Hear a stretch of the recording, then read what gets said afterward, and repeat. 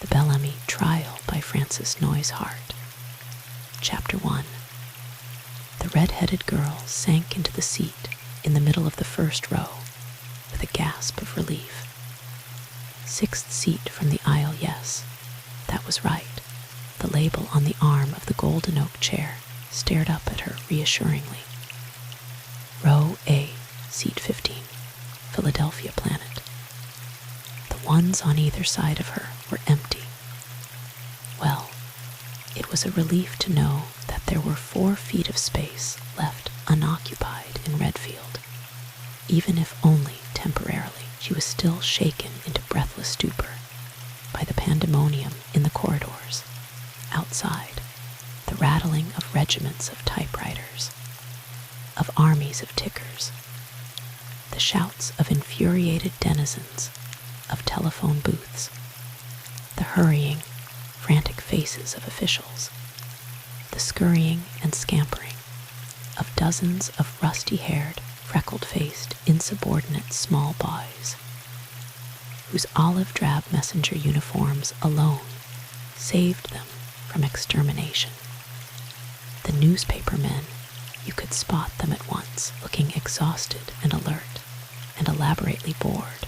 The newspaper women, keen and purposeful and diverted, and above and around, and below all these licensed inhabitants, the crowd, a vast, jostling, lunging beast, with one supreme motive galvanizing it to action, an immense, a devouring curiosity that sent it surging time and time again against the closed glass doors with their blue-coated guardians, fragile barriers between it and the consummation of its desire. For just beyond those doors lay the arena where the beast might slake its hunger at will, and it was not taking its frustration of that privilege amiably. The red-headed girl set her little black-feathered hat straight with unsteady fingers. She wasn't going to forget that crowd in a hurry.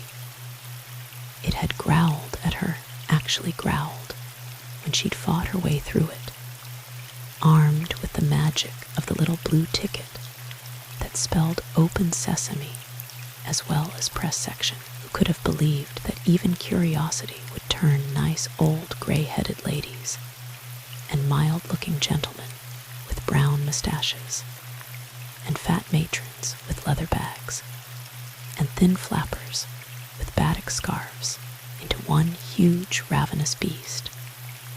She panted again, reminiscently, at the thought of the way they'd shoved and squashed and kneaded, and then settled down to gratified inspection.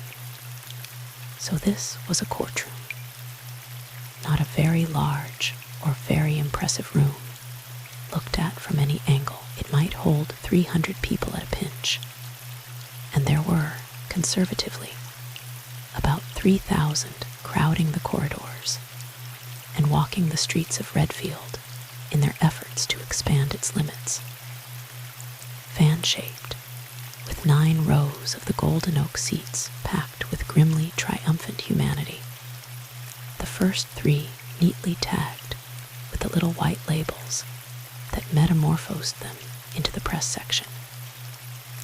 Golden oak paneling halfway up the walls, and then whitewashed plaster, rather dingy, smoky plaster, its defects relentlessly revealed by the pale autumnal sunshine flooding in through the great windows and the dome of many-colored glass, lavish and heartening enough to compensate for much of the grimness and the grime.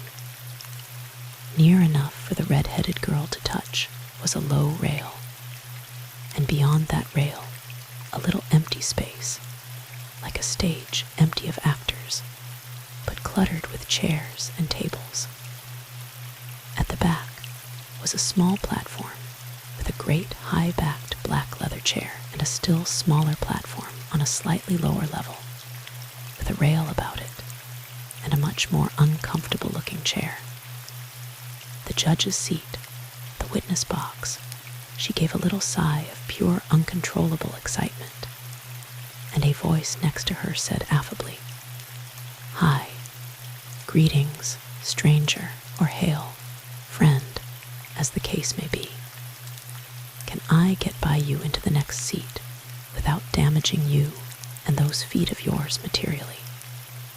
The red-headed girl scrambled guiltily to the offending feet, unobtrusive enough in themselves, but most obtrusively extended across the narrow passage, and turned a flushed and anxious countenance on her cheerful critic, now engaged in folding himself competently into the exiguous space provided by the golden oak chair.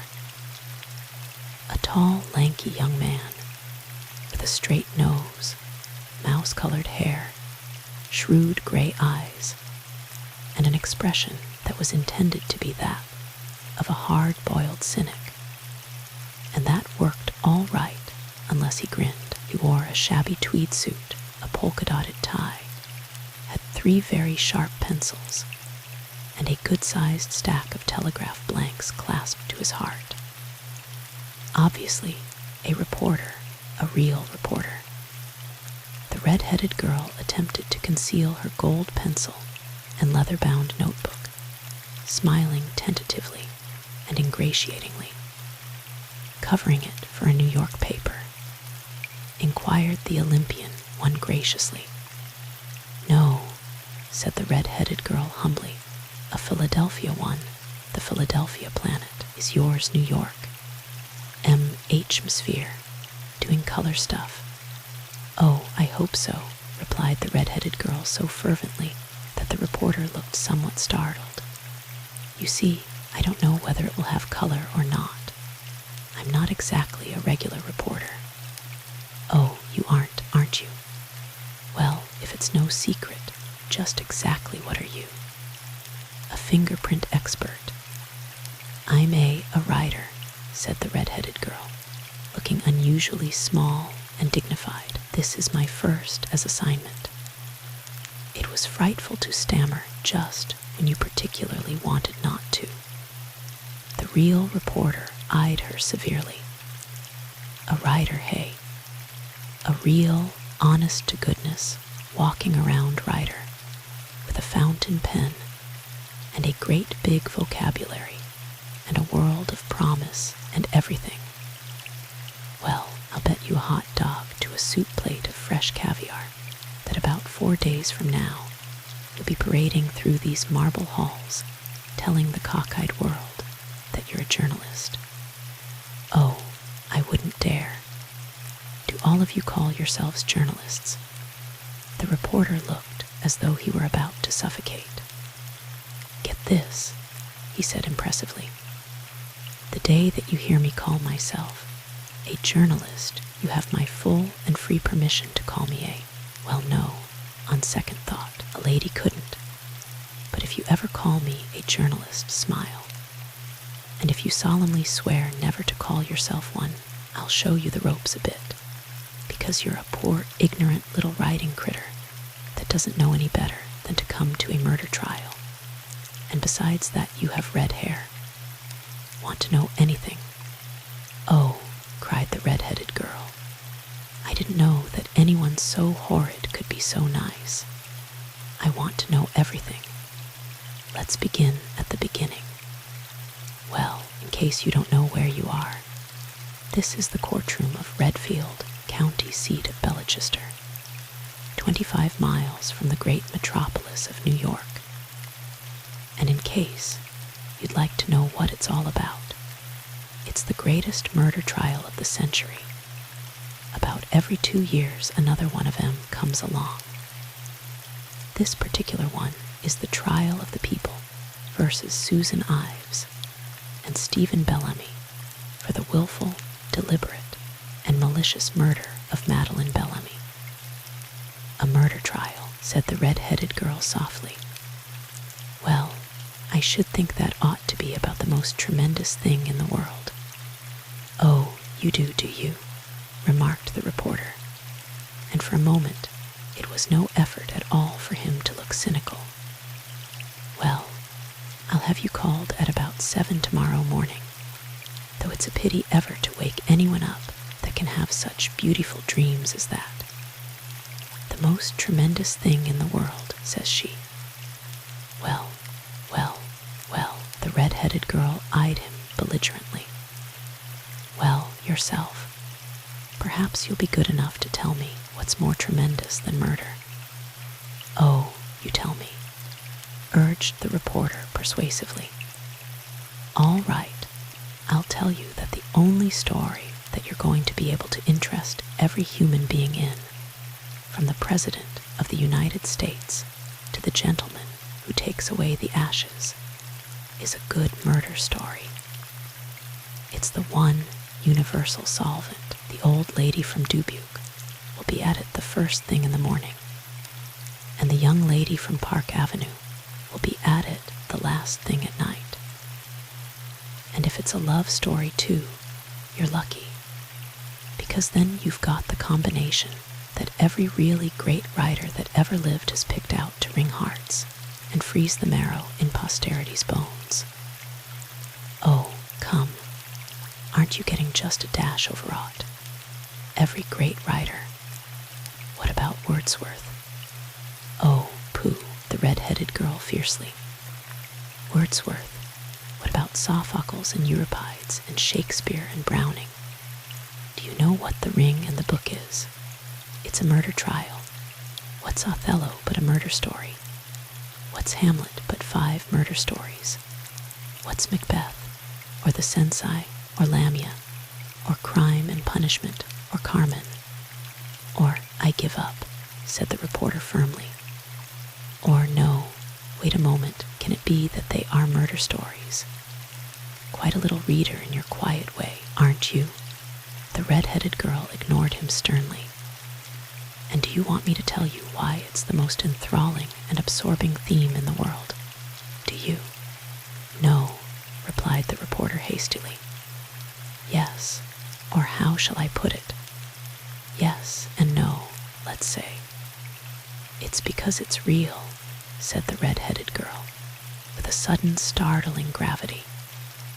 It's the only thing that's absolutely real in the world, I think. Something that makes you reckless enough not to care a tinker's damn for your own life or another's. That's something to think about, isn't it? Well, yes, said the reporter slowly. Now that you put it that way, that's something to think about. It's good for us too, said the girl. We're all so everlastingly canny and competent and sophisticated these days, going mechanically through a mechanical world, sharpening up our little emotions, tuning up our little sensations, and suddenly there's a cry of murder in the streets, and we stop and look back, shuddering over our shoulder, and across us falls the shadow of a savage with a blood-stained club, and we know that it's good and dangerous and beautiful to be alive. I rather get you, said the reporter thoughtfully. And strangely enough, there's just a dash in what you say. It's the same nice, creepy, luxurious feeling that you get when you pull up closer to a good roaring fire with carpet slippers on your feet and a glass of something hot and sweet in your hand, and listen to the wind yowling outside and see the rain on the black window panes. Nothing in the world to make you feel warm and safe and sheltered and cozy like a good storm or a good murder what? Nothing in the world, agreed the red-headed girl, and she added pensively, it's always interested me more than anything else. Has it indeed? Well, don't let it get you. I'd just keep it as a hobby if I were you. At your present gait, you're going to make some fellow an awfully happy widow one of these days. Are you a good marksman? You think that murder's frightfully amusing, don't you? The red-headed girl's soft voice had a sudden edge to it. The real reporter's face changed abruptly. No, I don't, he said shortly. I think it's rotten, a dirty, bloody, beastly business. that used to keep me awake nights, until I grew a shell over my skin and acquired a fairly workable sense of humor to use on all these clowns called human beings. Of course, I'm one of them myself, but I don't boast about it. And if you're suffering from the illusion that nothing shocks me, I'll tell you right now that it shocks me any amount that a scrap of a thing like you, with all that perfectly good red hair and a rather nice arrangement in dimples, should be practically climbing over that rail in your frenzy to find out what it's all about. I think that men are the most amusing race in the world, murmured the red-headed girl. And I think that it's awfully appealing of you to be shocked. But you see, my grandfather, who was as stern and Scotch and hidebound as anyone that ever breathed, told me when I was 14 years old that a great murder trial was the most superbly dramatic spectacle that the world afforded. And he ought to have known what he was talking about. He was one of the greatest judges that ever lived. Well, maybe they were in his day. And you said Scotch, didn't you? Oh, well, they do it better over there. England, too, bunches of flowers on the clerks' tables and wigs on the judges' heads, and plenty of scarlet and gold, and all the great lawyers in the land taking a whack at it, and never a cross word out of one of them. He used to say that his was like a hunt, interrupted the red-headed girl firmly, with the judge as master of the hounds, and the lawyers as the hounds, baying as they ran hot on the scent, and all the rest of us galloping hard at their heels. Jury, spectators, public. Sure, said the reporter grimly, with the quarry waiting, bound and shackled and gagged till they catch up with him and tear him to pieces. It's a great hunt, all right, all right. It's not a human being that they're hunting. Idiot, it's truth. Truth. The reporter's laugh was loud and long and free enough to cause a dozen heads to turn. Oh, what you're going to learn before you get out of here. A hunt for truth, is it? Well, now, you get this straight.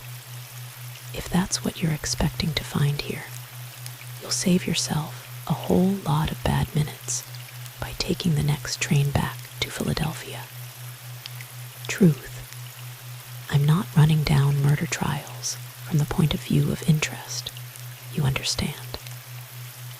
A really good one furnishes all the best points of a first-class dogfight and a highly superior crossword puzzle.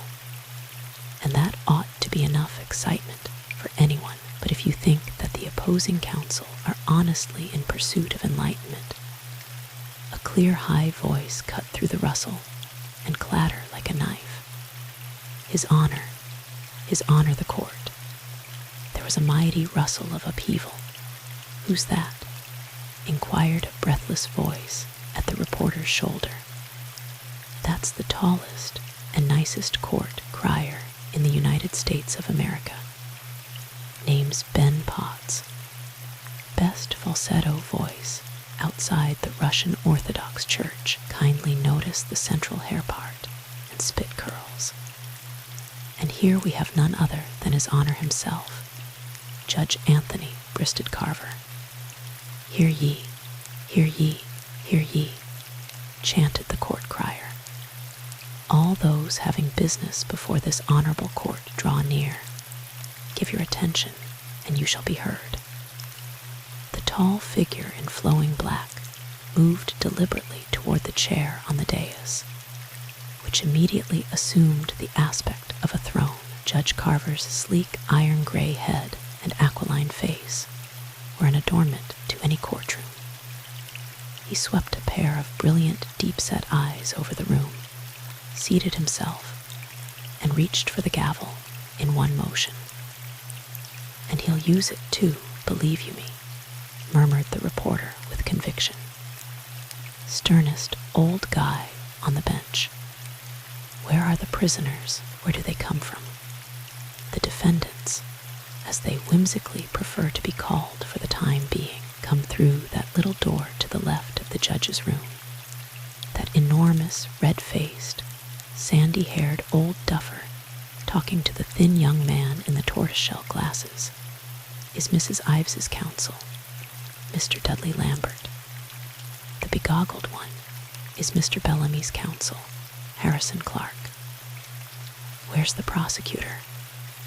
Oh, well, Mr. Farr is liable to appear almost anywhere, like Mephistopheles in Faust, or that baby that so obligingly came out of the everywhere into the here. He's all for the unexpected. Ah, what did I tell you? There he is now, conferring with the judge and the defense counsel. The red-headed girl leaned forward eagerly. The slender individual, leaning with rather studied ease against the railing that hedged in the majesty of the law, suggested a curious cross between a promising light of Tammany Hall and the youngest and handsomest of the Spanish inquisitioners. Black hair that deserved the qualification of raven, a pale, regular face that missed distinction by a destructive quarter of an inch. Narrow blue eyes back of which stirred some restless fire. Long, slim hands. What was there about him that wasn't just right?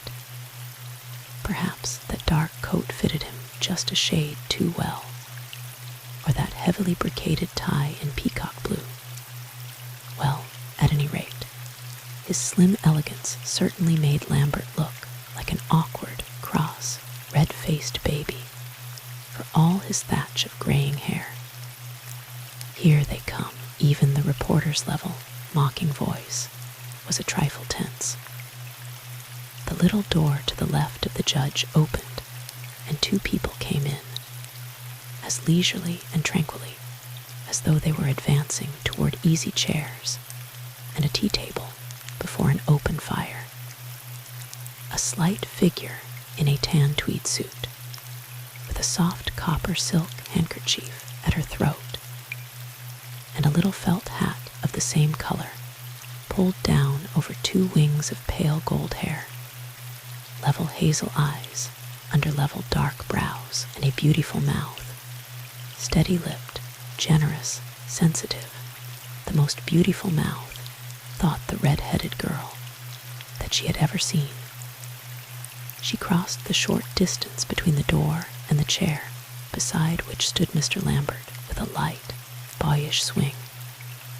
She looked rather like a boy, a gallant, proud little boy, striding forward to receive the victor's laurels. Did murderesses walk like that? Behind her came Stephen Bellamy, the crepe band on his dark coat, appallingly conspicuous, only a few inches taller than Sue Ives, with dark hair lightly silvered, and a charming, sensitive, olive-skinned face. As they seated themselves, he flashed the briefest of smiles at his companion, a grave, consoling smile, singularly sweet, then turned an attentive countenance to the judge. Did a murderer smile like that? The red-headed girl sat staring at them blankly. Oh, Lord, moaned the reporter at her side. Why did that old jackass Lambert let her come in here in that rig? If he had the sense that God gives a dead duck, he'd know that she ought to be wearing something black and frilly and pitiful, instead of stamping around in brown leather Oxfords, as though she were headed straight for the first tee instead of the electric chair. Oh, don't. The red-headed girl's voice was passionate in its protest. You don't know what you're talking about. Look, what are they doing now? What's that wheel? That's for choosing the jury. It looks as though they were going to start right now.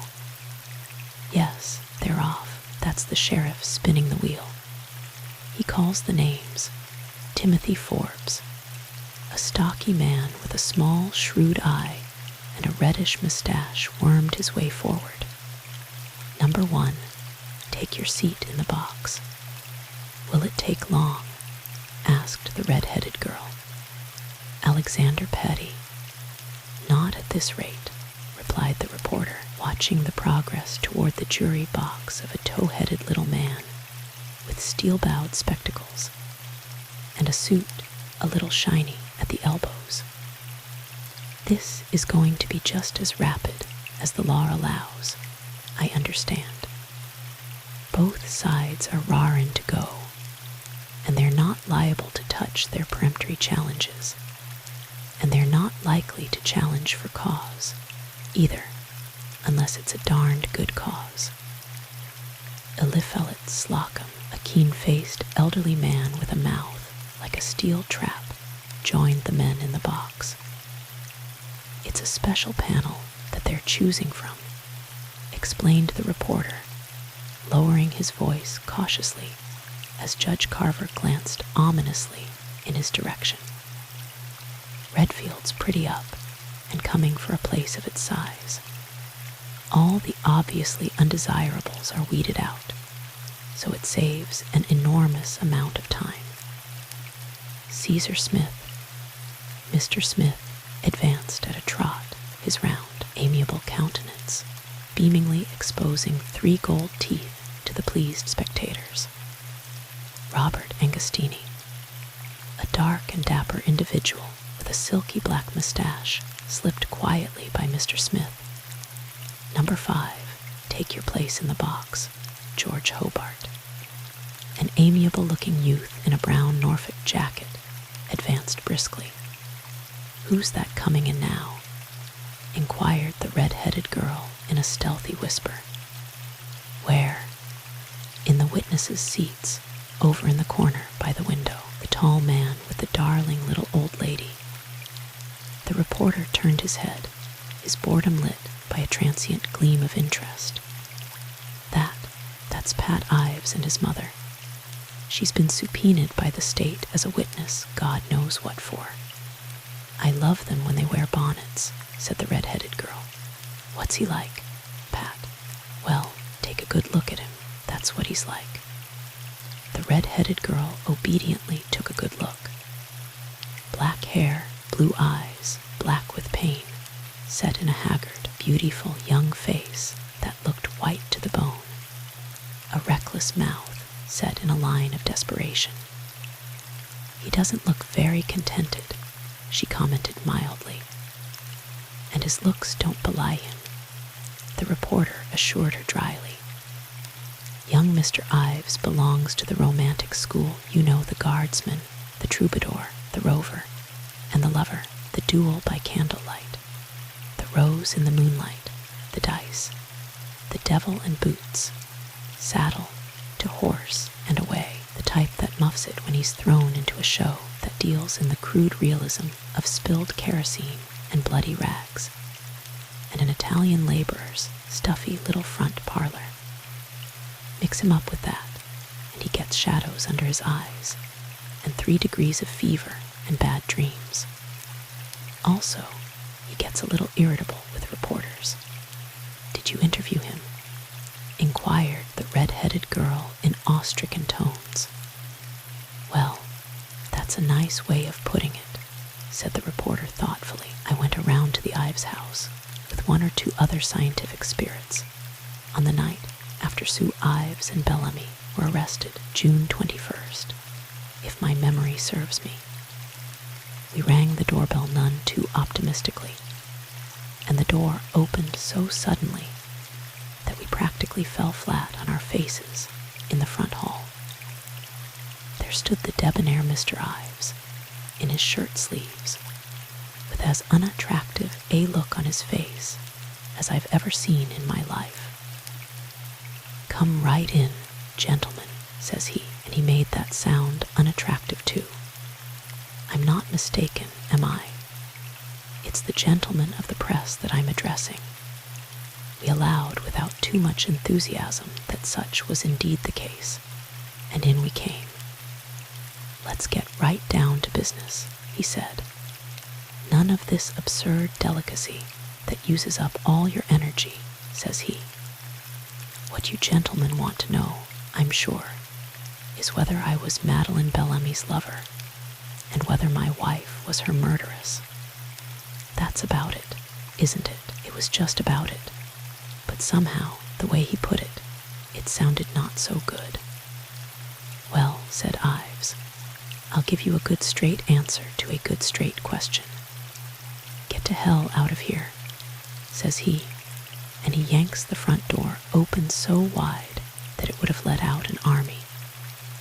Just as I was thinking of something really bright to come back with, a nice, soft little voice in the back of the hall said, Oh, Pat, darling, do be careful. You'll wake up the babies. I'm sure that these gentlemen will come back another time. And Mrs. Daniel Ives trotted up and put one hand on his arm and smiled a nice, worried, polite little smile at us. And Pat Darling smiled, too, not so everlastingly politely, and said, I'm sure they will, I'm sure of it. 4 o'clock in the morning's a good time, too. And we decided that was as good a time as any, and we went away from there. And here we are, and if you don't look sharp, they'll have a jury before you understand why I know that Mr. Ives is the romantic type that lets realism get on his nerves. What number is that heading for the box now? Otto Schultz. A cozy, white-headed cherub trotted energetically up. Number 10, take your place in the box. Josiah Morgan. Gosh, they'll get the whole panel in under an hour, exulted the reporter. Look at the fine hatchet face on Morgan, will you? I bet the fellow that tries to sell Josh a lame horse will live to rue the day. Charles Stuyvesant.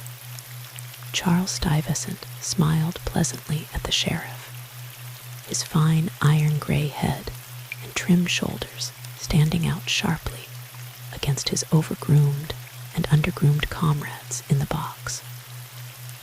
Number 12, take your place in the box. You and each of you do solemnly swear that you will well and truly try Stephen Bellamy and Susan Ives to true verdict give according to the law and evidence, so help you God. Above the grave answering murmur, the red-headed girl begged nervously, What happens now? I don't know, recess, maybe wait. The judge is addressing the jury.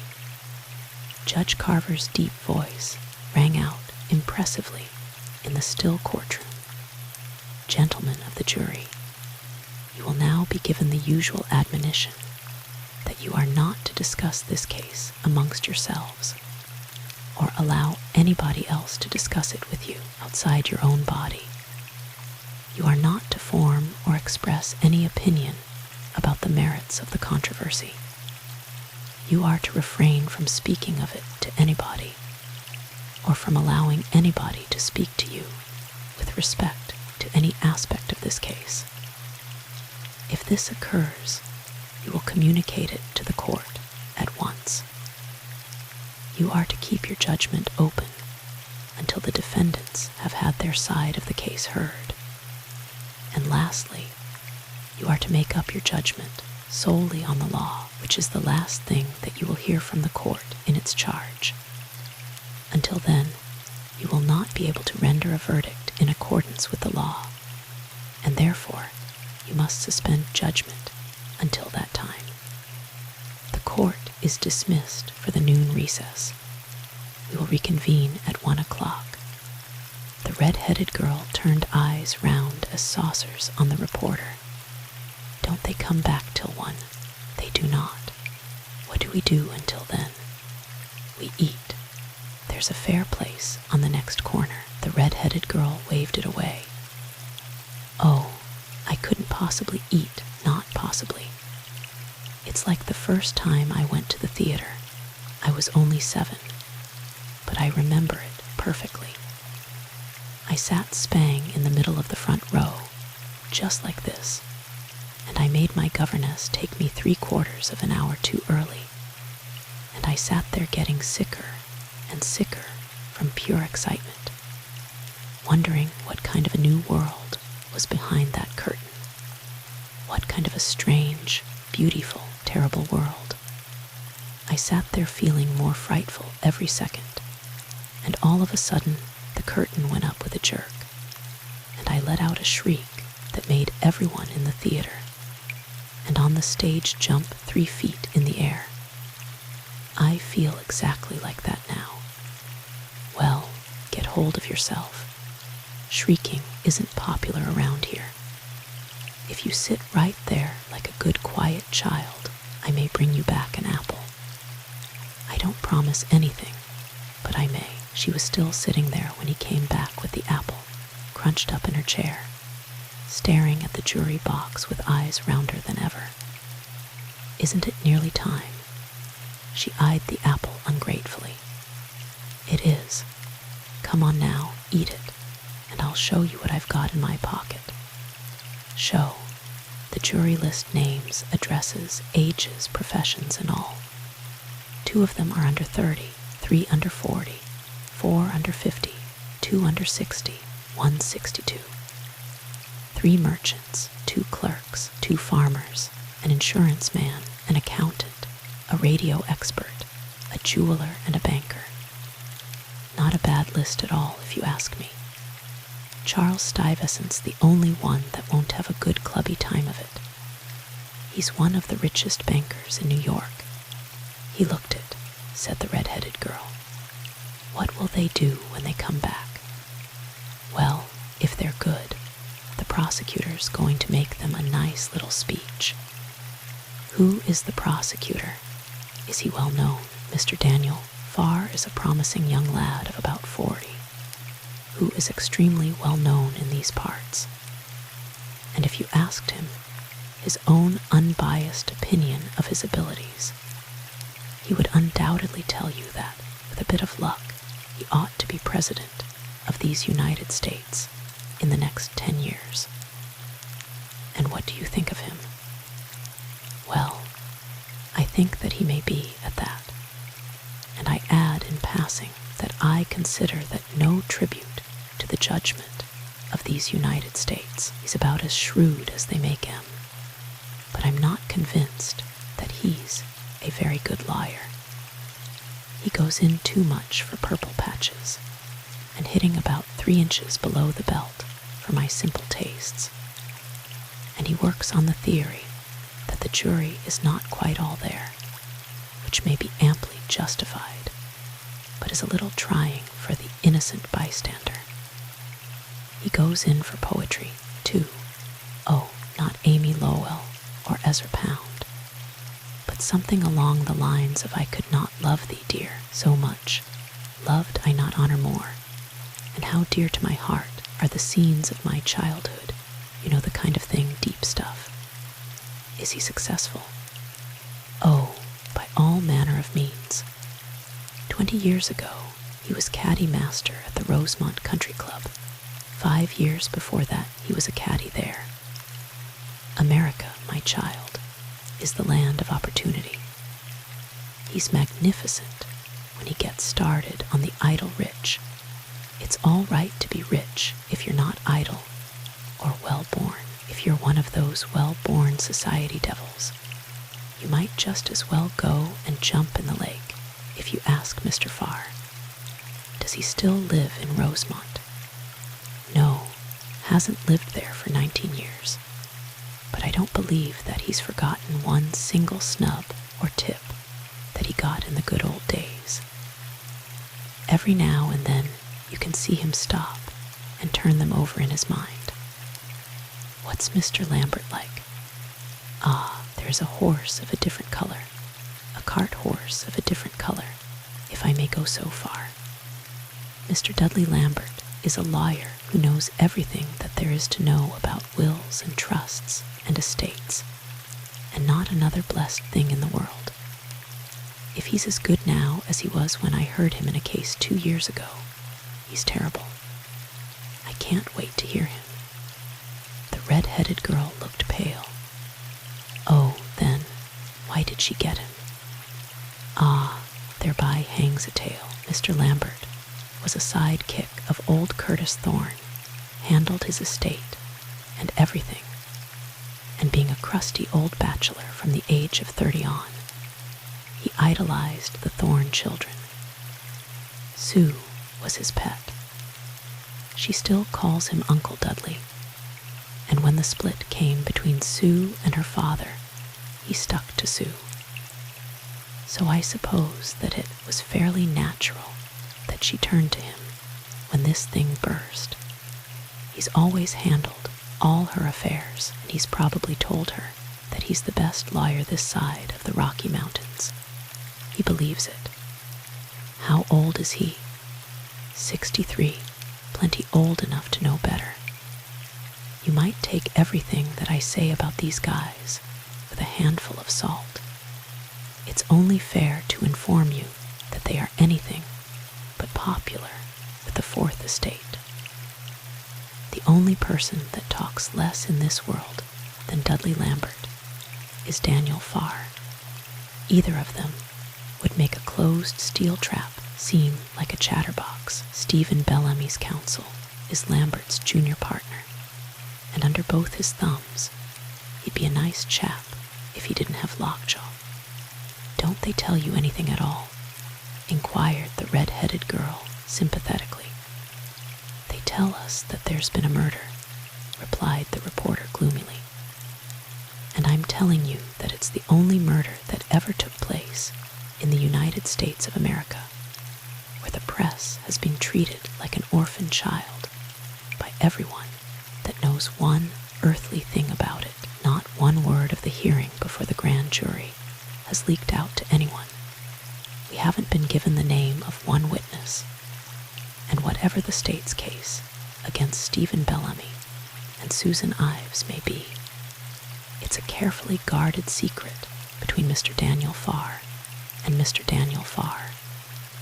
The defense is just as expansive, so don't believe all you hear from me. I'd boil the lot of 'em in oil. Here comes Ben Potts, to be continued in our next. The red-headed girl wasn't listening to him. She was watching the dark figure of the prosecutor, moving leisurely forward toward the little space where 12 men were seating themselves quietly and unostentatiously in their stiff, uncomfortable chairs. 12 men, 12 everyday, ordinary, average men. She drew a sharp breath and turned her face away for a minute. The curtain was going up. May it please your honor. The prosecutor's voice was very low, but as penetrating as though he were a handbreadth away. May it please your honor and gentlemen of the jury. On the night of the 19th of June, 1926, a little less than 4 months ago, a singularly cruel and ruthless murder took place not 10 miles from the spot in which we have met to try the two who are accused of perpetrating it. On that summer night, which was made for youth and love and beauty, a girl who was young and beautiful and most desperately in love came out through the starlight to meet her lover. She had no right to meet him. She was another man's wife. He was another woman's husband. But love had made her reckless, and she came, with a black cloak flung over her white lace dress, and silver slippers that were made for dancing on feet that were made to dance, and that had danced for the last time. She was bound for the gardener's cottage on one of the largest and oldest estates in the neighborhood, known as Orchards. At the time of the murder, it was not occupied, and the house was for sale. She was hurrying because she feared that she was late and that her lover might be waiting. But it was not love that waited for her in the little sitting room of the gardener's cottage. If you men who sit here in judgment of her murderers think harshly of that pretty, flushed, enchanted girl hurrying through the night to her tryst, remember that that tryst was with death, not with love, and be gentle with her, even in your thoughts. She has paid more dearly for the crime of loving not wisely, but too well than many of her righteous sisters. Next morning, at about 9 o'clock, Mr. Herbert Conroy, a real estate agent, arrived at the gardener's cottage with a prospective client for the estate who wished to inspect the property. As he came up on the little porch, he was surprised to see that the front door was slightly ajar, and thinking that sneak thieves might have broken in, he pushed it farther open and went in. The first floor at the right of the narrow hall was the sitting room, what was known by the people who had formerly used it as the front parlor. Mr. Conroy stepped across its threshold, and his eyes fell on a truly appalling sight. Stretched out on the floor before him was a young woman in a white lace evening gown. A table was overturned beside her. Either there had been a struggle, or the table had been upset as she fell. At her feet were the fragments of a shattered lamp chimney and china shade and a brass lamp. The girl's white frock was stained with blood from throat to hem. Her silk stockings were clotted with it. Even her silver slippers were ruinously stained. She was known to have been wearing a string of pearls, her wedding ring, and 3 sapphire and diamond rings when she left home. These jewels were missing. The girl on the floor, the girl who had been willfully and cruelly stabbed to death, the girl whose pretty frock had been turned into a ghastly mockery, was Madeleine Bellamy, of whose murder the 2 defendants before you are jointly accused. The man on trial is Stephen Bellamy, the husband of the murdered girl. The woman who sits beside him is Susan Ives, the wife of Patrick Ives, who was the lover of Madeleine Bellamy, and to whom she was going on that ill-starred night in June. Murder, gentlemen, is an ugly and repellent thing. But this murder, I think that you will agree, is a peculiarly ugly and repellent one. It is repellent because it is the state's contention that it was committed by a woman of birth, breeding, and refinement, to whose every instinct the very thought should have been abhorrent, because this lady was driven to this crime by a motive singularly sordid, because at her side stood a devoted husband, changed by jealousy to a beast to whom the death of his wife had become more precious than her life. It is peculiarly repellent because we propose to show that these 2, with her blood still on their hands, were cool, collected, and deliberate enough to remove the jewels that she wore from her dead body, in order to make this murder seem to involve robbery as a motive. In order to be able fully to grasp the significance of the evidence that we propose to present to you, it is necessary that you should know something of the background against which these actors played their tragic parts. As briefly as possible, then, I will sketch it for you. Belchester County, your county, gentlemen, and thank God, my county, contains as many beautiful homes and delightful communities as any county in the state, or in any other state, for that matter, and no more delightful one exists than that of Rosemont, a small village about 10 miles south of this courthouse. The village itself is a flourishing little place, but the real center of attraction is the country club, about 2 miles from the village limits. About this center cluster some charming homes, and in one of the most charming of them, a low, remodeled farmhouse lived Patrick Ives and his wife.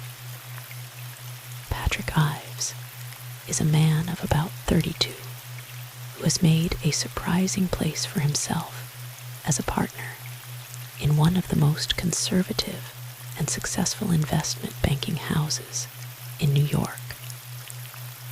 I say surprising advisedly, for everyone was greatly surprised when about 7 years ago he married Susan Thorne and settled down to serious work for the first time in his life.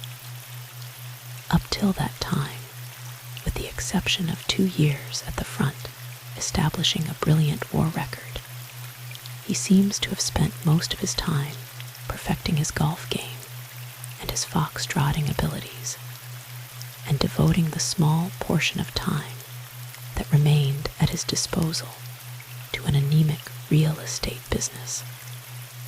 According to all reports, he was and is likable, charming, and immensely popular.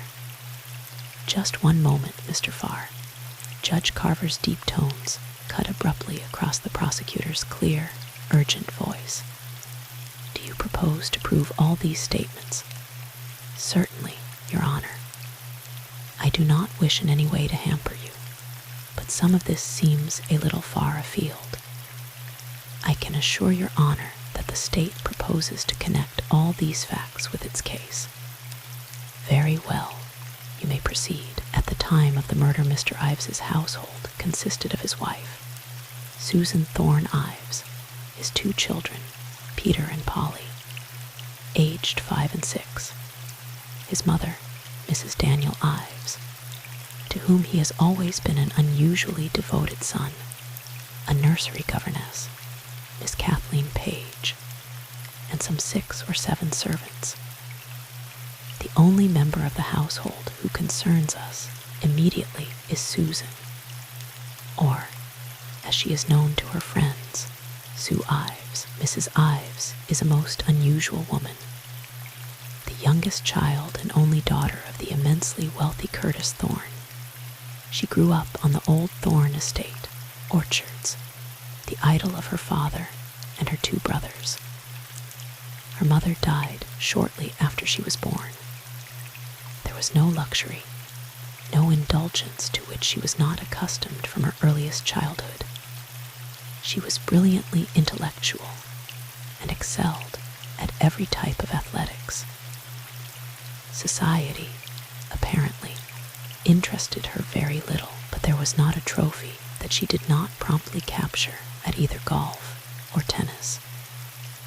She was not particularly attractive to men, according to local gossip, in spite of being witty, accomplished, and charming. Perhaps she was too witty and too accomplished for their peace of mind. At any rate, she set the entire community by the ears about 7 years ago by running off with the handsome and impecunious Patrick Ives, just back from the war. Old Curtis Thorne, who detested Patrick Ives and had other plans for her, cut her off without a cent, and died 2 years later without a cent himself, ruined by the collapse of his business during the deflation of 1921. Just what happened to Patrick and Susan Ives during the 3 years after the elopement, no one knows. They disappeared into the maelstrom of New York.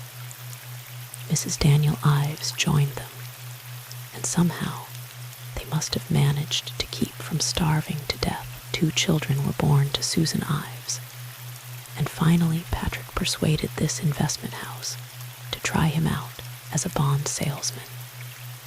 It developed that he had a positive genius for the business, and his rise has been spectacular in the extreme. He is considered today one of the most promising young men in the street.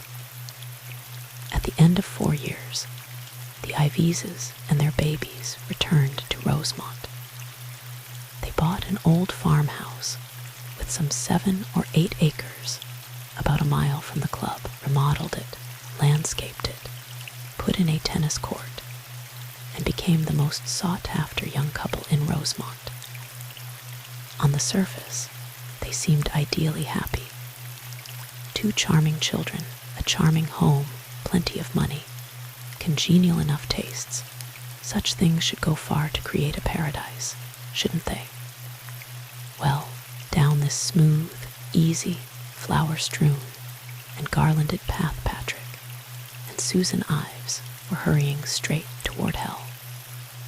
In order to understand why this was true, you must know something of 2 other people and their lives. About 1.5 miles from the Ives house was another farmhouse on the outskirts of the village, but this one had not been remodeled. It was small, shabby, in poor repair, no tennis court, no gardens, a cheap portable garage, a meager half-acre of land inadequately surrounded by a rickety fence. Everything is comparative in this world. To the dwellers in tenements and slums, that house would have been a little palace. To the dweller in the stone palaces that line the Hudson, it would be a slum. To Madeleine Bellamy, whose home it was undoubtedly a constant humiliation and irritation. Mimi Bellamy, in all likelihood no one in Rosemont had heard her called Madeleine since the day that she was christened. Mimi Bellamy was an amazingly beautiful creature. Beauty is a much cheapened and battered word in murder trials. It is loosely applied to either the victim or the murderess if either of them happen to be under 50 and not actually deformed. I am not referring to that type of beauty. Mimi Bellamy's beauty was of the type that in Trojan days launched 1,000 ships, and in these days launches a musical comedy. Hers was beauty that is a disastrous gift, not the commonplace prettiness of a small-town belle, though such, it seems, was the role in which fate had cast her. I am showing you her picture, cut from the local paper, crudely taken, crudely printed, many times enlarged. Yet even all these factors cannot dim her radiance. It was taken shortly before she died, not 2 months before, as a matter of fact. It cannot give the flower-like beauty of her coloring, the red-gold hair, the sea-blue eyes, the exquisite flush of exultant youth that played about her like an enchantment. But perhaps even this cold, black and white shadow of a laughing girl in a flowered frock will give you enough of a suggestion of her warm enchantment to make the incredible disaster that resulted from that enchantment more credible. It is for that purpose that I am showing it to you now, and to remind you, if you feel pity for another woman, that never more again in all this world will that girl's laughter be heard, young and careless and joyous. I ask you most solemnly to remember that Mimi Dawson Bellamy was the daughter of the village dressmaker, who had married Frederick Dawson, a man considerably above her socially, as he was a moderately successful real estate broker in the village of Rosemont.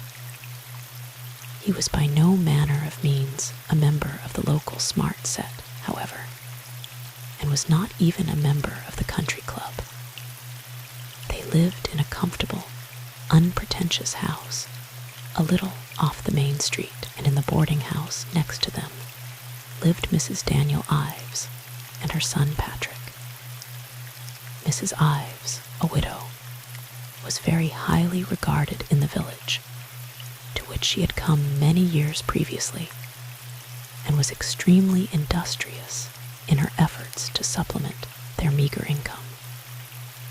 She gave music lessons, did mending, looked after small children whose mothers were at the movies, and did everything in her power to assist her son, who whose principal contribution to their welfare, up to the time that he was 21, seemed to be a genuine devotion to his mother.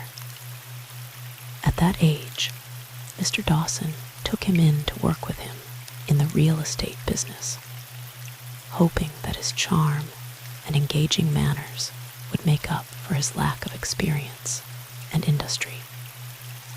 To a certain extent they did, but they created considerably more havoc with Mr. Dawson's beautiful daughter than they did with his clients. A boy-and-girl affair immediately sprang up between these two. The exquisite, precocious child of 17 and the handsome boy of 22 were seen everywhere together, and it was a thoroughly understood thing that Mimi Dawson and Pat Ives were going together, and that one of these days they would go as far as the altar. A year later, war was declared. Patrick Ives enlisted at once and was among the first to reach France. The whole village believed that if he came back alive, he would marry Mimi. But they were counting without Mimi. War, gentlemen, changed more things than the map of Europe. It changed the entire social map in many an American community. It changed drastically and surprisingly the social map of the community of Rosemont in the county of Belchester for the first time since the country club was built. And many of the residents of New York discovered that it was possible to live in the country and work in the city. The barrier between the villagers and the country club members was lowered. And over this lowered barrier stepped Mimi Dawson, straight into the charmed sewing circles, knitting circles, Red Cross circles, bandage-making circles that had sprung up overnight, straight, moreover, into the charmed circle of society about whose edges she had wistfully hovered, and straight, moreover, into the life of Elliot Farwell. Elliot Farwell was the younger brother of Mrs. George Dallas, at whose house met the Red Cross Circle, of which Mrs. Dallas was president. Many of the village girls were asked to join her class in bandage making. After all, we were fighting this war to make the world safe for democracy.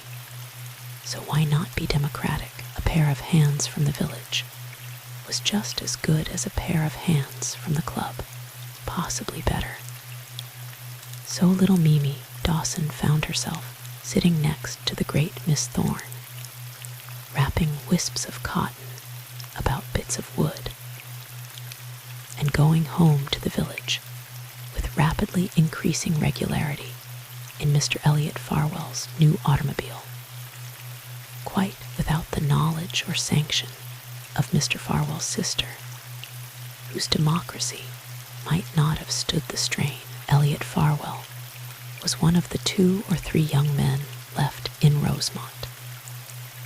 His eyes made it impossible for him to get into any branch of the service, so he remained peaceably at home, attending to a somewhat perfunctory business in the city as a promoter. He would have had to be blind enough to require the services of a dog, and a tin cup not to have noted Mimi Dawson's beauty. However, as a matter of fact, he noted it so intently that 3 months after peace was declared, and 3 weeks before Patrick Ives returned from the war, Mr. and Mrs. Frederick Dawson announced the engagement of their daughter Madeleine to Mr. Elliot Farwell, and a startled world. Not the least startled member of this world, possibly, was Susan Thorne, to whom young Farwell had been moderately attentive for several years. Such was the state of affairs when the tide of exodus to Europe turned, and back on the very crest of the incoming waves rode Major Patrick Ives, booted, spurred, belted, and decorated straight over the still-lowered barrier into the very heart of the country club set. He was, not unnaturally, charmed with his surroundings, and apparently the fact that he found Mimi Dawson already installed there with a fiancé did not dampen his spirits in the slightest. From the day that he first went around the golf course with Susan Thorne, he was as invariably at her side as her shadow.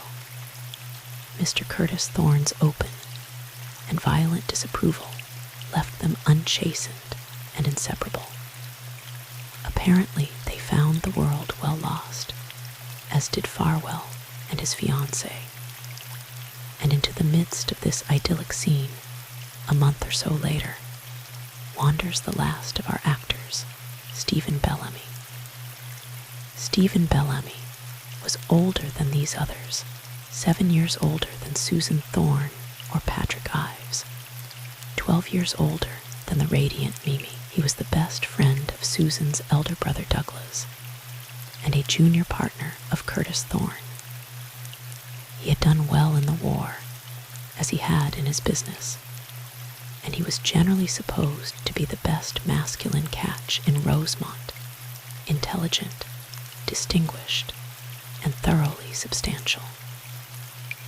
It was everybody's secret that Curtis Thorne wanted him for his son-in-law, and he and Elliot Farwell were the nearest approaches to beaux that Susan Thorne had had before the war. Within a week of their respective returns, she had lost both of them. The sober, reserved, conservative Stephen Bellamy fell even more violently and abjectly a victim to Mimi Dawson's charms than had Elliot Farwell. The fact that she was engaged to another man who had been at least a pleasant acquaintance of his did not seem to deter Mr. Bellamy for a second. At any rate, the third week in June in 1919 brought 3 shocks to the conservative community of Rosemont that left it rocking for many moons to come. On Monday, after a violent and public quarrel with Farwell, Mimi Dawson broke her engagement to him. On Wednesday, Sue Thorne eloped with Patrick Ives, and on Thursday, Miss Dawson and Mr. Bellamy were married by the Justice of the Peace in this very courthouse. It is a long stride from that amazing week in June to another June, but I ask you to make it with me. In the 7 years that have passed, the seeds that were sown in those far-off days, seeds of discord, of heartbreak, of envy and malice, have waxed and grown into a mighty vine, heavy with bitter fruit, and the day of harvest is at hand, and the hands of the harvesters shall be red.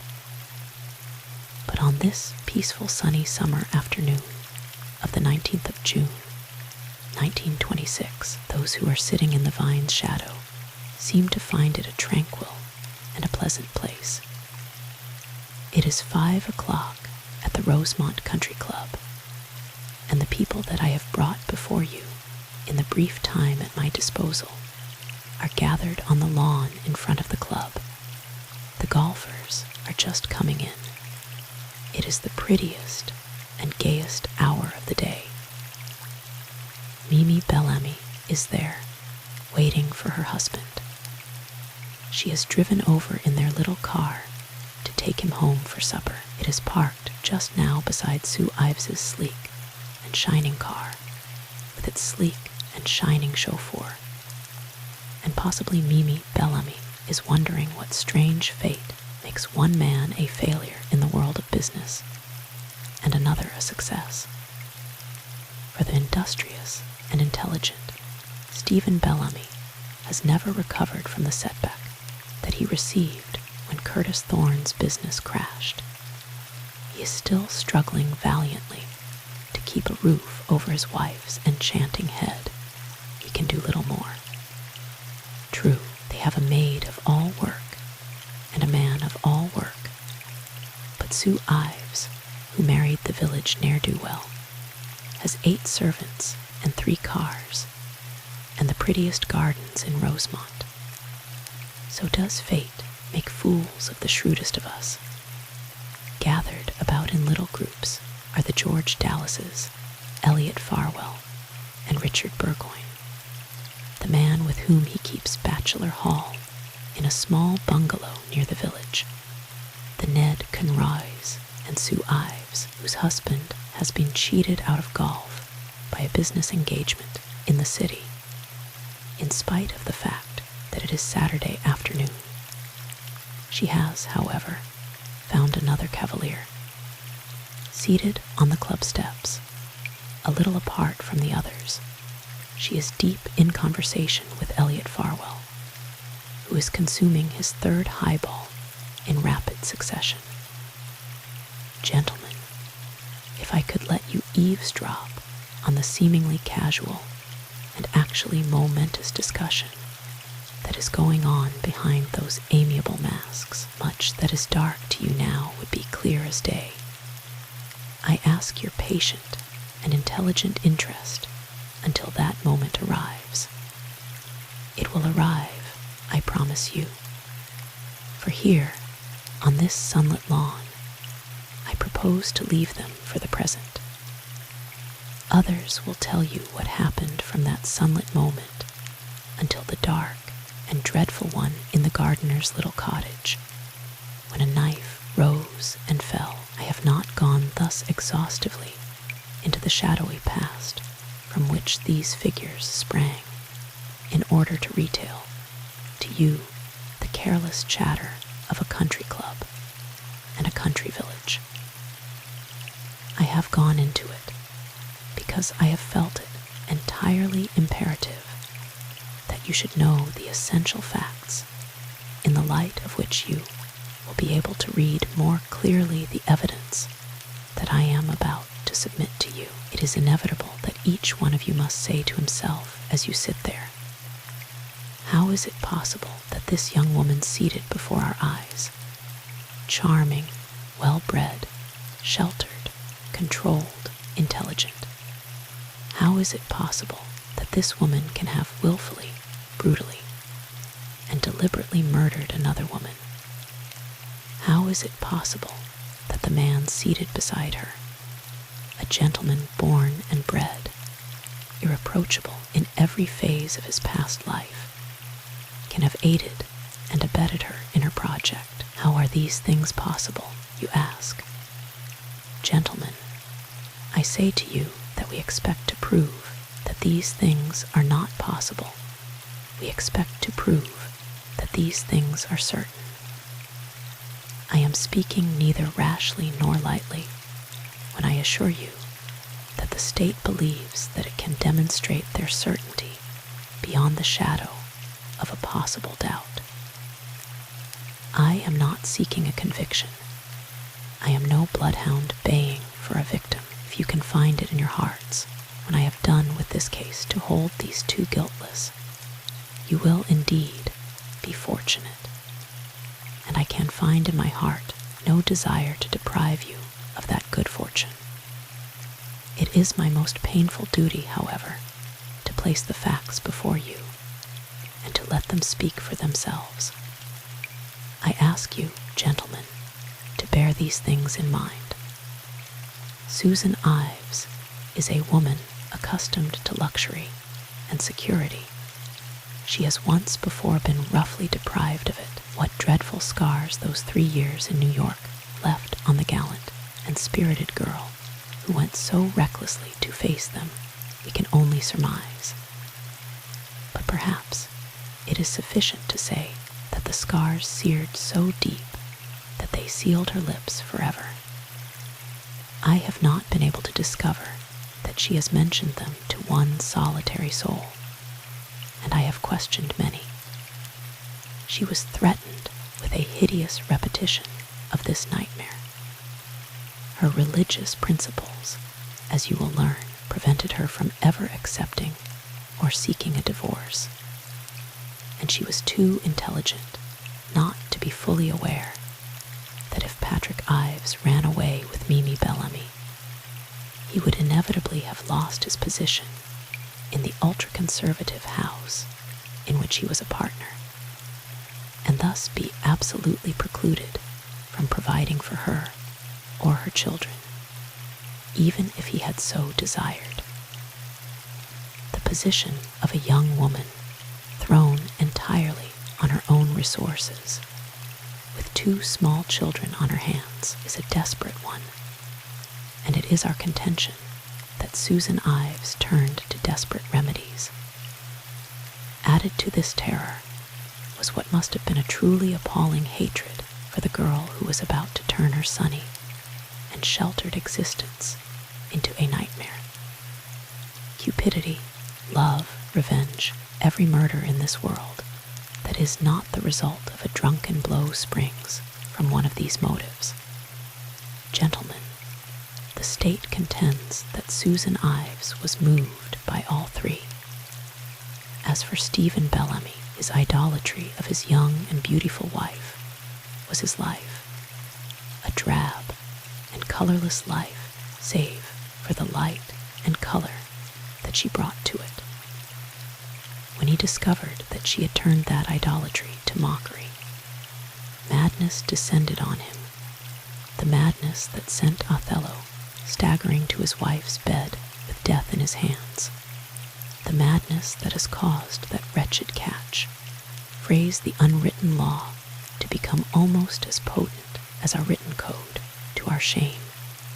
Be it said, do not be deceived by the memory of that phrase, gentlemen. There was another law, written centuries ago, in letters of flame, on the peaks of a mountain: thou shalt not kill.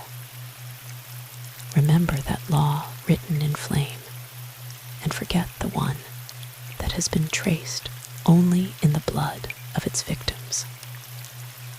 These 2 before you stand accused of breaking that law written on Sinai, that sacred law on which hangs all the security of the society that we have so laboriously wrought out of chaos and horror, and we are now about to show you why they are thus accused.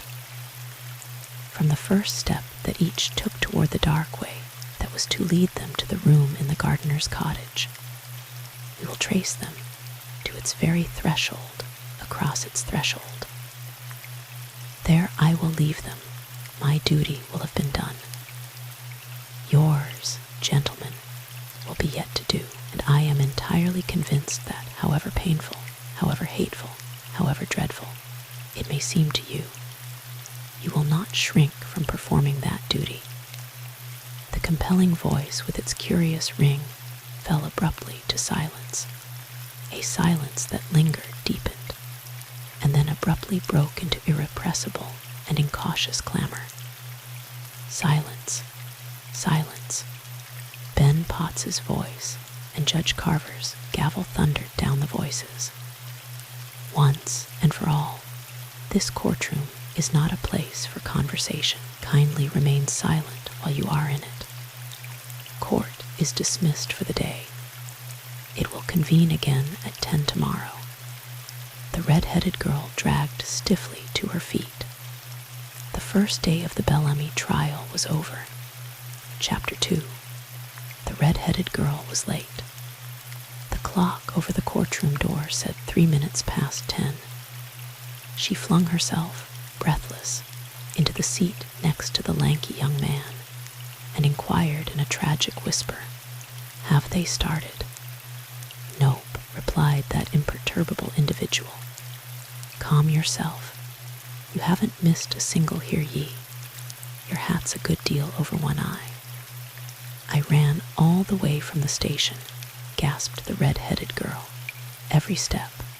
There's not a taxi in this whole abominable place. And you were gone last night before I had a chance to ask you what you thought of the prosecutor's speech. Perhaps that's why I went." "No, truly. What did you think of it?"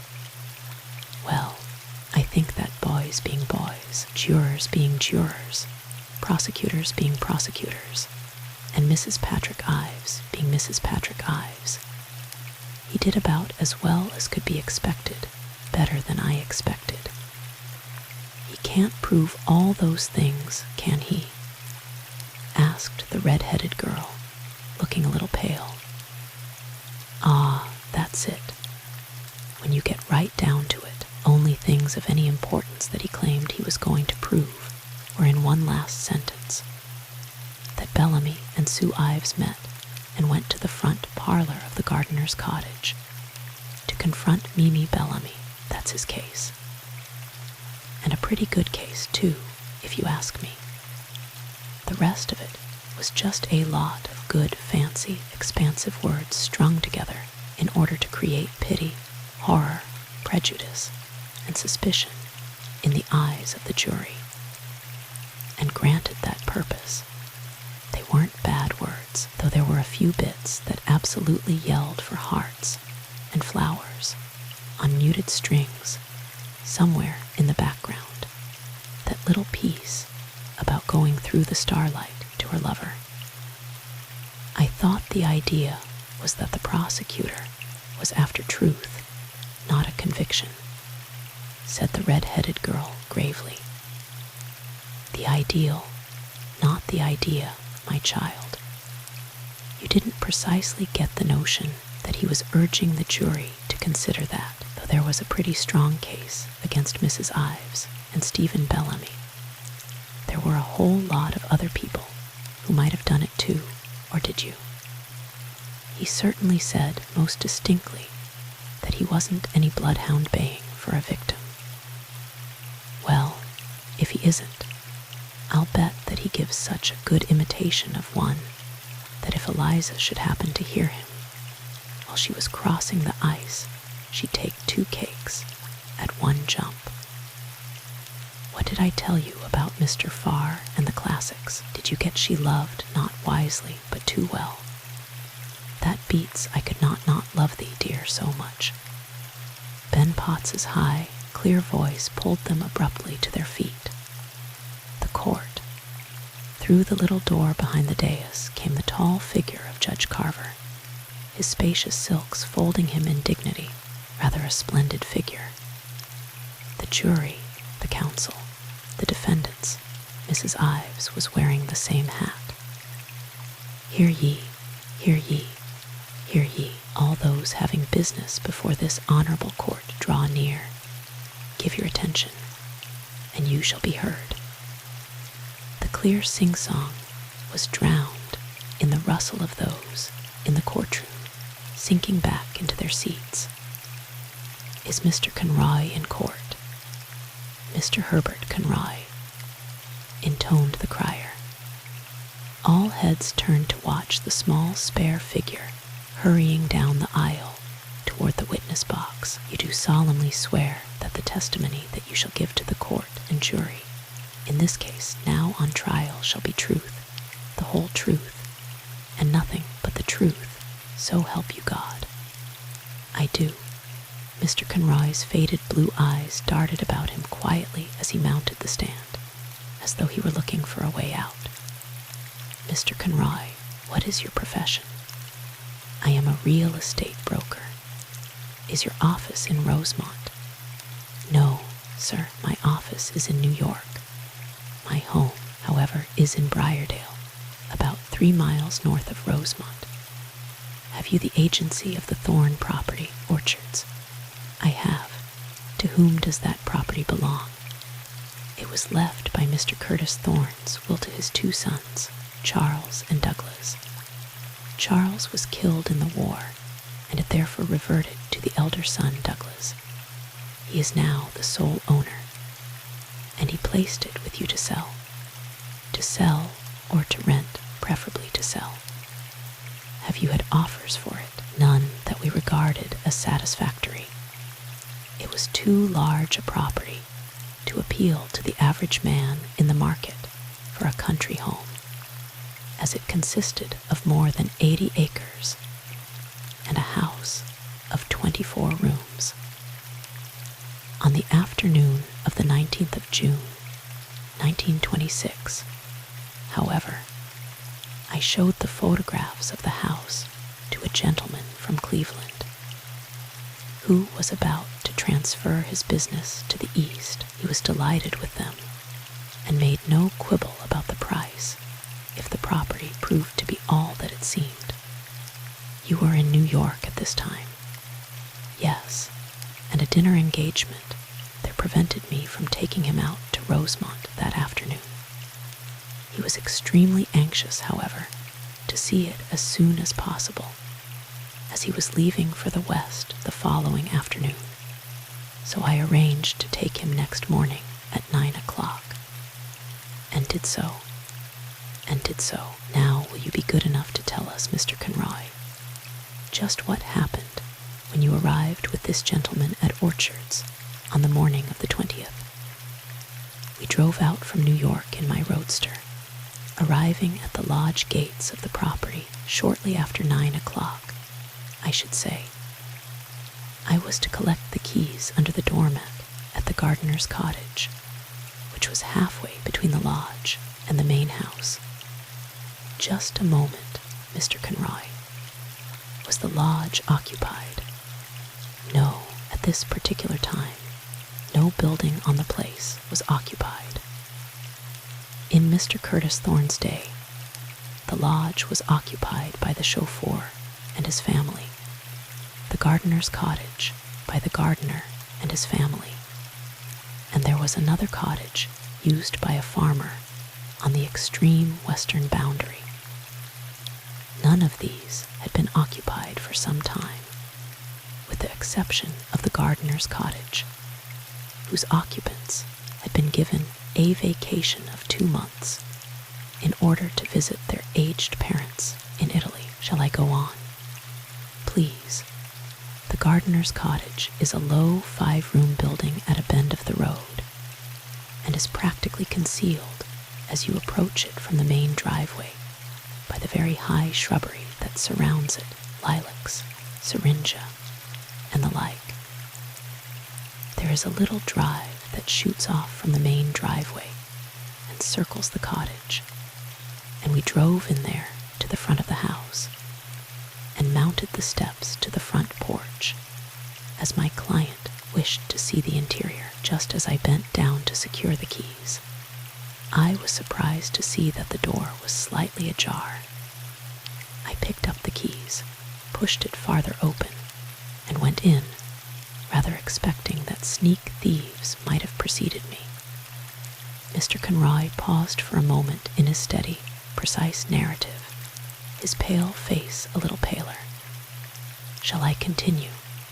Certainly. On my left was the dining room, with the door closed on my right, the room known as the parlor.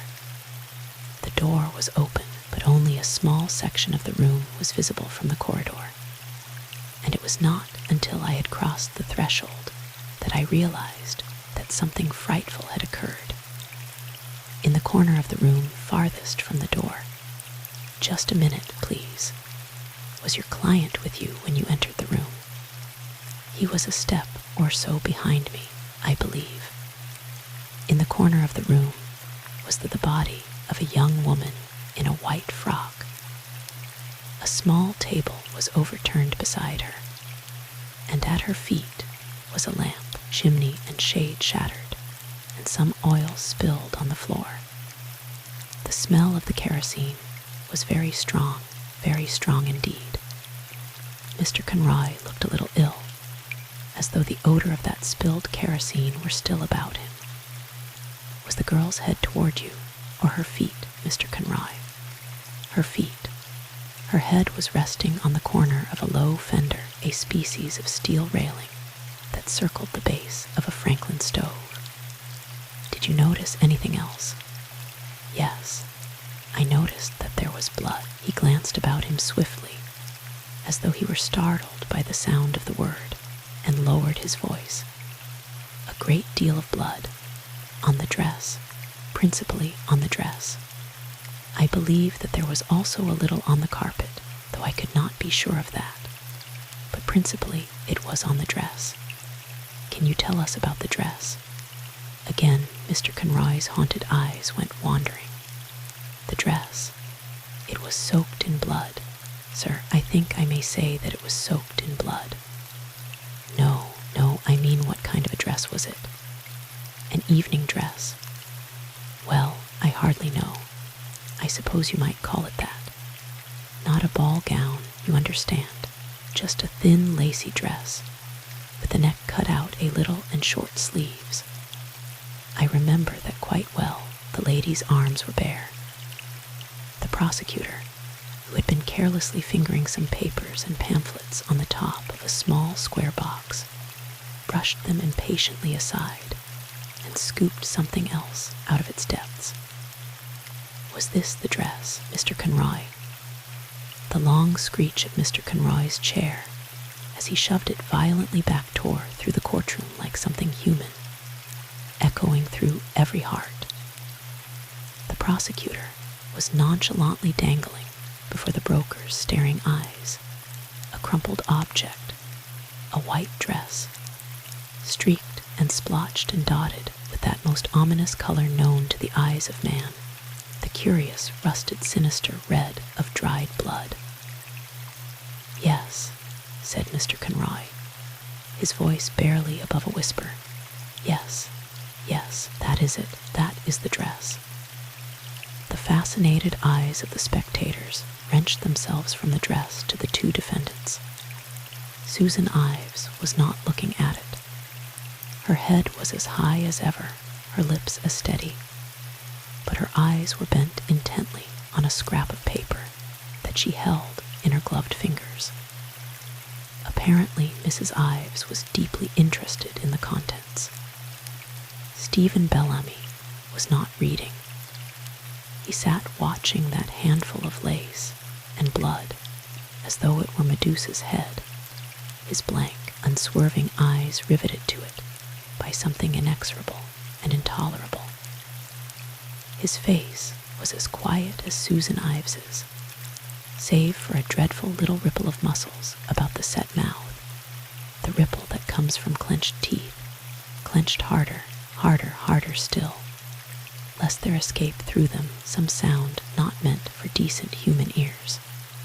Save for that ripple, he did not move a hairbreadth. Was the blood on this dress dry when you first saw it, Mr. Conroy? No, it was not dry. You ascertained that by touching it. Mr. Conroy's small, neat body seemed to contract farther into itself. No, I did not touch it. It was not necessary to touch it to see that. It was quite apparent. I see, Your Honor, I ask to have this dress marked for identification. It may be marked, said Judge Carver quietly, eyeing it steadily and gravely for a moment before he returned to his notes. Got that?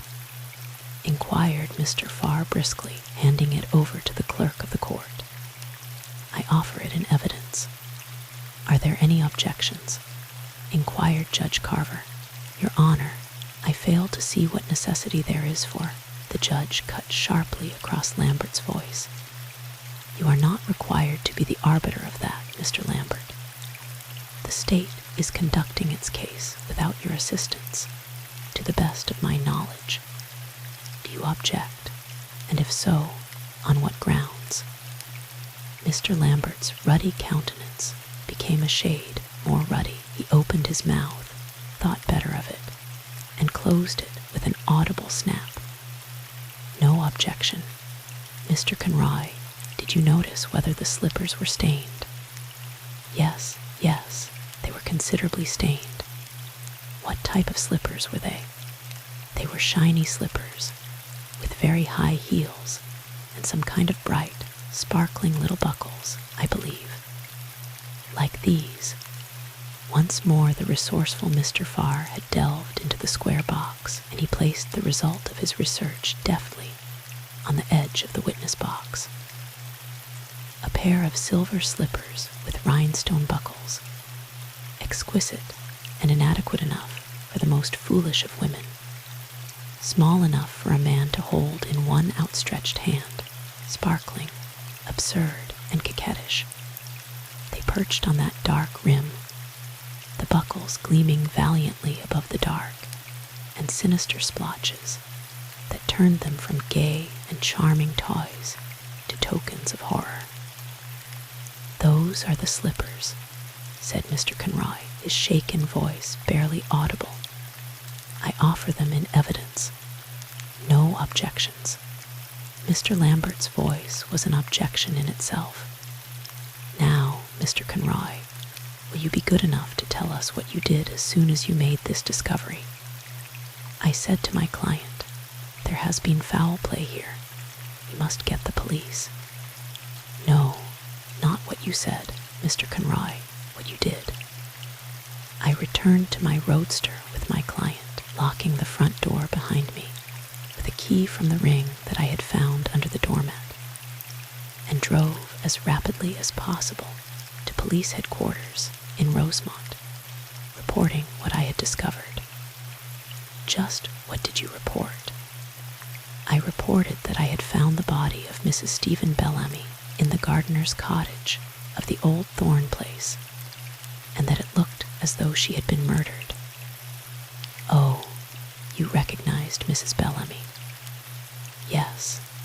She was a friend of my sister-in-law who lives in Rosemont. I had met her on 2 occasions. And what did you do then?" "I considered that the matter was then out of my hands, but I endeavored to reach Mr. Douglas Thorne by telephone to tell him what had occurred. I was not successful, however, and returned immediately to New York with my client. He decided not to inspect the place farther." For the first time, Mr. Conroy permitted himself a small, pallid, apologetic ghost of a smile. "Exactly. He decided that under the circumstances, he did not desire to go farther with the transaction. It did not seem to him, if I may so express it, a particularly auspicious omen." "Well, that's quite comprehensible. Did you notice when you were in this parlor whether Mrs. Bellamy was wearing any jewelry, Mr. Conroy?" "To the best of my recollection, she was not, sir." "You are quite sure of that?" "I am not able to swear to it, but it is my distinct impression that she was not. I was only in the room a minute or so, you understand, but I still retain a most vivid picture of it, a most vivid picture, I may say." Mr. Conroy passed a weary hand over his high brow, and that vivid picture seemed suddenly to float before the eyes of every occupant of the court. "You did not see a weapon?" "No. I could not swear that one was not there, but certainly I did not see one. I understood you to say that you locked the front door of the gardener's cottage with one of the keys that you found on the ring under the mat. How many keys were on that ring?" 7 or 8. I think a key to the lodge, to the garage opposite the lodge, to the gardener's cottage, to the farmer's house, to the front and back doors of the main house, and to the cellar, possibly others. Didn't it ever strike you as a trifle imprudent to keep these keys in such an unprotected spot, Mr. Conroy?" "We did not consider it an unprotected spot, sir. The gardener's cottage was a long way from the road, and it did not seem at all likely that they would be discovered." "Whom do you mean by we, Mr. Conroy?" Mr. Conroy made a small, restless movement. "I was referring to Mr. Douglas Thorne and myself." "Oh, Mr. Thorne knew that the keys were kept there, did he?" "Oh, quite so, naturally." "Why naturally, Mr. Conroy?" I said naturally, because Mr. Thorne had placed them there himself." "Oh, I see. And when had Mr. Thorne placed them there?" "He had placed them there on the previous evening." "On the previous evening?" Even the prosecutor's voice sounded startled. "Yes. At what time?" "I am not sure of the exact time." "Well, can you tell us approximately?" "I am not able to state positively, even the approximate time. Was it before 7 in the evening? I do not believe so. How did you acquire the knowledge that Mr. Thorne was to leave those keys at the cottage, Mr. Conroy? By telephone. Mr. Thorne telephoned you? No, I telephoned Mr. Thorne. At what time?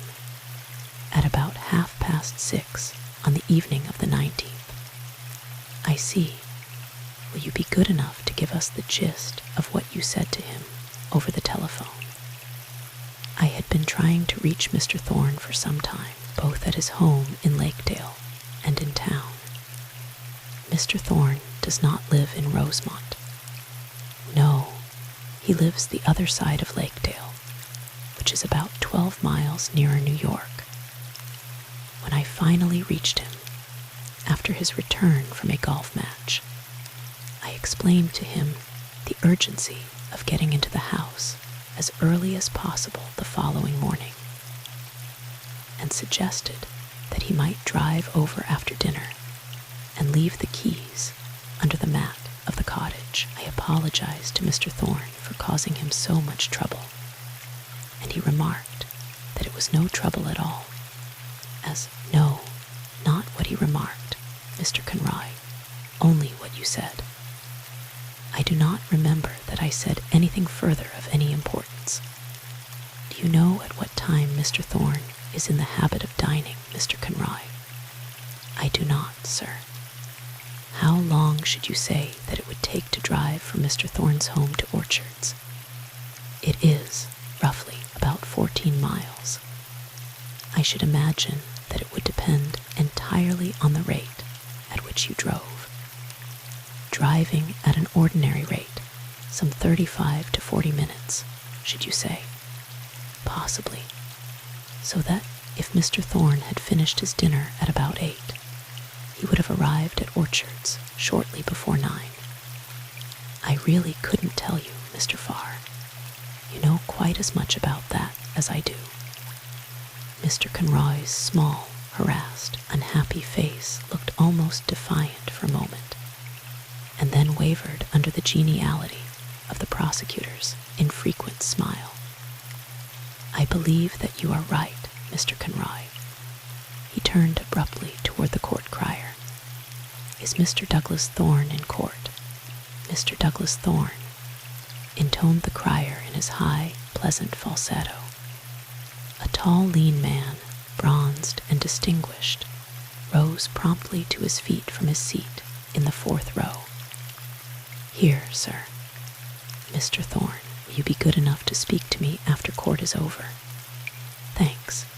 That will be all, Mr. Conroy. Cross-examine. Mr. Lambert approached the witness box with a curious air of caution. It was entirely at your suggestion that Mr. Thorne brought the keys, was it not, Mr. Conroy? Oh, certainly, entirely. He might have left them there at 8 o'clock, or at even 11 o'clock, as far as you know. Exactly. That is all, Mr. Conroy. No further questions, the prosecutor curtly. Call Dr. Paul Stanley. Dr. Paul Stanley.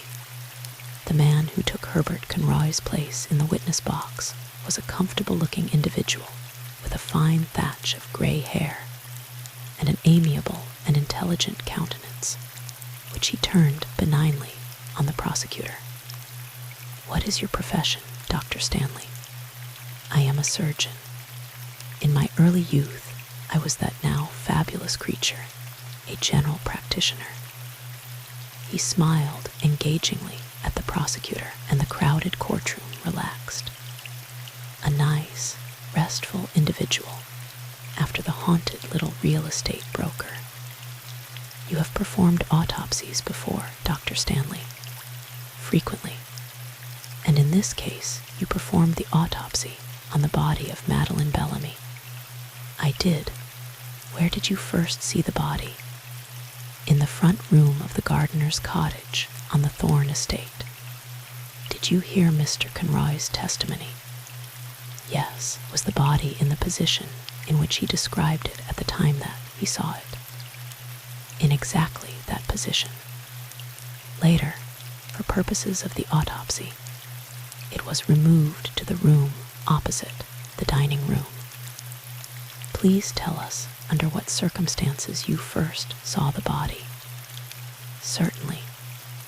Dr. Stanley settled himself a trifle more comfortably in his chair and turned a trifle toward the jury, who stared back gratefully into his friendly countenance. If Dr. Stanley had been explaining just how he reeled in the biggest trout of the season, he could not have looked more affably at ease. I went out to the cottage with my friend Elias Dutton, the coroner, and 2 or 3 state troopers. Mr. Conroy had turned over the key to the cottage to us, and we found everything as he had described it to us. Were there signs of a struggle? You mean on the body? Yes, scratches, bruises, torn or disarranged clothing. No, there were no signs of any description of a struggle, save for the overturned table and the lamp. Might that have happened when Mrs. Bellamy fell? The table might very readily have been overturned at that time. It was toward Mrs. Bellamy's head and almost on top of the body. The lamp, on the other hand, was practically at her feet. Could it have rolled there as the table crashed? Possibly, but it's doubtful. The fragments of lamp chimney and shade were there, too, you see, some 6 feet away from the table. I see. Will you tell us now, Dr. Stanley, just what caused the death of Mrs. Bellamy? Mrs. Bellamy's heart was punctured by some sharp instrument, a knife, I should say. There was only one wound. Yes. Will you please describe it to us? There was a clean incision about 3/4 of an inch long in the skin, just over the heart. The instrument had penetrated to a depth of approximately 3 inches and had passed between the ribs over the heart. Was it necessary that the blow should have been delivered with great force? Not necessarily. If the knife had struck a rib, it would have taken considerable force to deflect it. But in this case, it encountered no obstacle whatever, so that a woman with a strong wrist could have struck the blow. Oh, certainly, or a woman with a weak wrist, or a child, or a strong man. As far as that goes, there is no evidence at all from the wound as to the force with which the blow was delivered. I see. Mr. Farr reached casually over to the clerk's desk and handed Dr. Stanley the dreadful rag that had been Madeleine Bellamy's white lace dress. Do you recognize this dress, Doctor? Perfectly. Will you be good enough to indicate to us just where the knife penetrated the fabric? Dr. Stanley turned it deftly in his long-fingered, capable hands. Something in that skillful scientific touch seemed to purge it of horror. Averted eyes traveled back to it warily. The knife went through it right here. If you look closely, you can see the severed threads just here where the stain is darkest. Exactly. Would such a wound have caused instantaneous death, Doctor, in your opinion? Not instantaneous, no. Death would follow very rapidly, however. A minute or so. A few minutes, the loss of blood would be tremendous. Would the victim be likely to make much outcry, screaming, moaning, or the like? Well, it's a little difficult to generalize about that. In this particular case, there is reason to doubt whether there was any outcry after the blow was struck. What reason have you to suppose that? I think that Mr. Conroy has already testified that Mrs. Bellamy's head was resting on the corner of a steel fire guard, a pierced railing about 6 inches high. It is my belief that, when she received the blow, she staggered, clutched at the table, and fell, striking the back of her head against the railing with sufficient force to render her totally unconscious. was a serious abrasion at the back of the head that leads me to draw that conclusion. I see. Was Mrs. Bellamy wearing any jewelry when you saw her, doctor? A necklace, rings, brooches? I saw no jewelry of any kind on the body. What type of knife should you say was used to commit this murder, doctor? Well, that's a little difficult to say. There were no marked peculiarities about the wound.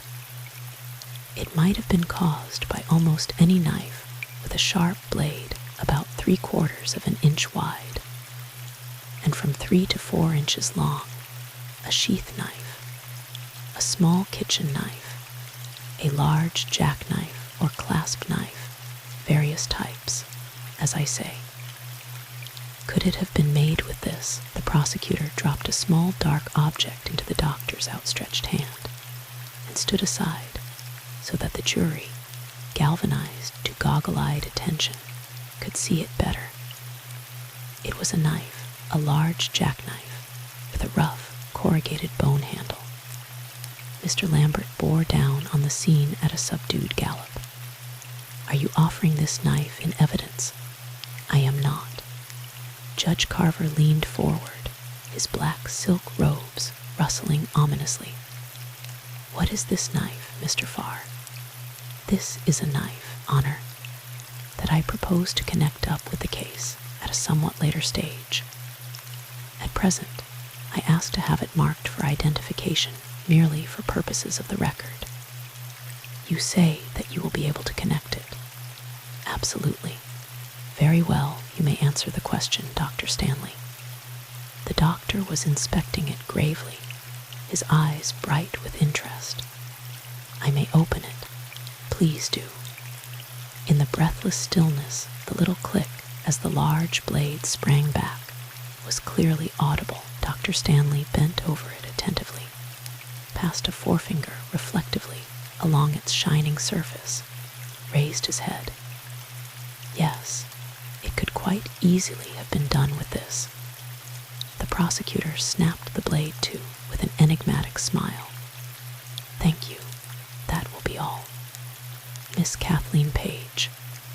Before the ring of that high, imperious summons had died in the air, she was there, a demure and dainty wraith, all in gray from the close feathered hat to the little buckled shoes, a pale oval face that might have belonged to the youngest and smallest of Botticelli's Madonnas, cloudy eyes to match her frock, extravagantly fringed with heavy lashes, a forlorn, coaxing little mouth, sleek coils of dark hair.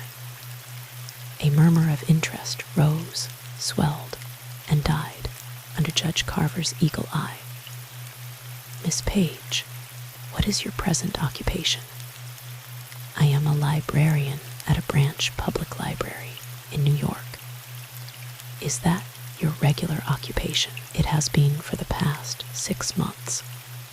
Was it previous to that time? Do you mean immediately previous? At any time previous? I was assistant librarian in White Plains from 1921 to 1925. And after that, during February of 1925, I had a serious attack of flu. It left me in rather bad shape, and the doctor recommended that I try to get some work in the country that would keep me outdoors a good deal and give me plenty of sleep. And did you decide on any occupation that would fit those requirements? Yes. Dr. Leonard suggested that I might try for a position as governess. One of his patients was looking for a temporary governess for her children, and he suggested that I might try that. And did you? Yes. You were successful. Yes. Who was the patient suggested by Dr. Leonard? Mrs. Ives.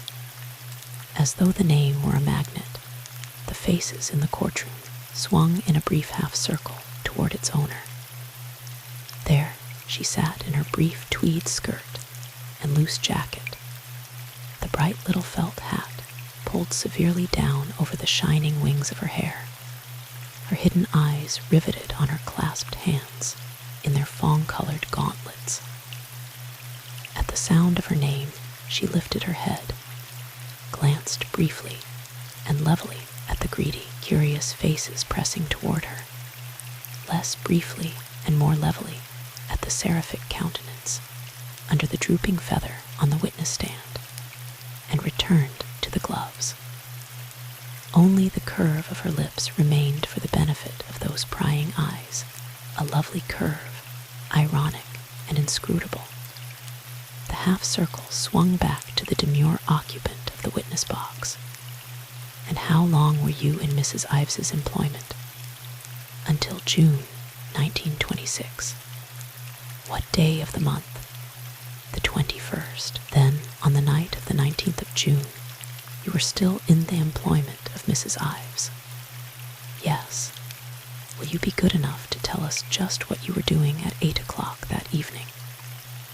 "I had finished supper at a little before 8, and was just settling down to read in the day nursery, when I remembered that I had left my book down by the sand pile at the end of the garden, where I had been playing with the children before supper. So I went down to get it. Had you any way of fixing the time?" "Yes. I heard the dining room clock strike 8 as I went by. I noticed it especially as I thought, that's 8 o'clock and it's still broad daylight. Did you see anyone on your way out of the house?" "I met Mr. Ives just outside the nursery door. He had come in late to dinner and hadn't come up to say good night to the children before. He asked if they had gone to bed. Shall I go on?" "Certainly." I said that they were in bed but not asleep, and asked him please not to get them too excited. He had a boat for little Peter in his hand, and I was afraid that he would get him in such a state that I wouldn't be able to do anything with him at all. "A boat? What kind of boat?" "A little sailboat, a model of a schooner. Mr. Ives had been working on it for some time." "Made it himself, had he?" "Yes. He was very clever at that kind of thing. He'd made Polly a wonderful dollhouse." "Your Honor, try to confine yourself directly to the question, Miss Page." "Yes, Your Honor." The meek contrition of the velvet-voiced Miss Page was a model for all future witnesses. "Was Mr. Ives fond of the children?" "Oh, yes, he adored."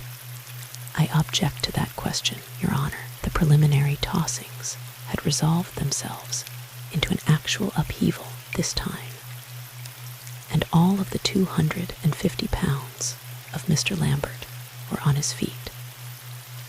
"Very well, Mr. Lambert. You may be heard. You object on what grounds?" "I object to this entire line of questioning as absolutely immaterial, incompetent, and irrelevant."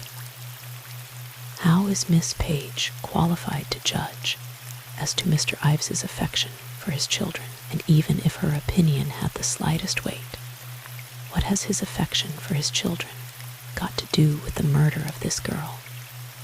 For reasons which I don't pretend to grasp, the learned counsel for the prosecution is simply wasting the time of this court. You might permit the court to be the judge of that." Judge Carver's fine dark eyes rested somewhat critically on the Protestant bulk before him. "Mr. Farr, you may be heard." "Of course, Your Honor, with all due deference to my brilliant opponent's fireworks. He's talking pure nonsense." "Miss Page is perfectly—" Judge Carver's gavel fell with a crash. "Mr. Farr, the court must ask you once, and for all to keep to the matter in hand. Can you connect your question with this case?" "Most certainly." It is the contention of the state that Mrs. Ives realized perfectly that if Mr. Ives decided that he wanted a divorce, he would fight vigorously for at least partial custody of his children. "Whom?" as Miss Page was about to tell us he adored. Moreover, Mrs. Ives had strong religious objections to divorce. It was therefore essential to her to get rid of anyone who threatened her security if she wanted to keep the children.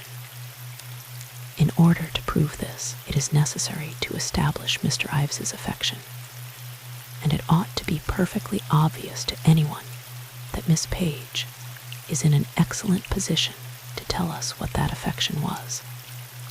I maintain that this question is absolutely relevant and material, and that Miss Page is perfectly competent to reply to it. The question may be answered. Exception. Mr. Ives adored the children, and they adored him. He was with them constantly. Was Mrs. Ives fond of them? Objection on the same grounds, Your Honor. The question is allowed. Exception. Oh, yes, she was devoted to them. As devoted to them as Mr. Ives. Now, Your Honor, Judge Carver eyed the impassioned Lambert with temperate interest. That seems a fairly broad question, Mr. Farr, calling for conclusion. Very well, Your Honor, I'll reframe it. Did she seem as fond of them as Mr. Ives? Oh, quite. I should think, though, of course, Mrs. Ives is not demonstrative. I see, not demonstrative. Cold and reserved, eh? Judge Carver's stern voice cut sharply across Miss Page's pretty, distressed, appealing murmur. Mr. Farr, the court is anxious to give you as much latitude as possible, but we believe that you have gone quite far enough along this particular line. I defer entirely to Your Honor's judgment. Miss Page was Mrs. Ives with Mr. Ives when you met him coming into the nursery with the boat in his hand. No, Mrs. Ives had already said good night to the children before her dinner. Did Mr. Ives go into the nursery before you went downstairs? He went past me into the day nursery, and I have no doubt that he then went into the night nursery. Never mind that. I only want the facts that are in your actual knowledge. There were 2 nurseries, you say? Yes, you'd be good enough to tell us how they were arranged. The day and night nurseries are in the right wing of the house, on the 3rd floor. What other rooms are on that floor? My room, a bathroom, and a small sewing room. Please tell us what the arrangement would be as you enter the front door. Let me see. When you come in through the door, you come into a very large hall that takes up almost all the central portion of the house. The central portion was an old farmhouse, and the wings, that contain all the rooms really, were added by Mrs. Ives. She knocked out the inside structure of the farmhouse and left it just a shell that she made into a big hall 3 stories high, with galleries around it on the 2nd and 3rd floors leading to the bedroom wings. There were 2 staircases at the back of the hall, leading to the right and left of the galleries. I'm afraid that I'm not being very clear, but it's a little confusing. You are being quite clear. Tell us just how the rooms open out as you come through the door. Well, to the right is a small cloakroom and the big living room. It's very large. It forms the whole ground floor of the right wing, in fact. Over it are Mr. and Mrs. Ives's rooms. Did Mr. and Mrs. Ives occupy separate rooms? Oh, no. There was a large bedroom, and on one side of it was Mrs. Ives's dressing room and bath, and to the left Mr. Ives's dressing room and bath. On the 3rd floor were the nurseries and my room. On the left downstairs as you came in was a little flower room. A flower room, a room that was used for arranging flowers, you know. Mrs. Daniel Ives used it a great deal. It had shelves of vases and a sink, and a big porcelain-top table. The downstairs telephone was in there too, and, Your Honor, may we ask where all this is leading? Mr. Lambert's tone was tremulous with impatience. You may. The court was about to make the same inquiry. Is this exhaustive questioning necessary, Mr. Farr? Absolutely necessary, Your Honor. I can assure Mr. Lambert that it is leading to a very interesting conclusion, however distasteful he may find both the path and the goal. I will be as brief as possible, I promise. Very well, you may continue, Miss Page. Miss Page raised limpid eyes in appealing deprecation. I'm so frightfully sorry. I've absolutely forgotten where I was. You were telling us that there was a telephone in the flower room. Oh, yes. That is in the first room to the left as you come in. It's really part of the hall. You mean that it has no door? No, it has a door. I simply meant that you came to it before you entered the left wing. It balances the cloakroom on the right-hand side. They're rather like very large closets, you know, except that they both have windows. What do the windows open onto? The front porch. Shall I go on with the rooms? Please, and as briefly as possible. The first room in the left wing is Mr. Ives's study. It opens into the dining room. They form the ground floor of the left wing. Above them are Mrs. Daniel Ives's room and bath, and 2 guest rooms and another bath. Above these, on the 3rd floor, are the servants' quarters. How many servants were there? Let me see. There were 6, I think, but only the 4 maids lived in the house. Please tell us who they were. There was the cook, Anna Baker, the waitress, Melanie Courtier, the chambermaid, Katie Bryan, and Laura Roberts, Mrs. Ives's personal maid and seamstress. They had 4 small rooms in the left wing, 3rd floor. James and Robert MacDonald, the chauffeur and gardener, were brothers and lived in quarters over the garage. Oh, there was a laundress too, but I don't remember her name. She didn't live in the house, only came in 4 days a week. You have described the entire household. Yes, and the entire layout of the house. Yes, well, with the exception of the service quarters. You reached them through a door at the back of the big hall, kitchen, laundry, servants' dining room and pantry, which opened also into the dining room. They ran across the back of the house. Do you want me to describe them further? Thanks, no. We can go on with your story now. Did you see anyone but Mr. Ives on your way to the sand pile? Not in the house. I passed Mrs. Daniel Ives on my way through the rose garden. She always used to work there after dinner until it got dark. She asked me as I went by if the children were asleep, and I told her that Mr. Ives was with them. What did you do then? I found the book in the swing by the sand pile and went back across the lawn to the house. As I was starting up the steps, I heard Mrs. Patrick Ives's voice, speaking from the flower room at the left of the front door. She was speaking very softly, but the window on to the porch was open, and I could hear her distinctly. Was she speaking to someone in the room? No, she was telephoning. I think that I've already said that the downstairs phone is in that room. She was giving a telephone number, Rosemont 200. Were you familiar with that number? Oh, quite. I had called it up for Mrs. Ives several times. Whose number was it, Miss Page? It was Mr. Stephen Bellamy's telephone number. The courtroom pulsed to galvanized attention, its eyes whipping to Stephen Bellamy's tired, dark face. It was lit with a strange, friendly, reassuring smile, directed straight at Susan Ives's startled countenance. For a moment, she stared back at him soberly. Then slowly, the color came back into her parted lips, which curved gravely to mirror that voiceless greeting.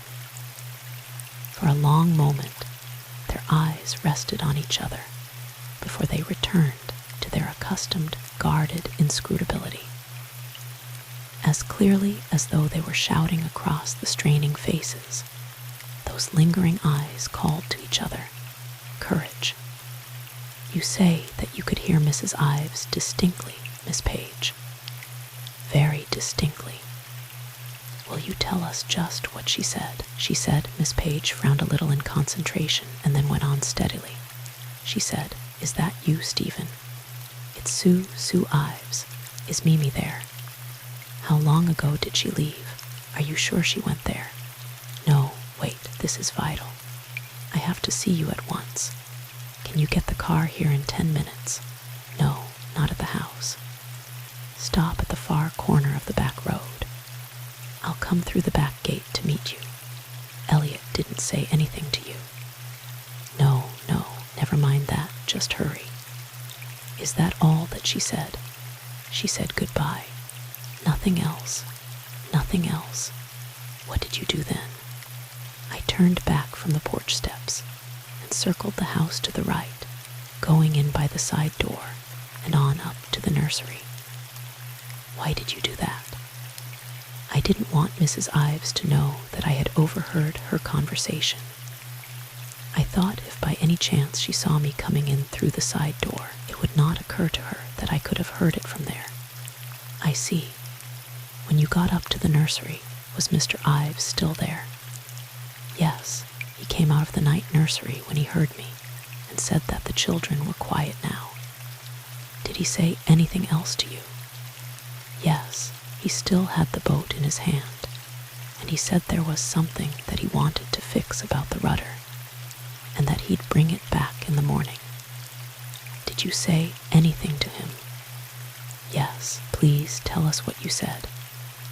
'I told him that I had just overheard a telephone conversation that his wife was having with Mr. Bellamy, and that I thought he should know about it.'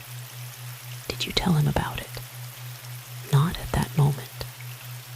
As I was about to do so, Mrs. Ives herself called up from the foot of the stairs to ask Mr. Ives if he still intended to go to the poker game at the Dallases. Shall I go on?' 'Certainly.' Mr. Ives said yes, and Mrs. Ives said that in that case she would go to the movies with the Conroys, who had asked her before dinner. Mr. Ives asked her if he couldn't drop her there, and she said no, that it was only a short walk, and that she needed the exercise. She went straight out of the front door, I think. I heard it slam behind her. 'What did you do then?' 'I said, "Your wife has gone to meet Stephen Bellamy." 'And then what happened?' Mr. Ives said, "Don't be a damned little fool." Miss Page smiled meekly and appreciatively at the audible ripple from the other side of the railing. 'Did you say anything to that?' 'I simply repeated the telephone conversation, word for word, and when I'd finished, he said, "My God, somebody's told her." 'I object, Your Honor. I ask that be stricken from the record.' Lambert's frenzied clamor filled the room. 'What Mr. Ives said, it may be stricken out.' Judge Carver's tone was the sternest of rebukes, but the unchastened prosecutor stood staring down at her demure face triumphant for a moment, and then, with a brief expressive gesture toward the defense, turned her abruptly over to their mercies. 'That's all. Cross-examine. No lunch today either.' 'No, I've got to get these notes off.' The red-headed girl proudly exhibited an untidy pile of telegraph blanks and a much-bitten pencil, gold pencil, and the black leather notebook had been flung contemptuously out of the cab window on the way back to the boarding house the night before. 'Me too. We'll finish him up here, and I'll get him off for you. Here's your apple.' The red-headed girl took it obediently, a fine glow invading her. How simply superb to be working there beside a real reporter. Such a fire of comradeship and good burned in her that it set twin fires flaming in her cheeks. The newspaper game, there was nothing like it, absolutely. Her pencil tore across the page in a fever of industry. It was almost 50 minutes before the reporter spoke again, and then it was only in reply to a question. What did you think of her? Think of whom? Of Kathleen Page. Well, you don't happen to have a pat of the very best butter about you. Whatever for? To see if it would melt in her mouth. It wouldn't, said the red-headed girl, and added fiercely, I hate her nasty, hypocritical, unprincipled little toad. Oh, come. I hope that you won't allow any of this to creep into those notes of yours. She probably killed Mimi Bellamy herself, replied the newest member of the Fourth Estate darkly. I wouldn't put it past her for a moment. She, the court. The red-headed girl flounced to her feet, the fires still burning in her cheeks, eyeing Miss Page's graceful ascent to the witness box with a baleful eye. I hope she's headed straight for all the trouble there is, she remarked between clenched teeth to the reporter. For the moment, it looked as though her wish were about to be gratified. Mr. Lambert lumbered menacingly toward the witness box, his ruddy face grim and relentless. You remember a great deal about that evening, don't you, Miss Page? I have a very good memory. Miss Page's voice was the prettiest mixture of pride and humility. Do you happen to remember the book that you were reading? Perfectly. Give us the title, please. The book was Cytherea, one of Hergesheimer's old novels. Was it your own book? No, it came from Mr. Ives's study. Had he loaned it to you? No. Had Mrs. Ives loaned it to you? No one had loaned it to me. I had simply borrowed it from the study. Oh, you were given the run of the books in Mr. Ives's study. I see. Miss Page sat silent, eyeing him steadily.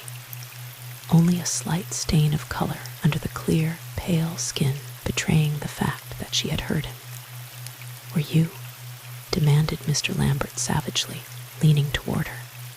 Was I what? Were you given the run of Mr. Ives's library? I had never stopped to formulate it in that way.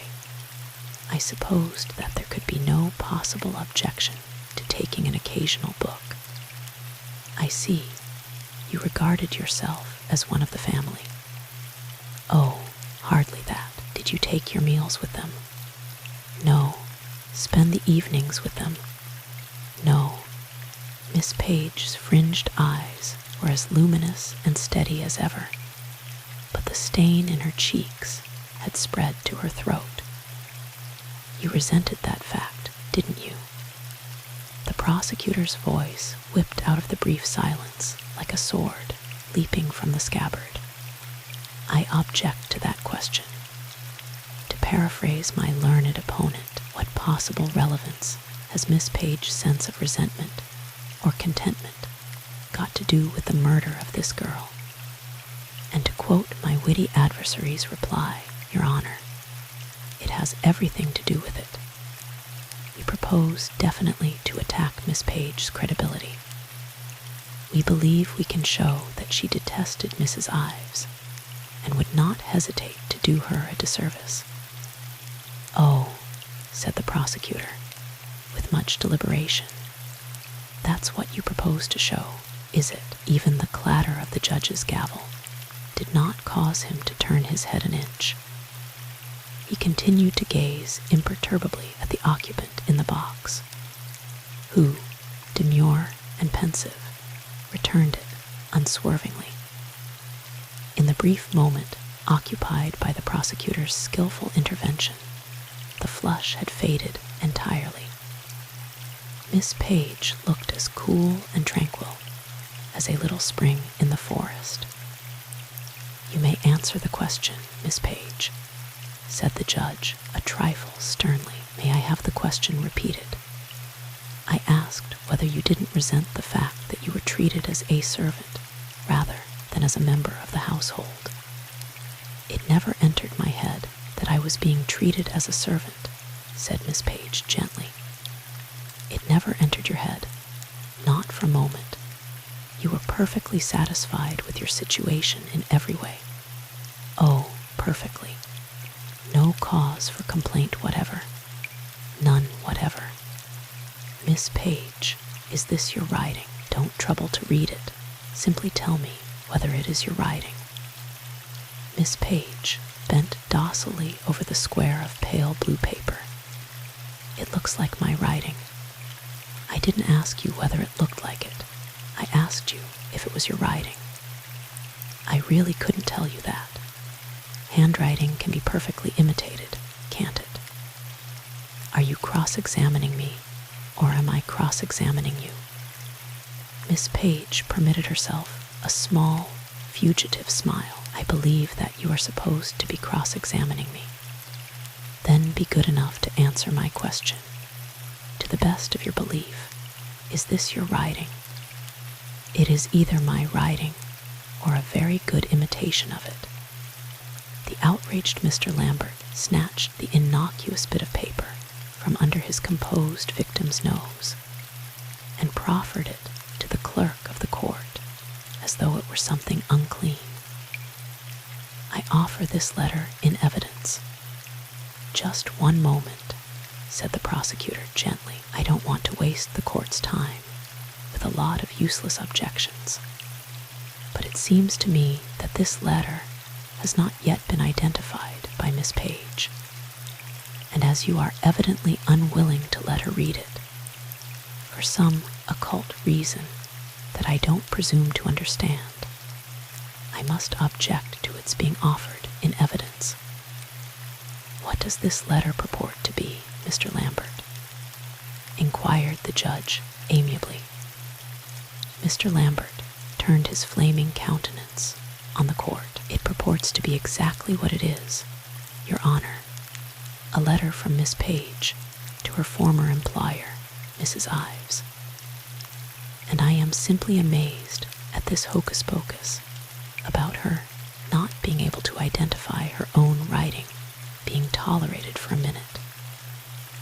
I kindly permit the court to decide what will be tolerated in the conduct of this case," remarked the judge, in a voice from which all traces of amiability had been swept as by a cold wind. "What is the date of the purported letter?"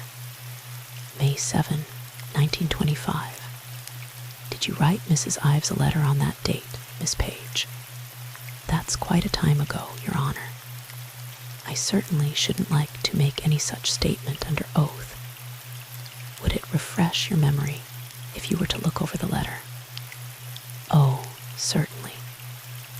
I think that you had better let Miss Page look over the letter if you wish to offer it in evidence, Mr. Lambert." Once more Mr. Lambert menacingly tendered the blue square, which Miss Page considered in a leisurely and composed manner in no way calculated to tranquilize the storm of indignation that was rocking him.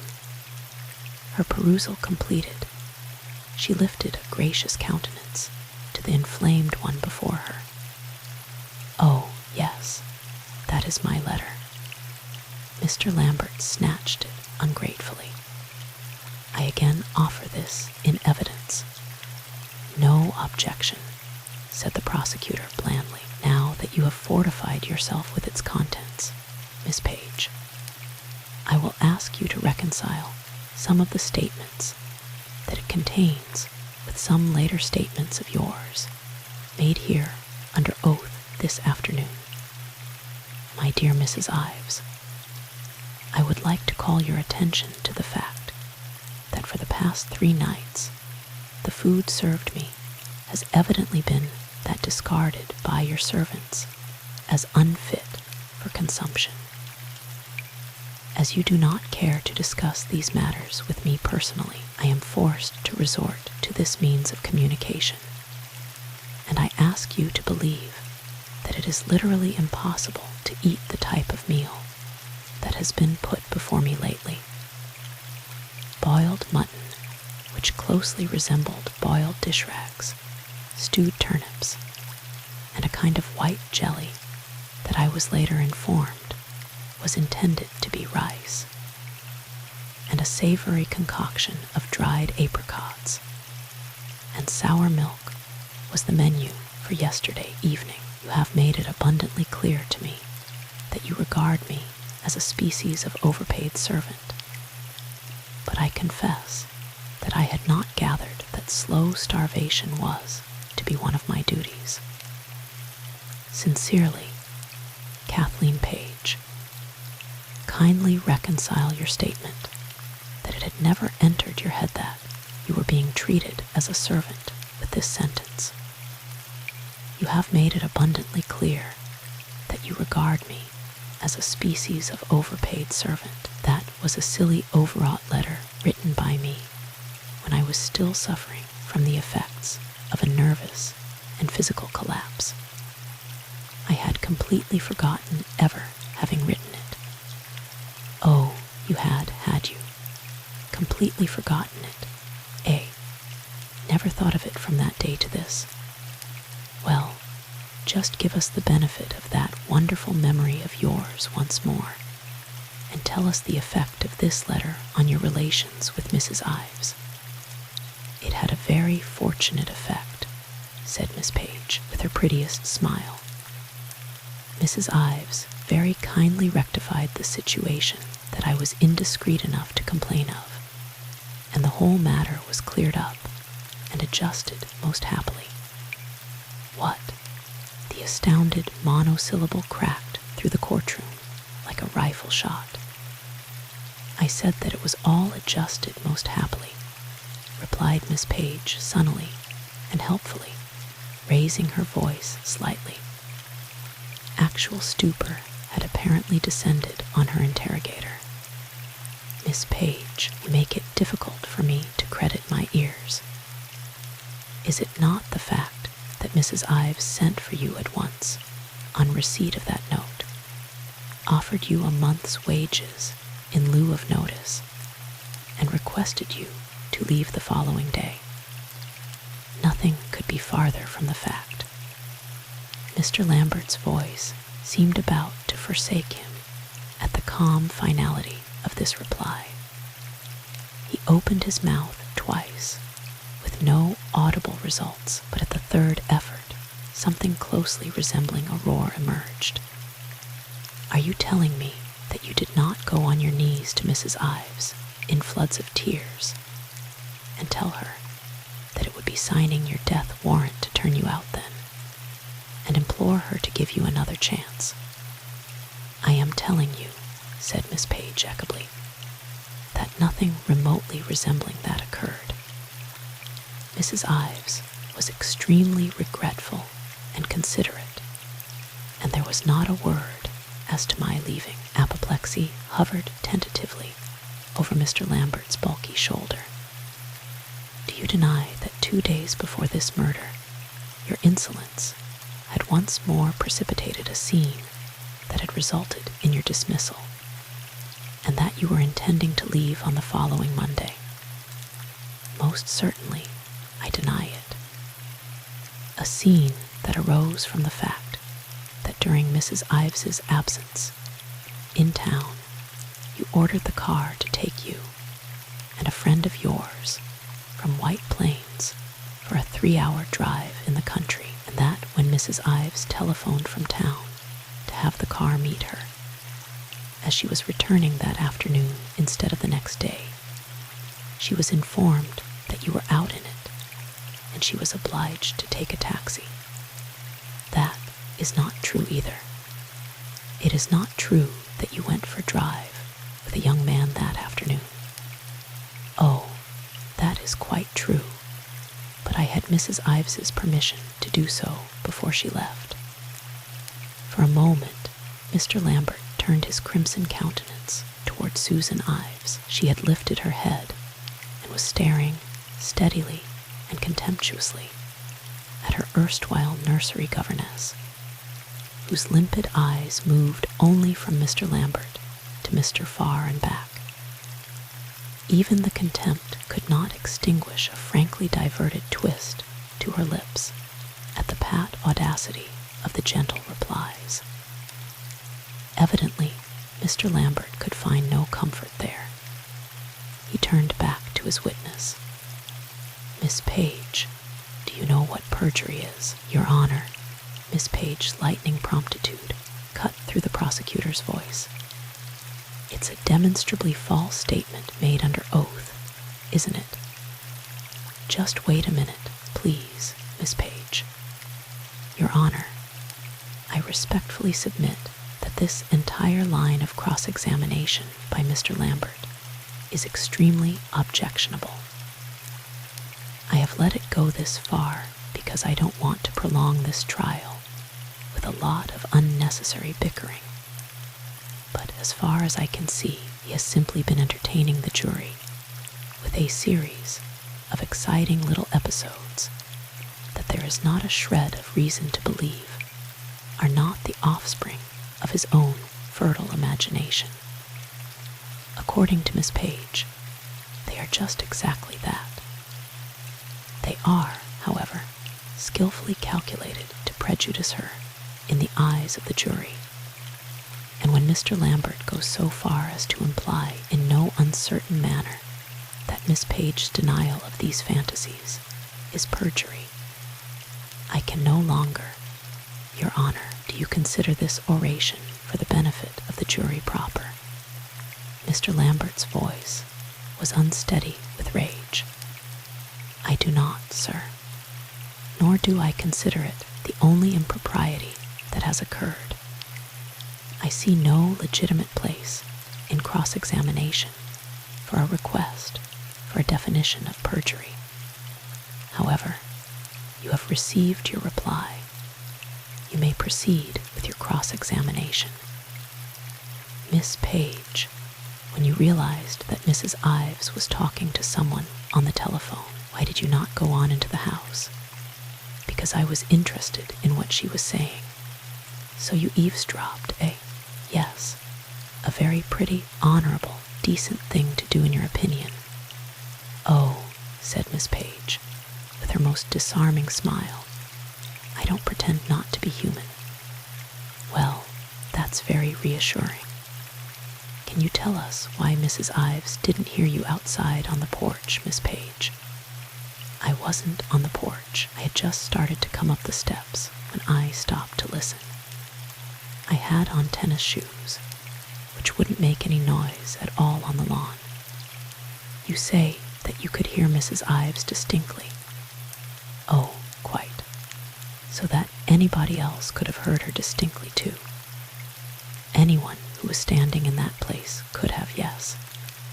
She was making a secret rendezvous, and yet was speaking in a tone sufficiently audible for any passerby to hear. She probably thought that there would be no passerby. Your Honor, I ask to have that stricken from the record as deliberately unresponsive. You were not asked as to Mrs. Ives's thoughts, Miss Page. Mr. Lambert asked you whether any passerby could not have heard Mrs. Ives's conversation. Anyone who passed over the route that I did could have heard it perfectly. Mr. Patrick Ives could have heard it. Mr. Patrick Ives was upstairs. That was not my question. I asked you if Patrick Ives could not have heard it quite as readily as you. He could, if he had been there. Miss Page, will you be good enough to repeat that conversation for us once again? The whole thing? Certainly. Mrs. Ives said, again the little frown of concentration, she said, "Is that you, Stephen? It's Sue Ives. Is Mimi there? How long ago did she leave? Are you sure she went there? No, wait, this is vital. I have to see you at once. Can you get the car here in 10 minutes? No, not at the house. Stop at the far corner of the back road. I'll come through the back gate to meet you. Elliot hasn't said anything to you. No, Never mind that, just hurry. Goodbye.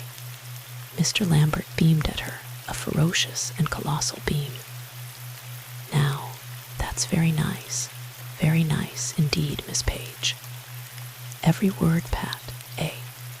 Almost as though you'd learned it by heart, shouldn't you say? That's probably because I did learn it by heart, proffered Miss Page helpfully. The beam forsook Mr. Lambert's countenance, leaving the ferocity. Oh, you learned it by heart, did you? Between the front steps and the side door, I suppose. Not exactly. I wrote it down before I went in the side door. You did what? I wrote it down while Mrs. Ives was talking, most of it. The last sentence, or so I did just before I came in. Mr. Lambert took a convulsive grip on his sagging jaw. Oh, indeed. Brought back a portable typewriter and a fountain pen, and a box of notepaper from the sand pile, too, I suppose. Miss Page smiled patiently and politely. No, but I had some crayons of the children's in my sweater pocket, and half a dozen pads, too, no doubt. No, I wrote it on the flyleaf of the book Cytherea, you know. For what purpose did you write this down? The voice of Mr. Lambert was the voice of one who has run hard and long toward a receding goal. It sounded important to me. I didn't want to make any mistakes. Quite so. So your story is that you took this information, which you admit you acquired by eavesdropping on the woman you claim had been invariably kind and generous to you, straight to her husband, in the fond expectation of ruining both their lives. Oh, no, indeed, in the expectation of saving them. Mr. Ives had been even kinder to me than Mrs. Ives. I was desperately anxious to help them both. And this was your idea of helping them. It was probably a stupid way, said Miss Page humbly, but it was the only one that I could think of. I was afraid they were planning to elope, and I thought that Mr. Ives might be able to stop them. You see, I hadn't realized then the real significance of the telephone conversation. What real significance, if you please? The fact that someone must have told Mrs. Ives all about Mr. Ives's affair with Mrs. Bellamy before she went out that night, said Miss Page softly. Your Honor, said the flagging voice, Your Honor, I ask that that reply be stricken from the record as unresponsive. The court does not regard it as unresponsive. You requested Miss Page to give her final interpretation of the telephone conversation, and she has given it. May I have an exception, Your Honor? Certainly. Then the story that you expect this jury to believe, Miss Page, is that nothing but affectionate zeal prompted you to spy on this benefactress of yours, and to bear the glad tidings of her infidelity to her unsuspecting husband. Tidings acquired through a reputed conversation of which you were the sole witness and the self-constituted recorder. I hope that they will believe me, said Miss Page meekly. For one brief moment, her ingenuous eyes rested appealingly on the 12 stolid and inscrutable countenances. And I hope that you are unduly optimistic, said Mr. Lambert heavily. That is all, Miss Page. Just one moment, said the prosecutor easily. Miss Page, when Mr. Lambert asked you whether anyone couldn't have overheard that conversation, he prevented you from explaining why no one was likely to. Let's first get that straight. Where was Mrs. Daniel Ives? In the rose garden. That was where she usually went after dinner, wasn't it? Always, I think. She used to work out there for an hour or so until it got dark, because that was the coolest part of the day. Was the rose garden visible from the study? quite clearly. A window overlooked the little paved terrace that led down into the rose garden, so that it would have been simple for Mrs. Ives to verify whether Mrs. Daniel Ives was in the garden. Oh, quite. Where were the servants apt to be at that time? They would be having their dinner in the back part of the house. They dined after the family. What about Mr. Patrick Ives? Mrs. Ives knew that he had gone upstairs. He told me that she had been helping him to fasten the little pennant on in the study just before he came up, and she thought that you were upstairs too, didn't she? Oh, yes. I was not in the habit of coming down after dinner. I had my meals in the nursery. Did Mr. Ives use the study much to write or to work in, I mean? I don't know how much he worked in it. He had quite a collection of technical volumes in it, but I don't believe that he did much writing, though. He had a very large, flat-topped desk that he used as a kind of workbench where he made the boats and dollhouses. Yes, kept his tools and materials. Yes, was that desk visible from the door? Yes, it was directly opposite the door into the hall. Would a person going from the flower room to the foot of the nursery stairs pass it? They could not very well avoid doing so. Would the contents of the top of the desk be visible from the doorway? Oh, surely. The study is not a large room. The prosecutor made 2 strides toward the witness box. Something small and dark and bright glinted for a moment in his hand. Miss Page, have you ever seen this knife before? Very delicately, Miss Page lifted it in her slender fingers, eyeing it gravely and fastidiously.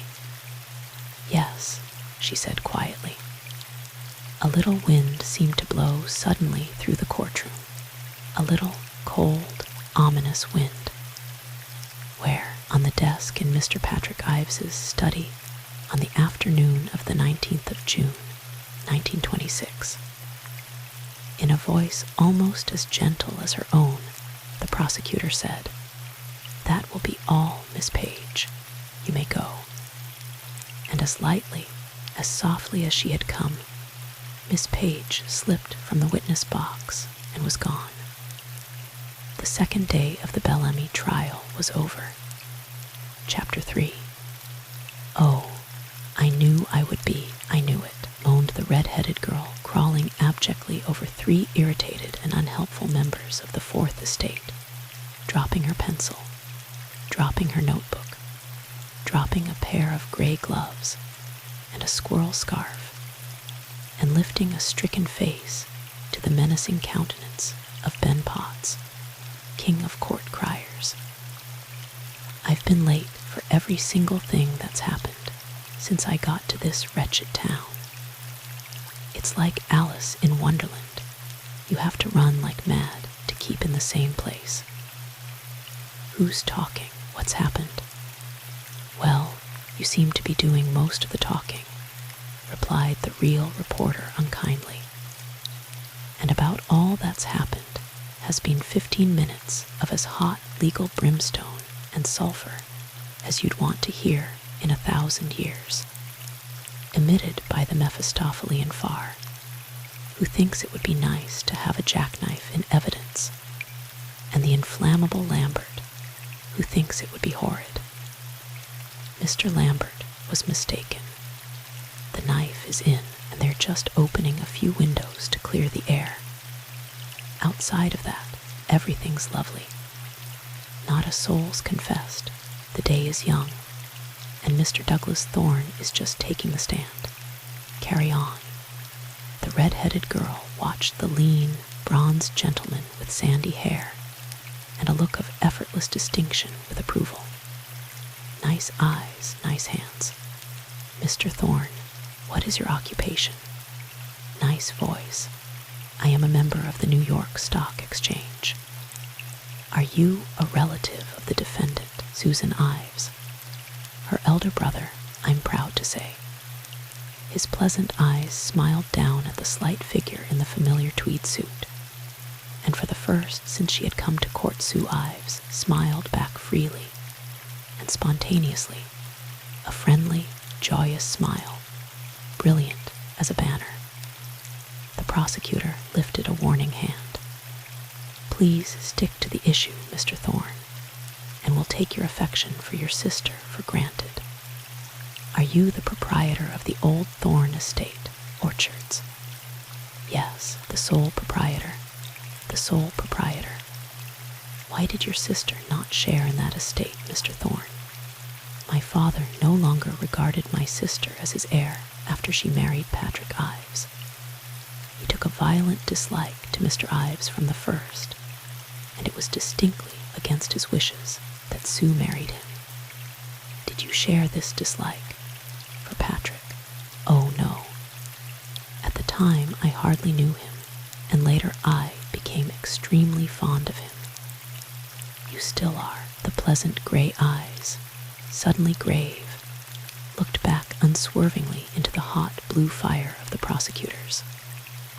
"That is a difficult question to answer categorically. Perhaps the most accurate reply that I can give is that at present I am reserving an opinion on my brother-in-law and his conduct." "That's hardly a satisfactory reply, Mr. Thorne." "I regret it. It is an honest one." "Well, let's put it this way. You are devoted to your sister, aren't you, Mr. Thorne? Very deeply devoted. You admit that her happiness is dear to you." "I don't particularly care for the word admit. I state willingly that her happiness is very dear to me, and you would do anything to secure it." "I would do a great deal. Anything." Douglas Thorne leaned forward over the witness box, his face suddenly stern. "If by anything, Mr. Farr, you mean would I commit murder, my reply is no." Judge Carver's gavel fell with a crash. "That is an entirely uncalled for conclusion, Mr. Thorne. It may be stricken from the record. Kindly reply to my question, Mr. Thorne. Would you not do anything in order to secure your sister's happiness?" "No." Once more Sue Ives's smile flew like a banner. "Mr. Thorne, did your sister ever speak to you about her first 2 or 3 years in New York?" "I have a vague, general impression that we discussed certain aspects of it, such as living conditions there at the time. And vague, general impressions aren't what we want. You have no specific knowledge of where they were, or what they were doing at the time." "I can recall nothing at the moment." "Your sister, to whom you are so devoted, never once communicated with you during that time?" "I received a letter from her about a week after she left Rosemont, stating that she thought that for the time being it would be better to sever all connections with Rosemont, but that her affection for all of us was unchanged." "I haven't asked you for the contents of the letter. Is that the only communication that you received from her during those years in New York?" "With the exception of Christmas cards, I heard nothing more for a little over 2 years. Then she began to write fairly regularly." "Mr. Thorne, were you on the estate of Orchards at any time on June 19, 1926? "I was." There was a sudden stir and ripple throughout the courtroom. "Now," said the ripple. "Now, at last. At what time?" "I couldn't state the exact time at which I arrived, but I believe that must have been shortly after 9 in the evening." The ripples broke into little waves. 9 o'clock, 9. "And at what time did you leave?" "That I can tell you exactly. I left the main house at Orchards at exactly 10 minutes to 10. The ripples broke into little waves. 10 o'clock, 10. "Silence," banged Judge Carver's gavel. "Silence," sang Ben Potts. "Please tell us what you were doing at Orchards during that hour." was considerably less than an hour. Mr. Conroy had telephoned me shortly before dinner, asking me to leave the keys at the cottage, which I gladly agreed to do, as I had been intending for some time to get some old account books I had left in my desk at the main house. I didn't notice the exact time at which I left Lakedale, but it must have been about 8:30, as we dine at 7:30, and I smoked a cigar before I started.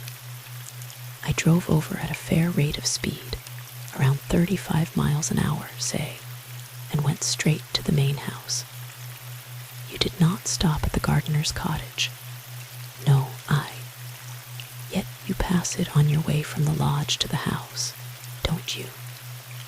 No, coming from Lakedale, I use the river road. The first entrance off the road leads straight from the back of the place to the main house.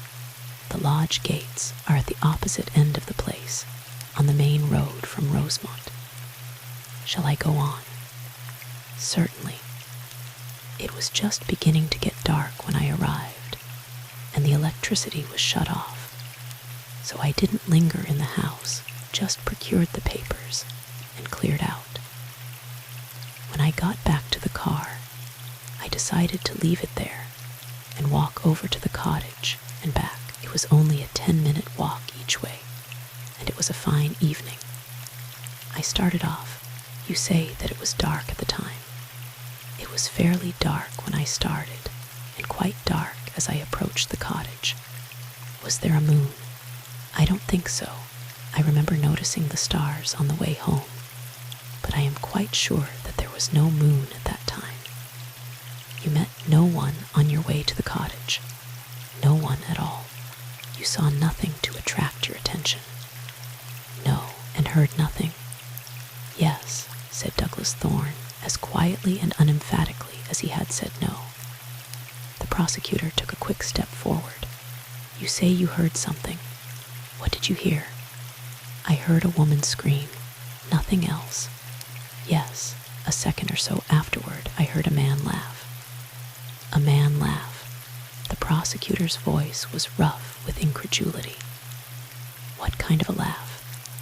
I don't know how to characterize it, said Mr. Thorne simply. It was an ordinary enough laugh, in a rather deep, masculine voice. It didn't strike me as in any way extraordinary. It didn't strike you as extraordinary to hear a woman scream and a man laugh in a deserted place at that hour of the night? No, frankly, it didn't. My first reaction was that the caretaker and his wife had returned from their vacation earlier than we had expected them, or if not, that possibly some of the young people from the village were indulging in some romantic trespassing. That's not unknown, I may state. You heard no words, no voices. Oh, no. I was about 300 feet from the cottage at the time that I heard the scream. You did not consider that that sound was the voice of a woman raised in mortal terror. No, said Douglas Thorne. Naturally, if I had, I should have done something to investigate. I was somewhat startled when I first heard it, but the laugh following so promptly completely reassured me. A scream of terror, a scream of pain, a scream of surprise, a scream of more or less perfunctory protest. I doubt whether anyone could distinguish between them at 300 feet. I certainly couldn't. The prosecutor shook his head irritably. He seemed hardly to be listening to this lucid exposition. You're quite sure about the laugh? You heard it distinctly. Oh, perfectly distinctly. Could you see the cottage from where you stood at the time? No, the bend in the road and the high shrubbery hide it completely until you are almost on top of it.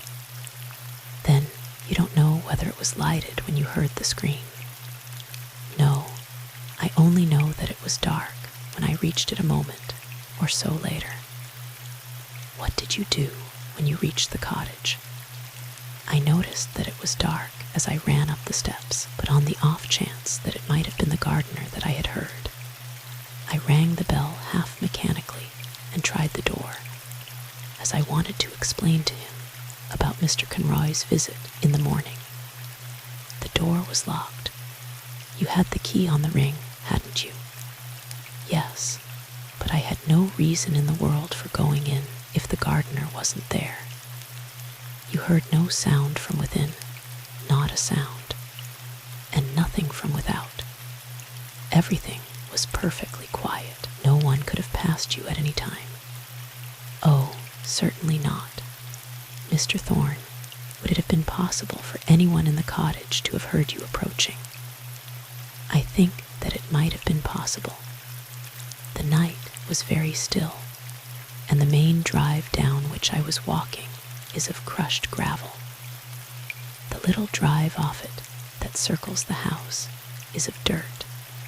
I don't know how clear footsteps would be on that, but of course, anyone would have heard me going up the steps, have a vague impression, too, that I was whistling.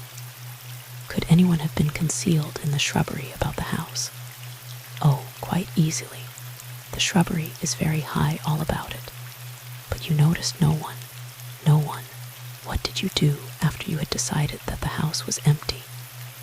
I put the keys under the mat, as had been agreed, and returned to the main house. As I got into my roadster, I looked at my wristwatch by one of the headlights. It was exactly 10 minutes to 10. What caused you to consult your watch? I'd had a vague notion that I might run over to see my sister for a few minutes, as I was in the neighborhood. But when I discovered that it was nearly 10, I changed my mind and went straight back to Lakedale. Mr. Thorne, you must have been perfectly aware, when the news of the murder came out the next morning, that you had information in your possession that would have been of great value to the state.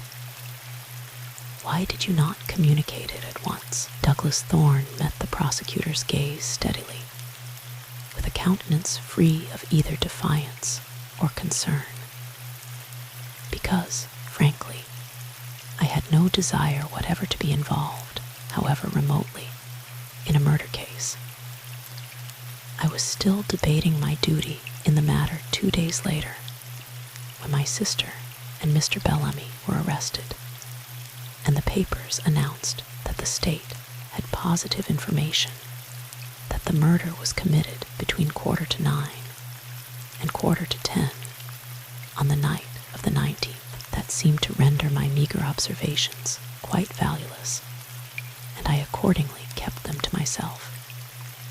And I suppose you fully realize now that you have put yourself in a highly equivocal position by doing so. Why, no, Mr. Farr, I may be unduly obtuse, but I assure you that I realize nothing of the kind. Let me endeavor to enlighten you. According to your own story, you must have heard that scream between 9:30 and 25 minutes to 10, granting that you spent 3 or 4 minutes on the cottage porch and took 10 minutes to walk back to the house. According to you, you arrived at the scene of action within 3 minutes of that scream, to find everything dark, silent, and orderly. It is the state's contention that somewhere in that orderly darkness, practically within reach of your outstretched hand, stood your idolized sister. Quite a coincidence, isn't it? It is quite a coincidence that that should be your contention, remarked Douglas Thorne, a dangerous glint in his eye. But I know of no scandal attached to coincidence. Well, this particular type of coincidence has landed more than one man in jail as accessory after the fact, remarked the prosecutor grimly. What time did you get back to Lakedale that night? At 10:30. Did anyone see you? My wife was on the porch when I arrived. Anyone else? No. That's all, Mr. Thorne. Cross-examined. Mr. Lambert approached the witness box at almost a prance, his broad countenance smoldering with ill-concealed excitement. "Mr. Thorne, I'll trouble you with only 2 questions. My distinguished adversary has asked you whether you noticed anything unusual in the neighborhood of the cottage. I ask you whether in that vicinity you saw at any time a car, an automobile." "I saw no sign of a car. No sign of a small Chevrolet, for instance, of Mr. Bellamy's, for instance, no sign of any car at all." "Thank you, Mr. Thorne. That will be all." Over Mr. Lambert's exultant carol rose a soft tumult of whispers. "There goes the state's story. Score 100 for the defense. Oh boy, did you get that? He's fixed the time of the murder and run Sue and Steve off the scene all in one move. The hand is quicker than the eye. Look at Farr's face. That boy's got a mean eye." "Silence," sang Ben Potts. The prosecutor advanced to within 6 inches of the witness box, his eyes contracted to pinpoints. "You assure us that you saw no car, Mr. Thorne?" "I do, but you are not able to assure us that no car was there. Obviously, if a car was there, I should have seen it." "Oh, no, believe me, that's far from obvious. If a car had been parked to the rear of the cottage on the little circular road, would you have seen it?" "I should have seen its lights, and if its lights had been turned out, then," said Douglas Thorne slowly, "I should probably not have seen it. You were not in the rear of the cottage at any time, were you?" "No." "Then it is certain that you would not have seen it, isn't it?"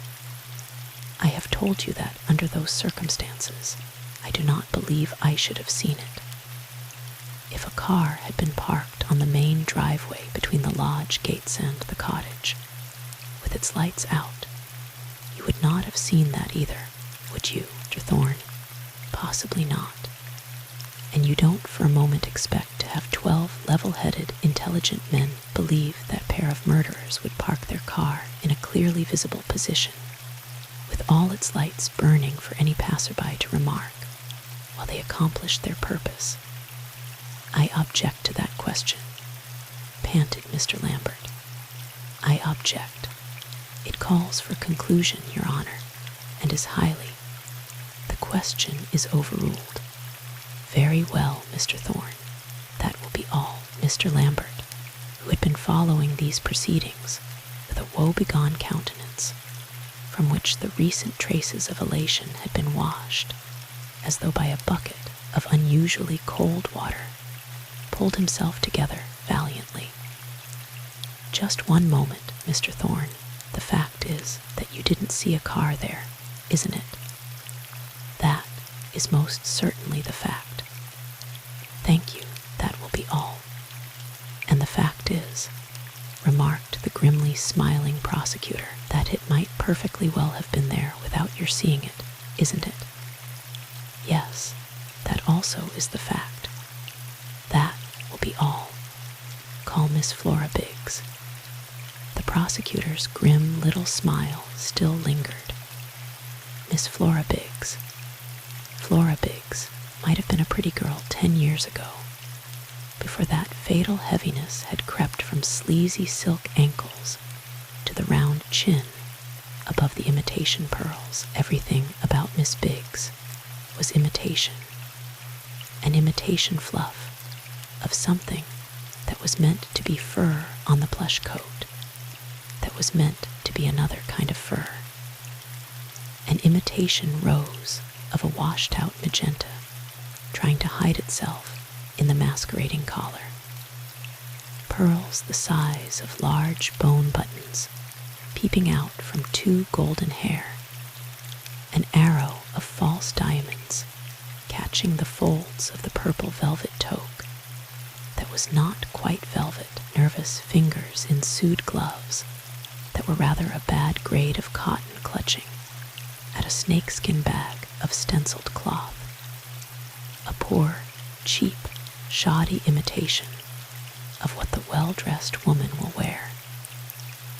And yet, in those small, insignificant features that should have belonged to a pretty girl, in those round china blue eyes, staring forlornly out of reddened rims, there was something candid and touching and appealing, for out of those reddened eyes peered the good shy little girl in the starched white dress brought down to entertain the company, the good, shy little girl whose name had been Florrie Biggs. And little Florrie Biggs had been crying. "Where do you live, Miss Biggs?" "At 21 Maple Street, Rosemont." The voice was hardly more than a whisper. "Just a trifle louder, please. We all want to hear you. Did you know Madeleine Bellamy, Miss Biggs?" The tears that had been lurking behind the round blue eyes welled over abruptly, leaving little paths behind them down the heavily powdered cheeks. "Yes, sir, I did. Intimately. Yes, sir, I guess so. Ever since I was 10. We went to school and high school together. She was quite a little younger than me, but we were best friends." The tears rained down quietly, and Miss Biggs brushed them impatiently away with the clumsy gloved fingers. "You were fond of her?" "Yes, sir, I was awful fond of her." "Did you see much of her during the years of 1916 and 17? "Yes, sir. I just lived 3 houses down the block. I used to see her every day." "Did you know Patrick Ives, too?" "Yes, sir. I knew him pretty well." "Was there much comment on his attention to your friend, Madeleine, during the year 1916? "Everyone knew they had a terrible case on each other," said Miss Biggs simply. "Were they supposed to be engaged?" "No, sir. I don't know as they were, but everyone sort of thought they would be. Their relations were freely discussed amongst their friends. They surely were. Did you ever discuss the affair with either Mr. Ives or Mrs. Bellamy?" "Not ever with Pat, I didn't, but Mimi used to talk about it quite a lot." "Do you remember what she said during the first conversation?" "Well, I think that the first time was when we had a terrible fight about it." At memory of that far-off, coral Florrie's blue eyes flooded and brimmed over again. "We'd been on a picnic, and Pat and Mimi got separated from the rest of us, and by we went home without them, and it was awfully late that night when they got back, and I told Mimi that she ought to be carefuler how she went around with a fellow like Pat Ives, and she got terrible mad, and told me that she knew what she was doing, and she could look after herself, and that I was just jealous, and to mind my own business. Oh, she talked to me something fierce." Miss Biggs's voice broke on a great sob, and suddenly the crowded courtroom faded. It was a hot July night in a village street, and the shrill, angry voices of the 2 girls filled the air. Once more Mimi Dawson, insolent in her young beauty, was telling little Florrie Biggs to keep her small snub nose out of other people's affairs. All the injured woe of that far-off night was in her sob. Did she speak of him again? Oh, yes, sir, she certainly did. She used to speak of him most of the time, after we made it up again. That is, did she tell you whether they were expecting to be married? Not in just so many words, she didn't, but she used to sort of discuss it a lot, like whether it would be a good thing to do, and if they'd be happy in Rosemont, or whether New York wouldn't work better, you know. Just kind of thinking it over. Mr. Farr looked gravely sympathetic. Exactly. Nothing more definite than that. Well, I remember once she said that she'd do it in a minute if she were sure that Pat had it in him to make good. And did you gather from that, and other remarks of hers, that it was she who was holding back, and Mr. Ives, who was urging marriage. "Oh, yes, sir," said Miss Biggs, and added earnestly, "I think she meant me to gather that." There was a warm, friendly little ripple of amusement, at which she lifted startled blue eyes. "Quite so. Now, when Mr. Ives went to France, Miss Biggs, what did your circle consider the state of affairs between them to be?" "We all thought they was sure to get married," said Miss Biggs, and added in a low voice, "Some of us thought maybe they was married already." "And just what made you think that?" Miss Biggs moved restlessly in her chair. "Oh, nothing special, I guess. Only they seemed so awfully gone on each other. And Pat was always hiring flivvers to take her off to Redfield and in places. They never went much with the crowd anymore, and lots of people were getting married then, you know, war marriages." The soft, hesitant voice trailed off into silence. "I see. Just what was Mr. Ives's reputation with your crowd, Miss Biggs? Was he a steady, hard-working young man?" "He wasn't so awfully hard-working, I guess." The distressed murmur was not too low to reach Patrick Ives's ears. Evidently, for a brief moment, his white face was lit with the gayest of smiles, impish and endearing. It faded, and the eyes that had been suddenly blue faded, too, back to their frozen gray. Was he popular? "Oh, everyone liked him fine," said Miss Biggs eagerly. "He was the most popular fellow in Rosemont, I guess. He was a swell dancer, and he certainly could play on the ukulele and skate and do perfectly killing imitations and in everything."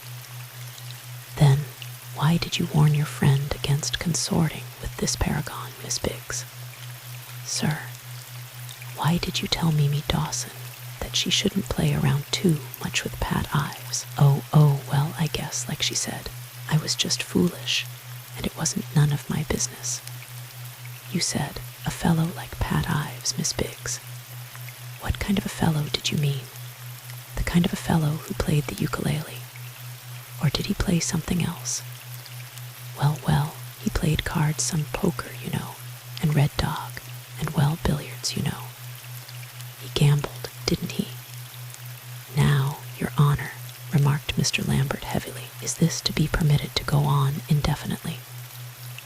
I have deliberately refrained from objecting to a most amazing line of questions. The court is inclined to agree with you, Mr. Lambert.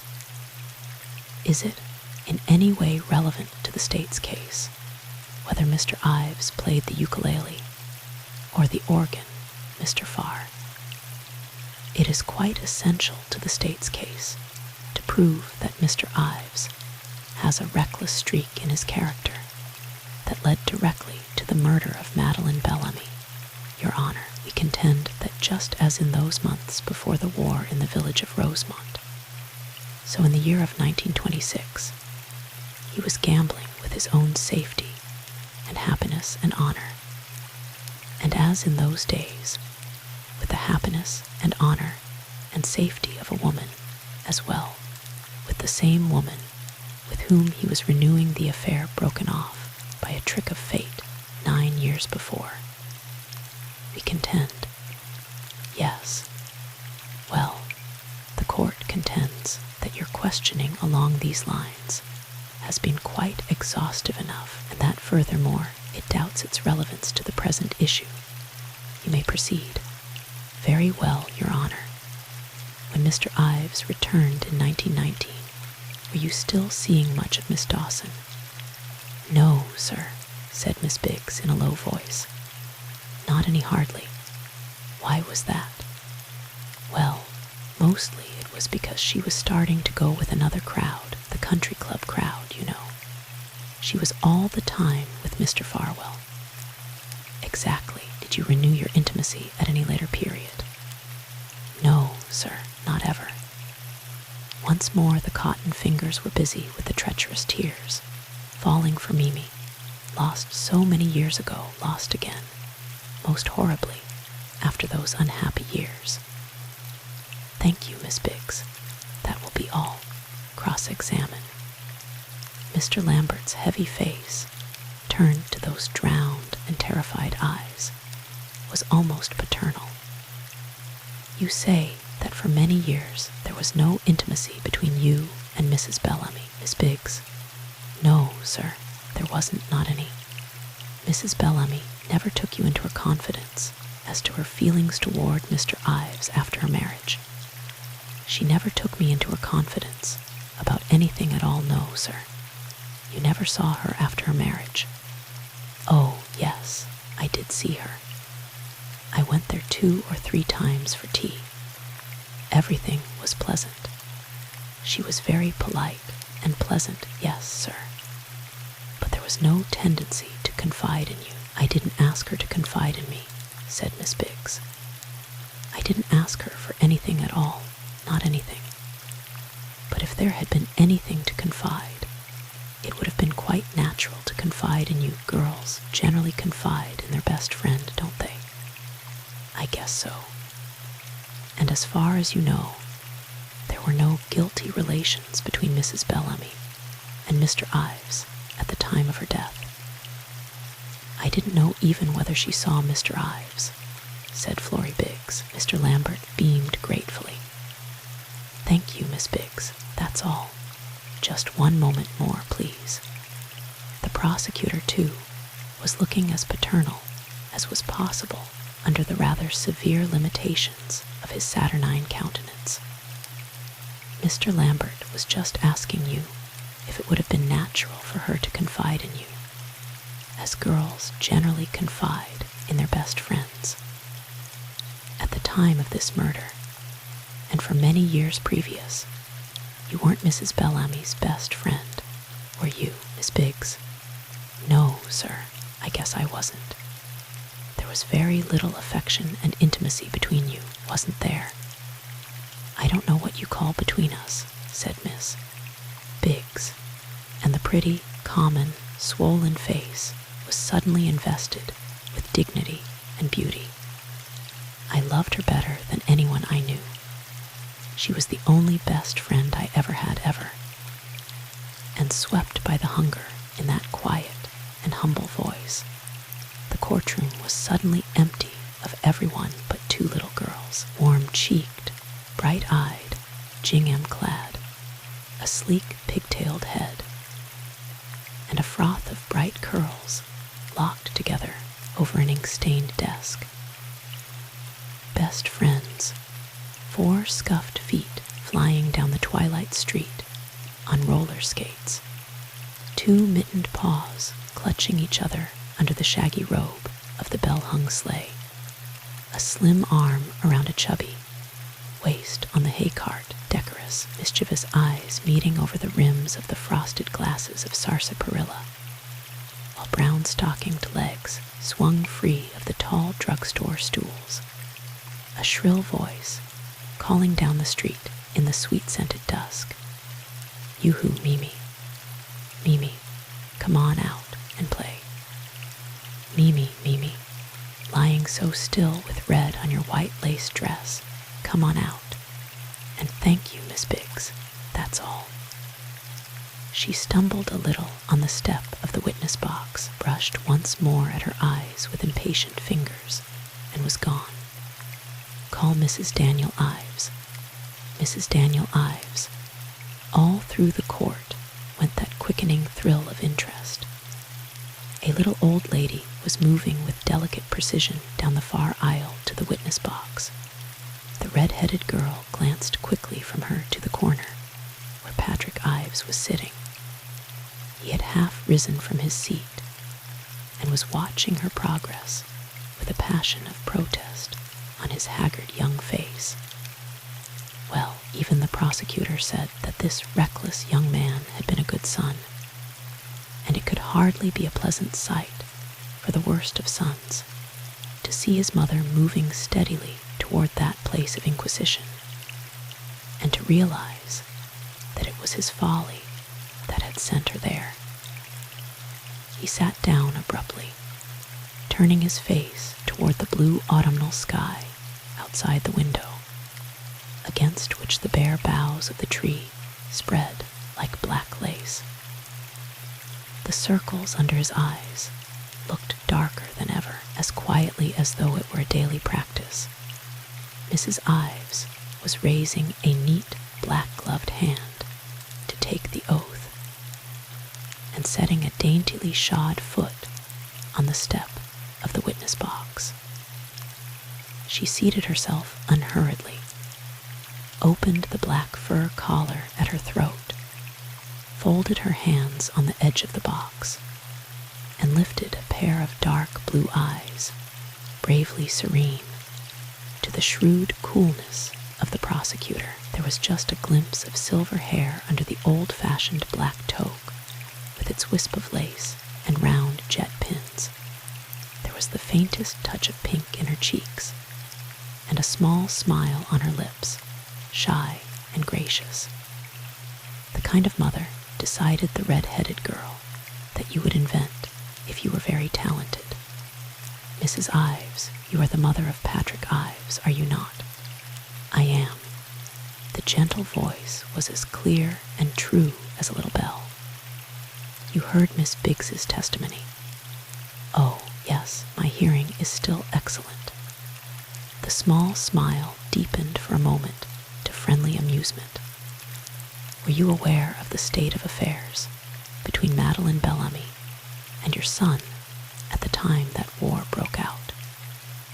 I was aware that he was paying her very marked attention, naturally, but I was most certainly not aware that they were seriously considering marriage. Both of them seemed absolute babies to me, of course. Had your son confided in you his intentions on the subject, I believe that if he had had any such intentions he would have. But no, he had not. You were entirely in his confidence. I hope so. I believe so. The deep blue eyes hovered compassionately over the averted face strained toward the window, and then moved tranquilly back to meet the prosecutors. When this affair with Mrs. Bellamy was renewed in 1926, did he confide it to you? Oh, no, showing thereby that you were not entirely in his confidence, Mrs. Ives. Or showing, perhaps, that there was nothing to confide, said Mrs. Daniel Ives gently. The prosecutor jerked his head irritably. The state is in possession of an abundance of material to prove that there was everything to confide, I assure you, Mrs. Ives. However, it is not my intention to make this any more difficult for you than is strictly necessary. How long ago did you come to Rosemont?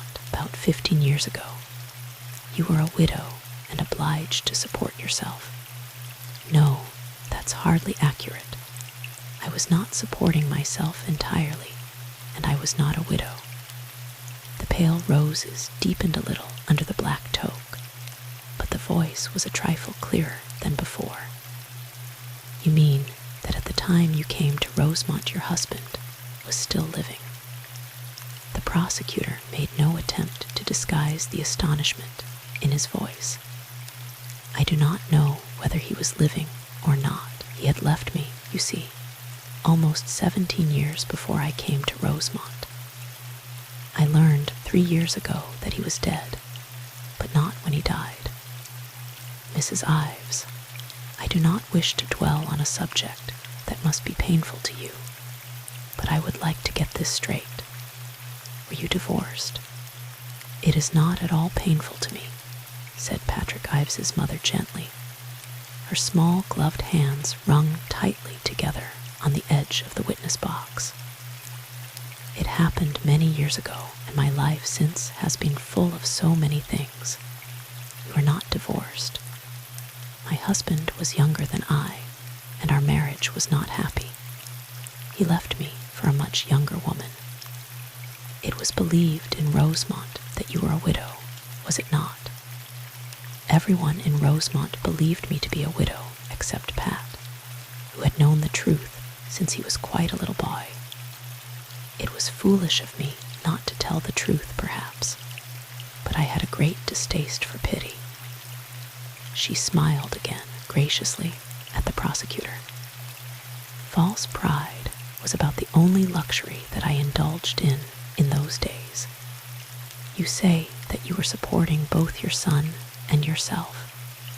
No, Pat was doing any little jobs that he could get, as he had done since he sold papers on the corner when he was 6 years old. For a moment, the smile faded, and she eyed the prosecutor steadfastly, almost sternly, as though daring him to challenge that statement, and for a moment it looked as though he were about to do exactly that, when abruptly he veered. Were you in the garden the night of the 19th of June, Mrs. Ives? In the rose garden, yes. Did you see Miss Page on her way to the sand pile? I believe that I did, although I have nothing that particularly fixes it in my mind. Did you see your daughter-in-law? Yes. For a moment, the faintest shadow passed over her face, a shadow of doubt, of hesitancy. Her glance went past the prosecutor to the place where her daughter-in-law was sitting, quietly attentive, and briefly, profoundly, their eyes met. The shadow passed. Which way was she going? She was going past the rose garden toward the back gate of the house. Just one moment, Mrs. Ives. What is the distance between Mr. Ives's house and Orchard's? Well, that depends on how you approach it. By road, it must be almost 2 miles, but if you use the little footpath that cuts across the meadows north of the house, it can't be less than 1 mile.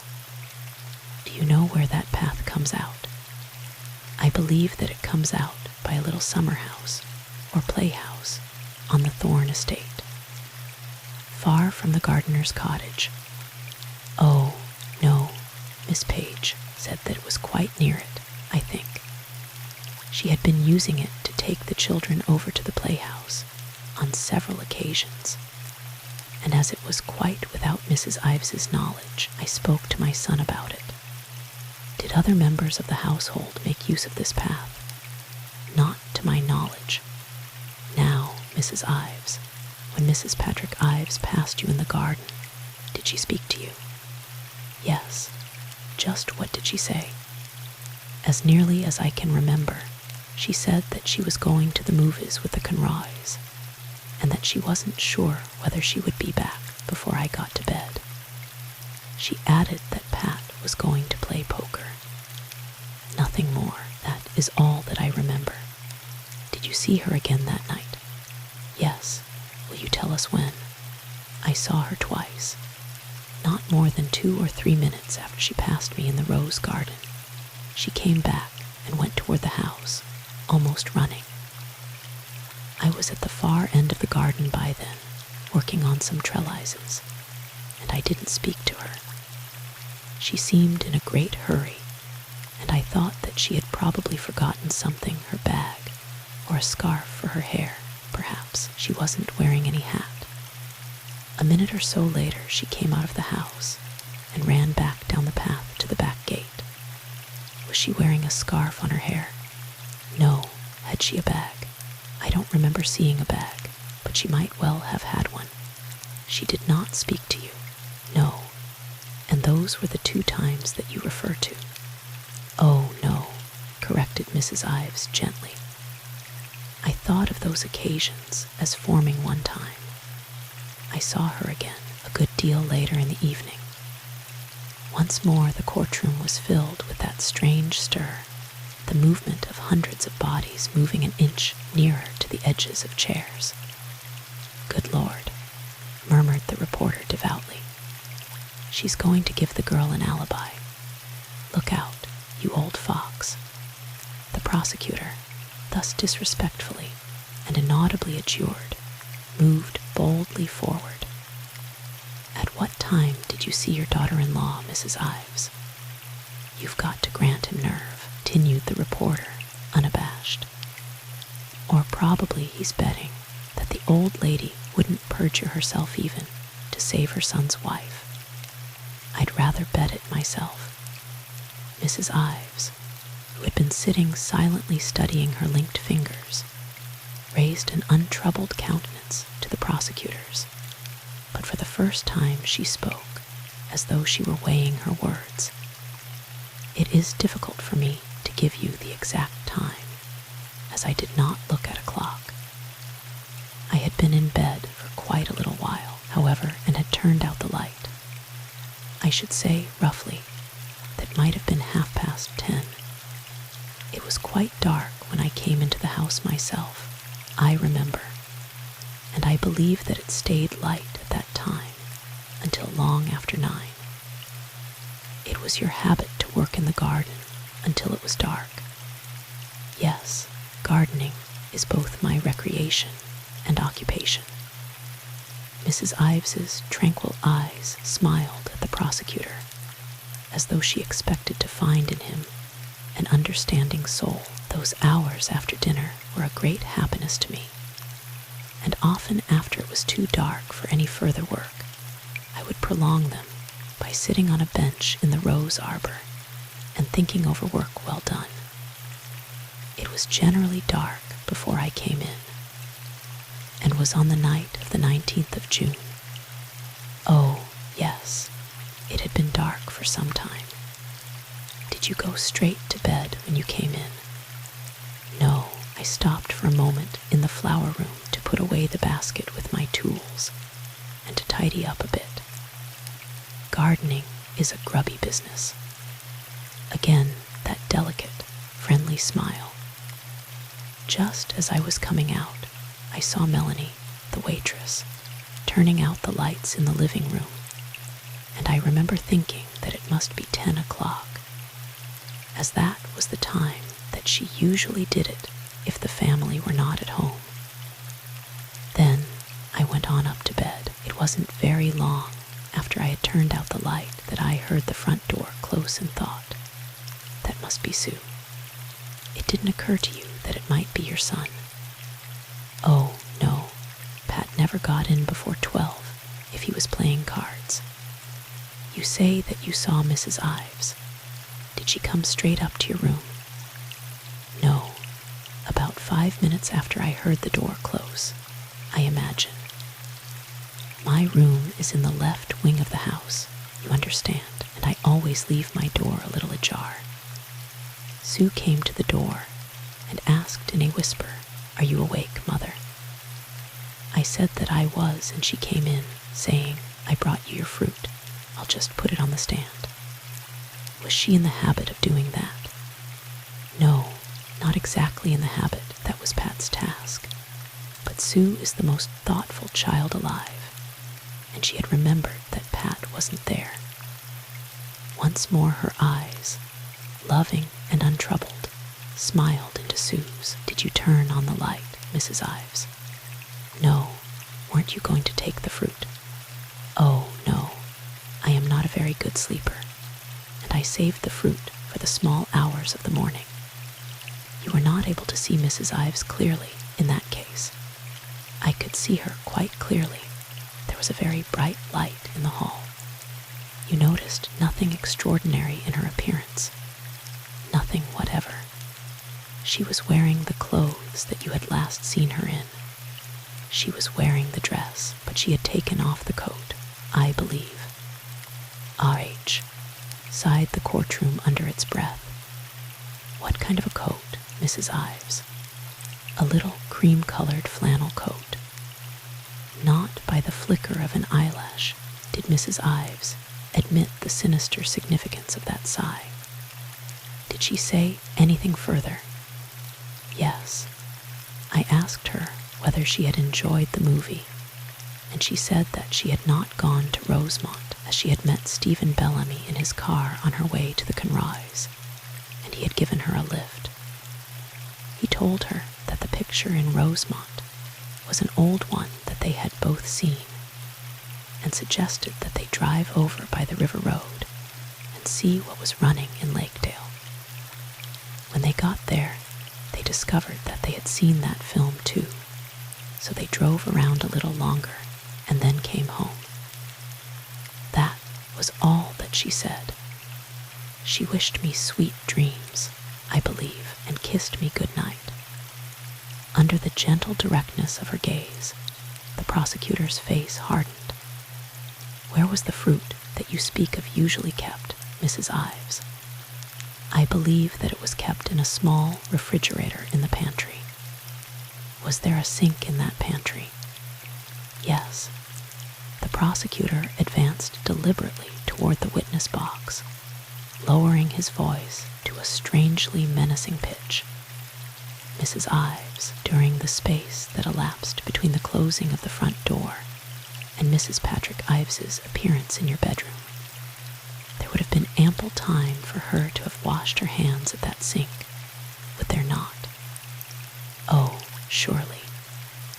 There was not even a second's hesitation in that swift reply, not a second's cloud over the lifted, slightly wondering face. But the little cold wind moved again through the courtroom. Over the clear, unfaltering syllables, there was the sound of running water that ran red, as Sue, the thoughtful, cleansed the hands that were to bear the fruit for the waiting mother. That will be all, Mrs. Ives, said the prosecutor. Cross-examine. She turned her face quietly toward Lambert's ruddy one. I'll keep you only a minute, Mrs. Ives. The rotund voice was softened to one of friendliest concern. Mrs. Ives seemed quite herself when she came into the room, absolutely herself. No undue agitation. She was not agitated in the slightest. Mr. Farr has asked you whether your son ever confided to you that he was having an affair with Mrs. Bellamy. I ask you whether he ever intimated that he was unhappy. Not ever, did Mrs. Ives. Never. What was your impression as to their relations? I thought. For the first time, the clear voice faltered, broke. She forced it back to steadiness, relentlessly. I thought that they were the happiest people that ever lived, said Patrick Ives's mother. Thank you, Mrs. Ives, said Mr. Lambert gently. That will be all. Want me to bring back a sandwich? Inquired the reporter hospitably, gathering up his notes. Please, said the red-headed girl meekly. Sure you don't want to trail along? That drug store really isn't half bad. I'm always afraid that something might happen to me and that I mightn't get back, explained the red-headed girl. Like getting run over, or arrested, or kidnapped, or something. One with lettuce in it, please. She sat contemplating the remaining occupants of the press seats about her, with fascinated eyes. Evidently others were agitated by the same fears that haunted her. At any rate, 3 or 4 dozen were still clinging to their places, reading or writing or talking with impartial animation. It looked much nicer and less impersonal scattered about like that, but they still made her feel dreadfully shy and incompetent. They all knew one another so well. They were so casual and self-contained. Hurrying through the corridors, their ribald, salty banter broke over her in waves, leaving her drowned and forlorn. She liked them awfully, that lanky, middle-aged man with the shrewd, sensitive face, jabbering away with the opulent-looking young creature in the sealskin cap and cloak, that Louisville reporter with her thin, pretty face and little one-sided smile, that stocky youngster with the white teeth and the enormous vocabulary and the plaid necklace, that really beautiful girl who looked like an Italian opera singer and swore like a pirate, and arrived every day exactly an hour late in a flame-colored blouse up to her chin and a little black helmet down to her eyebrows. Here's your sandwich, said the reporter. 2 of them, just to show my heart's in the right place. The poisonous-looking pink one is currant jelly, and the healthy-looking green one is lettuce. That's what I call a balanced ration. Fall 2. The red-headed girl fell to obediently and gratefully. I do like the way newspaper people look, she said, when only a few crumbs of the balanced ration remained. 10,000 thanks, said the newspaper man. Myself, I do like the way lady authoresses look. I mean, I like them because they look so awfully alive, explained the red-headed girl sedately, keeping her eyes on the girl in the flame-colored blouse, lest the cocky young man beside her should read the unladylike interest that he roused in her. Ah, well, in that case, not more than 1,000 thanks, said the reporter, and those somewhat tempered. Look alive, Dewey. There's a glowing tribute for you. I trust that you'll be profoundly ashamed of yourself when I inform you that I meant nothing of the kind when I extolled the appearance of lady authoresses. Dead or alive, I like the way their hair grows over their ears, and their discreet use of dimples, and the useless length of their eyelashes. Meditate on that for a while. The red-headed girl meditated, while both her color and her dimples deepened. At the end of her meditations, she inquired politely, "Is it true that Mr. Bellamy's counsel broke his leg?" Couldn't be truer. Fell down the subway stairs at 11:45 last night, and is safe in the hospital this morning. Lambert's taking over Bellamy's defense. He and those two important, worried-looking kids who sit beside him at the desk down there reading great, big, enormous law books, and our assistant counsel, whatever that means. Ah, here's Ben Potts. Fine fellow, Ben. We're off. Mr. Elliot Farwell, a thick-set, broad-shouldered individual, with hair as slick as oiled patent leather, puffy eyes, and over-prominent blue jowls, moved heavily toward the witness box. An over-gaudy tie that looked as though it came from the 10-cent store, and had actually come from France.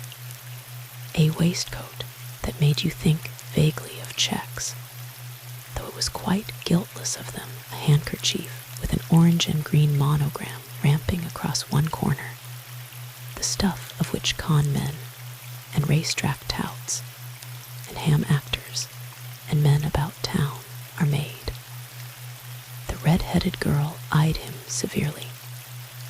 Thus she was wont to regard his little brother and big brother at the nightclubs, as they leaned conqueringly across little tables, offering heavily engraved flasks to limp chits clad in shoulder straps and chiffon handkerchiefs. Mr. Farwell, where were you on the afternoon of the 19th of June at about 5 o'clock? At the Rosemont Country Club. Not a pleasant voice at all, Mr. Farwell's. A heavy, sullen voice, thickened and coarsened with some disreputable alchemy. What were you doing? I was just hanging around after golf, having a couple of drinks. Did you see Mrs. Patrick Ives? Yes. Talk with her? Yes. Will you give us the substance of your conversation? Mr. Farwell shifted his bulk uneasily in his chair. How do you mean, the substance of it? Just outline what you said to Mrs. Ives. Well, I told her. The heavy voice lumbered to silence. Do I have to answer that? Certainly, Mr. Farwell. Judge Carver's voice was edged with impatience. I told her that she'd better keep an eye on her husband, blurted Mr. Farwell desperately. Did you give her any reason for doing that? Of course, I gave her a reason.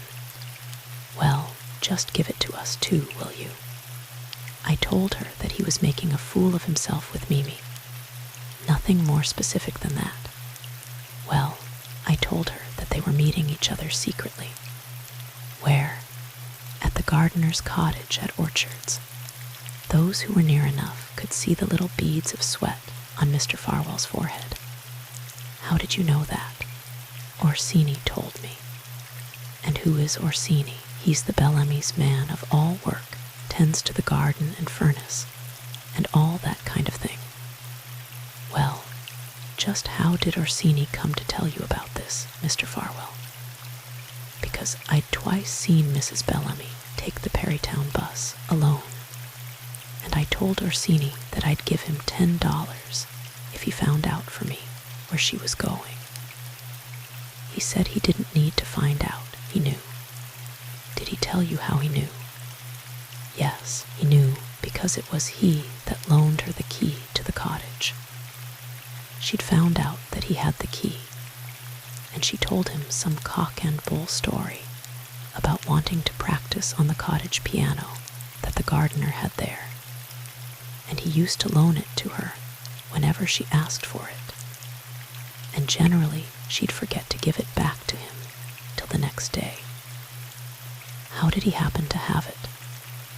The Thorns gardener was a friend of his, and he left it with Orsini when he went off on his vacation to Italy, because he'd left some kind of homebrew down in the cellar, and he wanted Orsini to keep an eye on it. Did you know when she had last borrowed it? Yes, she'd borrowed it round noon on the 19th. I went by her house a little before 1 to see if she would take lunch with me at the club, and Orsini was fixing up the gate in the picket fence. He told me that Mimi had left about half an hour ago in their car, asking for the key, as she said she wanted to go to the cottage to practice. So I went after her, to the gardener's cottage. Yes, was she there? No. How did you know that she wasn't there, Mr. Farwell? Because there wasn't any car, nor any music either. There was a surly defiance in Farwell's tone that the prosecutor blandly ignored. Did you go into the cottage? No, it was locked. What did you do then? It started to rain while I was standing on the porch, and I stopped and tossed up a coin as to whether to go on to the club, hoping it would clear up enough for golf, or to go back to the bungalow. It came tails, so I waited for a minute or so and went on to the club. Whom did you find there? Mrs. Bellamy, Dick Burgoyne, the Conroys, the Dallases, Sue Ives, all the crowd. It cleared up after lunch, and most of us went off to the links. Sue made up a foursome with the Conroys and Steve Bellamy, who turned up on the 2 o'clock train. Mimi played a round with Burgoyne, and I went with George Dallas. We all got round within a few minutes of each other and sat around, getting drinks and gabbing. Was it then that you told Mrs. Ives about this affair of her husband's? It was around that time. Was Mr. Ives there? No, he telephoned that he couldn't get out till dinner time. Just what made you tell Mrs. Ives this story, Mr. Farwell? Elliot Farwell's heavy jowls became slightly more prominent. Well, I'd had a drink too many, I guess, and I was good and fed up with the whole thing. I thought Sue was a peach, and it made me sick to see what Ives was getting away with.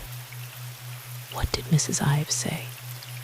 She said that I was out of my head, and I told her that I'd bet her $8,000 to 5 cents that Mimi and Pat would tell some fairy stories about what they were doing that evening and meet at the cottage. And I told her that I'd waited behind the bushes at the lodge gates the week before when Sue was in New York, and seen both of them go up the drive, Mimi on foot and Ives 10 minutes later in the car. That worried her.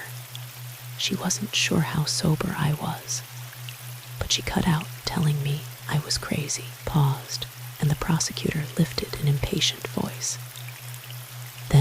Mr. Farwell.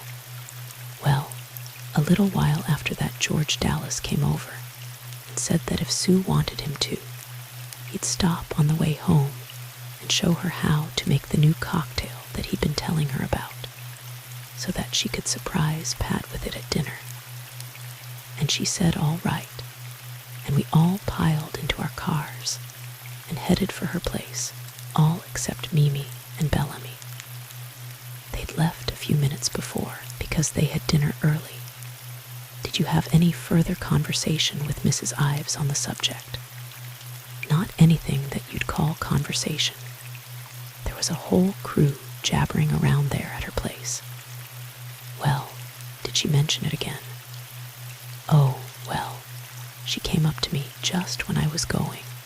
I was looking around for my hat in the hall, and she said, "Elliot, don't tell anyone else that you've told me about this, will you?" And I said, "All right." And she said, "Promise, I don't want it to get back to Pat that I know until I decide what to do." And so I said sure I'd promise. And then I cleared out. In the hushed courtroom, his voice sounded ugly and defiant, but he kept his face turned stubbornly away from Sue Ives's clear, attentive eyes, which never once had left it, and which widened a little now, gravely ironic, as the man who had promised not to tell sullenly broke that promise. "Oh," whispered the red-headed girl fiercely. "Oh, the cad. He's trying to make it look as though she did it, as though she meant to do it even then." "Oh, come on now," remonstrated the reporter judicially. "Give the poor devil his due. After all, he's on oath, and the prosecutor's digging into him with a pickaxe and spade. Here, look out, or we'll miss something. And after you and Mr. Burgoyne had dined, Mr. Farwell, well, I had a rotten headache, so I decided that I wouldn't go over to Dallas's for the poker game after all, but that I'd turn in and read a detective story that I'd brought out with me. I called up George to ask if he'd have enough without me, and he said yes. So I decided that I'd call it a night and went up to my bedroom. Did you see Mr. Burgoyne before he left?" "Yes. He stuck his head in the door just as I was putting on my bathrobe and asked if there was anything he could do, and I said nothing, but tell George I was sorry. Have you any idea what time that was? It must have been round 9:15. The party was to start about 9, and he was walking. Did you read for long after he left?" "Yes, I read right along. But about 9:30 I got up for a cigarette, and I couldn't find a match. So I started hunting through the pockets of the golf suit I'd been wearing for my lighter. It wasn't there. I remembered that I'd used it on the way over to the cottage. I kept it in my pocket with my loose change. And all of a sudden, it came back to me that I'd pulled a handkerchief out of that pocket when I was getting that coin to toss up on the porch. And I thought I heard something drop and looked around a little. But I didn't pay much attention to it because I thought probably it was just some change that had rolled off the porch. I realized then that it must have been the lighter, and I was sore as the devil. Will you tell us why, Mr. Farwell? Because I didn't want anyone to know I'd been hanging round the cottage, and the lighter was marked on the inside. Marked with your name. Marked with an inscription, Elliot, from Mimi, Christmas, 1918. The coarse voice was suddenly shaken, the coarse face suddenly pale. Elliot from Mimi, Christmas, 1918. What did you do after you missed the lighter, Mr. Farwell? Well, I cursed myself good and plenty, and went on a hunt for matches downstairs. There wasn't one in the whole darned place, and I was too lazy to get into my clothes again. So I called Dick at the Dallases and asked him to be sure to bring some home with him. What time did you telephone? I didn't look at the time. It was 9:30 when I started to look for the matches. 9:45, 10 minutes to maybe. Did you go back to bed?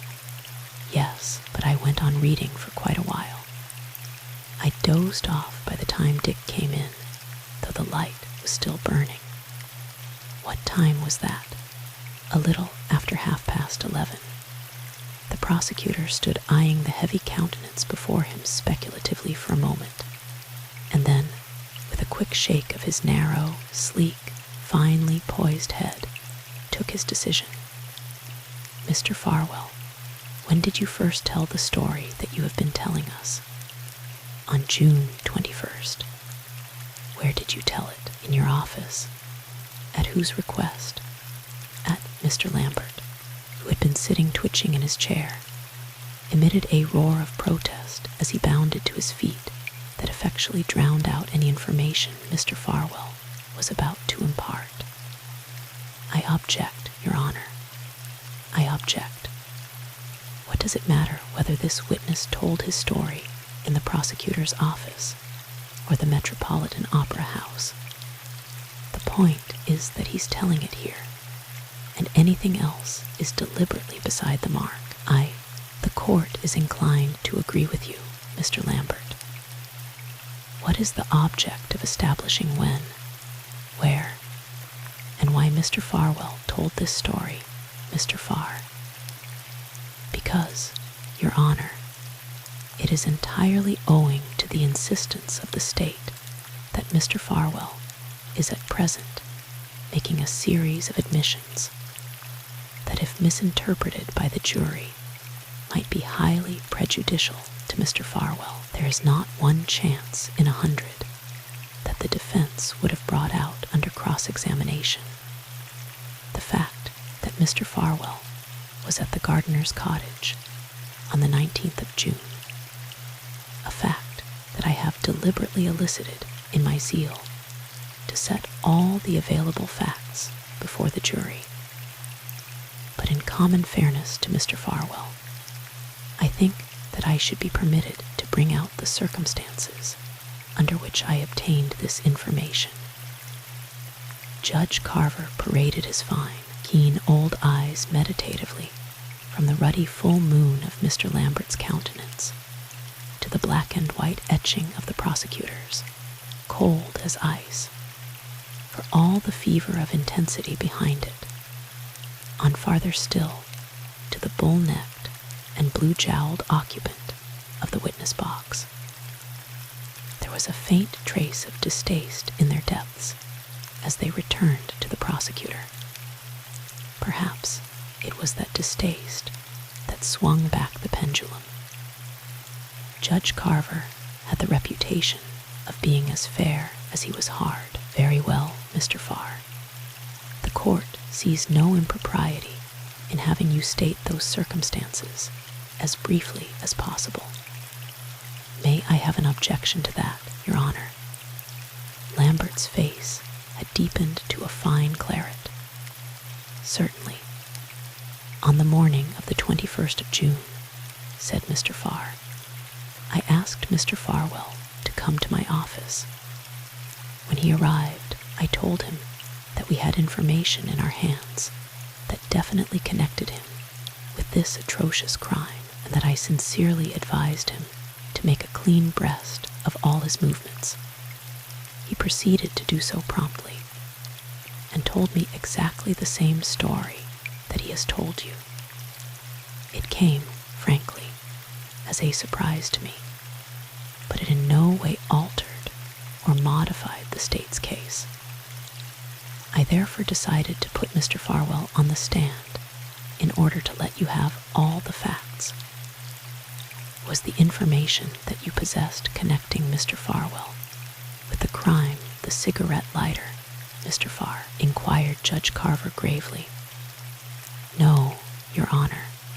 It was Mrs. Ives's telephone conversation with Stephen Bellamy, asking whether Elliot had not told him anything. There was no other Elliot in Mrs. Ives's circle of acquaintances. Is the lighter in the possession of the state at present?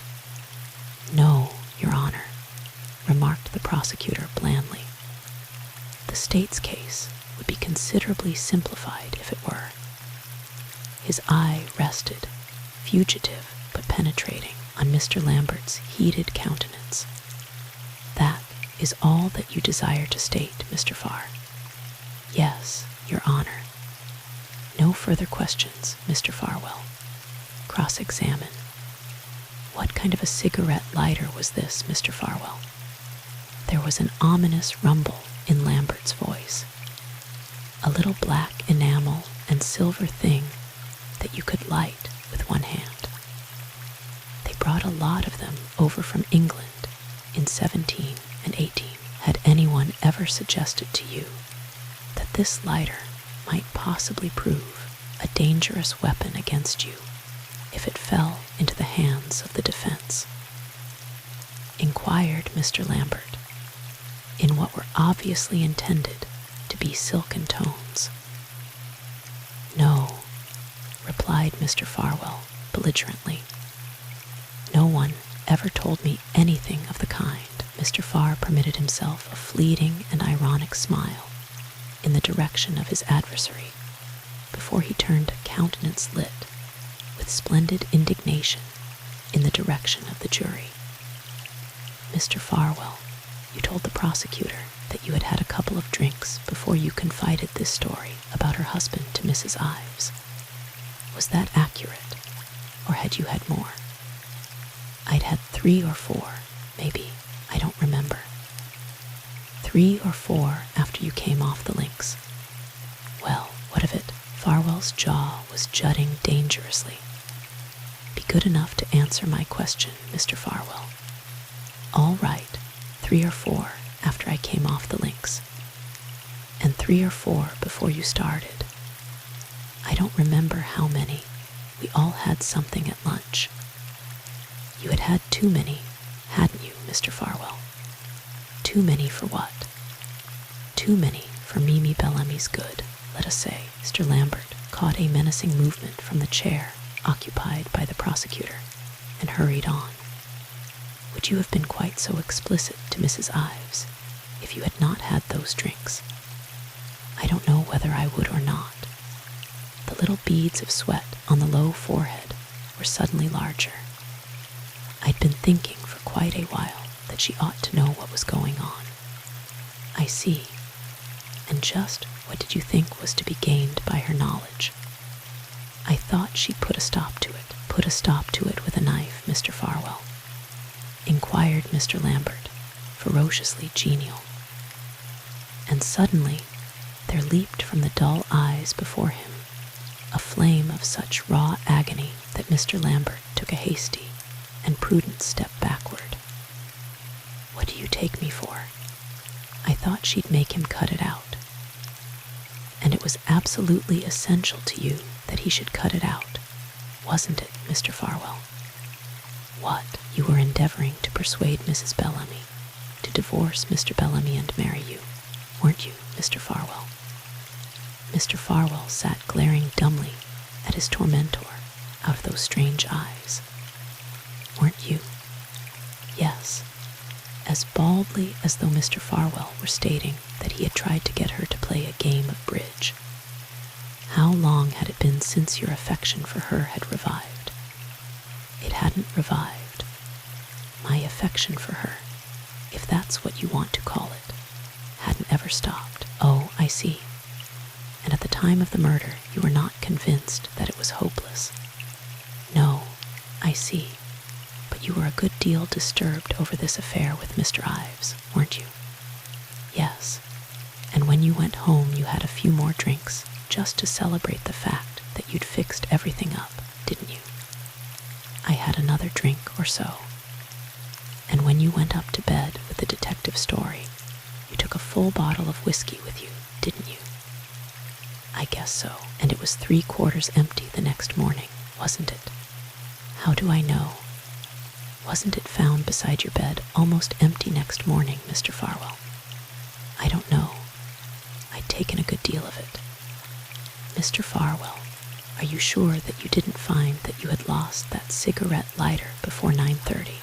At a little after 9, say. No, I told you that it was 9:30. What makes you so sure? I looked at my watch, and just why did you do that? Because I wanted to know the time. Why? I don't know. I just wanted to know. It was very convenient that it happened to be just 9:30, wasn't it? I don't know what you mean. It wasn't convenient at all, if it comes to that. You don't.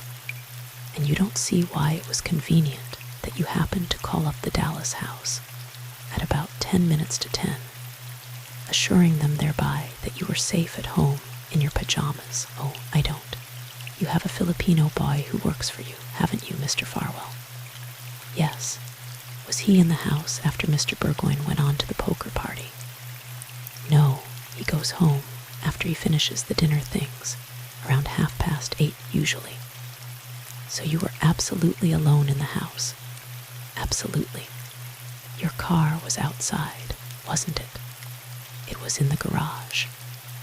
It never entered your head when you missed that lighter, the loss of which concerned you so deeply, to get into that automobile and take the 5 or 10-minute drive to Orchards to recover it. It certainly didn't. You didn't do anything of the kind. Look here, I've already told you about 20 times that I didn't, haven't I? Mr. Farwell's voice was straining perilously at the leash. I didn't remember that I'd asked you that before. At what time did you first hear of this tragedy, Mr. Farwell? You mean the murder?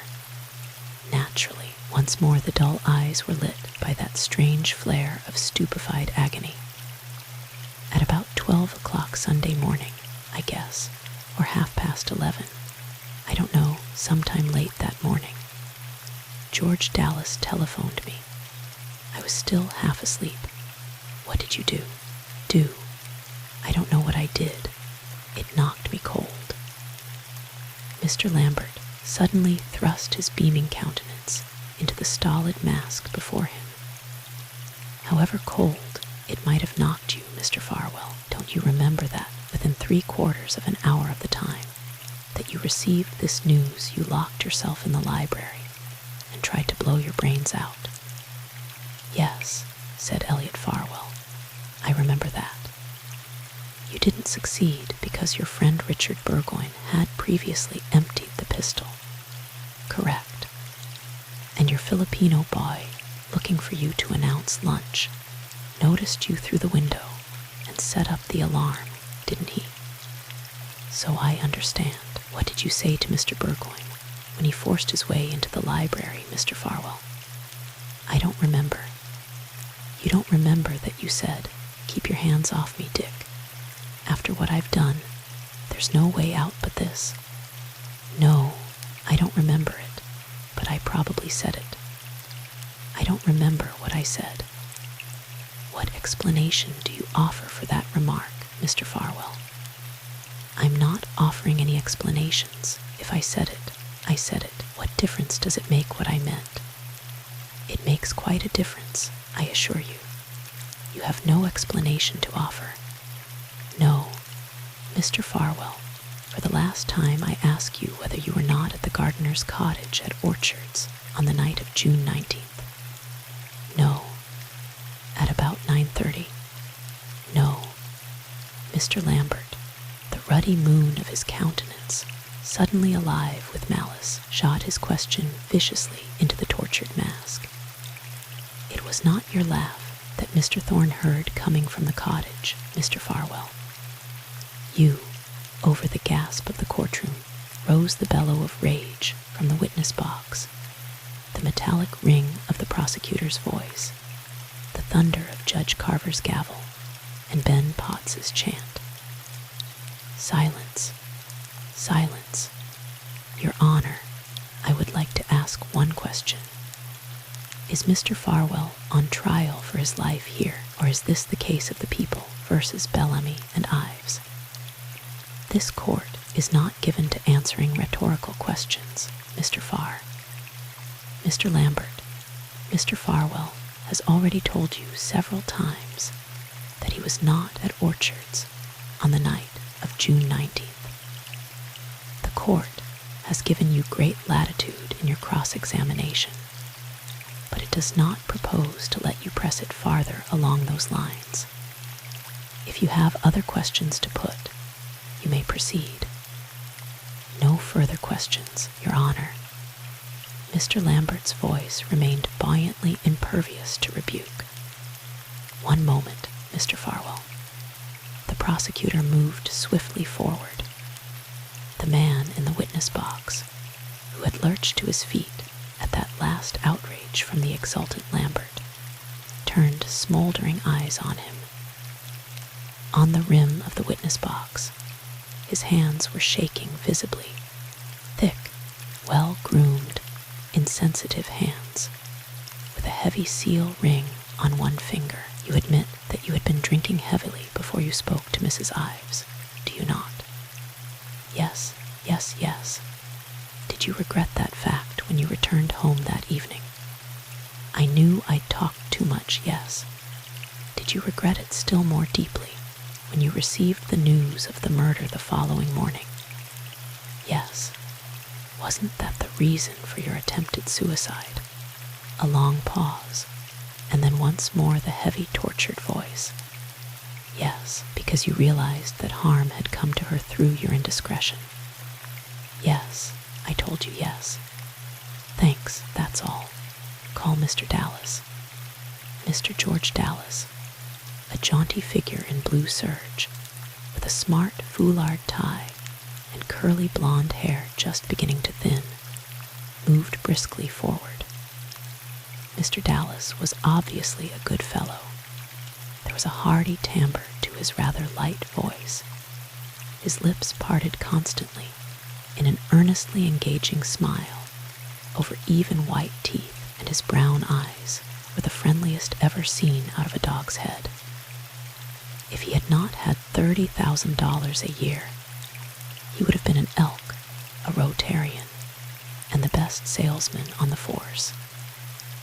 He cast an earnestly propitiatory smile at Sue Ives, who smiled back, faintly and gravely, and an even more earnestly propitiatory one at the prosecutor, who returned it somewhat perfunctorily. Mr. Dallas, you were giving a poker party on the night of the 19th of June, were you not? I was indeed. Mr. Dallas's tone implied eloquently that it had been a highly successful party, lacking only the prosecutor's presence to make it quite flawless. You were present when Mr. Farwell telephoned Mr. Burgoyne. Oh, yes. The telephone was in the room in which you were playing. Yes, sir. About what time did the call come in? Well, now let's see. Mr. Dallas was all eager helpfulness. It must have been about 9:45, because every 15 minutes we were making a jackpot.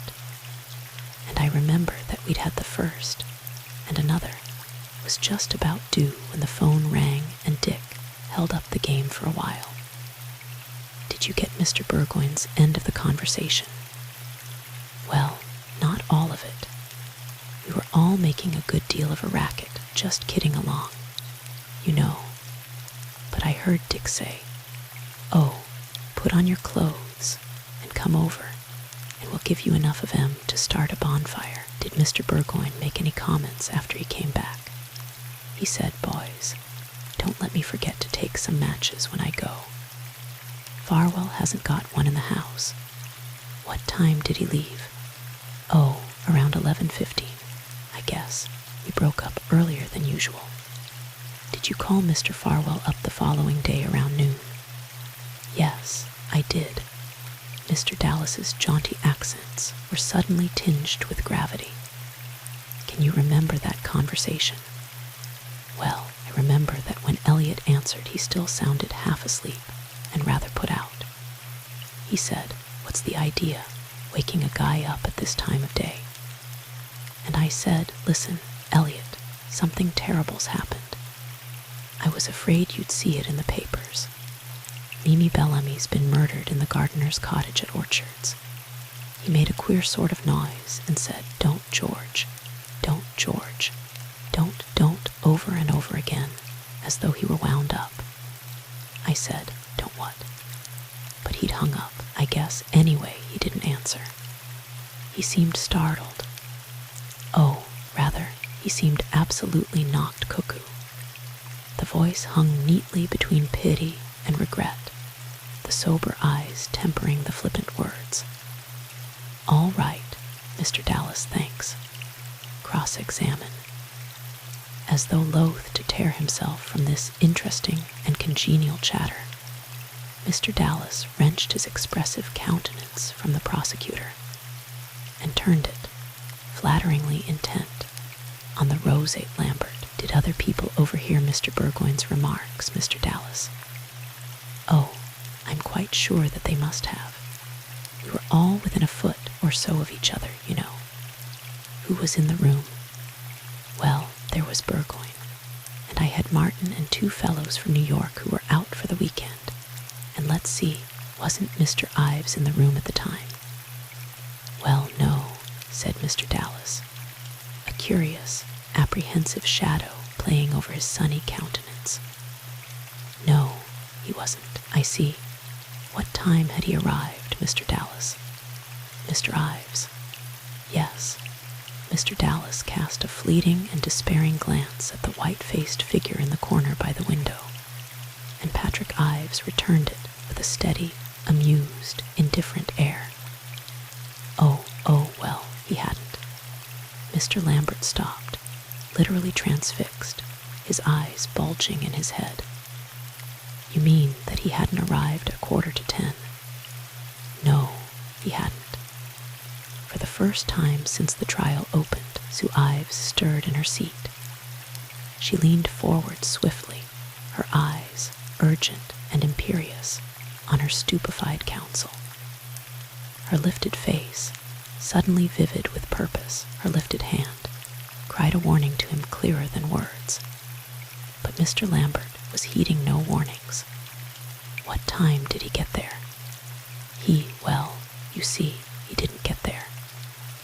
Mr. Dallas again turned imploring eyes on the gentleman in the corner, whose own eyes smiled back indulgently, a little more indifferent, a little more amused. Had he let you know of this change of plans? "No," said Mr. Dallas wretchedly. "No, he hadn't exactly. He simply didn't turn up. That's it. He just didn't turn up." Mr. Dallas's voice made a feeble effort to imply that nothing could possibly be of less consequence between men of the world. Mr. Lambert, stupor still rounding his eyes, made a vague gesture of dismissal, his face carefully averted from Sue Ives's sternly accusing countenance. No further questions. Mr. Dallas scrambled hastily to his feet, his ingenuous gaze turned hopefully on the prosecutor. The expression on the prosecutor's classic features, however, was not calculated to reassure the most optimistic. Mr. Farr was contemplating the amiable countenance of his late witness with much the look of astounded displeasure, which must have adorned Medusa's first audience. He, too, sketched a slight gesture of dismissal toward the door, and Dallas, eager and docile, followed it. The 3rd day of the Bellamy trial was over. Chapter 4. "Well, this is the time you beat me to it," commented the reporter approvingly. "That's the hat I like too. Want a pencil?" "I always want a pencil," said the red-headed girl. "And I beat everybody to it. I'd rather get here at 6 o'clock than go through that howling mob of maniacs one single time more.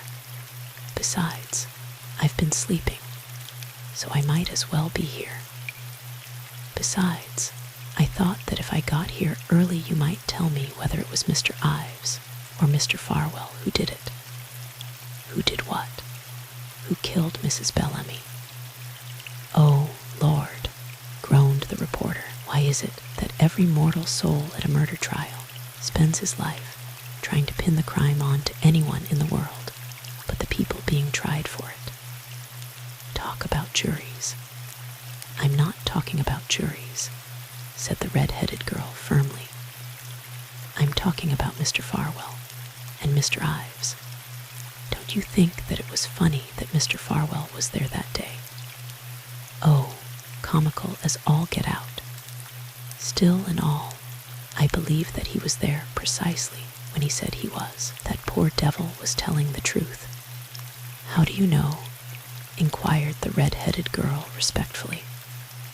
Oh, you get hunches at this game when you've been at it long enough. That must be nice. Did you get a hunch about Mr. Ives? About Pat Ives? I haven't heard him yet. What did it mean, his not being at that poker game? Well, it might have meant anything in the world or nothing. The only thing that's perfectly clear is that it meant that last night was undoubtedly one of wassail and carouse for Uncle Dudley Lambert. Why, my dear child, didn't you see the look of unholy glee that flooded the old gentleman's countenance when he realized that young Mr. Ives hadn't a shadow of an alibi for that eventful evening?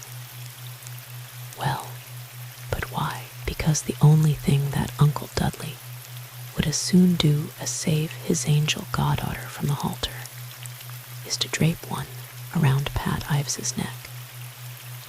He's hated Pat ever since he dared to subject his precious Sue to a life of good healthy hardship in New York.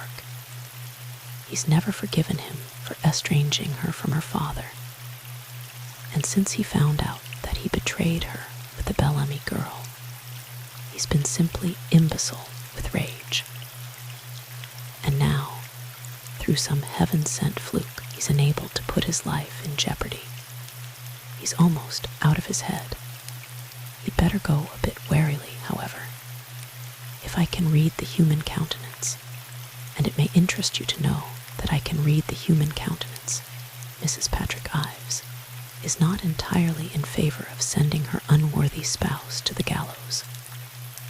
She had a monitory look in her eye that bodes ill for Uncle Dudley if she ever realizes what he's doing.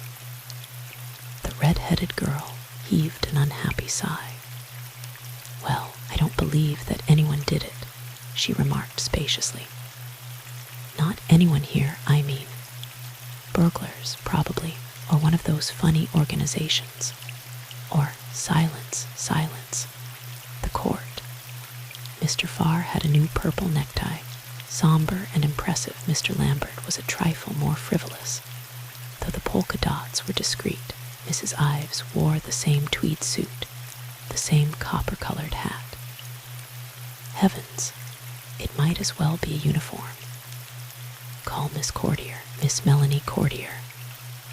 The slim elegance of the figure in the severely simple black coat and black cloche hat was especially startling when one remembered that Miss Melanie Courtier was the waitress in the Ives household.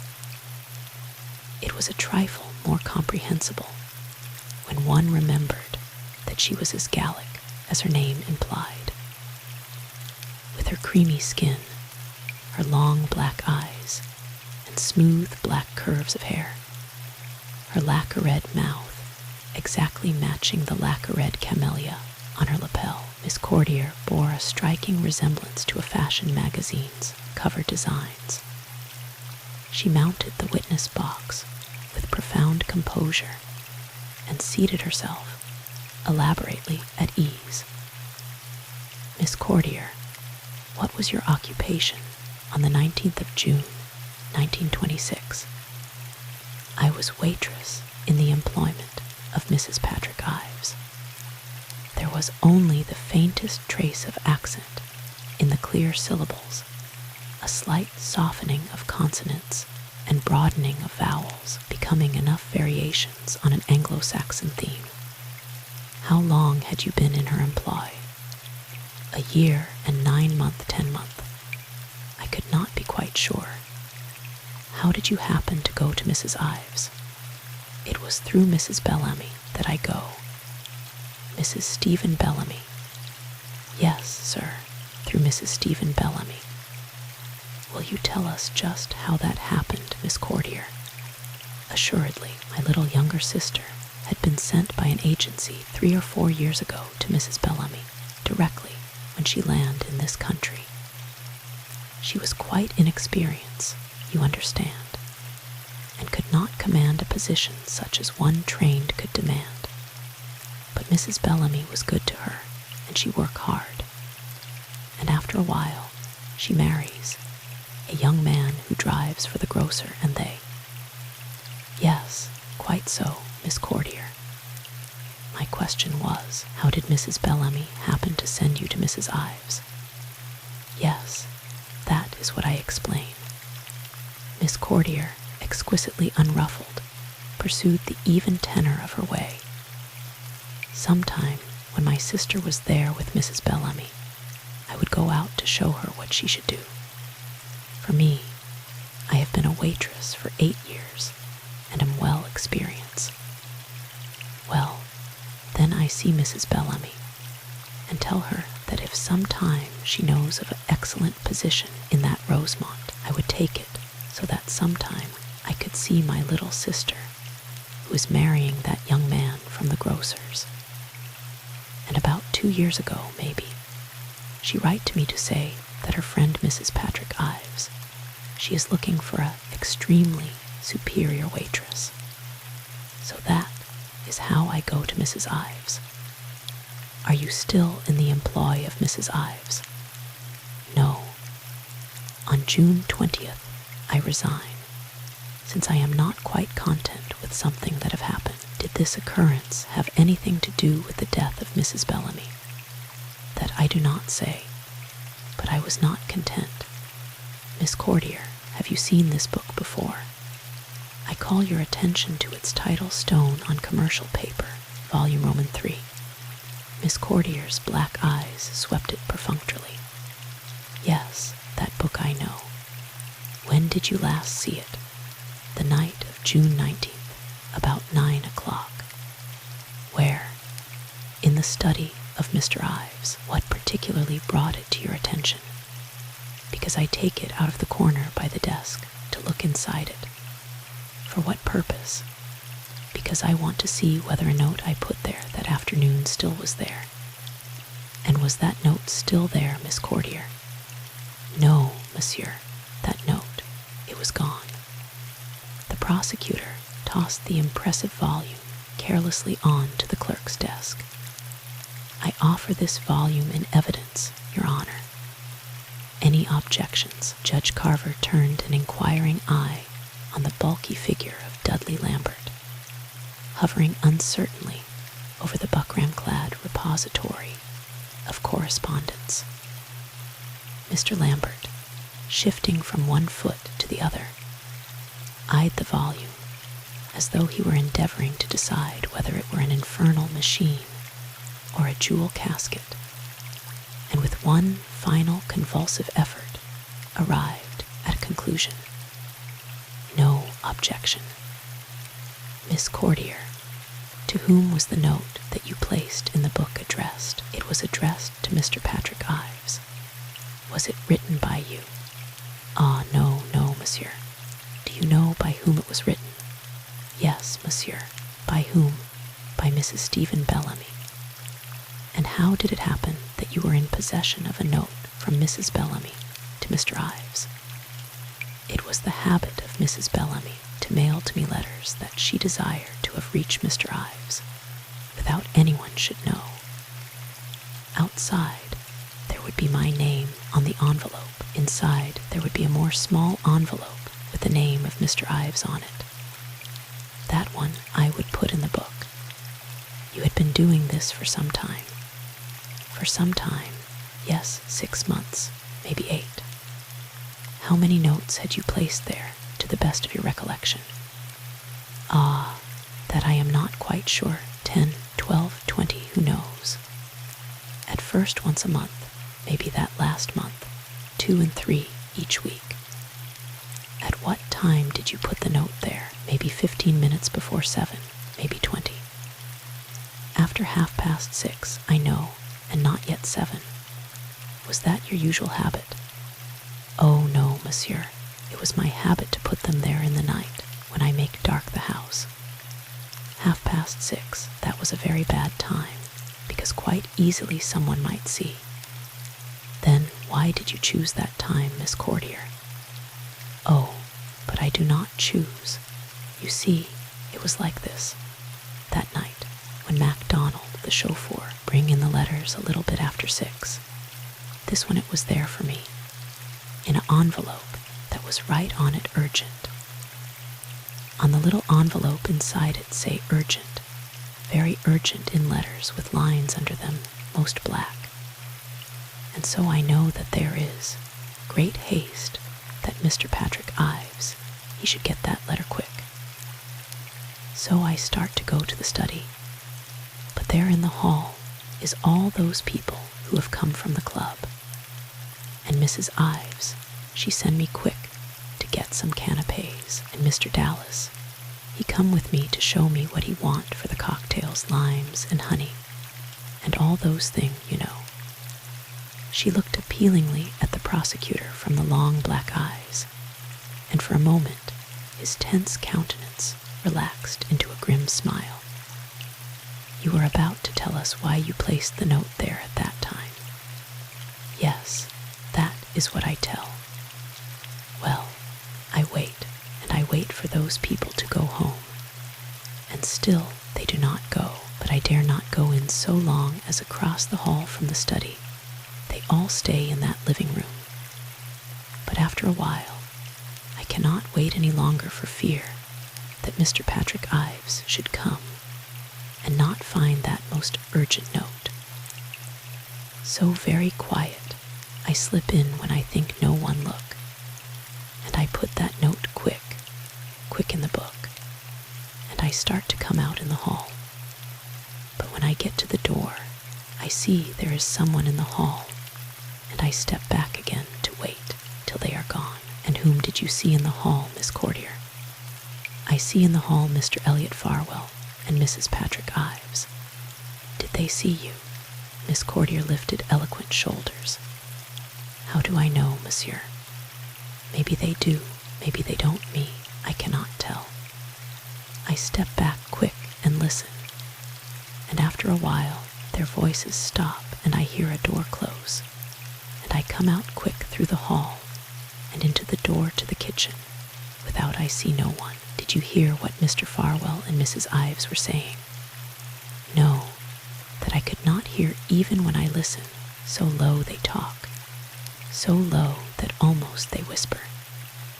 You heard nothing else while you were there? Yes, monsieur, while I stand by the desk, but before I take out the book, I heard Mademoiselle go through the hall with the children. Mademoiselle? Mademoiselle who? The prosecutor's voice was expressionless enough, but there was a prophetic shadow of annoyance in his narrowed eyes. Mademoiselle Page. You say that she was simply passing through the hall? Yes, monsieur, on her way to the stairs. You had not yet touched the book? No, monsieur. You waited until she passed before you did so? Yes. Was Mrs. Ives in the hall at the time that you placed the note in the book? Ah, that too, I do not say. I say only that she was there 1 minute, 1/2 minute, after I have put it there. Could she have seen you place it in the book from the position in which you saw her standing? It is possible. Was she facing you? No, monsieur. It is Mr. Farwell who faced me.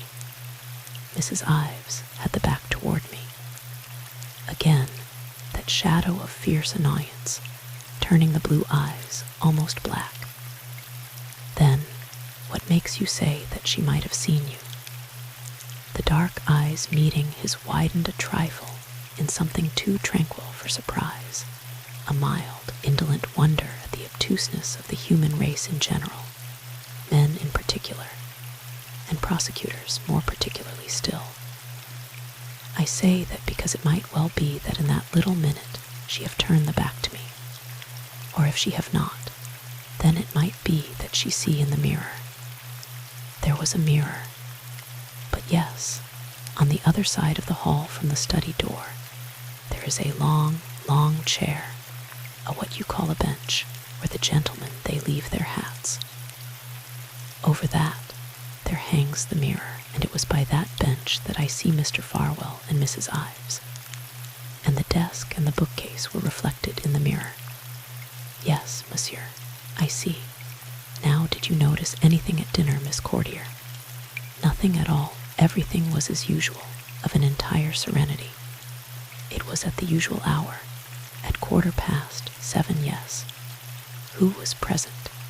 Mrs. Patrick Ives, Mrs. Daniel Ives, Mr. Ives, as usual. Do you recall the conversation?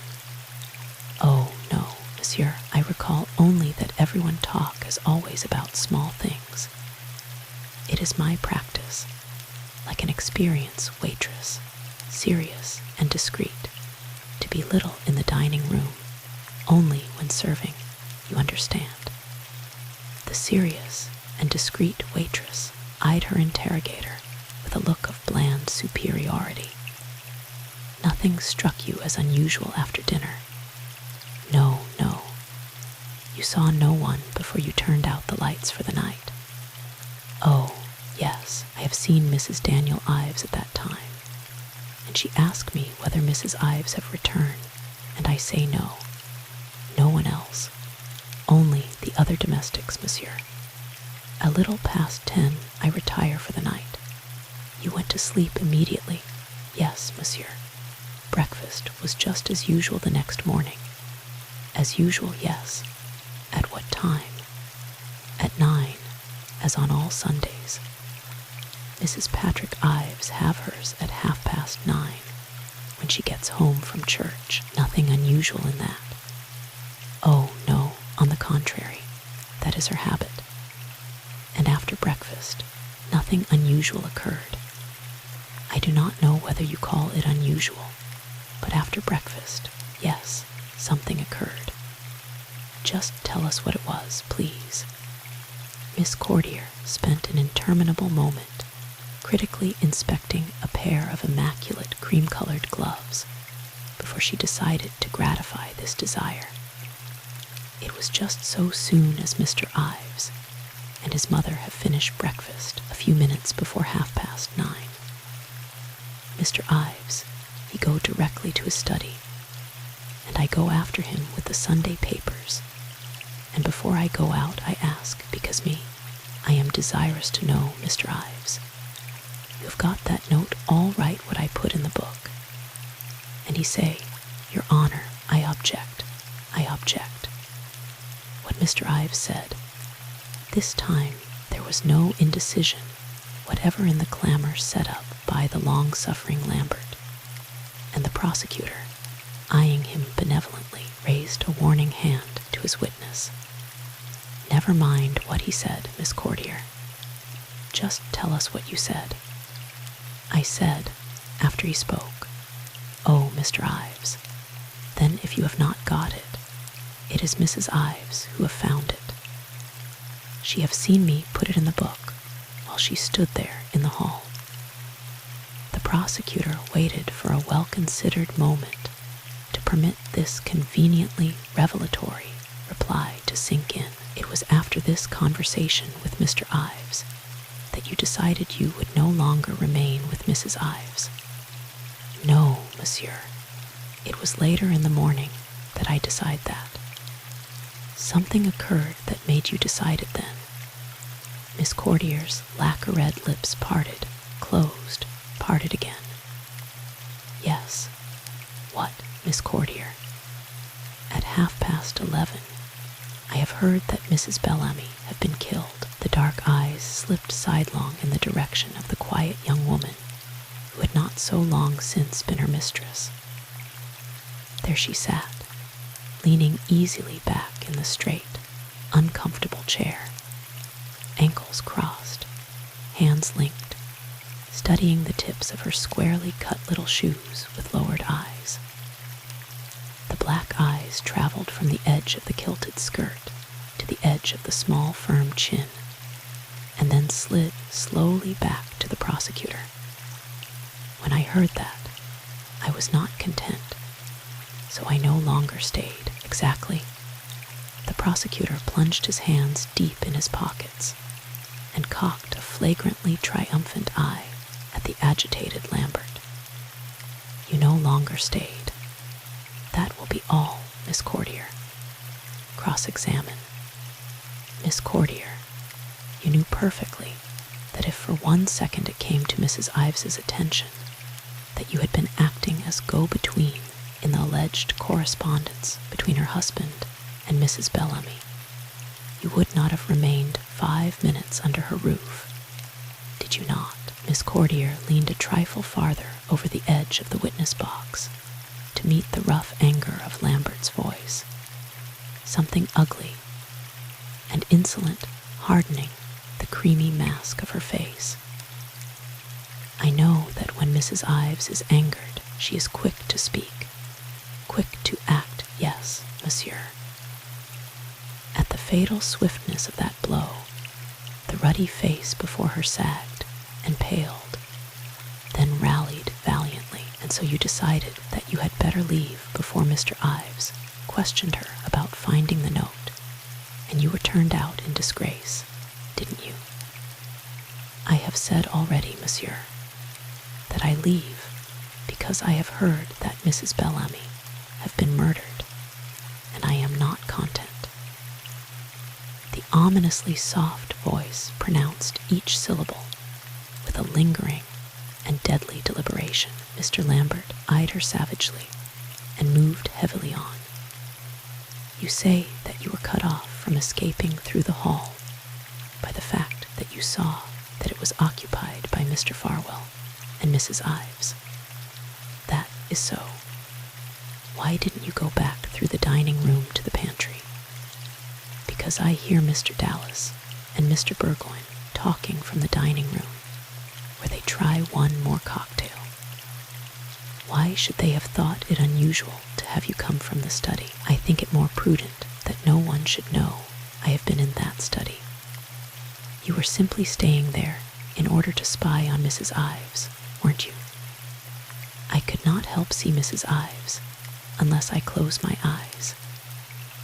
Mr. Lambert was obliged to swallow twice before he was able to continue. Did you tell Mr. Ives that Mr. Farwell was in the hall also at the time that you saw Mrs. Ives there?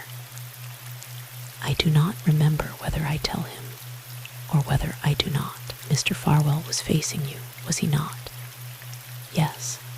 What made you so sure that it was Mrs. Ives who took the note, not Mr. Farwell? Because when I hear the door close, then I know that Mr. Farwell, he is gone. And how did you know that? Once more Miss Courtier raised eloquent shoulders. Because, monsieur, I am not stupid. I look out. He is standing by the hat stand. I go back. I hear a door close. I look out once more, and he is not there. But that is of the most elementary. You should be a detective instead of wasting your time waiting on tables, commented her courtly interrogator. The plain truth is, isn't it, that anyone in the house might have gone out and closed that door while Mr. Farwell went back to the living room with Mrs. Ives? If you say so, monsieur, replied Miss Courtier indifferently, and the plain truth is that Mr. Farwell was frantically infatuated with Mrs. Bellamy and was spying on her constantly, isn't it? It is possible. Possible. Mr. Farwell himself stated it 6 times from this very witness box. It's a plain fact. And another plain fact is that any one of 12 other people might have passed through the hall and seen you at work, mightn't they? I should not believe so, no, monsieur. Whether you believe it or not, it happens to be the truth. 6 or 8 servants, 8 or 10 guests. What reason have you for believing that Miss Page herself did not notice something unusual in your attitude, and turn back in time to see you place the note after you believed that she had passed. No reason, monsieur, only the evidence of all 5 of my senses. You are a highly talented young woman, Miss Courtier, but you can't see with your back turned, can you? Monsieur is pleased to jest, remarked Miss Courtier, in the tone of one frankly undiverted. Don't characterize my questions. Please answer them. Willingly. I do not see with my back turned. So it comes down to the fact that 10, 12, 14 people might have seen you place this urgent and mysterious note that you so boldly charge Mrs. Ives with taking, doesn't it? That is Monsieur's opinion, not mine. Monsieur glared menacingly at the not too subtle mockery adorning the witness's pleasing countenance. And furthermore, Miss Courtier, it comes down to the fact that we have only your word for it, that the note was ever placed in the book at all, doesn't it? Monsieur does not find that sufficient. Monsieur ignored the question, but his countenance testified eloquently that such was indeed the case. Just how did you happen to select a book in Mr. Ives's library as a hiding place for this correspondence? Because that is a good safe place where every night he can look without anyone to watch. What made you think that someone else might not take out that book to read? That book, Stone on Commercial Paper, Volume Roman 3. Monsieur is pleased to jest. Monsieur, scowling unattractively at some openly diverted members of the press, changed his line of attack with some abruptness. Miss Courtier, you know a man called Adolphe Platz, do you not? Miss Courtier's lashes flickered once, twice. Of a certainty. Did you see him in the afternoon of the 19th of June? Yes. How did you come to know him? He was for a time chauffeur to Mrs. Ives. Married, wasn't he? Married, yes. Mrs. Platz was a chambermaid in Mrs. Ives's employ. Yes. They left because Mrs. Platz quarreled with you, did they not? One moment, please. The prosecutor lifted an imperious voice.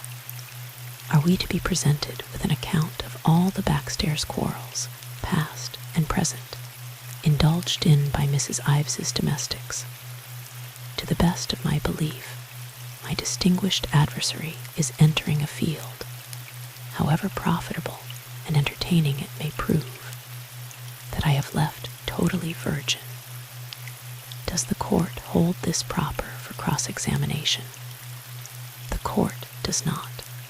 The question is overruled. I ask an exception, Your Honor. Miss Courtier, when you were turning out the lights that night, did you go into all the downstairs rooms? Into all of them, yes. Did you see Mr. Patrick Ives in any of them? No, monsieur. Sue Ives leaned forward with a swift gesture, a sudden wave of color sweeping her from throat to brow.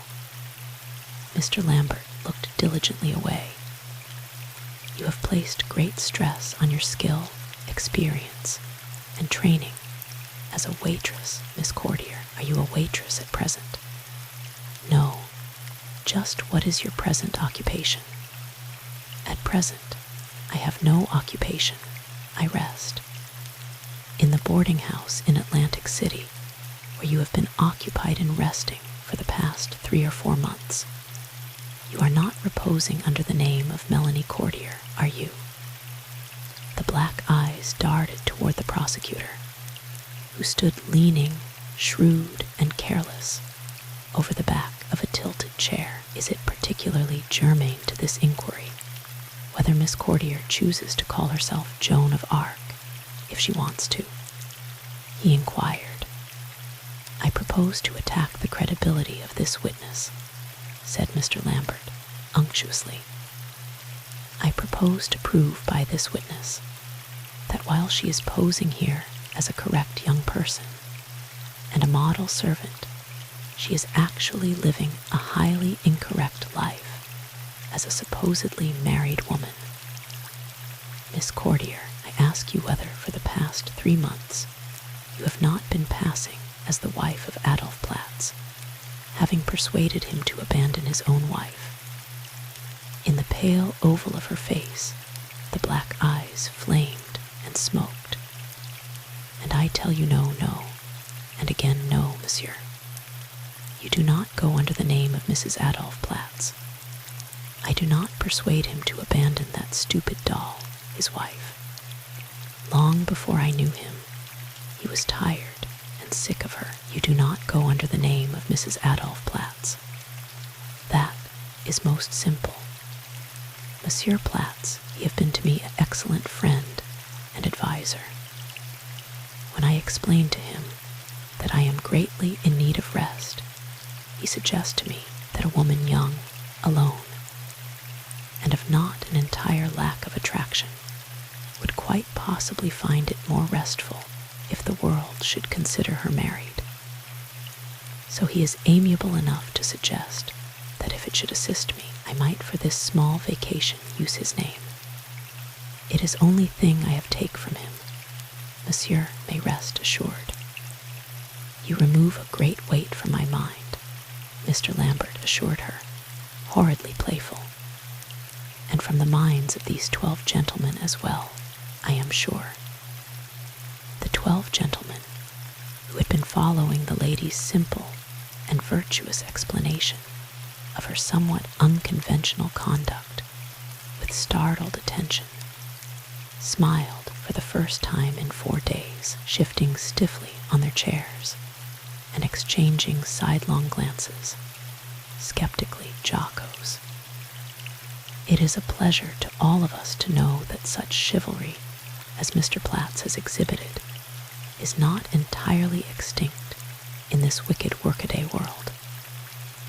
I hardly think that we can improve on your explanation as to why you are known in Atlantic City as Mrs. Adolf Platz, Miss Courtier. That will be all. The prosecutor, who did not seem unduly perturbed by these weighty flights of sarcasm, continued to lean on his chair, though he once more lifted his voice. You had saved quite a sum of money during these past years, hadn't you, Miss Courtier? Yes, monsieur. It proved ample for your modest needs on this long-planned and greatly needed vacation, did it not? More than ample, yes. Mr. Platz had left his wife some time before these unhappy events caused you to leave Mrs. Ives, hadn't he? Of a surety, monsieur. That's all, thank you, Miss Courtier. Miss Courtier moved leisurely from the stand, chic and poised as ever, disdaining even a glance at the highly gratified Lambert, and bestowing the briefest of smiles on Mr. Farr, who responded even more briefly. Many a lady, trailing sable and brocade from an opera box, has moved with less assurance and grace than Mrs. Ives's one-time waitress, the temporary Mrs. Adolf Platz. The eyes of the courtroom, perplexed, diverted, and faintly disturbed, followed her balanced and orderly retreat, the scarlet camellia defiant as a little flag. Call Miss Roberts. Miss Laura Roberts. Miss Laura Roberts also wore black, but she wore her black with a difference. A decent, sober, respectful apparel for a decent, sober, respectful little person, Miss Roberts, comely, rosy-faced, gray-eyed, fawn-haired, and soft-voiced, had all the surface qualifications of an ideal maid, and she obviously considered that those qualifications did not include scarlet lips and scarlet flowers. Under the neat black hat, her eyes met the prosecutor's shyly and bravely. Miss Roberts, what was your occupation on June 19th, 1926? I was maid and seamstress to Mrs. Patrick Ives, sir. The pretty English voice, with its neat, clipped accent, fell pleasantly and reassuringly on the ears of the courtroom, which relaxed with unfeigned relief from the tensity into which her Gallic colleague had managed to plunge it during her tenure of the witness box. "Did you see Mrs. Ives on the evening of the 19th? "Not after dinner, no, sir. I asked her before dinner if it would be quite all right for cook and me to go down to the village to church that night, and she said quite, and not to bother about getting home early, because she wouldn't be needing me again. So after church, we met two young gentlemen that we knew, and went across to the drugstore and had some ices, and sat talking a bit before we walked home, so that it was well on to 11 when we got in, and all the lights were out except the one in the kitchen, so I knew that Mrs. Ives was in bed." "What time did you leave the house for church, Miss Roberts?" "Well, I couldn't exactly swear to it, sir, but it must have been around 8:30, because service was at 9, and it's a good bit of a walk, and I do remember hurrying with dinner so that I could turn down the beds and be off." "Were you chambermaid in the household as well as seamstress maid?" "Oh no, sir, only it was the chambermaid's night off, you see, and then it was my place to do it." "I see. So on this night you turned down all the beds before 8:30. "Yes, sir, all but Miss Page, that is. That wasn't included in your duties."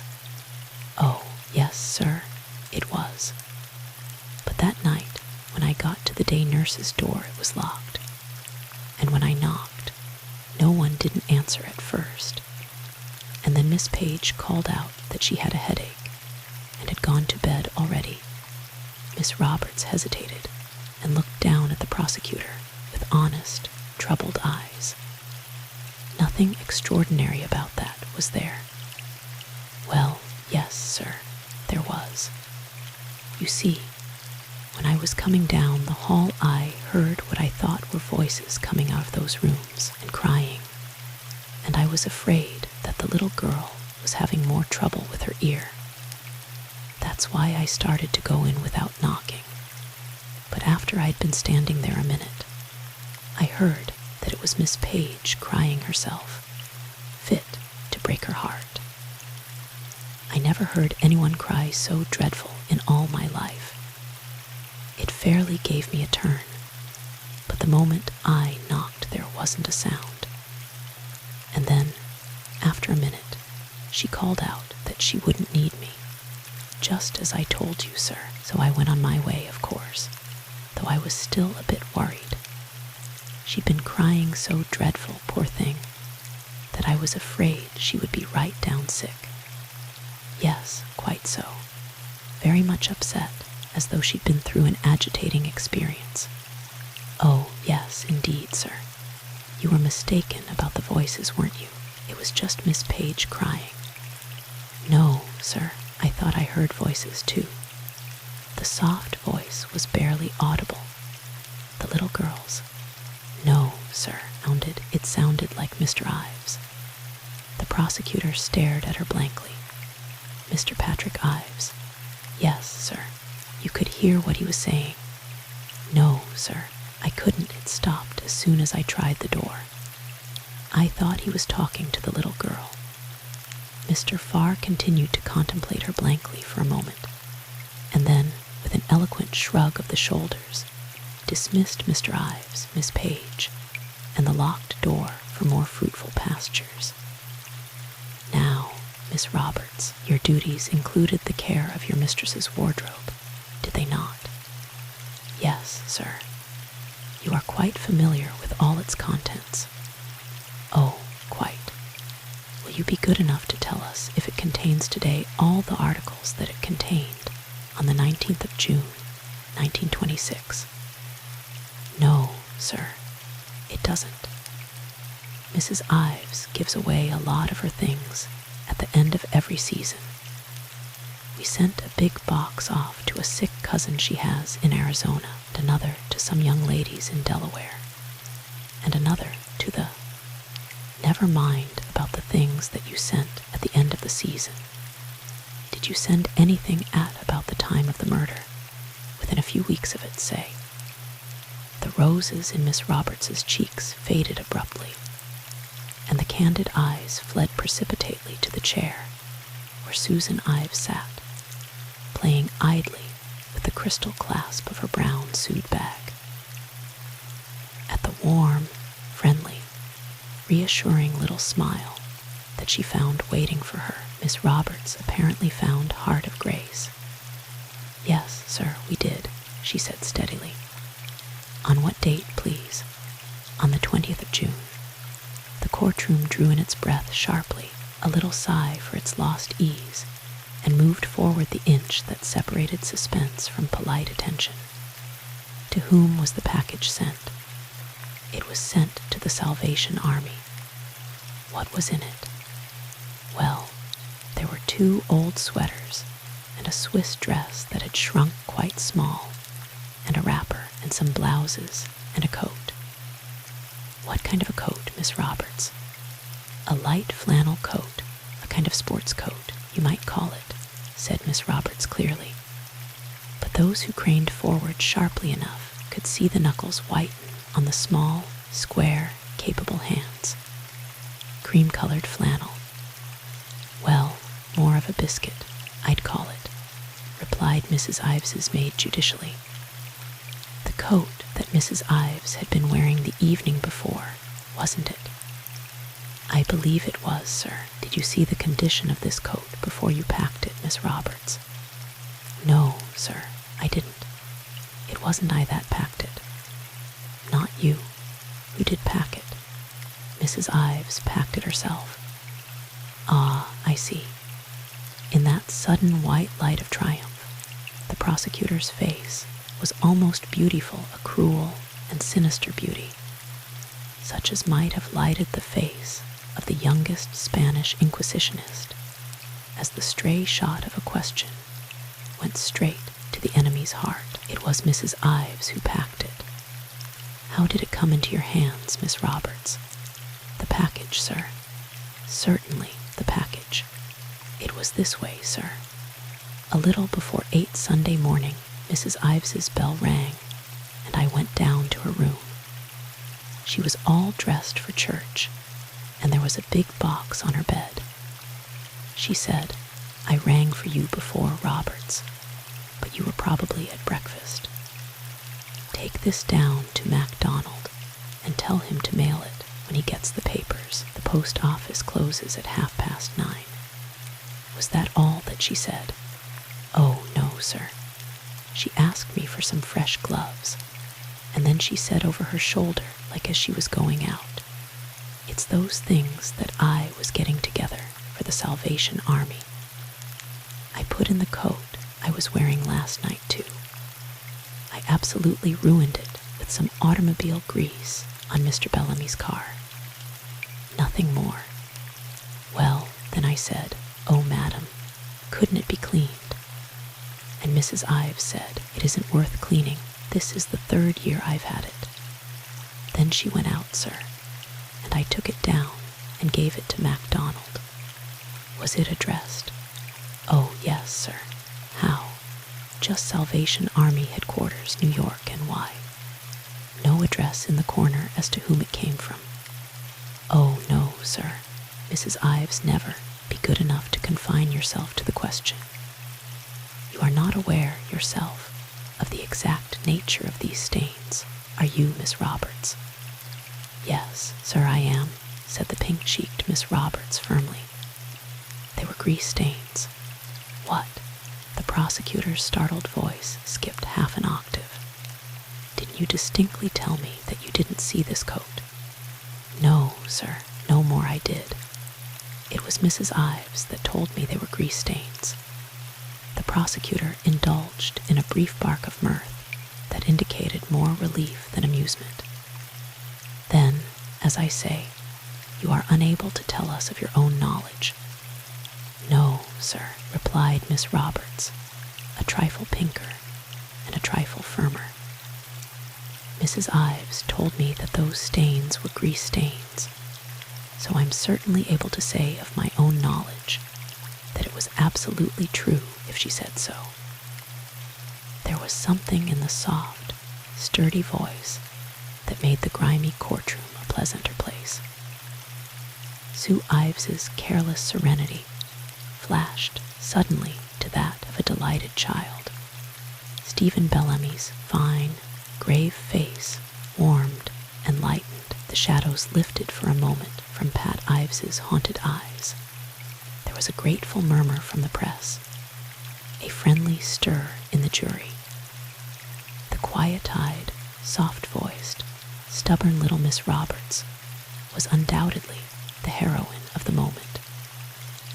Mr. Farr, however, was obviously unmoved by this exhibition of devotion and loyalty.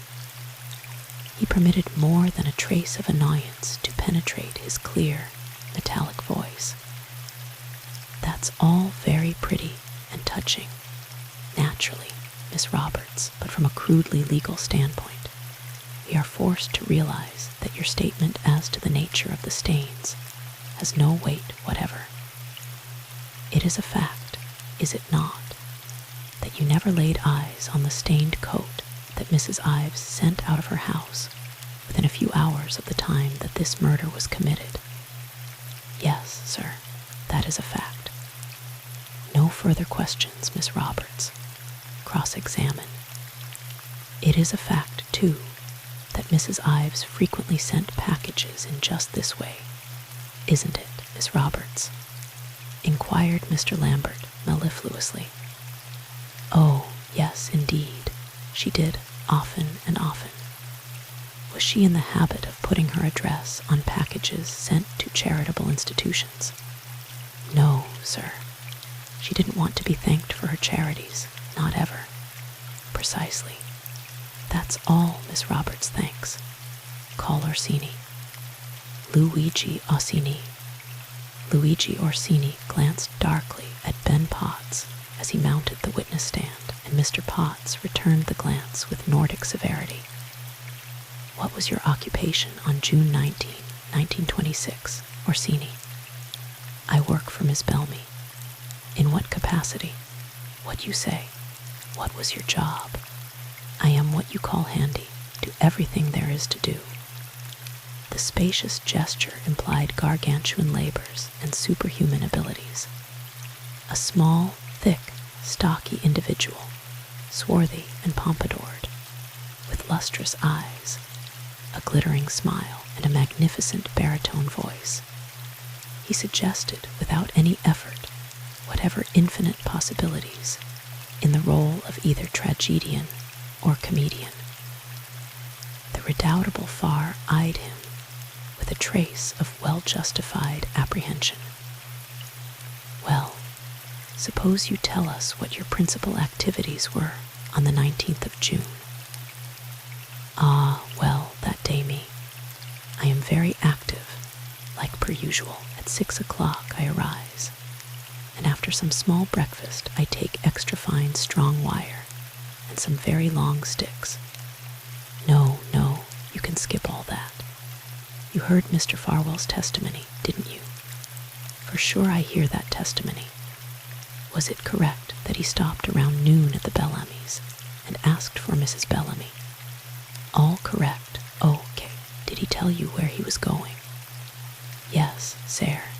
He say he get her at that cottage." "Nothing else, not one other thing else. You didn't see him again?" No, I do not see him again aver." "When did you last see Mrs. Bellamy?" "It is about 8 in the evening, maybe 5 minutes before, maybe 5 minutes after." "How do you fix the time?" "I have look at my watch, this watch you now see, which is a good instrument of entirely pure silver, but not always faithful." The prosecutor waved away the bulky shining object dangled enticingly before his eyes, with a gesture of almost ferocious impatience. Never mind about that. Why did you consult your watch? The owner of the magnificent but unfaithful instrument swelled darkly for a moment, but continued to dangle his treasure. That you shall hear, patience. I produce the instrument at this time, so that you note that while the clock over the door it say 20 minutes before the hour, this watch it say 9 minutes, or maybe 8. You judge for yourself. It is without a doubt eccentric. But on that night, still, I have consulted to see if I go to New York at 8:20. I wait to decide still when I see Mrs. Bellamy run down the front steps and come down to the gate where I stand. Did she speak to you? Oh, positive. She asked, "What, Luigi? You do not go to New York?" How did she know that you were going to New York? Because already before dinner, I have asked permission from Mr. Bellamy if I can go to New York that evening to see a young lady from Milan that I think perhaps I marry, maybe. Miss Bellamy, she is in the next room, and she laugh and call out.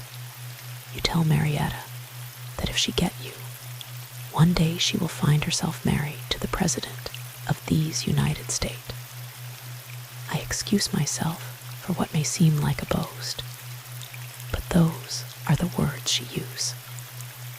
And suddenly, as though he found the memory of that gay, mocking young voice, floating across the heavy air of the courtroom, more unbearable than all the blood and shame and horror that had invaded it, Stephen Bellamy's face twisted to a tortured grimace, and he lifted an unsteady hand to lowered eyes. Look, came a penetrating whisper. He's crying, ain't he? Ain't he, Gertie? And the red-headed girl lowered her own eyes swiftly, a shamed and guilty flush reaching to the roots of her hair. How ugly, how contemptible one's thoughts could sound in words. What reply did you make to Mrs. Bellamy? I tell to her that I think maybe I had better not go, as that afternoon I have invested my money in a small game of chance with the gardener next door, and the investment it have proved unsound. I say that how if I go to New York to see my young lady, it is likely that I must request of her the money to return back to Rosemont, and me, who am proud, I find that indelicate. So Miss Bellamy, she laugh out and look quick in the little bag that she carry, and give me $3 to make the course of true love run more smooth, she say, and then she call back over her shoulder, better hurry, Luigi, or you miss that train. So I hurry, but all the same I miss it by 2 small minutes, because, chiefly, this watch he is too eccentric. In spite of its eccentricity, he returned it tenderly to his vest pocket after a final flip in the direction of the harassed, far, and the enraptured audience. Did you notice anything else in the bag when Mrs. Bellamy opened it? Oh, positive. The eyes of Luigi, they miss nothing what there is to see. All things they observe. In that bag of Miss Bellamy there are stuff in 2, 3 letters, I dunno for sure, maybe 4. But they make that small little bag bulge out so, very tight like that. Mr. Orsini's eloquent hands sketched complete rotundity. You never saw Mrs. Bellamy again. Not a ver, no more, not a ver. For a moment, the warm blood under the swarthy southern skin seemed to run more slowly and coldly. But after a hasty glance at the safe, reassuring autumn sunlight slanting across the crowded room, the color flowed boldly back to cheek and lip. You say that you missed the train to New York. What did you do then? Then I curse myself good all up and down for a fool that is a fool all right. And I go back to my room in the garage and get into my bed and begin to read a story in a magazine that call itself honest confession about a bride what? Never mind what you were reading. Did you notice anything unusual on your return? Well, maybe you don't call it nothing unusual, but I noticed that the car of Mr. Bellamy, it is no longer in the garage. That make me surprise for a minute, because I have heard Mr. Bellamy tell Nellie, the house girl, that it is all right for her to go home early to her mother, where she sleep, because he will be there to answer the telephone if it should ring. But all the same, I go on to bed. I just think he changed his mind, maybe. What time did you get back to the garage? At 22 minutes before 9 a.m. in my room, that I verify by the alarm clock that repose on the top of my bureau, and which is of an entire reliability. I note it expressly, because I am enraged that I have missed that train by so small an amount. Orsini, do you know what kind of tires Mr. Bellamy was using on his car? Yes, sir, that too, I know. There are 3 old tires of what they call Royal Cord make, 2 on back and 1 on front. On the left front one is a good new Silvertown cord, what I help him to change about a month before all these things have happened. For spare, he carry a all new Ajax, and that is all there is. You're perfectly sure that the Ajax wasn't on? Oh, surest thing. When did you last see the car? When I go down to the gate, round 7:30, and the Ajax was still on as a spare. That's what. Did you see Mr. Bellamy again on the evening of the 19th? Yes, that evening I have seen Mr. Bellamy again. At what time? At 10:05. Was he alone? No, with him there was a lady. Did you recognize her? Yes, sir, I have recognized her. Who was this lady, Orsini? This lady, sir, was Miss Patrick Ives. At those words, pronounced with exactly their proper dramatic inflection by that lover of the drama, Mr. Luigi Orsini, every head in the courtroom pivoted to the spot where Mrs. Patrick Ives sat with the autumn sun warming her hair to something better than gold. And quite oblivious to the ominous inquiry in those straining eyes, she turned toward Stephen Bellamy, meeting his startled eyes with a small, rueful smile, lifted brows, and a little shake of the head that came as near to saying, "I told you so," as good sportsmanship permitted. You are quite positive of that?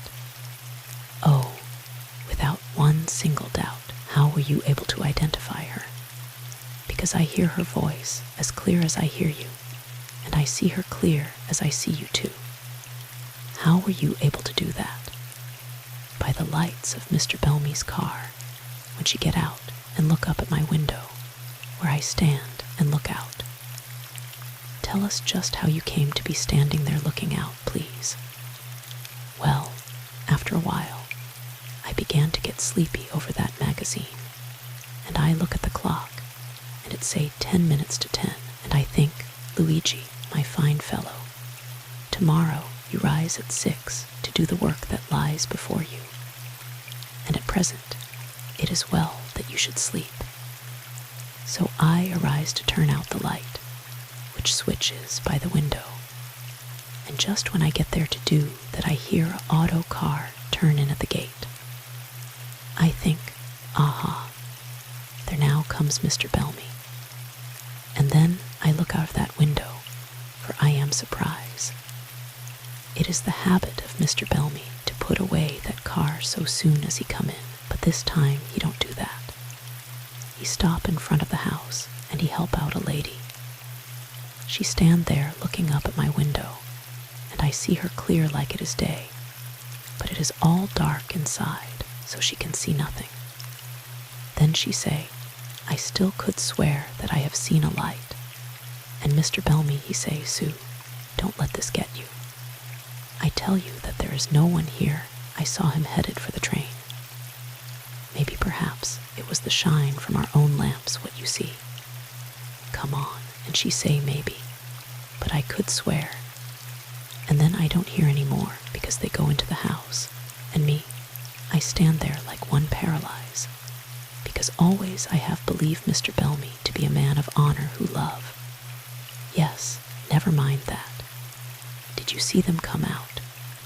Yes, that I see too. In 5-10 minutes they come out and get quick into the car and drive away without they say one word. They start off very fast so that the car had jump. Do you know at what time Mr. Bellamy returned that night? No, because then I wake only half up from sleep when I hear him drive that car into the garage, and I do not turn to look at the clock. It was some time later. Sometime, yes, but whether 1 hour, 3 hours, 5 hours, that I cannot say. What I am not sure of like my life, that I do not say. Exactly, very commendable. That's all, thanks. Cross-examine. Orsini wheeled his lustrous orbs in the direction of Mr. Lambert, whose ruddy countenance had assumed an expression of intense inhospitality, though he managed to inject an ominous suavity into his ample voice. With those vigilant and all-seeing eyes of yours, Mr. Orsini, were you able to note the garments that Mrs. Bellamy was wearing when she went past you at the gate? Oh, positive. A white dress, all fluffy, and a black cape, quite thin, so that almost you see through it, not quite maybe, but almost. Any hat. On the head a small black scarf that she have wrapped also around her neck, twice or meb 3 times. The eyes of Luigi, exactly. Could you see whether she had on her jewels? Positive. Always like that in the evening, moreover, she wear her jewels. You noticed what they were. Same like always, same necklace out of pearls, same rings, diamond and sapphire, 2 on one hand, 1 the other. I see them when she opened that bag. Mr. Bellamy was a person of moderate means, wasn't he, as far as you know? Oh, everybody what there is around here knows he wasn't no John P. Rockefeller, I guess. Do you believe that the stones were genuine? Mr. Orsini, thus appealed to as an expert, waxed eloquent and expansive. Oh, positive. That I know for one absolute sure thing. Tell us just how, won't you? Well, that house girl, Nellie, one night she tell me that Miss Bellamy have left one of her rings at the club where she wash her hands. But that Miss Bellamy just laugh and say she should worry herself, because all those rings and her pearls, they are insure big. And if she lose those, she go out and buy herself a new house and a auto car and maybe a police dog too. I see.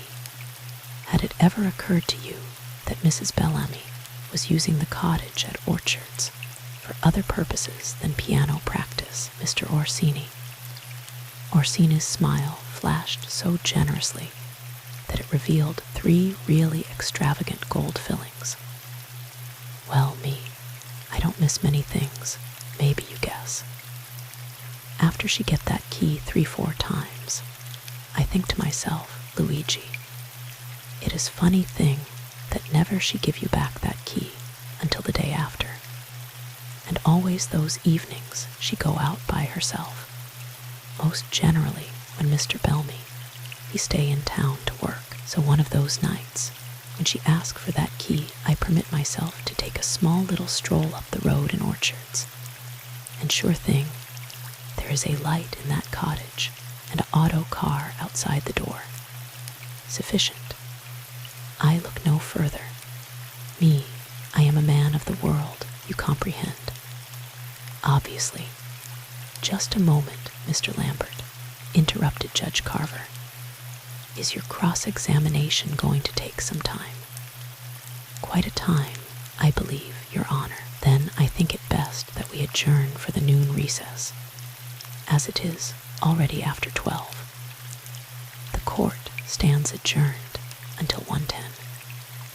Well, here's where we get our comic relief, said the reporter with unction.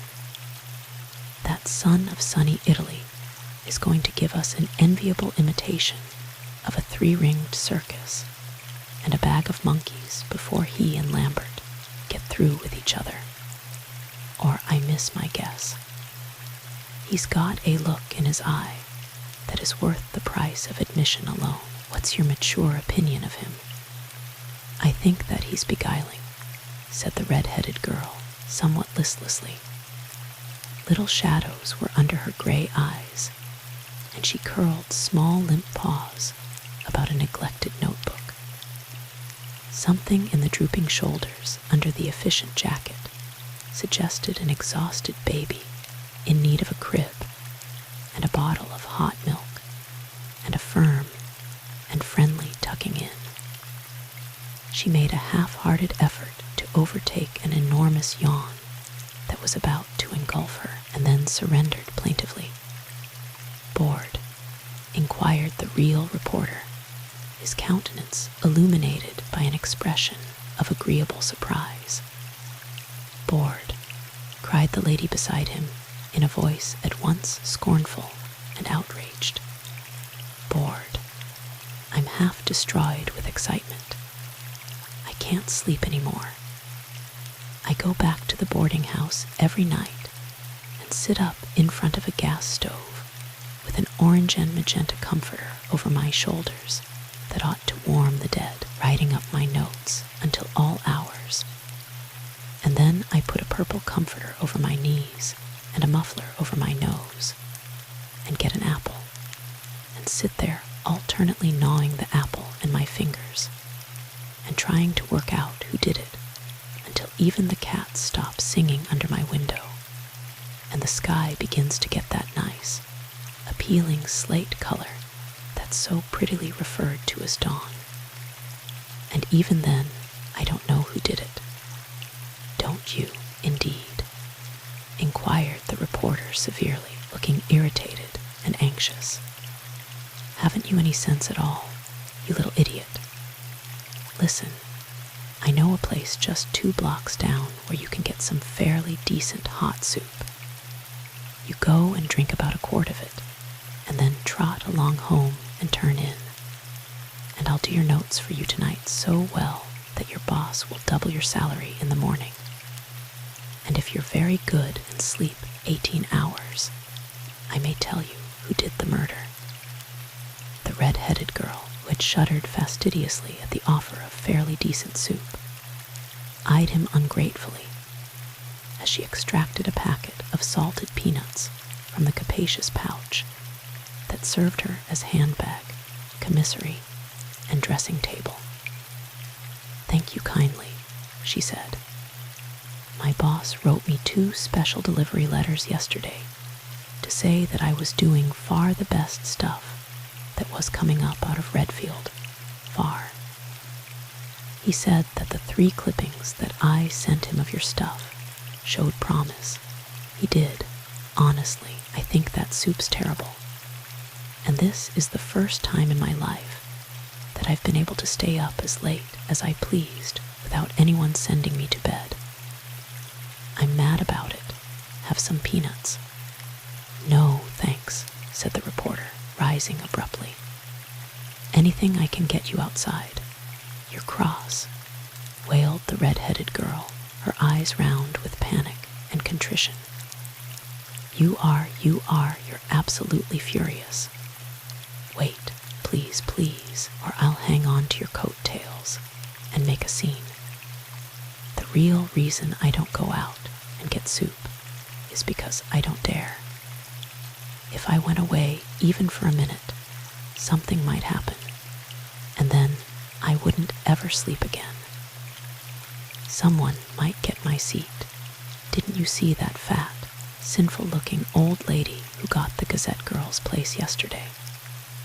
She wouldn't go even when 3 officers and the sheriff told her she had to.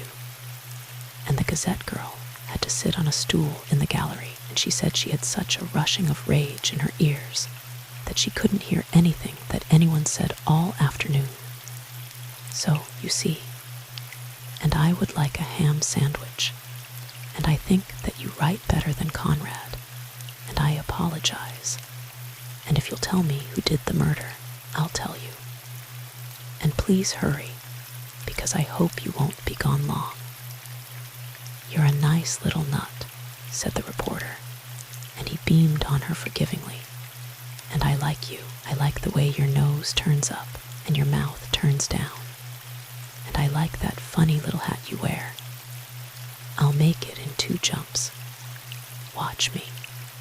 The red-headed girl watched him obediently, her face pink and her eyes bright under the funny little hat. When the door opened to let him out, she plunged her eyes apprehensively for a moment into the silent, pushing, heaving mob behind the policeman's broad blue shoulders, shivered, and turned them resolutely away. If I were convicted of murder tomorrow, thought the red-headed girl passionately, they'd shove just like that to see me hanged. Ugh, what's the matter with us? She eyed, with an expression of profound distaste, the plump lady just beyond her, conscientiously eating stuffed eggs out of a shoebox. So smug, so virtuous, so pompadoured and lynx-eyed.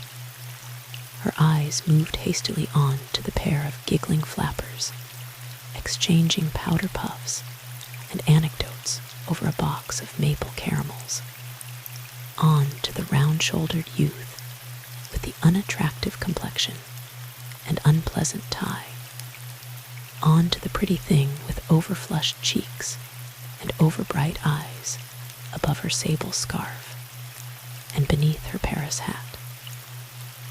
The red-headed girl wrenched her eyes back to the empty space where there sat, tranquil and aloof, the memory of the prisoner at the bar. It was good to be able to forget those hot, hungry, cruel faces, so sleek and safe and triumphant, and to remember that other face under the shadow of the small felt hat, cool and controlled and gay, yes, gay, for all the shadows that beset it. Only what thoughts were weaving behind that bright brow, those steady lips? Thoughts of terror, of remorse, of bitterness and horror and despair. If you were strong enough to strike down a laughing girl who barred your path, you would be strong enough to keep your lips steady, wouldn't you? The red-headed girl stared about her wildly. She felt suddenly small and cold and terrified. Where was the reporter? What a long time. Oh, someone had opened a window. It was only the wind of autumn that was blowing so cold then, not the wind of death. What was it those little newsboys were calling outside, yelping like puppies in the gray extra extra, all about the mysterious? Well, said the reporter's voice at her elbow, tense with some suppressed excitement, this is the time he did it. No enterprising Filipino and housemaid around this time. Read that and weep. Across the flimsy sheet of the Redfield Home News it ran in letters 3 inches high. Ex-fiancé of murdered girl blows out brains. Prominent clubman found dead in garden at 11:45 this morning. I've got a peach of a story started over the wires this minute, said the reporter exultantly. Here, boy, rush the stuff and beat it back for more.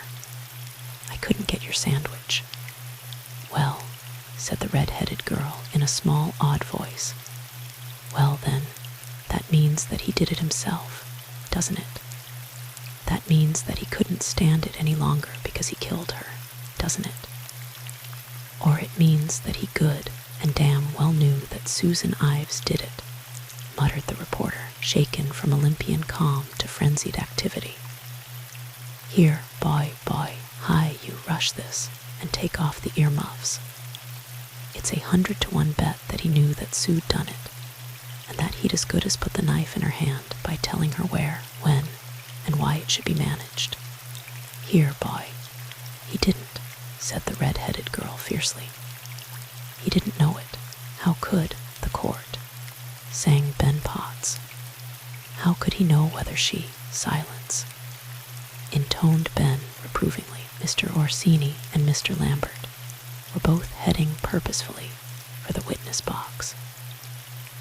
Now you've just told us, Mr. Orsini, that you were able to see Mrs. Ives's face when you looked down from your window in the garage, as clearly as you see mine. Can you give us an idea of the approximate distance from the garage to the house? Positive. The distance from the middle of the garage door to the middle of the front porch step. It is. He glanced earnestly at a small slip of paper hitherto concealed in one massive paw, and divulged a portion of its contents to his astounded interrogator. It is 47 feet 5 inches and 1/2 inch. What? Mr. Orsini contemplated with pardonable gratification the unfeigned stupor that adorned the massive countenance, now thrust incredulously forward. Also, I can now tell you the space between the front gate and the door, 143 feet and 1/4 of an inch, he announced rapidly and benevolently. Also, from the fence out to the road, 11 feet 9 inch and a. Judge Carver's gavel fell with a crash over the enraptured roar that swept the courtroom. One more demonstration of this kind, and I clear the court. This is a trial for murder, not a burlesque performance. You, sir, answer the questions that are put to you when they are put. What's that object in your hand? Mr. Orsini dangled the limp yellow article, hopefully, under the judge's fine nose. The instrument with which I make the measure, he explained, all modest pride. What you call a measure of tape. The card on which I make the notes as well. Judge Carver schooled his momentarily shaken countenance to its customary rigidity, and turned a lion tamer's eye on the smothered hilarity of the press. The demoralized Lambert pulled himself together with a mighty effort. A junior counsel emitted a convulsive snort. Only Mr. Farr remained entirely unmoved. Pensive, nonchalant, and mildly sardonic, he bestowed a perfunctory glance on the measure of tape, and returned to a critical perusal of some notes of his own which he had been studying intently since he had surrendered his witness to his adversary. The adversary, his eyes still bulging, returned once more to the charge. May I ask you what caused you to burden yourself with this invaluable mass of information? Surest thing you may ask. I do it because I am well familiar with the questions, what all smart, high-grade lawyers put when in the court, like, could you then tell us how high were those steps, and how many were those minutes, and how far were those walls? All things like that they like to go and ask, every time, sure like shooting.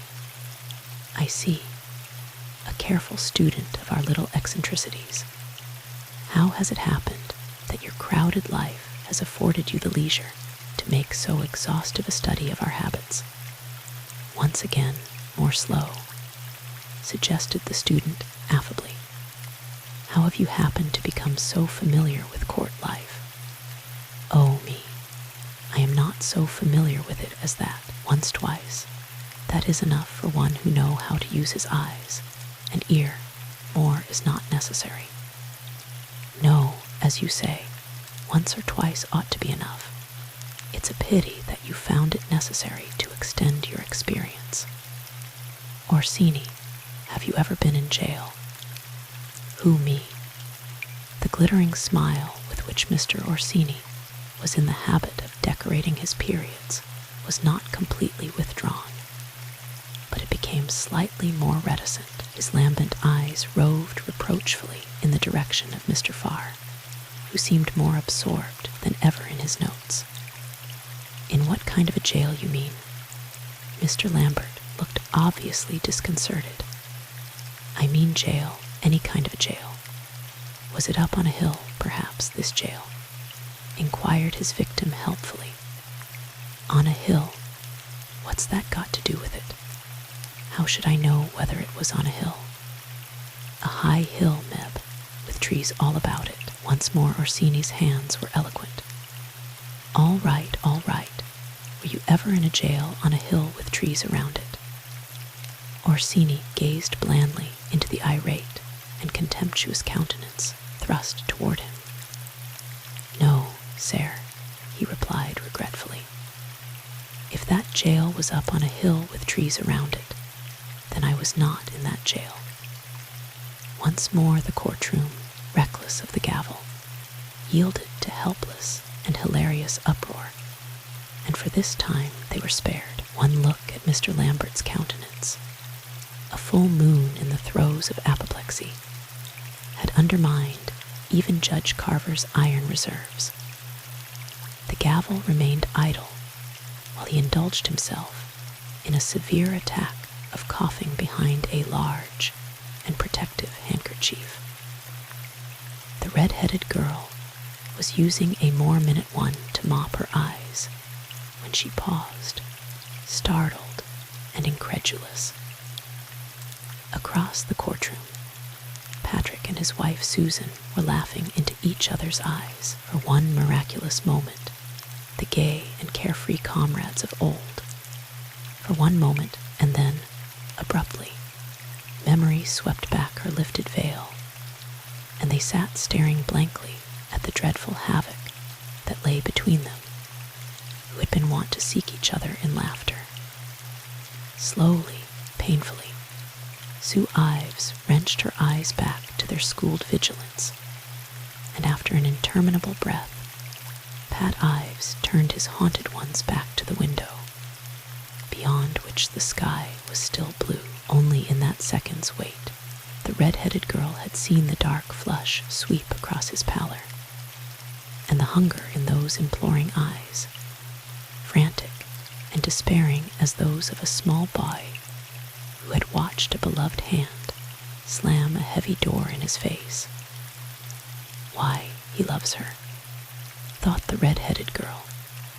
He loves her dreadfully. Those few scattered seconds when laughter and hope and despair had swept across a court. How long they seemed, and yet they would have scantily sufficed to turn a pretty phrase or a platitude on the weather.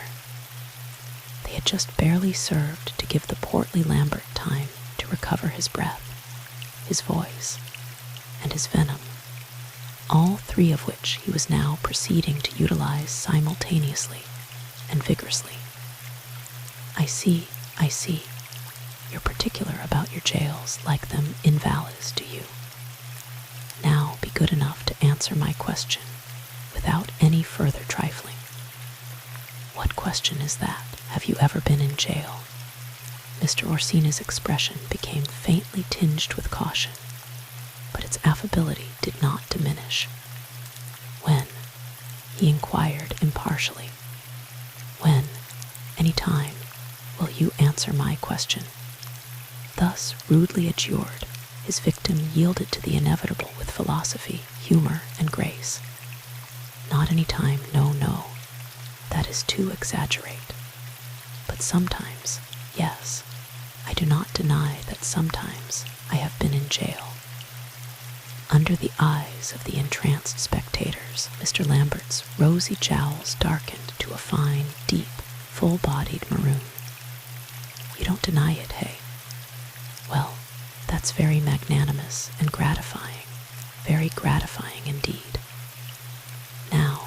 will you continue to gratify us by telling us just why you went to jail? Mr. Orsini dismissed his penal career with an eloquent shrug.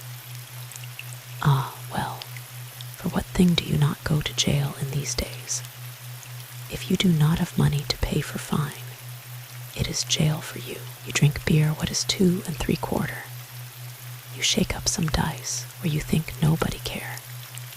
You drive 9 1/2 mile over a bridge where it say 8 1/2. That will do, Orsini. In 1911, did you or did you not serve 8 months in jail for stealing some rings from a hotel room? Ah, that is one dirty lie, one dirty plant is put on me. I get that. From under the swarthy skin of the erstwhile suave citizen of the world, there leaped, sallow with fury, livid with fear, the Calabrian peasant, ugly and vengeful, chattering with incoherent rage. Lambert eyed him with profound satisfaction. Yes, naturally. It always is. Very unfortunate our jails are crowded with these errors. It's true, too, isn't it, Orsini? Less than 3 weeks before the murder, you told Mr. Bellamy that the reason you hadn't asked your little Milanese friend to marry you was that you couldn't afford to buy her an engagement ring. You, just one moment, Orsini. The prosecutor's low voice cut sharply across the thick, violent stammering. Don't answer that question, Your Honor. I once more respectfully inquire as to whether this is the trial of Mr. Bellamy and Mrs. Ives, or of my witnesses individually and en masse. And the court has told you once before that it does not reply to purely rhetorical questions, Mr. Farr. You are perfectly aware as to whose trial this is, and while the court is inclined to agree as to the impropriety of the last question, it does not believe that it is in error in stating that it is some time since you have seen fit to object to any of the questions put by Mr. Lambert to your witness. Your Honor is quite correct, it being my profound conviction that I have an absolutely unshakable case. I have studiously refrained from injecting the usual note of acrimonious bickering into these proceedings that is supposed to be the legal prerogative. This kind of thing causes me profoundly to regret my forbearance. I may state, about 2 out of 3 witnesses that I've put on the stand have been practically accused of committing or abetting this murder, whether they are all supposed to be in one gigantic conspiracy or to have played lone hands is still a trifle hazy, but there's no doubt whatever about the implications. Miss Page, Miss Cordier, Mr. Farwell, Mr. Ives, Mr. Orsini, they'll be getting around to me in a minute. I object to this, Your Honor. I object.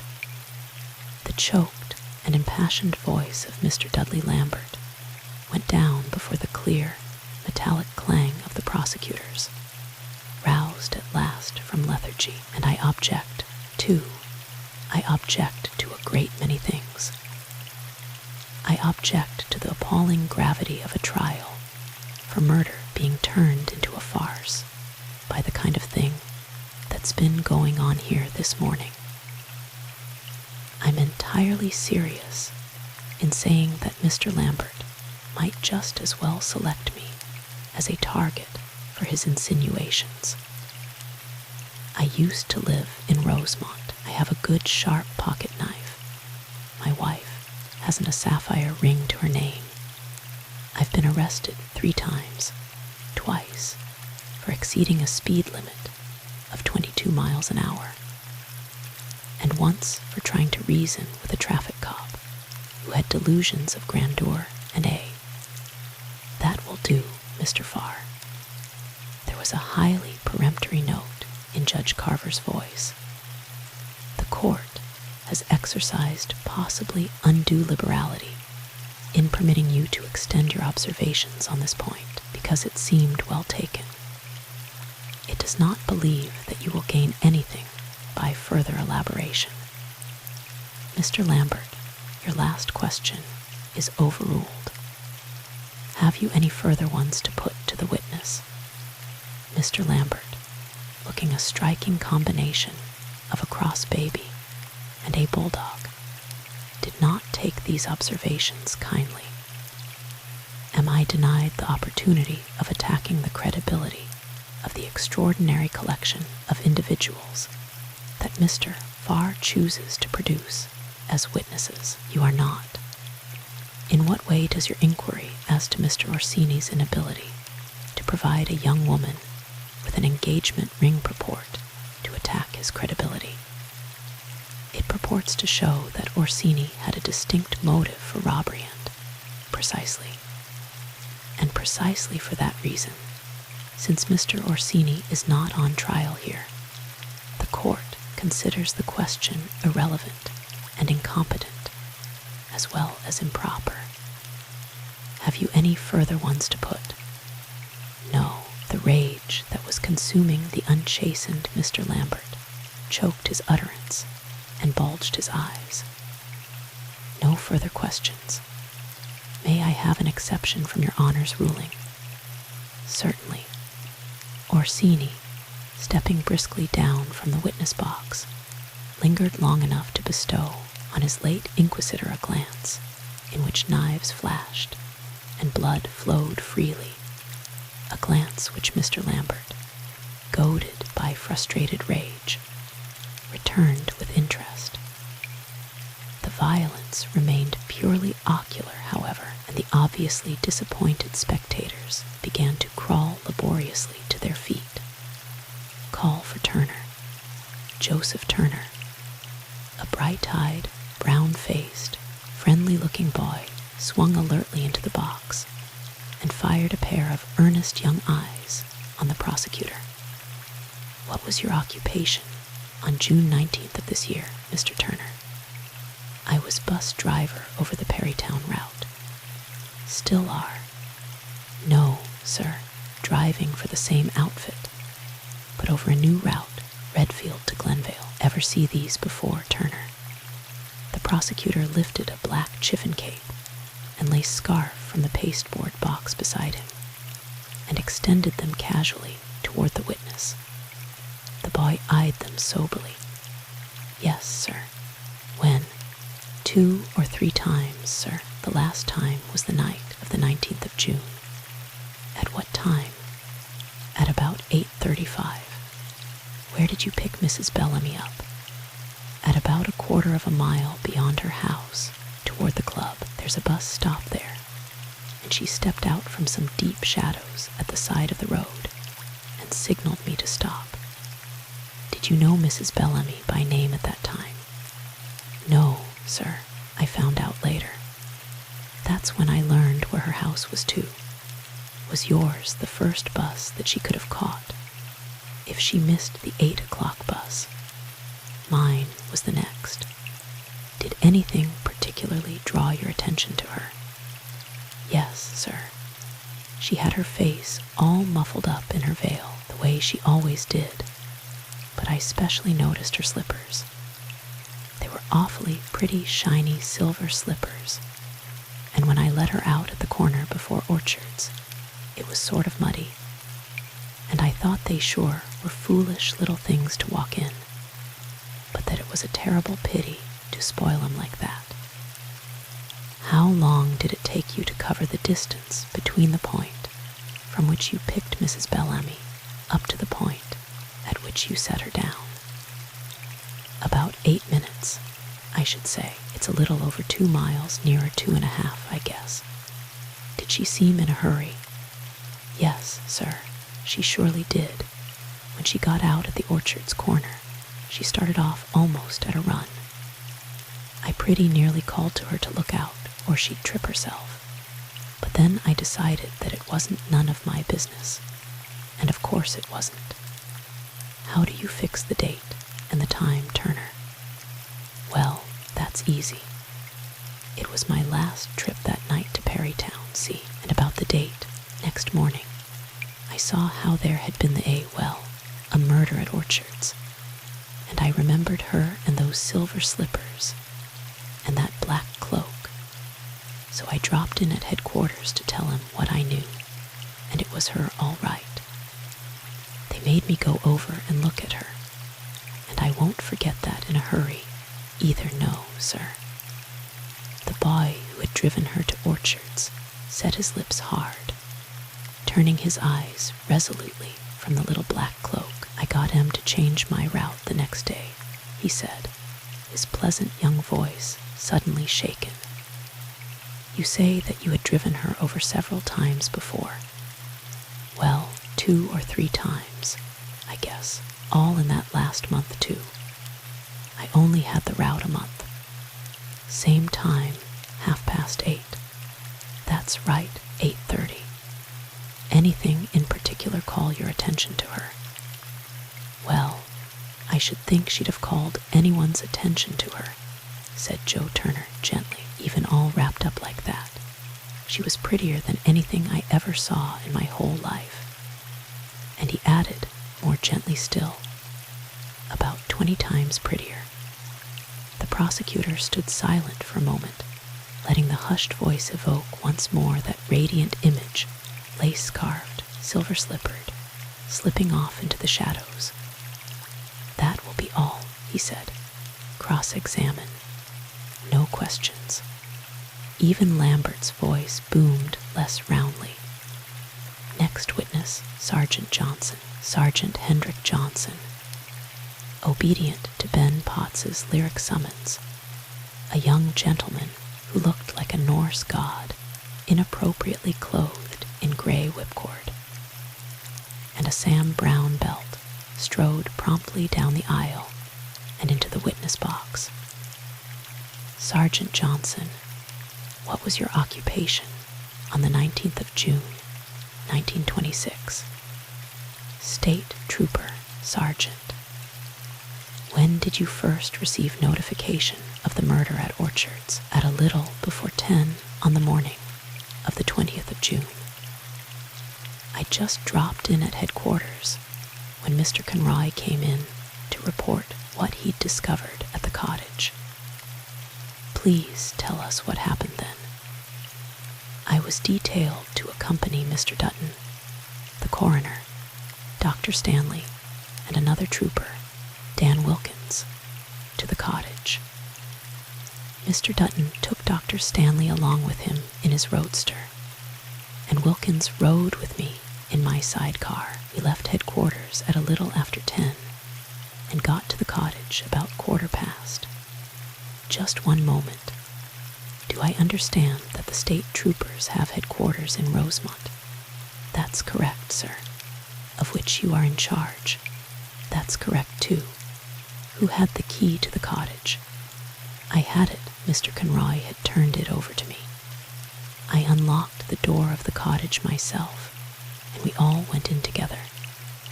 The crisp, assured young voice implied that a murder more or less was all in the day's work to the state police. Did you drive directly up to the cottage door? No, we left the motorcycle and the car just short of the spot where the little dirt road to the cottage hits the gravel road to the main house, and went in on foot, using the grass strip that edges the road. Any special reason for that? There certainly was. We didn't want to mix up footprints and other marks any more than they'd been mixed already. What happened after you got in the house? Well, Mr. Dutton and the doctor took charge of the body, and we helped them to move it into the dining room across the hall, after a careful inspection had been made of the position of the body. As a matter of fact, a chalk outline was made of it for further analysis, if necessary, and I took a flashlight or so of it so that we'd have that too to check up with later. I helped to carry the body to the other room and place it on the table, where it was decided to keep it until the autopsy could be performed. I then locked the door of the parlor so that nothing could be disturbed there, put the key in my pocket, and went out to inspect the marks in the dirt road. I left Mr. Dutton and Dr. Stanley with the body and sent Wilkins down the road to a gas station to telephone Mr. Bellamy that his wife had been found in the cottage. There was no telephone in the cottage, and the one at the main house had been disconnected. Sergeant, was Mr. Bellamy under suspicion at the time that you telephoned him? I didn't do the telephoning, corrected Sergeant Johnson dispassionately, and added more dispassionately still, everyone was under suspicion. Mr. Bellamy no more than another. What I said was, remarked the sergeant with professional reticence, that everyone was under suspicion. Mr. Farr met the imperturbable blue eye of his witness with an expression in which irritation and discretion were struggling for supremacy. Discretion triumphed. Did you discover any tracks on the cottage road? I surely did. Footprints? No, there were some prints, but they were too cut up and blurred to make much out of. What I found were tire tracks. More than one set. There were traces of at least 4 sets, 2 of them made by the same car. All equally distinct. No, they varied considerably. The ground in the cottage road is of a distinctly clayey character, which under the proper conditions would act almost as a cast. What would be a proper condition? A damp state following a rainstorm, followed in turn by sufficient fair weather to permit the impression to dry out. Was such a state in existence? In one case, yes. There was a storm between 1 and 3 on the afternoon of the 19th. We'll call the tire impressions A, B1 and 2, and C. Showed only very vague traces of a very broad, massive tire on a heavy car. It was almost obliterated, showing that it must have been there either before or during the downpour. Would those tracks have corresponded to the ones on Mr. Farwell's car? There were absolutely no distinguishing tire marks left. It could have been Mr. Farwell's or any other large car. C had come much later, when the ground had had time to dry out considerably. They were the traces of a medium-sized tire on fairly dry ground. They cut across the tracks left by both A and B. Could they have been made by Mr. Conroy's car? I think that very likely they were, checked up as well as possible under the conditions, and they corresponded all right. What about the B impressions? Both the B impressions were as sharp and distinct as though they had been made in wax. They were made by the same car, judging from the soil conditions, at an interval of an hour or so. We made a series of tests later to see how long it retained moisture. Of what nature were these impressions, Sergeant? They were narrow tires, such as are used on the smaller, lighter cars, said Sergeant Johnson, a slight tinge of gravity touching the curtness of his unemotional young voice. 2 of the tires, the ones on the front right and rear left wheels, had the tread so worn off that it would be risky to hazard a guess as to their manufacture. The ones on the front left and rear right were brand new, and the impressions in both cases were as clear-cut as though you'd carved them.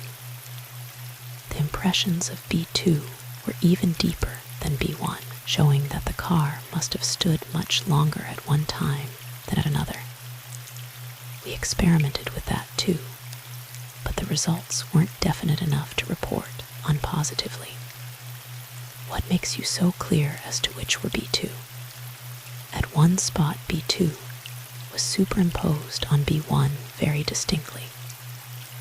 What were the makes of the rear right and left front tires, Sergeant?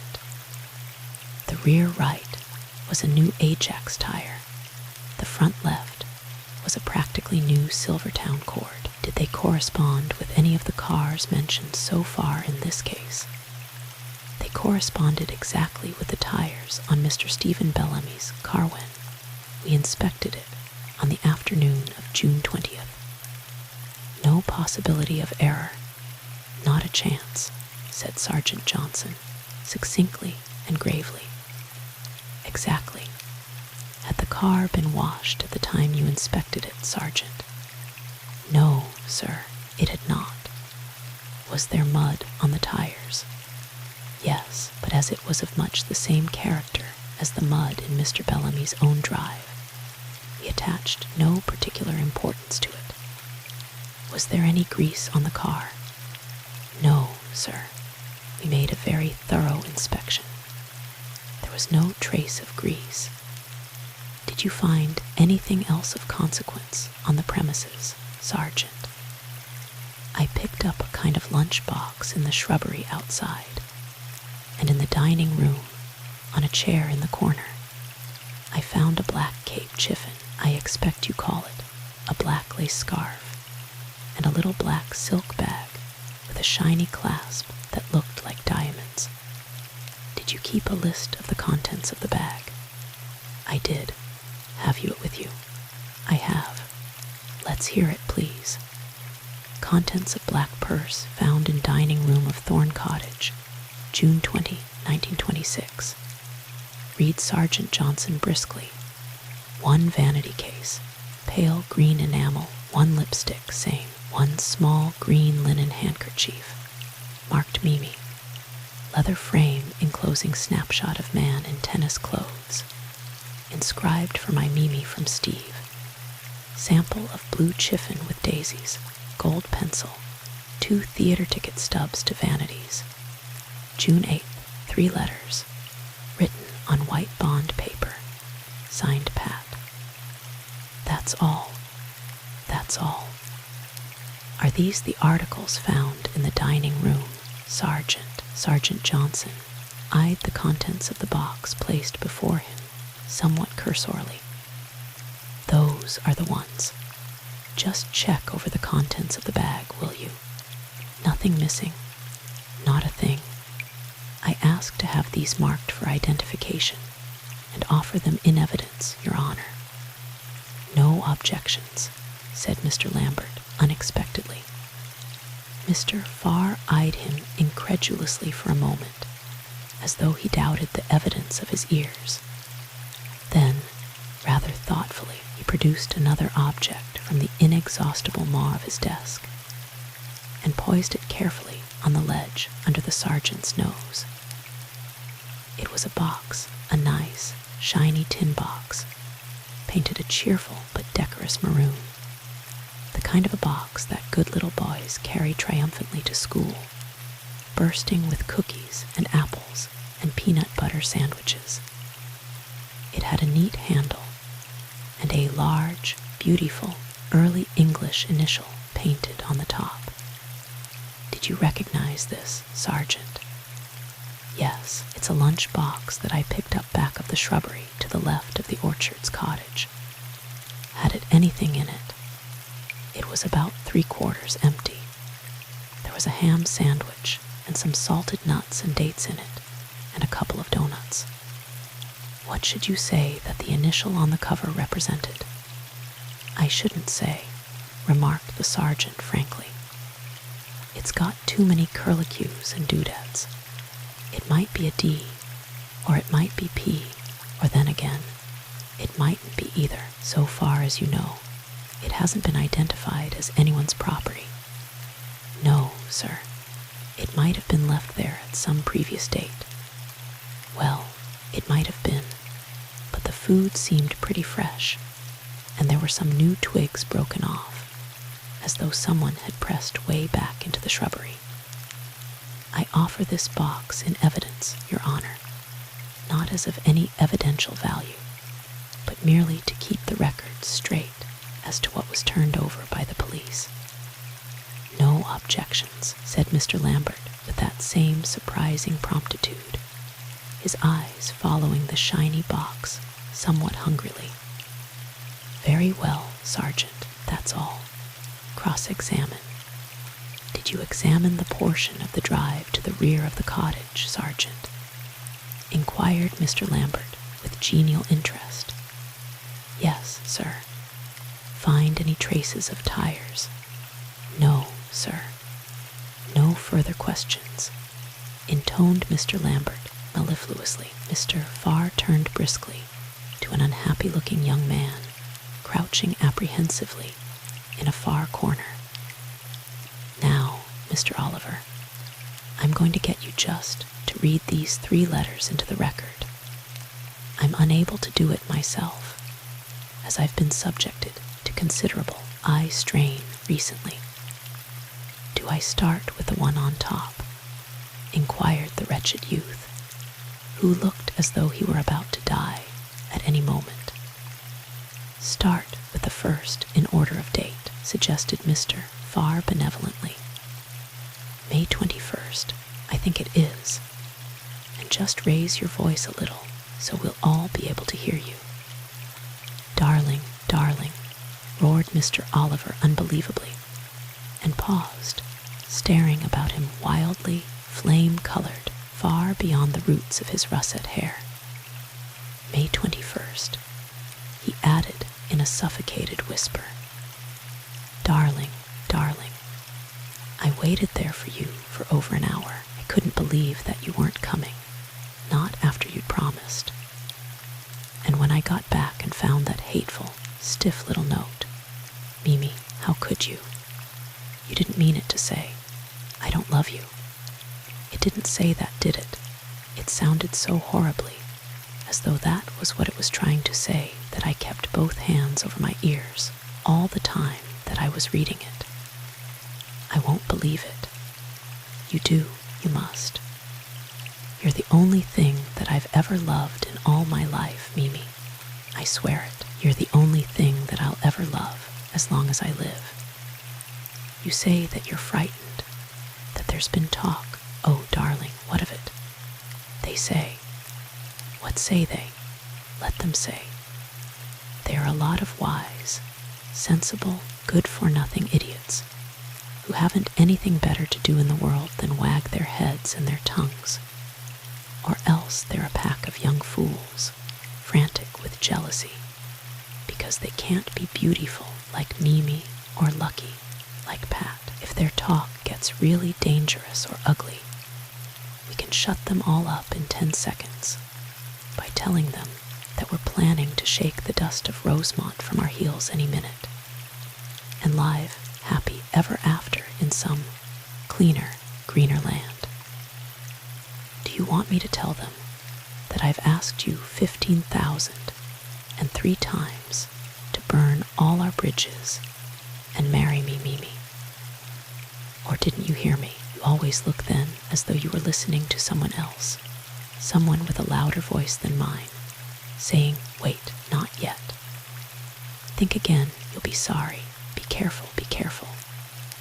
Don't listen to that liar. Mimi, listen to Pat, who loves you. Tomorrow night, about 9, I'll have the car at the back road. I'll manage to get away somehow, and you must too.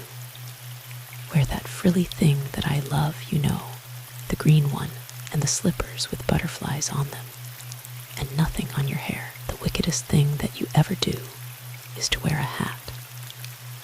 No, I'm wrong. You can wear something on your hair, after all. On the 2 curls right behind your ears, the littlest curls, my curls, you can wear 2 drops of that stuff that smells like lilacs in the rain. And I'll put you, and your curls, and your slippers, and your sweetness, and your magic into my car, and we'll drive 20 miles away from those wagging tongues. And Mimi, I'll teach you how beautiful it is to be alive and young and in love in a world that's full of spring and stars and lilacs. Oh, Mimi, come quickly and let me teach you. Pat. The halting voice labored to an all too brief silence. Even the back of Mr. Oliver's neck was incandescent. Perhaps he would not have flamed so hotly if he had realized how few eyes in the courtroom were resting on him. For across the crowded little room, Sue Ives, all her gay serenity gone, was staring at the figure by the window with terrified and incredulous eyes, black with tears. Oh, Pat, cried those drowning eyes. What is this that you have done to us? Never loved anyone else. Never in all your life. What is this that you have done? And as though in answer to that despairing cry, the man by the window half rose, shaking his head in fierce entreaty. Don't listen, implored his frantic eyes. Now, the next one, Mr. Oliver, said Mr. Farr. Rosemont, June 8th. Mimi, darling. It's after 4 o'clock, and the birds in the vines outside the window are making the most awful row. I haven't closed my eyes yet, and now I'm going to stop trying. What's the use of sleeping when here's another day with Mimi in it? Dawn. I always thought it was the worst word in the English language, and here I am on my knees waiting for it, and ranting about it like any fool, like any happy fool. I'm so happy that it simply isn't decent. I keep telling myself that we're mad, that there's black trouble ahead of us, that I haven't any right in the world to let you do this, that I'm older and ought to be wiser. And when I get all through, the only thing I can remember is that I feel like a kid waking up on his birthday to find the sun and the moon and the stars and the world and a little red wagon sitting in a row at the foot of his bed. Because I have you, Mimi, and you're the sun and the moon and the stars and the world and a little red wagon too, my beautiful love. Well, here's the sun himself, and no one in Rosemont to pay any attention to him but the milkman and me. The sun in splendor, what comes after that? Do you remember? Not that it makes any difference. The only thing that makes any difference is that what will come after that in just a few minutes will be a clock striking 5, and then 6, and then 7, and it will be another day, another miraculous, incredible day, getting underway in a world that holds Mimi in it. Lucky day, lucky world, lucky me, Mimi, who will be your worshipper while this world lasts. Good morning, beautiful. Your Pat. The eyes of the court swung avidly back to the slim figure in the space before them, but for once that bright head was bowed. Sue Ives was no longer looking at Mimi's worshipper, and the next, murmured Farr. Rosemont, June 9th. My little heart. I went to bed the minute I got home, just as I promised, but it didn't do much good. I did go to sleep for a bit, but it was only to dream that you were leaning over me again with your hair swinging down like 2 lovely clouds of fire, and saying over and over in that small, blessed voice, that voice that I'd strained to hear from under 3 feet of sod, it's not a dream, love. It's not a dream, it's Mimi. Who's yours and who's sweeter than all the dreams you'll dream between here and heaven? Wake up. She's waiting for you. How can you sleep? And I couldn't sleep, no, it's no use. Mimi, how can I ever sleep again, now that I have you? It wasn't just a dream that between those shining clouds that are your hair, your eyes were bright with laughter and with tears, was it, Mimi? No, that was not a dream. To think that anyone in the world can cry and still be beautiful.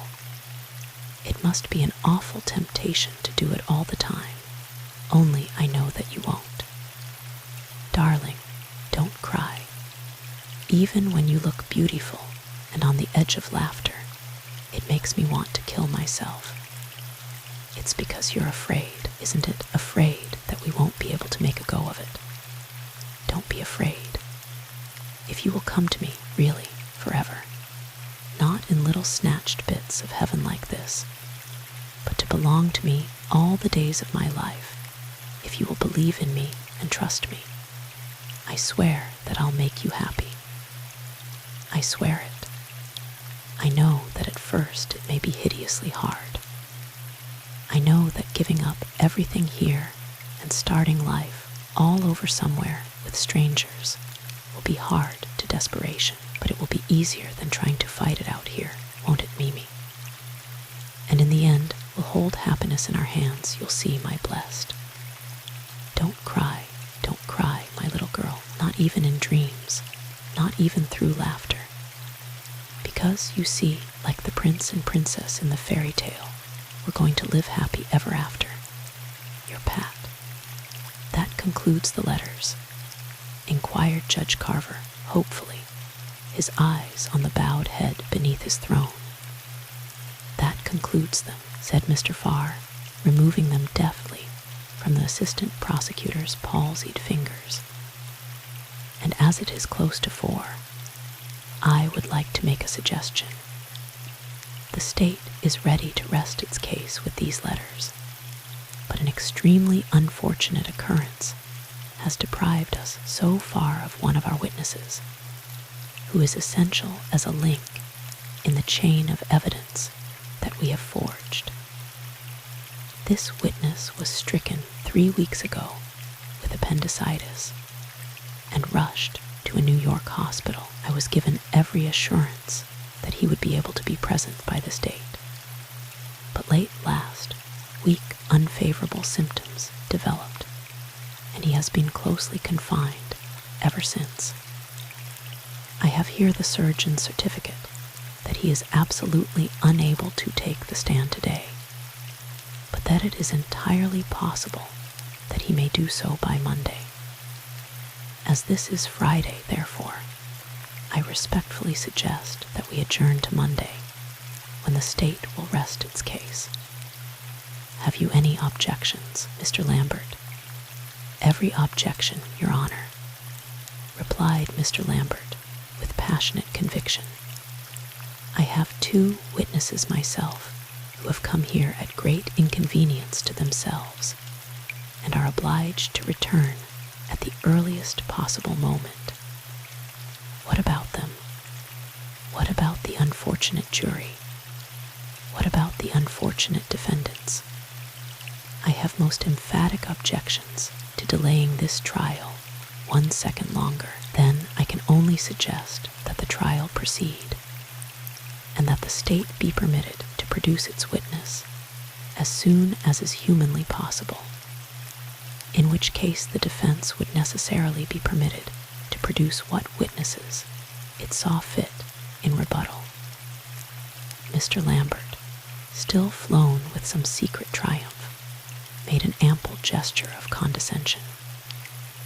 Very well, I consider it highly irregular, but leave it that way by all means. Now, Your Honor, you say you have a certificate, Mr. Farr. Yes, Your Honor. May we have its contents? Certainly. Mr. Farr tendered it promptly. It's from the chief surgeon at St. Luke's. As you see, it simply says that it would be against his express orders that Dr. Baretti should take the stand today, but that, if nothing unfavorable develops, he should be able to do so by Monday. Yes. Well, Mr. Farr, if Mr. Lambert has no objections, you may produce Dr. Baretti then. You have no further questions? None, Your Honor. Very well, the court stands adjourned until tomorrow at 10. What name did he say? Inquired the reporter in a curiously hushed voice. Dr. what? It sounded like Baretti, said the red-headed girl, getting limply to her feet. The poor fool, murmured the reporter in the same awe-stricken tones. What? Lambert, did you get that? The poor blithering fool doesn't know who he is and where he's heading. Well, who is he? Inquired the red-headed girl over her shoulder despairingly. She felt that if anything else happened, she would sit on the floor and cry, and she didn't want too much. It's Baretti, Gabriel Baretti, said the reporter. The greatest fingerprint expert in the world. Lord, it means that he must have there. What in the world's the matter? Do you want a handkerchief? The red-headed girl, nodding feebly, clutched at the large white handkerchief with one hand and the large blue serge sleeve with the other. Anyway, she hadn't sat on the floor. The 4th day of the Bellamy Trial was over. Chapter 5. He couldn't look so cocky and triumphant and absolutely sure of himself as that if he didn't actually know that everything was all right, explained the red-haired girl in a reasonable but tremulous whisper, keeping an eye in desperate need of reassurance on the portly and flamboyant Lambert, who was prowling up and down in front of the jury with an expression of lightly won victory on his rubicund countenance, and a tie that boasted actual checks under a ruddy chin. Every now and then he uttered small, premonitory booms. He could look just exactly like that if he were a God-forsaken fool, murmured the reporter gloomily, and would, and undoubtedly does, whom the gods destroy they first make mad. Look out, there he goes.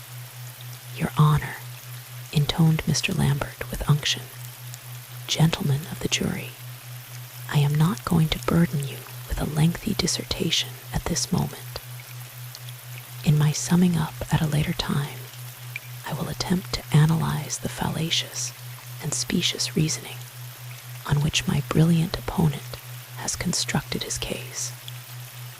But at present, something else is in my mind, or perhaps I should be both more candid and more accurate if I say that something else is in my heart. We have heard a great deal of the beauty, the charm, the enchantment, and the tragedy of the young woman whose dreadful death has brought about this trial. Much stress has been laid on her appalling fate, and on the pitiful horror of so much loveliness crushed out in such a fashion. It is very far from my desire to deny or to belittle any of this. Tragic and dreadful, indeed, was the fate of Madeleine Bellamy. Not one of us can think of it unmoved. But, gentlemen, when its horror grips you most relentlessly, I ask you to think of another young woman whose fate, to my mind, has been bitterer still, who, many times in these past few days, would have been glad to change places with that dead girl, safe and quiet now, beyond the reach of the slings and arrows of outrageous fortune that have been raining about her own unprotected head. I ask you to turn your thoughts for one moment to the fate of Susan Ives, the prisoner at the bar. Not so many weeks ago, there is not one of you who would not have thought her an object of profound envy. Sue Ives, the adored, the cherished, the protected Sue Ives, moving safe and happy through a world of flowers and blue skies that held no single cloud. Sue Ives, the lucky and beloved, the darling of the gods. There she sits before you, gentlemen, betrayed by her husband, befouled by every idle tongue that wags, torn from her children and her home, pilloried in every journal in the land, from the most lofty and impeccable sheet to the vilest rag in Christendom, branded before the world as that darkest, most dreadful and most abject of creatures, a murderess. A murderess, This girl, so loyal and generous, and honest that those who knew her believed her to be of somewhat finer clay than the rest of this workaday world, so proud, so sensitive, and so fastidious, that those who loved her would rather 1,000 times have seen her dead in her grave than subjected to the ugly torture that has been her lot these past few days. What of her lot, gentlemen? What of her fate? What has brought her to this dreadful pass? Lightness or disloyalty, or bad repute, or reckless indiscretion, or evil intent? Your own wife, your own daughter, your own mother could not be freer of any taint of scandal or criticism. Accusations of this nature have been made in this court, but not by me and not against her. Of these sins, Madeleine Bellamy, the girl for whom all your pity has been invoked, has stood accused. She is dead. I, too, invoke your pity for her and such forgetfulness as you can mete out for the folly and dishonor that led to her death. For if she had not gone to that cottage to meet her lover, death would not have claimed her. She met death because she was there, alone and unprotected. Whether she was struck down by a thief, a blackmailer, an old lover, or a new one, is not within my province to prove or in yours to decide.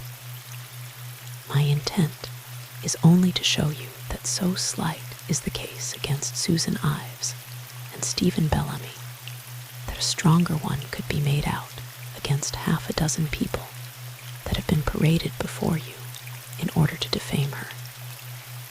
What is this case against her? I say against her, because if you decide that Mrs. Ives is not guilty, the case against Stephen Bellamy collapses automatically. It is not the contention of the state that he committed this crime. The evidence produced shows, according to the state, that he and Mrs. Ives were together throughout the evening, at her instigation. If she had nothing whatever to do with the crime, it follows inevitably that neither did her companion. I again, therefore, turn your attention to Mrs. Ives and ask you once more, what is this case against her? This: you are asked to believe that this girl, many of you have daughters older than Susan Ives, that this girl, gently born, gently bred, and gentle-hearted, upon receiving information from a half-intoxicated and infatuated suitor of Mimi Bellamy's, that Mimi was carrying on an affair with her husband, Patrick Ives, dined peacefully at home, rose from the table, summoned Mrs. Bellamy's adoring husband to meet her down a back lane, procured a knife from a table in her husband's study, and straightway sallied forth to remove the encumbrance that she had discovered in her smooth path by the simple and straightforward process of murdering her. Murder, you note, premeditated, preconceived, and prearranged. Roughly, an hour and a half elapsed between the time that Susan Ives set out and the moment that the scream fixes as that of the murder. Presumably, some of that time was occupied in convincing Mr. Bellamy of the excellence of her scheme, and some of it in idle conversation. The time must have been occupied somehow. The actual rise and fall of a knife is no lengthy matter. Mr. Bellamy, we gather, was so entertained by the death of his idolized wife that he yielded to hearty laughter. Mr. Thorne has told you of that laugh, I believe. The lamp has gone out, so in total darkness they proceed to collect the jewels and wait peacefully until Mr. Thorne has put his keys under the doormat. The door is locked. They have thought of everything, you see, when once more they venture forth. enter an automobile that has the convenient quality of becoming either visible or invisible as serves them best, and return promptly and speedily to the house of Mr. Stephen Bellamy. Possibly you wonder why they do that. It is barely 10, and almost anyone might see them, thereby destroying their carefully concocted movie alibi. But possibly they thought that the Bellamy house would be a nice place to hide the pearls and talk things over. We are left a trifle in the dark as to their motives here, but undoubtedly the prosecutor will clear all that up perfectly. 10 minutes later they come out, and still together start off once more, presumably in the direction of Mrs. Ives's home, so that everyone there can get a good look at them together, while Mrs. Ives still has the knife and the blood-stained coat in her possession. There they part, Mrs. Ives, to straighten up a little before she takes some fruit up to Mrs. Daniel Ives, Mr. Bellamy, presumably to return to his own home, and a night of well-earned repose. In the morning, Mrs. Ives rises sufficiently early to pack up the blood-drenched garments in a large box for the Salvation Army. She turns them over to a maid to turn over to a chauffeur, requests a fresh pair of gloves, and sets forth to early church, the service which she has attended every Sunday of her life since she was a mite of 6, with eyes too big for her face, hair to her waist, skirts to her knees, and little white cotton gloves that would fit a doll if it weren't too big. The prosecutor leaves her there telling her God that last night she had to kill a girl who was liable to make a nuisance of herself before she got through by cutting down Sue Ives's monthly income considerably. Of course, it all may seem a trifle incomprehensible to us, but it's undoubtedly perfectly clear to God and the prosecutor. I think that that is a fair and accurate statement of the state's case, though Mr. Farr undoubtedly can and will make it sound a great deal more plausible when he gets at it. But that's what it boils down to, and all the specious reasoning and forensic and histrionic ability in the world won't make it one atom less preposterous. That's their case. And on what evidence are we asked to believe this incredible farrago? I'll tell you, we have the word of a hysterical and morbidly sensitive girl with a supposed grievance that she overheard a telephone conversation. We have the word of a vindictive young vixen who is leading nothing more nor less than a life of sin, that she planted a note and failed to find it again. We have the disjointed narrative of an unfortunate fellow so far gone in drink and love that he was half out of his senses at the time that he is supposed to be reporting these crucial events, and has since blown his brains out. We have the word of an ex-jailbird who might well have more reasons than one for directing the finger of suspicion at a convenient victim. We have a trooper, eager for credit and prominence, swearing to you that he can as clearly recognize and identify a scrap of earth bearing the imprint of a bit of tire as though it were the upturned countenance of his favorite child, a bit of tire, gentlemen, which undoubtedly has some hundreds of millions of twins in this capacious country of ours. It is on this evidence, fantastic though it may sound, that my distinguished adversary is asking you to condemn to death a gentle lady and an honest gentleman. on the testimony of a neurotic, a love thief, a jailbird, and a drunkard. These are plain words to describe plain truths. I propose to produce witnesses of unimpeachable record to substantiate every one of them. It is, frankly, a great temptation to me to rest the case for the defense here and now, because in all honesty, I cannot see how it would take any 12 sane men in this country 5 consecutive minutes to reach and return a verdict of not guilty. Remember, it does not devolve on me to prove that Susan Ives and Stephen Bellamy are innocent, but on the state to prove that they are guilty. If they have proved that these two are guilty, then they have proved that I am. I believe absolutely that one is not more absurd than the other. On that profound conviction, I could, I say, rest this case, but there is a bare possibility that some minor aspects of the case are not so clear to you as they are to me. There is a passionate desire on my part to leave not one stone unturned in behalf of either of my clients.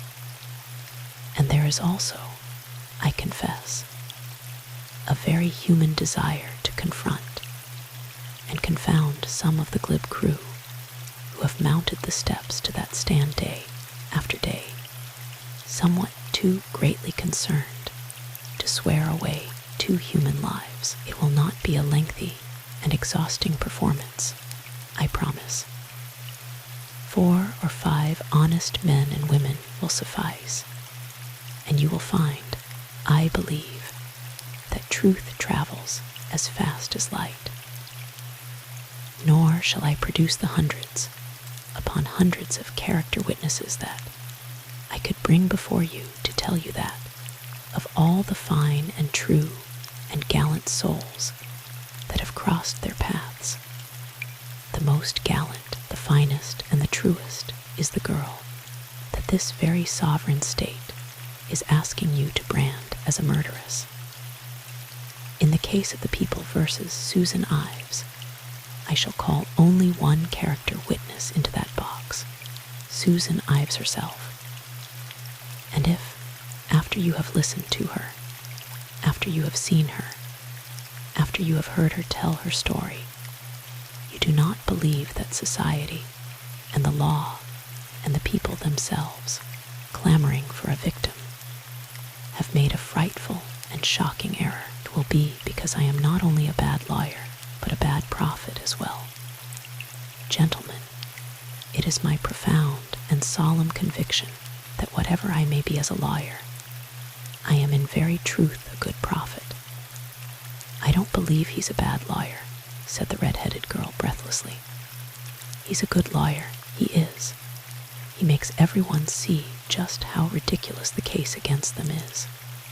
That's being a good lawyer, isn't it? That's making a good speech, isn't it? That's. He's a pompous old jackass, said the reporter unkindly. But he loves his Sue, and he did just a little better than he knows how. Not so good at that either. You don't make a case ridiculous by jeering at it. If call Mrs. Platts boomed the oblivious object of his strictures. Mrs. Adolph Platts, Mrs. Platts, minute and meek, with straw-colored hair and straw-colored lashes, and a small pink nose in a small white face, advanced toward the witness stand with no assurance whatever. Mrs. Platts, what was your position on June 19, 1926? I was chambermaid waitress with Mrs. Alfred Bond at Oyster Bay. Had you been formerly in the employ of Mrs. Patrick Ives? Yes, sir, I was, for about 6 months in 1925. I just did chamber work there, though. Was your husband there at the time? Yes, sir. Adolph was there as what you might call a useful man. He helped with the furnace and garden, and ran the station wagon, things like that. How long had you been married? Not very long, sir, not a year, quite. Mrs. Platts's lips were suddenly unsteady. Mrs. Platts, why did you leave Mrs. Ives's employ? Do I have to answer that, sir? I should very much like to have you answer it. Was it because you were discontented with your work? Oh, no, indeed. It wasn't that. Nobody in this world could want a kinder mistress than Mrs. Ives. It was because of Adolph. What about Adolph, Mrs. Platts? It was because, she shook her head despairingly, fighting down the shamed, painful flush. I don't like talking about it, sir. I'm not one for talking much. I know. Still, the only thing that can help any of us now is truth. I'm sure that you want to help to give us that. Yes, sir, I do. All right then. It was because of the way Adolph was carrying on with Mrs. Ives's waitress, Melanie. How did you know that? Oh, I think they wanted me to know it, said Adolph Platts's wife, her soft voice suddenly hard and bitter. He was more like a lunatic over her than a sane, grown-up man. He was indeed. I caught him kissing her twice, once in the pantry, and once just behind the garage. They wanted me to catch them. What did you do when you made this discovery? The first time I didn't do anything. I was too scared and sick and surprised. I didn't know men did things like that, you know. Not the men you married, not decent ones that were your brother's best friends, like Adolph. Other men might, but not them. I didn't do anything but cry some at night. But the next time I saw them, I wasn't so surprised, and I was mad right through to my bones. I jumped right in and told both of them what I thought of them. And then I went right straight to Mrs. Ives and told her I was leaving the minute she could get someone else. And I told her why too. I told her she could keep Adolph, but not me. What happened then? Then she sent for Melanie and Adolph, and they both said it wasn't so. Your Honor, never mind what anyone said, Mrs. Platts. Just tell us what happened. I couldn't do that without telling you what we were all saying, sir. We were all talking at once, you see. And yes. Well, suppose you just tell us what happened as a result of this conference. Adolph and I left, sir. I wouldn't have stayed no matter what happened after all that. Not with me, a laughingstock of all those servants for being such a dumbbell about what was going on.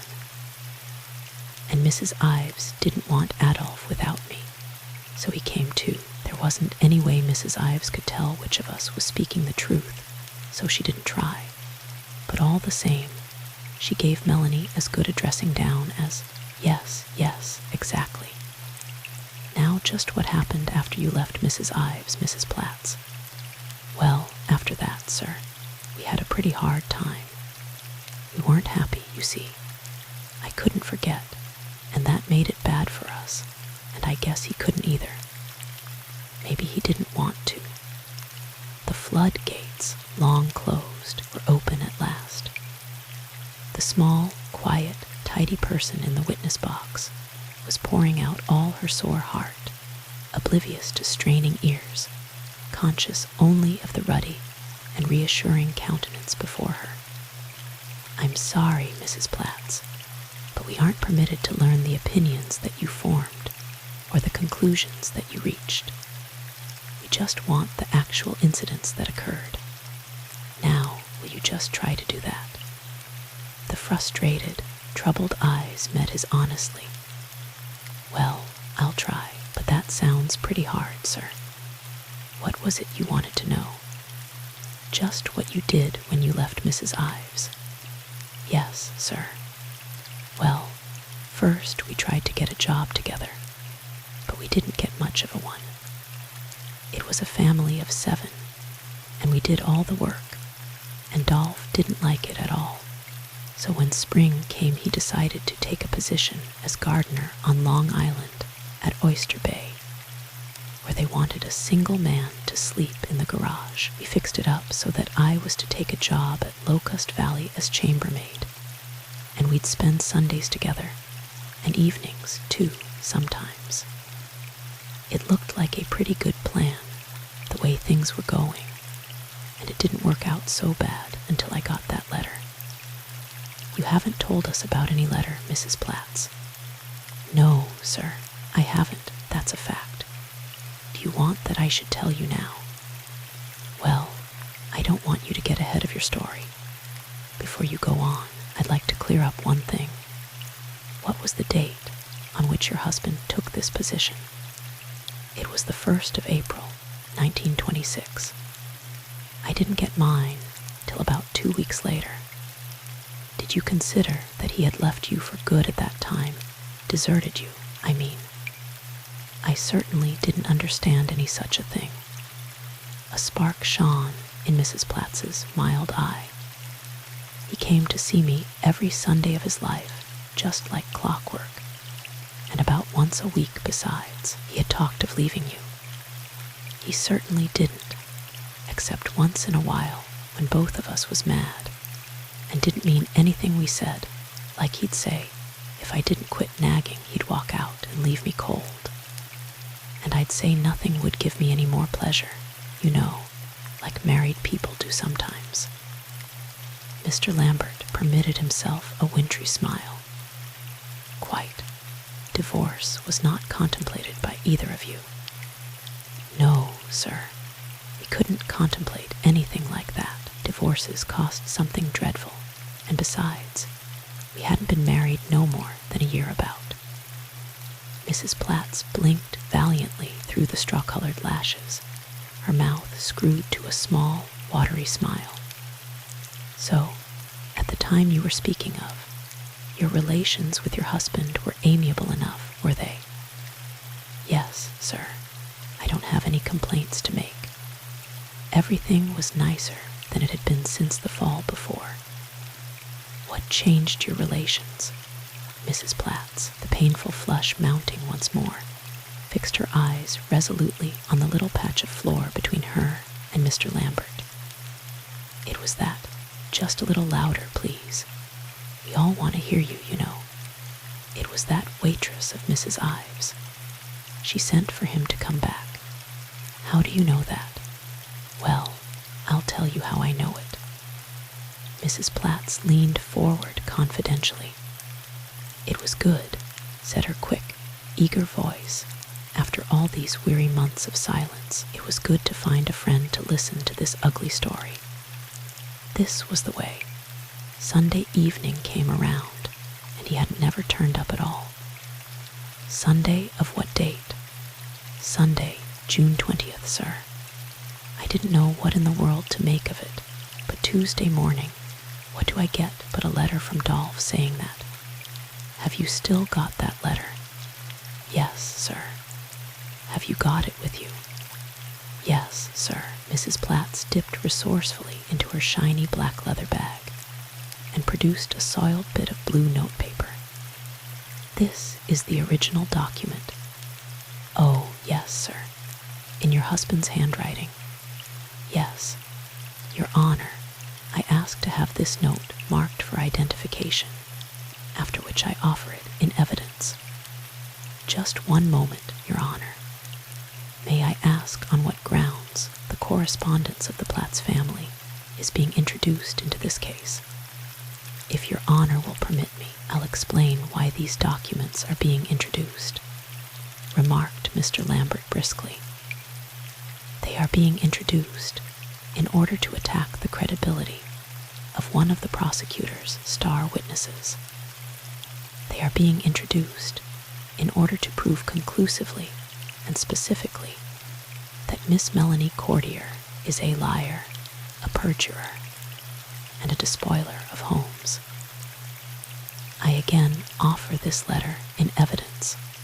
I shall have another one to offer later. Judge Carver eyed the blue scrap in Mr. Lambert's fingers with an expression of deep distaste. You say that this proves that the witness was guilty of perjury. I do, Your Honor. Very well, it may be admitted. Mr. Farr permitted himself a gesture of profound annoyance, hastily buried under a resigned shrug. Very well, Your Honor, no objection.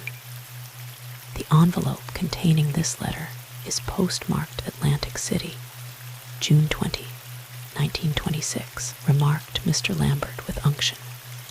It says, Dear Frietta, well, you will be surprised to get this, I guess, and none too pleased either, which I am not blaming you for. The fact is that I have decided that we had better not see anything more of each other, because Melanie and we have decided that we can't get along any longer without each other. And so she has come to me, and I have got to look after her. The reason that I did not come to see you this weekend was that I went out to Rosemont to see her, and she had got in wrong with Mrs. Ives, and she was in a dreadful state about this Mrs. Bellamy being killed, and she is very delicate, so I am going to see that she gets a good rest. I hope that you will not feel too bad, as this is the best way. Melanie does not know that I am writing, as she is of a very jealous nature, and does not want me writing any letters to you, so no more after this one. But I want everything to be square and above board, because that is how I am. It won't do you any good to look for me, so you can save yourself the trouble, because no matter how often you found me, I wouldn't come back, as Melanie is very delicate and needs me. Hoping that you have no hard feelings toward me, as I haven't any toward you.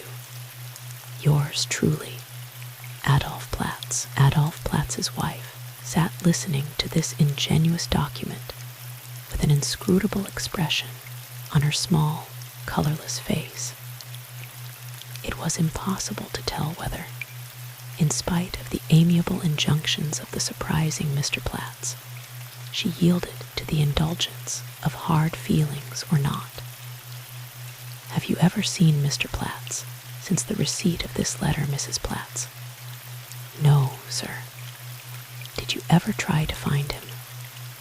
No, sir, I didn't, but my brother Gus did. He was set on finding him, and he spent all his holidays looking in Atlantic City.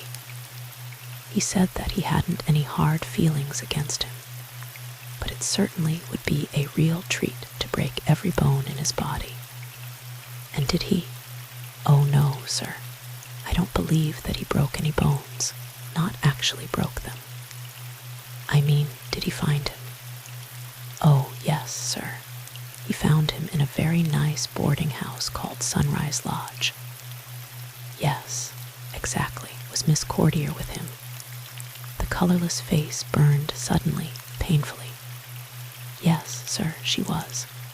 Now, did you ever hear from this husband of yours again, Mrs. Platz? Yes. When? In September, over a month ago. Have you got the letter with you? I have, sir, right here. I offer this in evidence too. No objection, said Mr. Farr bitterly. I should appreciate the opportunity of inspecting these letters after court adjourns, however. Oh, gladly, gladly, cried Mr. Lambert, sonorously jocose. More than happy to afford you the opportunity. Now, the envelope of this letter is postmarked New York, September 21, 1926. It says, Dear Frietta, well, this is to say that by the time you get this, I will be on my way to Canada. I have a first-class opportunity to get into a trucking business up there that has all kinds of possibilities, if you get what I mean. I think it is better for all concerned if I start in on a new life, as you might say, as the old one was not so good. Melanie thinks so too, as she is very sensitive about all these things that have happened, and she thinks that it would be much nicer to start a new life too. She will join me when she is through being subpoenaed for this Bellamy trial, which is all pretty fierce. Wouldn't you say so too? She doesn't know that I am writing you, because she is still jealous, but I thought I would like you to know for the sake of old times, as you might say, and also so that you can let Gus know that it won't do him any good to go looking for me anymore. He will probably see that if you explain how I am starting this new life in Canada, hoping that this finds you as it leaves me, yours truly, Adolph Platz. Have you ever heard from your husband since you received this letter, Mrs. Platz? No, sir. Ever heard of him? No, sir. Thank you. That will be all. Cross-examine. No questions, said Mr. Farr indifferently, and the small, unhappy shadow that had been Adolph Platz's wife was gone. Well, said the reporter judicially to the red-headed girl, you have to grant him one thing. He knows when to leave bad enough alone. Call Mrs. Shea. Mrs. Timothy Shea. Mrs. Timothy Shea advanced belligerently toward the witness box, her forbidding countenance inappropriately decorated with a large lace turban, enhanced with obese violets and a jet butterfly. She seated herself solidly, thumped a black beaded bag onto the rail before her, and breathed audibly through an impressive nose. Mrs. Shea, what is your occupation? I keep a boarding house in Atlantic City, known far and wide as the decentest in that place, or in any other, as well as the most genteel and the best table. Yes, just answer the question, please. Never mind the rest. Or you, I'll thank you to let me be after telling the truth, said Mrs. Shea, raising her voice to an unexpected volume. It's the truth I swore to tell, and the truth I'm after telling. The decentest and the, yes, undoubtedly, said Mr. Lambert hastily. But what I wanted to know was whether you were in court at the time that Miss Cordier was testifying. I was there. It will be a long day before I forget that day, and you may well say so. Had you seen her before? Had I seen her before? Inquired Mrs. Shea with a loud and melodramatic laugh. Every day of my life for close on 3 months, mincing around with her eyes on the ground and her nose in the air as fine as you please, more shame to her. Did you know her as Miss Cordier? I did not. Under what name did you know her? Under the name she gave me, and every other living soul in the place, the name of Mrs. Adolph Platz. That ought to have burned the skin off her tongue to use it. She and Mr. Platz lived with you as man and wife.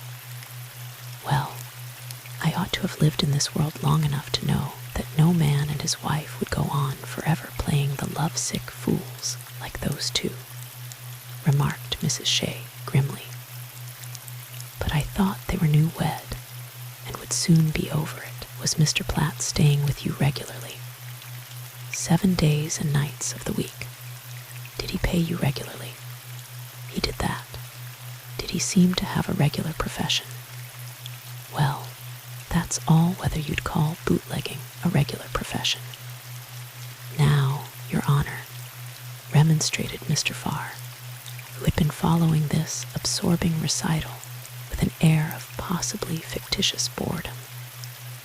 I don't want to indulge in any legal hair-splitting, but surely a line should be drawn somewhere when it comes to this type of baseless slander and innuendo. Do I understand that you have evidence of Mr. Platz's activities? Inquired Judge Carver severely.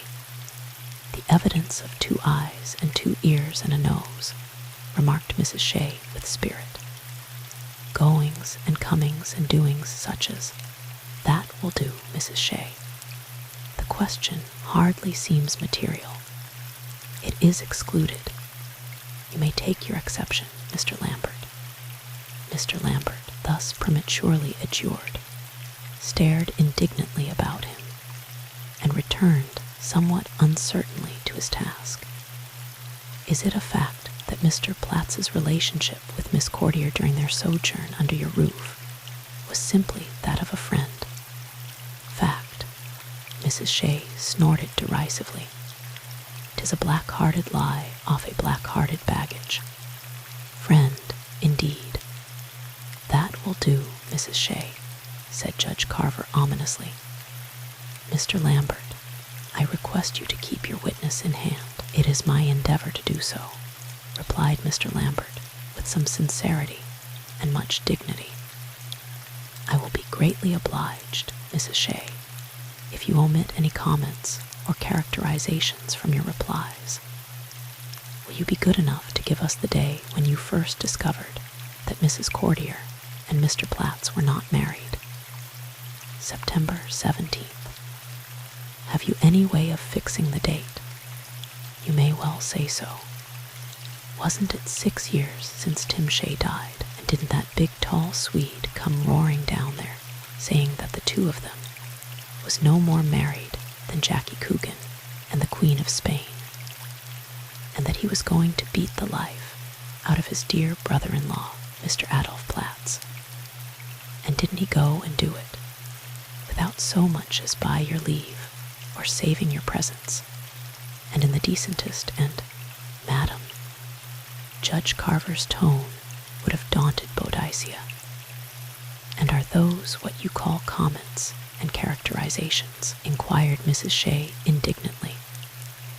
Well, God save us all. That will be all, thank you, Mrs. Shea, said Mr. Lambert hastily. Cross-examine. No questions, said Mr. Farr with simple fervor. Mrs. Shea, looking baffled but menacing, moved forward with a majestic stride, leaving the courtroom in a state of freely expressed delight. Across the hum of their voices boomed Mr. Lambert's suddenly impressive summons. Mr. Bellamy, will you be good enough to take the stand? Very quietly he came, the man who had been sitting there so motionless for so many days for them to gape their fill at, moving forward now to afford them better fare. Dark-eyed, low-voiced, courteous, and grave, he advanced toward the place of trial with an unhurried tread. In the lift of his head there was something curiously and effortlessly noble, thought the red-headed girl. Murderers should not hold their heads like that. Mr. Bellamy, where were you on the night of June 19th at 9:30 o'clock? The proverbial dropped pin would have made a prodigious clatter in the silence that hovered over the waiting courtroom. I was in my car on the river road, about a mile or so from Lakedale. You were not in the neighborhood of the Thorne Estate orchards. Not within 10 miles, 12 perhaps, would be more accurate. Was anyone with you? Yes, Mrs. Patrick Ives was with me. You have a way of fixing the time. I have. I will ask you to do so later. Will you tell us now at what time you left the Rosemont Country Club? At a little before 6, I think. We dined at 6:45, and my wife always dressed before dinner. Had you noticed Mr. Farwell in conversation with Mrs. Ives before you left? Yes, my wife had called my attention to the fact that they seemed deeply absorbed in a conversation on the club steps. Just how did she call your attention to it? She said, "Oh, look, Elle's got another girl." Did you make any comment on that? Yes, I said, "That's clear gain for you, darling." He caught himself up, olive skin a tone paler, teeth deep in his lip. I said, "That's clear gain for you, but a bit hard on Sue." You were aware of Mr. Farwell's devotion to your wife. Behind Stephen Bellamy's tragic eyes, someone smiled, charming, tolerant, ironic, and was gone. It was impossible to be unaware of it. Mr. Farwell was candor itself on the subject, even with those who would have been more grateful for reticence. Your wife made no attempt to conceal it. To conceal it? Oh, no. There was nothing whatever to conceal. His infatuation for Mimi was common property. She laughed about it, though I think that sometimes it annoyed her. Did she ever mention getting a divorce in order to marry Farwell? A divorce? Mimi. His eyes, blankly incredulous, met Mr. Lambert's inquiring gaze. After a moment, he said, slowly and evenly, no, she never mentioned a divorce. If she had asked for one, would you have granted it to her? I would have granted her anything that she asked for, but you would have been surprised. Stephen Bellamy smiled with white lips. Surprised is rather an inadequate word. He sought for one more adequate failed, and dismissed it with an eloquent motion of his hands. I should have been more astounded than it is possible for me to say. So you had no inkling that your wife was contemplating any such action? Not the faintest, not the... Once more he pulled himself up, and after a moment's pause, he leaned forward. That, too, sounds ridiculously inadequate. I should like to make myself quite clear. Apparently, I haven't succeeded in doing so. I believed my wife to be completely happy. You see, I believed that she loved me. He was pale enough now to gratify the most exigent reporter of emotions, but his pleasant, leisurely voice did not falter, and it was the ruddy Lambert, not he, who seemed embarrassed. Yes, quite so, naturally. I wished simply to establish the fact that you were not in her confidence as to her attitude toward Mr. Ives. Now, Mr. Bellamy, I am going to ask you to tell us as directly and concisely as possible just what happened from the time that you and Mrs. Bellamy finished dinner that evening up to the time that you retired for the night. I did not retire for the night. I beg your pardon. I said that I did not retire for the night. Sleep was entirely out of the question, and I didn't care to go up to my room. Naturally, quite so. I will reframe my question. Will you be good enough to tell us what occurred on the evening of June 19th, from the conclusion of dinner to, say, 11 o'clock? I will do my best. I'm afraid that I haven't an especially good memory for details. Mimi had said on the way home from the club that she had told the Conroys that she would join them after dinner at the movies in Rosemont. Quite a party were going, and I asked if they were going to stop by for her. She said no, that she had arranged to meet them at the theater, as there was no room in their car.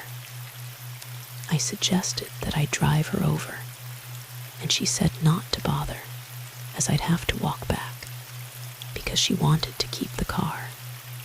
But I told her that I didn't mind the walk, and that I wanted to pick up some tobacco and a paper in the village. After dinner, we went out to the garage together. The self-starter hadn't been working very well, and just as I got it started, Mimi called my attention to the fact that one of the rear tires was flat. She asked what time it was, and when I told her that it was 5 minutes to 8, she said that there wouldn't be time to change the tire, but that if she hurried, she could catch the Conroys and make them give her a lift, even if they were crowded. They lived only about 5 minutes from us. North of you or south of you, Mr. Bellamy. North of us, away from the village, toward the club. I wanted to go with her, but she said that it would be awkward for me to get away if I turned up there, and it was only a 5-minute walk in broad daylight. So then I let her go. He sat silent, staring after that light, swift figure, slipping farther away from him, farther still. You did not accompany her to the gate. Stephen Bellamy jerked back those wandering eyes. I beg your pardon. You didn't accompany her to the gate. No, I was looking over the tire to see whether I could locate the damage. I was particularly anxious to get it in shape, if I could, because we were planning to motor over next day to a nursery in Lakedale to get some things for the garden, some little lilacs and flowering almonds, and some privet for a hedge that he broke off abruptly, and after a moment said gently, I beg your pardon. That's got absolutely nothing to do with it, of course. What I was trying to explain was that I was endeavoring to locate the tire trouble. In a minute or so I did. You ascertained its nature. Yes, there was a cut in it, a small, sharp cut, about 1/2 inch long. Is that a usual tire injury? I am not a tire expert, but it seemed to me highly unusual. I didn't give it much thought, however, except to wonder what in the world I'd gone over to cause a thing like that. I was in a hurry to get it fixed, as I said, and I remembered that I'd seen Orsini standing by the gate as we went by to the garage. I went out to ask him to get me a hand, but he'd started down the road toward Rosemont. I could see him quite a bit off, hurrying along, and I remembered that we'd given him the evening off. So I went back to the garage, took my coat off, and got to work myself. I just got the shoe off when I heard, just a minute, Mr. Bellamy. Did you see Mrs. Bellamy again when you went to the gate? Oh, no. She'd been gone several minutes. And in any case, there is a jog in the road 200 or 300 feet north of our house that would have concealed her completely. She was headed in the general direction of orchards. In the direction of orchards, yes. It was along this route that the Perrytown bus passed. Yes. Please continue. As I was saying, I had succeeded in getting the shoe off when I heard the telephone ringing in the library of our house. I dropped everything and went in to answer it, as there was no one else in the house. Who was on the telephone, Mr. Bellamy? It was Sue, Mrs. Ives. She wanted to know if Mimi was at home. Will you give us the conversation to the best of your recollection? Yes. I said that she was not, that she had gone to the movies in Rosemont with the Conroys. Mrs. Ives asked how long she had been gone. I told her possibly 10 or 15 minutes. She asked me if I was sure that she had gone there, and I said perfectly sure, and asked her what in the world she was talking about. She said that it was essential to see me at once, and asked if I could get there in 10 minutes. I said not quite as soon as that, as I was changing a tire, but that I thought that I could make it in 15 or 20. She asked me to meet her at the back road, and then then she asked me if Elliot had said anything to me. I said, Sue, for God's sake, what's all this about? And she said never mind, to hurry, or something like that, and rang off before I could say anything more. What did you do next, Mr. Bellamy? Well, for a minute I didn't know what to do. I was too absolutely dumbfounded by the entire performance. And then, quite suddenly, I had a horrible conviction that something had happened to Mimi and that Sue was trying to break it to me. I felt absolutely mad with terror. And then I thought that if I could get Mrs. Conroy on the telephone, there was just a chance that they mightn't have left yet, or that maybe some of the servants might have seen Mimi come in and could tell me that she was all right. rang up, and Nell Conroy answered the phone and said no, that Mimi hadn't turned up, and that anyway they had told her not to meet them till 8:30 because the feature film didn't go on till then. I said that Mimi must have made a mistake, that she'd probably gone to the theater, something, anything, I don't remember. All that I do remember is that I rang off somehow and stood there, literally sweating with terror, trying to think what to do next. I remember putting my hand up to loosen my collar and finding it drenched. I'd forgotten all about Sue. All I could remember was that something must have happened to Mimi and that she might need me, and that I didn't know where she was. And then I remembered that Sue had told me to hurry, and that she could explain everything. I tore out to the garage and went at the new tire like a maniac. It didn't take me more than about 8 minutes to get it on, and not more than 3 or 4 more to get over to the back road where I was to meet Sue. I didn't pay much attention to speed limits. Just where is this road, Mr. Bellamy? Well, I don't know whether I can make it clear. It's a connecting road out of Rosemont, between the main highway, the Perrytown Road, you know, and a parallel road about 5 miles west, called the River Road, that leads to Lakedale. It runs by about a 1/4 mile back of the Ives house. Did you arrive at this back road before Mrs. Ives? No, Mrs. Ives was waiting for me when I got there. I asked her whether she had been there long, and she said only a minute or 2. I asked her then whether anything had happened to Mimi. She said, "What do you mean happened to her?" I said an accident of any kind, and added that I'd been practically off my head ever since she had telephoned, as I had called up the Conroys and discovered that she wasn't there. Sue said, so Elliot was right. She had been standing by the side of the car, talking, but when she said that, she looked around her quickly and stepped into the seat beside me. She said, "I'd rather not have anyone see us just now. Let's drive over to the River Road. Mimi hasn't been hurt, Steve. She's gone to meet Pat at Orchards." I was so thunderstruck, and so immensely, so incalculably, relieved that Mimi wasn't hurt that I laughed out loud.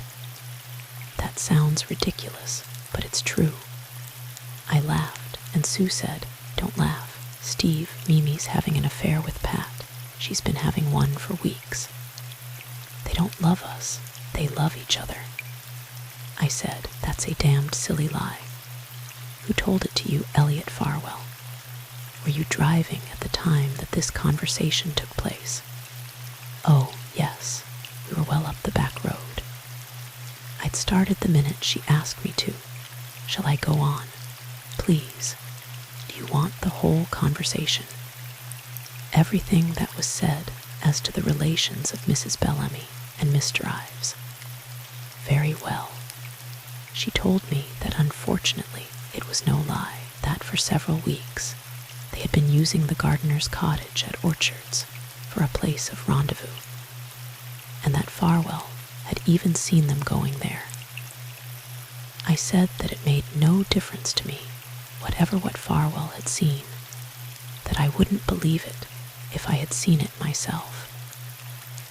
I asked her if Farwell hadn't been drinking when he told her this, and she said yes, that unless he had been he wouldn't have told her. I asked her if she didn't know that Elliot Farwell was an abject idiot about Mimi, and she said, "Oh, Stephen, not so abject an idiot as you, who won't even listen to the truth that you don't want to hear." I said I'll listen to anything that you want to tell me, but truth isn't what you hear, it's what you believe. I don't believe that Mimi doesn't love me. She said, "Where is she now, Steve?" And I said, "At the movies. She probably met someone on the road who gave her a lift." or else she decided to walk straight there, as she knew that the Conroy's car would be crowded. She said she's not at the movies. She's waiting for Pat in the gardener's cottage. I said, and has Pat gone to meet her? And she said, no, this time he hasn't gone to meet her. I said, what makes you think that? Sue said, I don't think it, I know it. I said, oh, yes, he was going to Dallas's to play poker, wasn't he? And after a moment she said, yes, that's where he said he was going. I happen to know that there's been a slip in their plan to meet tonight. Then she told me that she believed they were planning to run away, and that the reason she had wanted to see me was to tell me that she would never give Pat a divorce as long as she lived. And she thought if I told Mimi that before it was too late, it might stop her. We'd reached the river road by this time and were well on our way to Lakedale. And I said, Sue, we've talked enough nonsense for tonight. I'll tell you what we'll do. We're running low on gas, and when we get to Lakedale, we'll get some, turn around, and head back for Rosemont.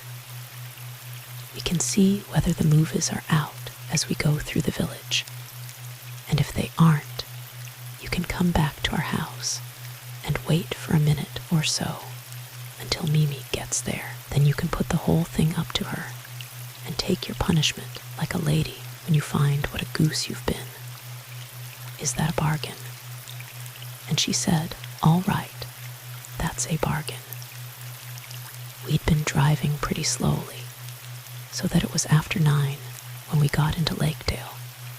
There were 2 or 3 people ahead of us at the gas station, Saturday night, you know, and Sue was very thirsty, so we asked the man at the gas pump if he could get her some water, and he did. I noticed him particularly, because he had the reddest hair that I've ever seen on a human being. We were at the station about 10 minutes, and I looked at my watch just as we left. It said 20 minutes past 9. Was your watch correct, Mr. Bellamy? Absolutely. I check it every day at the station. How long a drive is it from Lakedale to Rosemont? Under half an hour, it's around 9 miles. And to Orchards from Lakedale, it's close to 12. Orchards is about 3 miles north of Rosemont. Quite so. Now, will you be good enough to continue with your story? We hardly talked at all on our way back to Rosemont. I remember that Sue asked whether we wouldn't get there before the film was over, and I said, probably. But as a matter of fact, we didn't.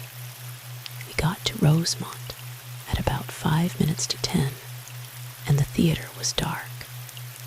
There were no cars in front of it, and the doors were locked. I said, she'll probably be at the house, and Sue said, if she isn't, I think that it will look decidedly queer to have me dropping in there at this time of night. I said, there'll be no one there to see you. Nellie's gone home to her mother, and Orsini went to New York at 8:15. It takes only 3 or 4 minutes from the theater to the house, and just as we started to turn in at the gate, Sue said, you're wrong. There's a light in the garage. I looked up quickly, and there wasn't a sign of a light. I laughed and said, don't let things get on your nerves, Sue. I tell you that I saw him going to the train, and I helped her out of the car. There was a light in the hall, and as I opened the door, I called Mimi.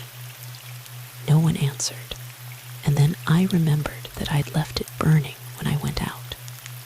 I said, come in. She must be over at the Conroy's. I'll call up and get her over. So far, so good, said the reporter contentedly. If Mr. Stephen Bellamy isn't telling the truth, he's as fertile and resourceful a liar as has crossed my trail in these many moons. Do you feel better? Better than best, the red-headed girl assured him fervently. Only I wish that Bellamy girl had died a long time ago. Do you indeed? Yes, I do indeed. About 20 years ago, before she got out of socks and hair ribbons and started in breaking men's hearts, Elliot Farwell and Patrick Ives and Stephen Bellamy. Even that little bus driver looked bewitched. Of course, I ought to be sorry she's dead. But truly, she wasn't good for very much, was she? Not very much. The ones who are good for very much aren't generally particularly heartbreaking. You'd probably be as bad as any of them, said the red-headed girl darkly, and relapsed into silence.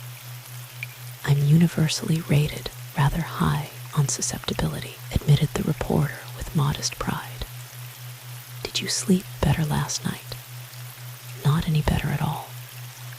Look here, are you telling me that after reducing me to a state of apprehension that resulted in my spending $6.35 and 2 hours and 20 minutes of invaluable time in a hired flivver in order to cure you of insomnia, you went back to that gas log of yours and worked half the night and had it again? Didn't you solemnly swear? I'm not ever solemn when I swear. I didn't work after 12. If you paid $6,000 for it, it was a tremendous bargain. It was the nicest ride I ever took. That was why I didn't sleep. Mollifying though mendacious, said the reporter critically. Are you by any chance a flirt? The red-headed girl eyed him thoughtfully. After quite a lengthy period of contemplation, she seemed to arrive at a decision. No, she said gravely, I'm not a flirt. In that case, said the reporter quite as gravely, I'm going to get you some lunch. And if Sue Ives decides to confess to the entire newspaper fraternity that it really was she who did it, after all, I'm not going to be there. I'm going to be bringing your lunch back to you because you're not a flirt. Do I make myself clear? Yes, thank you, said the red-headed girl. She sat staring after him with round, bright eyes that she was finding increasingly difficult to keep open. What was it that she had said that first day, that day that seemed so many, many days ago? Something about a murder story and a love story being the most enthralling combination in the world. Well, the red-headed girl looked around her guiltily, wondering if she looked as pink as she felt. It was frightful to be so sleepy. It was frightful and ridiculous not to be able to sleep anymore because of the troubles and passions of half a dozen people that you'd never laid eyes on in your life and didn't really know from Adam and Eve or Cain and Abel were better, perhaps. What's he to Hecuba or Hecuba to him? What indeed? She yawned despairingly. No, but that wasn't true. You did know them. 100 times, 1,000 times better than people that lived next to you all the days of their lives. That was what gave a trial its mysterious and terrible charm. Curiosity is a hunger in everyone alive. And here the sides of the houses were lifted off, and you saw them moving about as though they were alone. You knew, oh, you knew everything. You knew that little Pat Ives had sold papers in the streets, and that he carved ships, and that once he had played the ukulele, and had taken Mimi Dawson riding on spring nights. You knew that Sue Ives had gone to church in little cotton gloves when she was 6 years old, and that she had a coat of cream-colored flannel, and poor relations in Arizona, and a rose garden beyond the study window.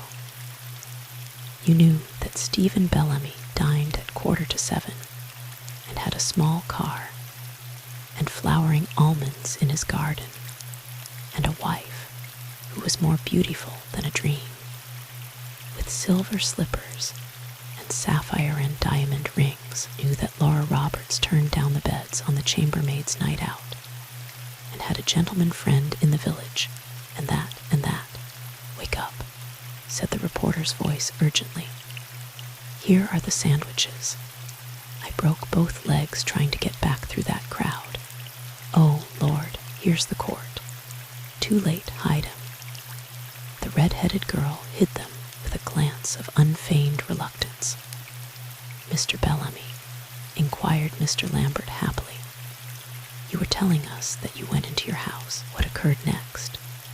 I went straight to the telephone and called up Mrs. Conroy. She answered the telephone herself, and I said, Can I speak to Mimi for a moment, Nell? She said, Why, Steve, Mimi isn't here. The show got out early, and we waited for about 5 minutes to make sure that she wasn't there. I thought that she must have decided not to come. I said, Yes, that's what she must have decided.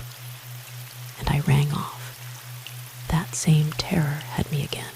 I felt cold to my bones. I said, She's not there. I was right the first time. Something's happened to her. Sue said, Of course she's not there. She went to the cottage. I said, But you say that Pat didn't go. She'd never wait there 2 hours for him. Maybe we'd better call up Dallas and make sure he's there. The even voice hesitated, was silent. Mr. Lambert moved forward energetically. And what did Mrs. Ives say to that? She said, No, that's no good. He's not at the Dallases, he's home. I said, Then let's call him up there. Sue said, No, I'd rather not do that. I don't want him to know about this until I decide what to do next. I give you my word of honor that he's there. Isn't that enough? I said, All right, then.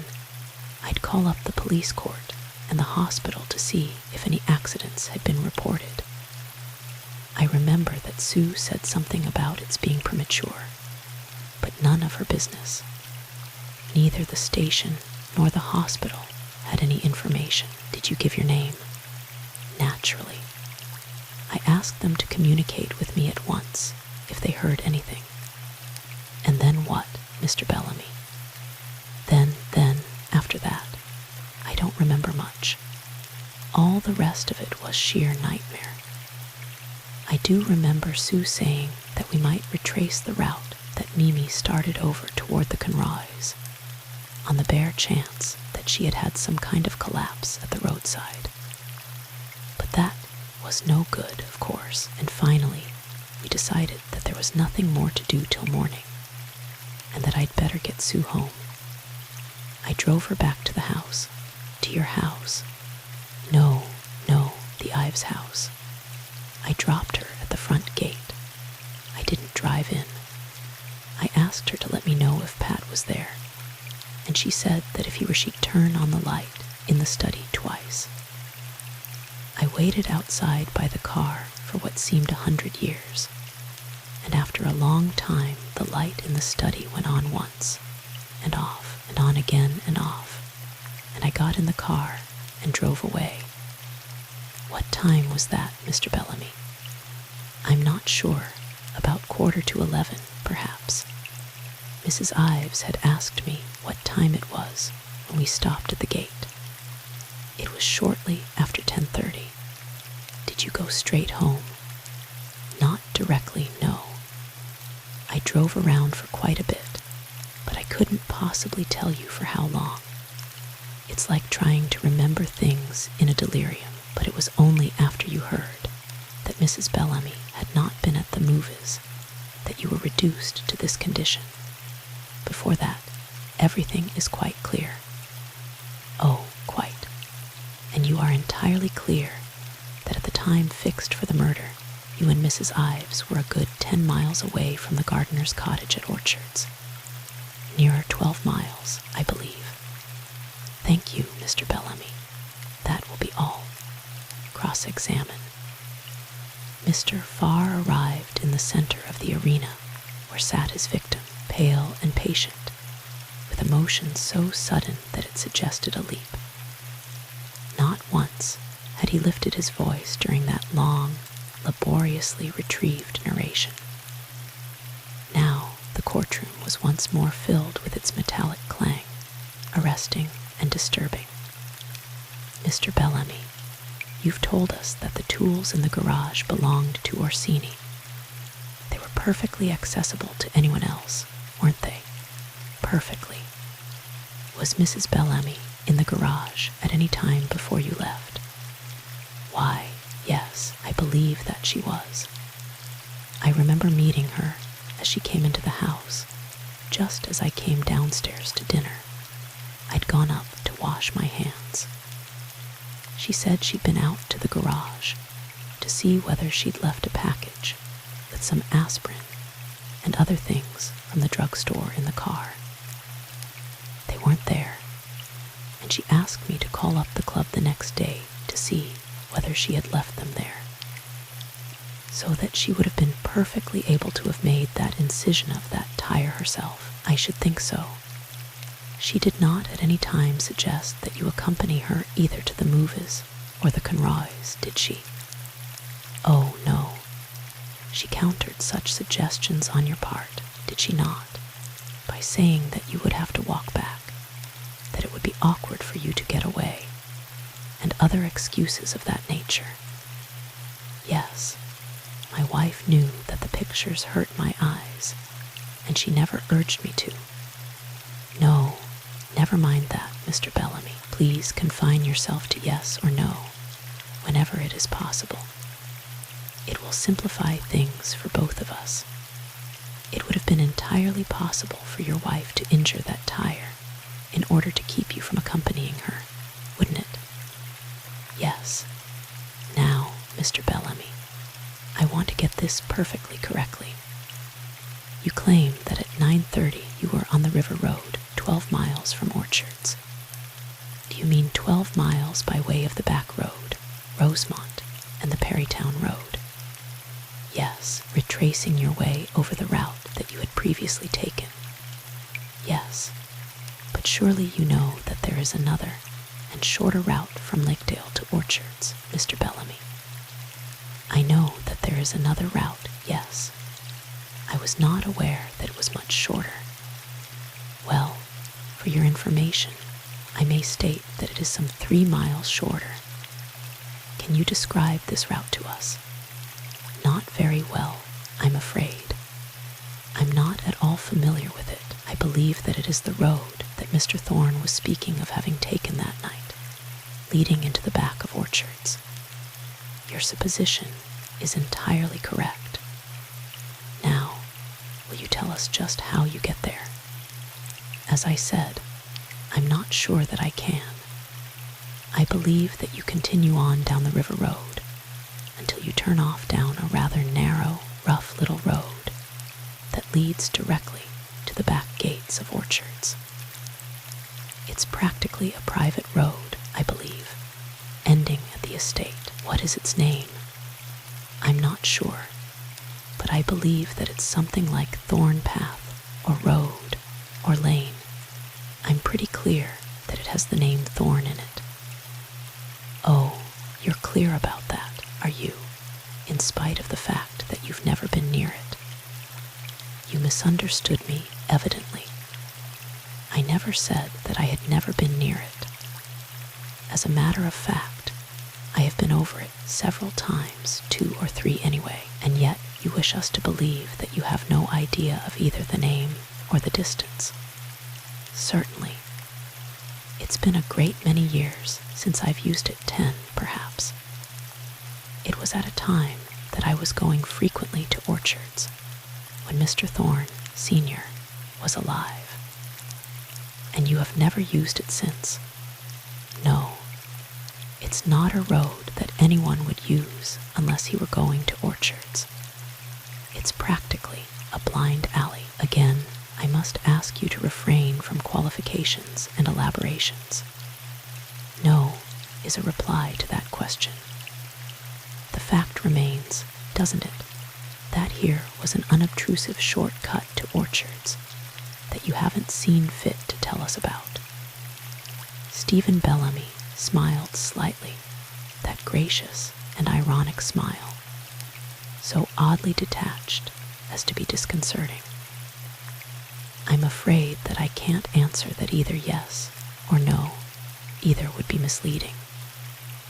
I had completely forgotten that there was such a road, completely forgotten it, had you? Had Mrs. Ives forgotten it too? I'm sure that I don't know. Mr. Bellamy, is not this road, known as Thorn Lane, the one that you and Mrs. Ives took to reach Orchards the night of the murder?" Mr. Bellamy frowned faintly in concentration. "I beg your pardon. Did you not use Thorn Lane to reach Orchards on the night of the murder?" The frown vanished. For a moment, Mr. Bellamy looked frankly diverted. Were these, inquired his lifted brows, the terrors of cross-examination? "We certainly did nothing of the kind. I thought that I'd already explained that I hadn't been over that road in 10 years. I heard your explanation. Now, will you kindly explain to us why you didn't use it?" "Why?" inquired Stephen Bellamy blankly.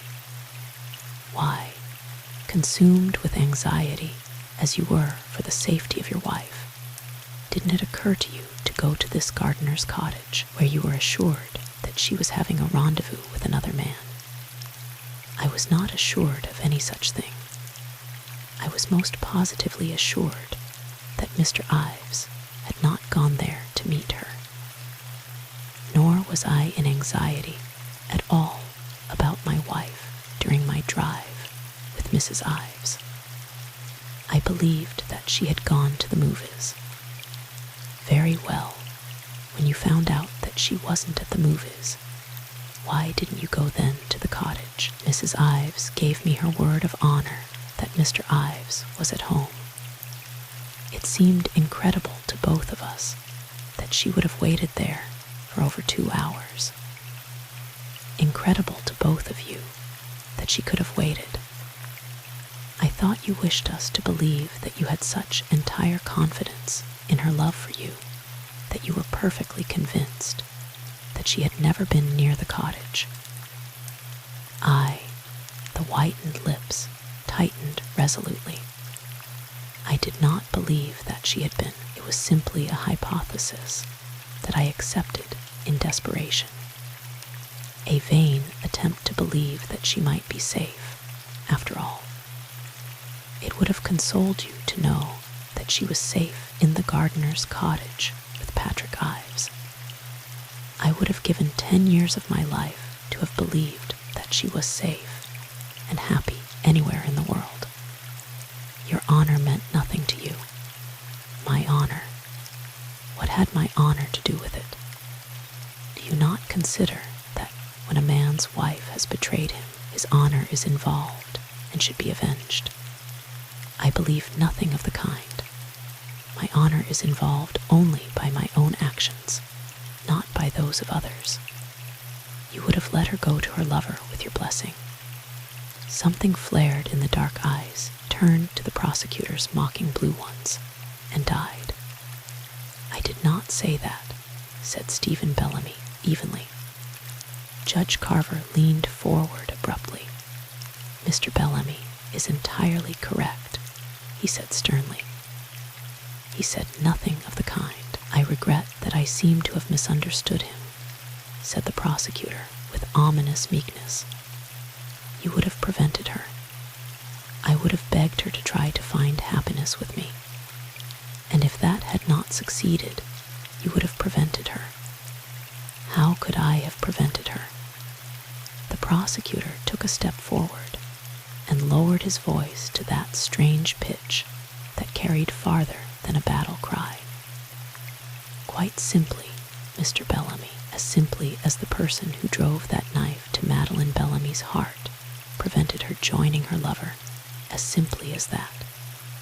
Judge Carver's gavel fell with a crash. Let that remark be stricken from the record. Stephen Bellamy's head jerked back, and from somewhere, An arm flashed out to catch him. He motioned it away, steadying himself carefully with an iron grip on the witness box. His eyes, the only things alive in his frozen face, met his enemy's unswervingly. I did not drive that knife to her heart. His voice was as ominously distinct as the prosecutor's. But you did not raise a hand to prevent it from striking. I could not raise a hand. I was not there. You did not raise a hand, Your Honor. Bellamy's eyes swung steadily to the glamorous and distracted Lambert. Please, I'd rather answer. I have told you already that I was not there, Mr. Farr. If I had been, I would have given my life gladly, believe me, to have prevented what happened. Farr turned a hotly incredulous countenance to Judge Carver's impassive one. Your Honor, I ask to have that stricken from the record as deliberately unresponsive. It is not strictly responsive, conceded His Honor dispassionately. However, the court feels that you had already received a responsive answer, so we're apparently pressing for an elaboration. It may remain. I defer to Your Honor's opinion, said Mr. Farr in a tone so far from deferential that His Honor regarded him somewhat fixedly. Mr. Bellamy, what reason did Mrs. Ives give you for believing that Mr. Ives was at home? She did not give me a reason. She gave me her word of honor. You did not press her for one. No, I considered her word better than any assurance that she, Your Honor, I have repeatedly requested the witness to confine himself to yes and no. I ask with all deference to have the court add its instructions to that effect. Confine yourself to a direct answer, whenever possible, Mr. Bellamy. You are not permitted to enter into explanations. Very well, Your Honor. Nothing was said about an intercepted note, Mr. Bellamy. No, you were perfectly satisfied that she had some mysterious way of ascertaining that he had not gone out at all that evening. Yes, but at some time during the evening, that assurance on your part evaporated. I don't follow you. I'll be clearer.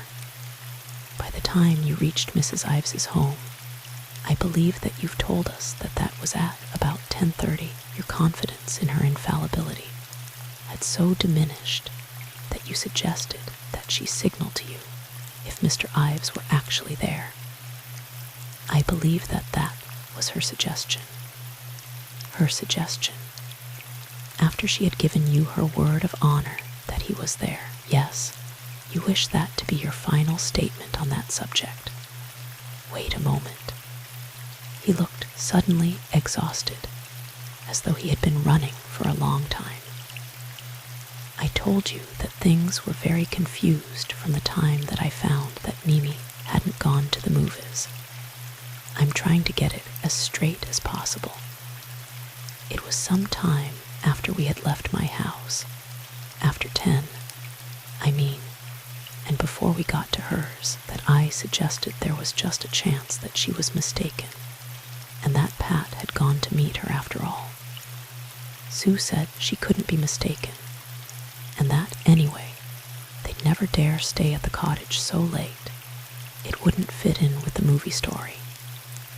I suggested then that possibly she had been right in her idea that they had been planning to run away together. Possibly that was what they had done tonight. She said, Steve, you sound as though you wish they had.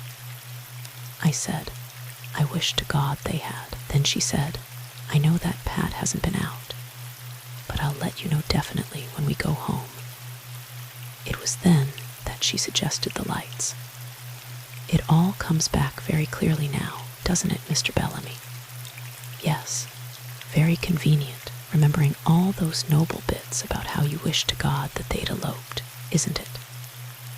I don't know that it's particularly noble or convenient. It's the truth. Oh, undoubtedly, Mr. Bellamy. At what time, Your Honor, I protest these sneers and jeers that Mr. Farr is indulging in constantly. I simply remarked that Mr. Bellamy was undoubtedly telling the truth, said Mr. Farr in dangerously meek tones. Do you regard that as necessarily sarcastic? I regard your tone as sheerly outrageous. I protest. It might be just as well to make no comments on the witness's replies, of either a flattering or an unflattering nature, remarked Judge Carver dryly. Is there a question before the witness? No, Your Honor. I was not permitted to complete my question. It may be completed. There was a hint of acerbity in the fine voice. Mr. Bellamy, at what time, after you left Mrs. Ives at her house, did you return to your own? I don't know. The voice was weary to the point of indifference. You don't know? No, the whole thing's like a nightmare. Time doesn't mean much in a nightmare. Well, did this nightmare condition permit you to ascertain whether it was after 12? I believe that it was later. After 1. Later. How do you know that it was later? I don't know, because the sky was getting lighter, I suppose. You mean that dawn was breaking? I suppose so. You are telling us that you drove about until dawn. I am telling you that I don't remember what I did. It was all a nightmare. Mr. Bellamy, why didn't you go home to see whether your wife had returned? For the first time, the eyes fixed on the prosecutor wavered. What? You heard me, I believe. You want to know why I didn't go back to my house? Exactly. I don't know, because I was more or less out of my head, I suppose. You were anxious to know what had become of her, weren't you? Anxious. The stiff lips wrenched themselves into something dreadfully like a smile. Yet from 11 o'clock on, you never went near your house to ascertain whether she had come home or been brought home. No, you didn't call up the police. I told you I'd already called them up. Nor the hospital. I'd called them too. Where were they to notify you in case they had news to report? At my house. How were you to receive this information, this vital information, if you were roaming the country in an automobile? I don't know. Weren't you interested to know whether she was dead or alive? Yes. Then why didn't you go home? I have told you, I don't know. That's your best answer. Yes. Let's see whether I can't help you to a better one. Isn't the reason that you didn't go home or call up the police or the hospital because you knew perfectly well that any information that anyone in the world could give you would be superfluous? Stephen Bellamy focused his weary eyes intently on the sardonic face, only a few inches from his. I'm sorry, I don't understand what you mean. Don't you? I'll try to make it clearer. Wasn't the reason that you didn't go home the perfectly simple one, that you knew that your wife was lying 3 miles away in a deserted cottage, soaked in blood and dead as a doornail? Oh, for God's sake. At the low, despairing violence of that cry, some in the courtroom winced and turned away their faces from the ugly triumph, flushing the prosecutor's cold face. I don't know, I tell you, I don't know. I was half crazy. I wasn't thinking of reasons. I wasn't thinking of anything except that Mimi was gone. Is that your best answer? Yes. At what time the next morning did you hear of the murder of your wife, Mr. Bellamy? Slowly, carefully, fighting inch by inch back to the narrow plank of self-control that lay between him and destruction. Stephen Bellamy lifted his tired voice, his tired eyes. I believe that it was about 11 o'clock. Who notified you? A trooper, I think, from the police station. Please tell us what he said. He said that Mrs. Bellamy's body had been found in an empty cottage on the Old Thorn estate, and that while it had already been identified, headquarters thought I had better go over and confirm it. I said that I would come at once, and did so. Yes, you saw the body. Yes, identified it. Yes, it was clothed. Yes, in these garments, Mr. Bellamy. And there, incredibly, it was again, that streaked and stiffened gown with its once airy ruffles, dangling over the witness box in reach of Stephen Bellamy's fine, long-fingered hand. After the first convulsive movement, he sat motionless, his eyes dilated strangely under his level brows. Yes, these shoes, lightly as butterflies, they settled on the dark rim of the box. So small, so gay, so preposterous, shining silver, shining buckles. The man in the box bent those strange eyes on them.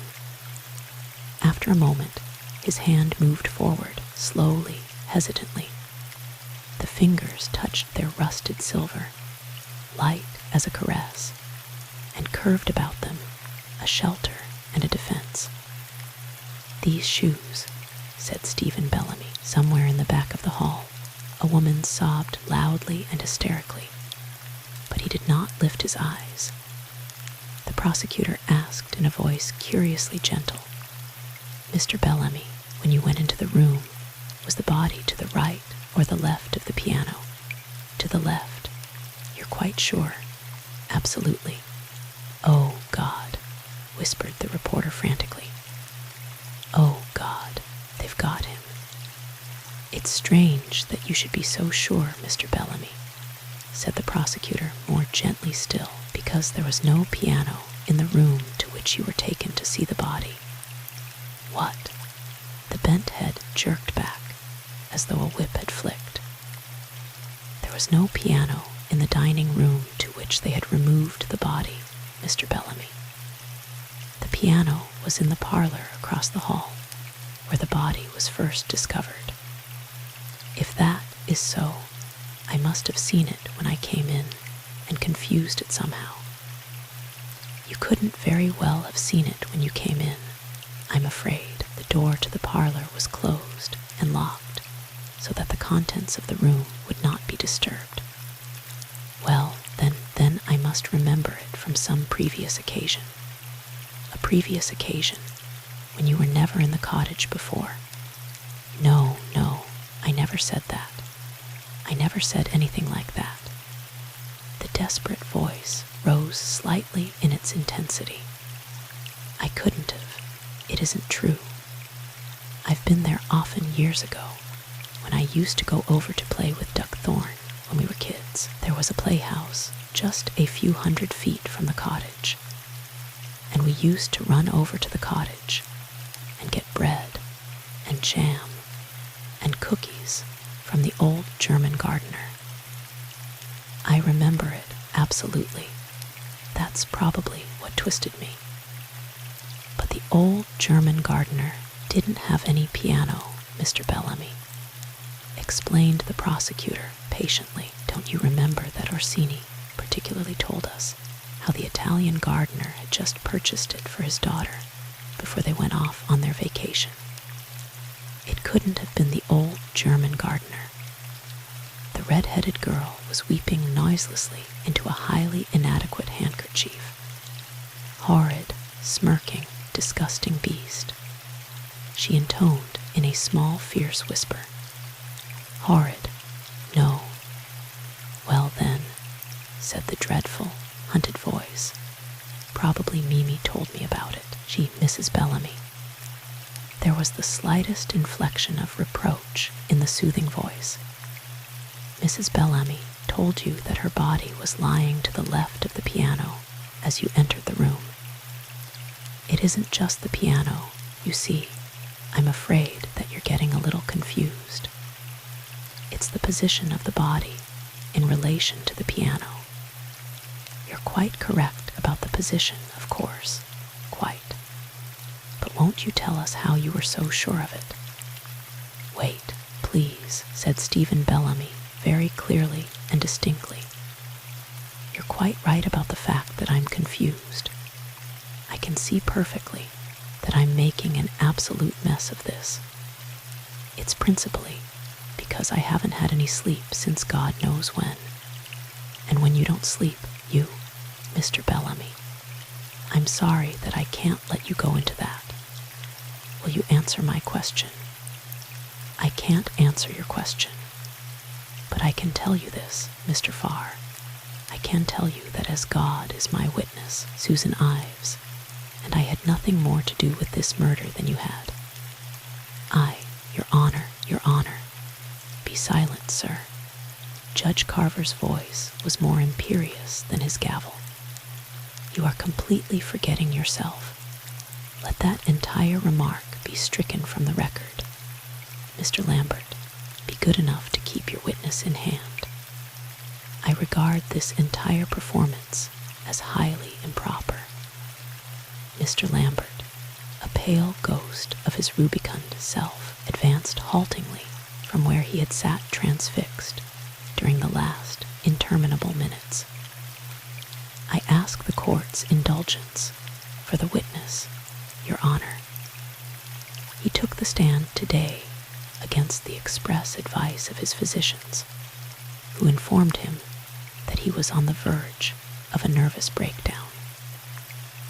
As it is now almost 4, I ask that the court adjourn until tomorrow, when Mr. Bellamy will again take the stand if the prosecutor wishes to continue the cross-examination." Judge Carver leaned forward, frowning.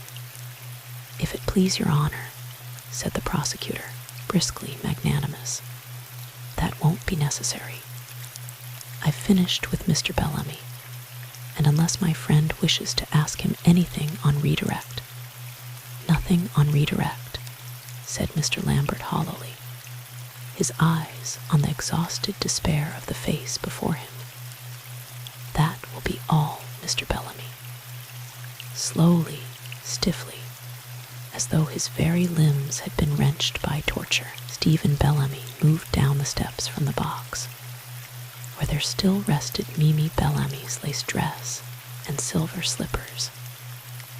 When he stood a foot or so from his chair, he stopped for a moment, stared about him wildly, turning on the girl seated a little space away a look of dreadful inquiry. There she sat, slim and straight, with color warm on her cheeks and bright in her lips, smiling that gay, friendly smile that was always waiting just behind the serene indifference of her eyes. And painfully, carefully, Stephen Bellamy twisted his stiffened lips to greet it, turned his face away, and sat down. Even those across the courtroom could watch the ripple in his cheeks as his teeth clenched, unclenched, clenched. "If Your Honor has no objection," the prosecutor was saying in that smooth new voice, "the witness that I spoke of yesterday is now in the court. He is still under his doctor's orders, but he had an unusually good night and is quite able to take the stand.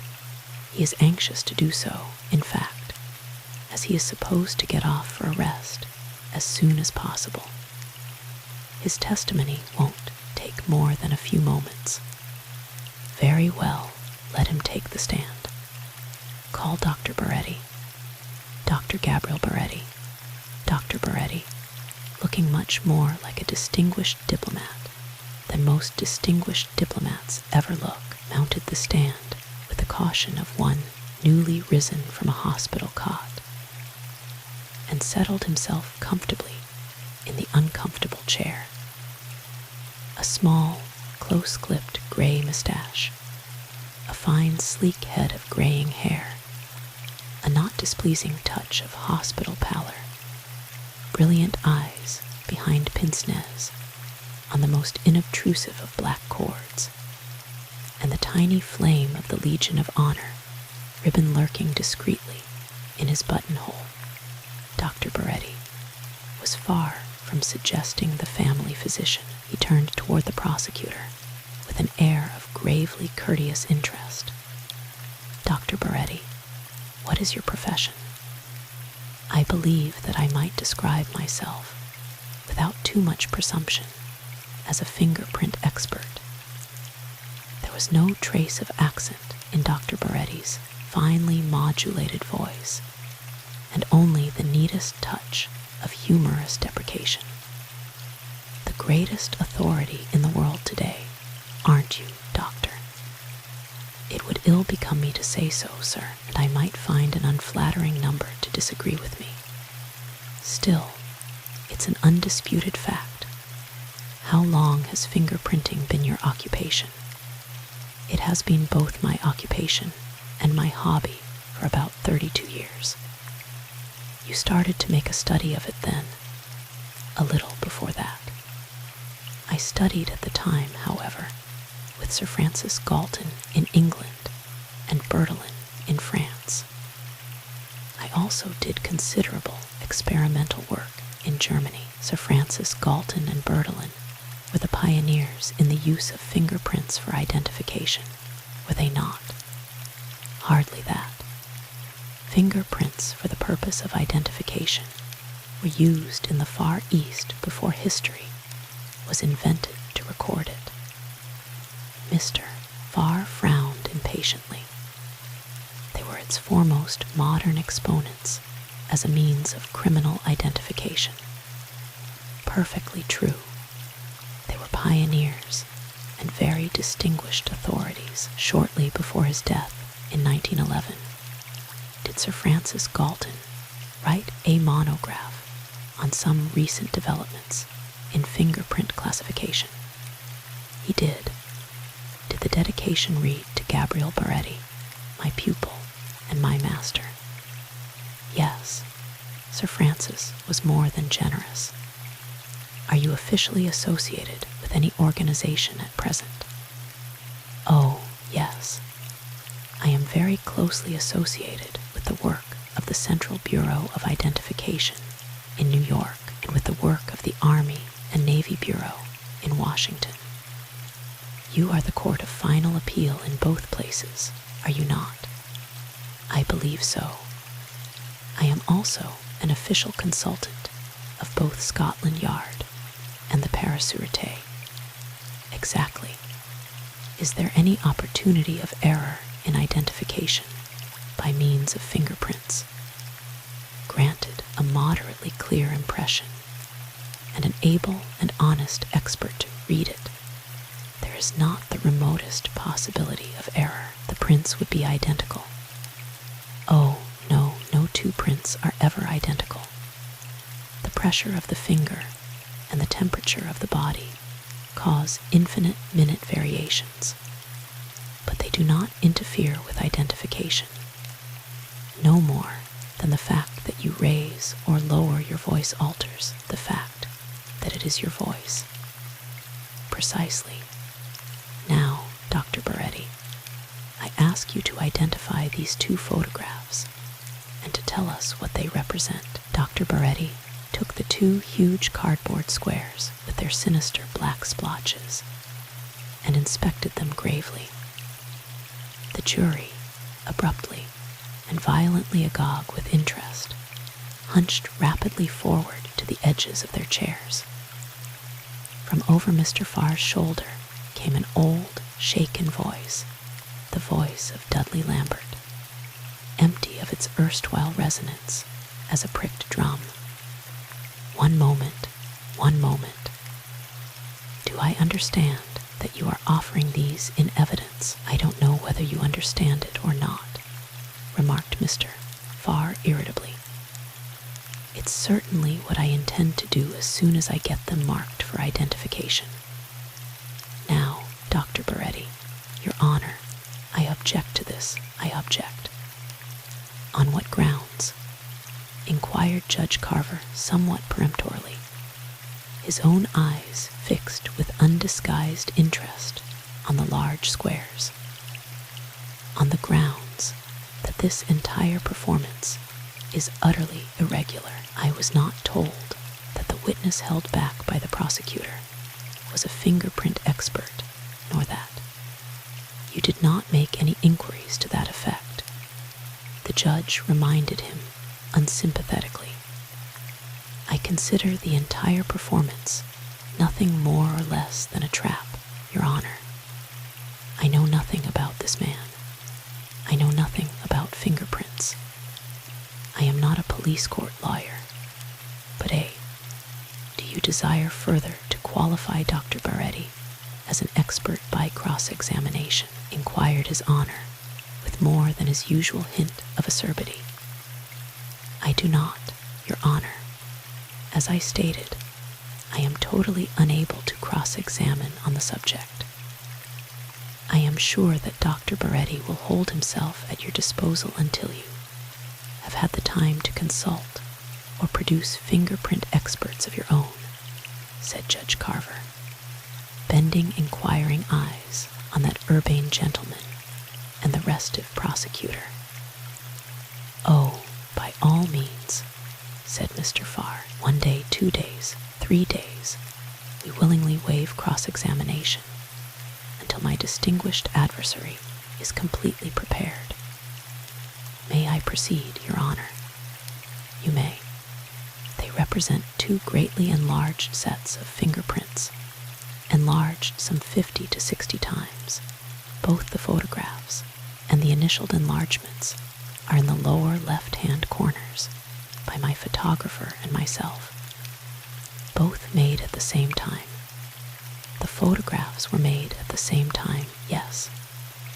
No, were the fingerprints themselves. Oh, no, at quite different times. The set at the right is a photograph of official prints made especially for our file. The one at the left, sometimes known as a casual print, was obtained from a surface at another date entirely. A clear impression, a remarkably clear impression.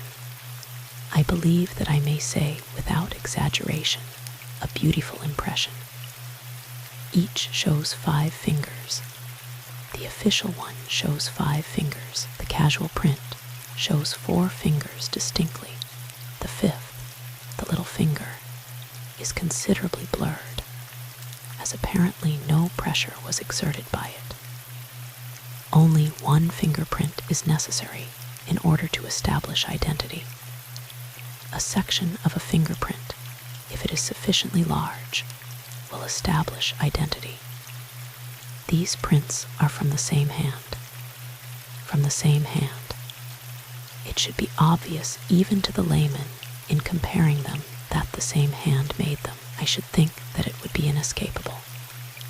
No 2 people in the world have ever been discovered to have the same arrangement of whorls or loops or arches that constitute a fingerprint. No 2 in the world. How many fingerprints have been taken? Oh, millions of them. The number increases so rapidly that it would be folly to guess at it. I'm going to ask you to give these prints to the jury, Dr. Baretti, so that they may be able to compare them at their leisure. Will you pass them on, Mr. Foreman, after you have inspected them? Thanks. The foreman of the jury fell upon them with a barely restrained pounce, the very glasses on his nose quivering with excitement. Fingerprints, things that you read about all your life, that you wondered and speculated and marveled over, and here they were, right in your lucky hands. The rest of the jury crowded forward enviously. Dr. Baretti, on what surface were these so-called casual prints found? Through the courtroom, there ran a stir, a murmur, that strange soaring hum with which humanity eases itself of the intolerable burden of suspense. Even the rapt jury lifted its head to catch it. From the surface of a brass lamp, the lamp found in the gardener's cottage on the Thorn estate known as Orchards. Will you tell us why it was possible to obtain so sharply defined a print from this lamp? Certainly. The hand that clasped the lamp was apparently quite moist, either from natural conditions of temperature or from some emotion. It had clasped the base, which was about 6 inches in diameter, before it swelled into the portion that served as reservoir quite firmly. The surface of the lamp had been lacquered in order to obviate polishing, making an excellent retaining surface. Furthermore, the impression was developed within 24 hours of the time of the murder, and the surface was at no time tampered with. The kerosene that had flowed from it freely flowed away from the base, and in any case, the prints were on the upper portion of the base. All these circumstances united in making it possible to obtain an unusually fine print, one that leaves not the remotest possibility of error in comparison and identification. Not the remotest. Whose hand made those 2 sets of impressions, Dr. Baretti? The hand in both cases, said Dr. Baretti, gravely and pleasantly, was that of Mrs. Patrick Ives. After a long time, Mr. Farr said softly, "That is all, Dr. Baretti. Cross-examine." And as though it had traveled a great distance and were very tired, the old strange voice that Mr. Lambert had found in the courtroom that afternoon said wearily, "No questions now. Later, perhaps later, not now." The 5th day of the Bellamy trial was over. Chapter 6. The reporter looked from the clock to the red-headed girl and back again, with an expression in which consternation and irritation were neatly blended. The red-headed girl's hat was well over one eye. Her nose was undeniably pink. She had a fluff of hair over her ear, a fiery spot burning in either cheek, and 2 or more in her eyes. The clock said 10:35. "Well, you're a fine one," said the reporter in tones that belied the statement.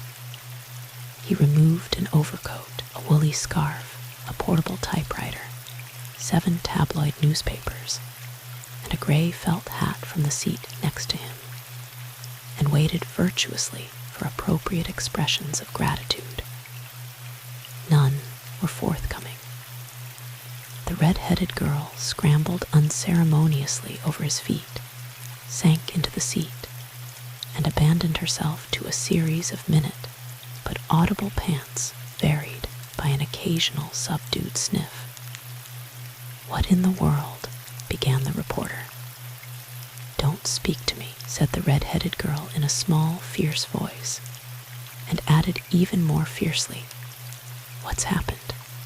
That's what I want to know," remarked the reporter with some emphasis. What in the world was that perfectly ungodly racket going on outside in the hall? "Me," said the red-headed girl. "Who's been on the stand?" "You. For the Lord's sake, what were you doing?" "Screaming," said the red-headed girl. "Who's been on the stand?" "Just a guy from a prison out west to prove that Orsini had served a jail sentence for robbery." "What were you screaming about?" "Because they wouldn't let me in." "Who's on now?" "That red-headed fellow Leo Fox from the gas station. He's through with his direct, and Farr has him now." "Why wouldn't they let you in?" "Because, no, I can't tell you all that now. Later, at lunch." "Listen, won't you? It was Saturday night, wasn't it, Mr. Fox?" "Sure it was Saturday night." Mr. Fox, who was lavishly decorated with freckles, whose coat was about 3 inches too tight for him, and whose tie was about 3 shades too green, shifted his chewing gum dexterously to the other cheek, and kept a wary eye on Mr. Farr. "There were a good many cars getting gas at your station on fine Saturday nights in June, weren't there?" "Sure there were." "Yet this car and its occupants are indelibly stamped on your memory. If you mean do I remember the both of them, sure I do. They wasn't just getting gas, the dame, the lady, she wanted a drink of water, and it was me who got it for her. That was what made me remember them, see. And all you know is that it was some time after 9, because you didn't come on duty until 9. That's right. I don't never come on until then, and sometimes I may couple of minutes late at that, but it might have been 2 minutes past 9 instead of 25 minutes past, as Mrs. Ives claims. No, sir, it couldn't have been nothing of the kind.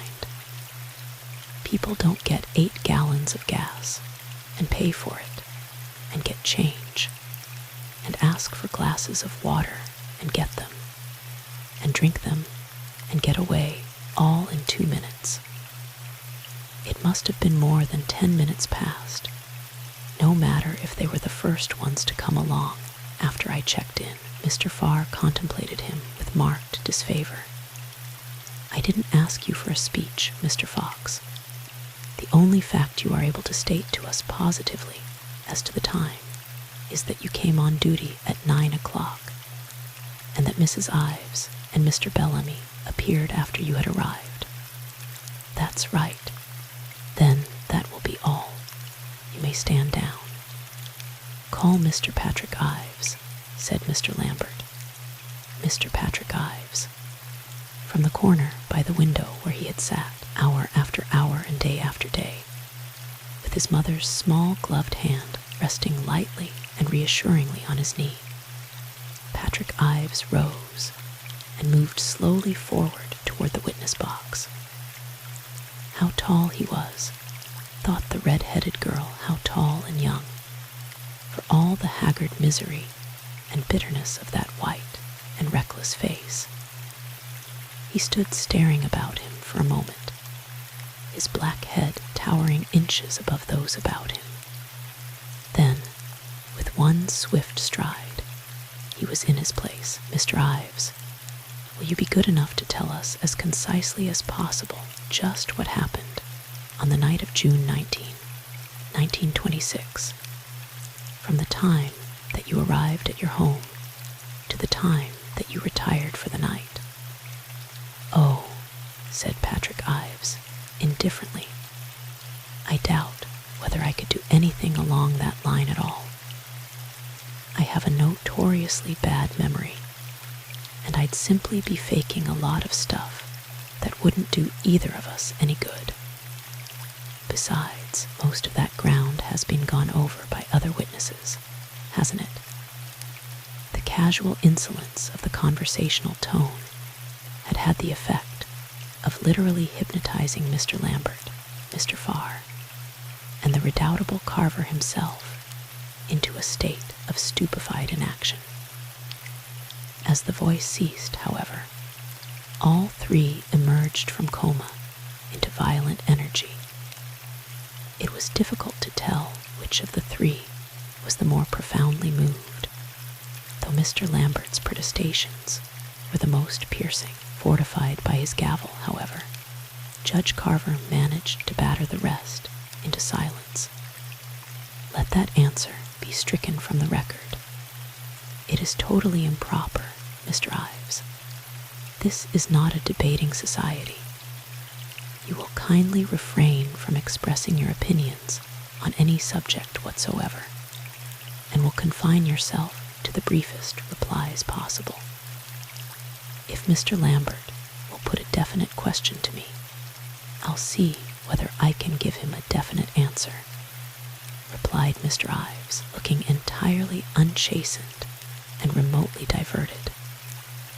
Very well, said Lambert, choking with ill-concealed wrath.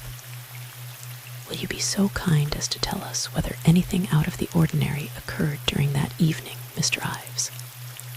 No. Before dinner? No. After dinner? No. Mr. Ives flung him the monosyllables like so many very bare bones tossed at a large, hungry, snapping dog. Miss Page testified that she met you at the nursery door with a ship model in your hand at about 8 o'clock. Is that correct? Yes. When did you see her again? About a quarter of an hour later. Was her testimony as to what followed correct? Oh, it was correct enough as far as it went. It went further than she told us. Considerably, said Mr. Ives, a grimly reminiscent smile flitting across his haggard young face. In what direction? In the direction of violent hysterics and general lunacy, said Mr. Ives unfeelingly. What was the cause of these manifestations? Miss Page, said Mr. Ives with great clarity and precision, is a high-strung, unbalanced, hysterical little idiot. Mrs. Ives had, does your honor consider that a responsive reply? Inquired Mr. Farr with mild interest.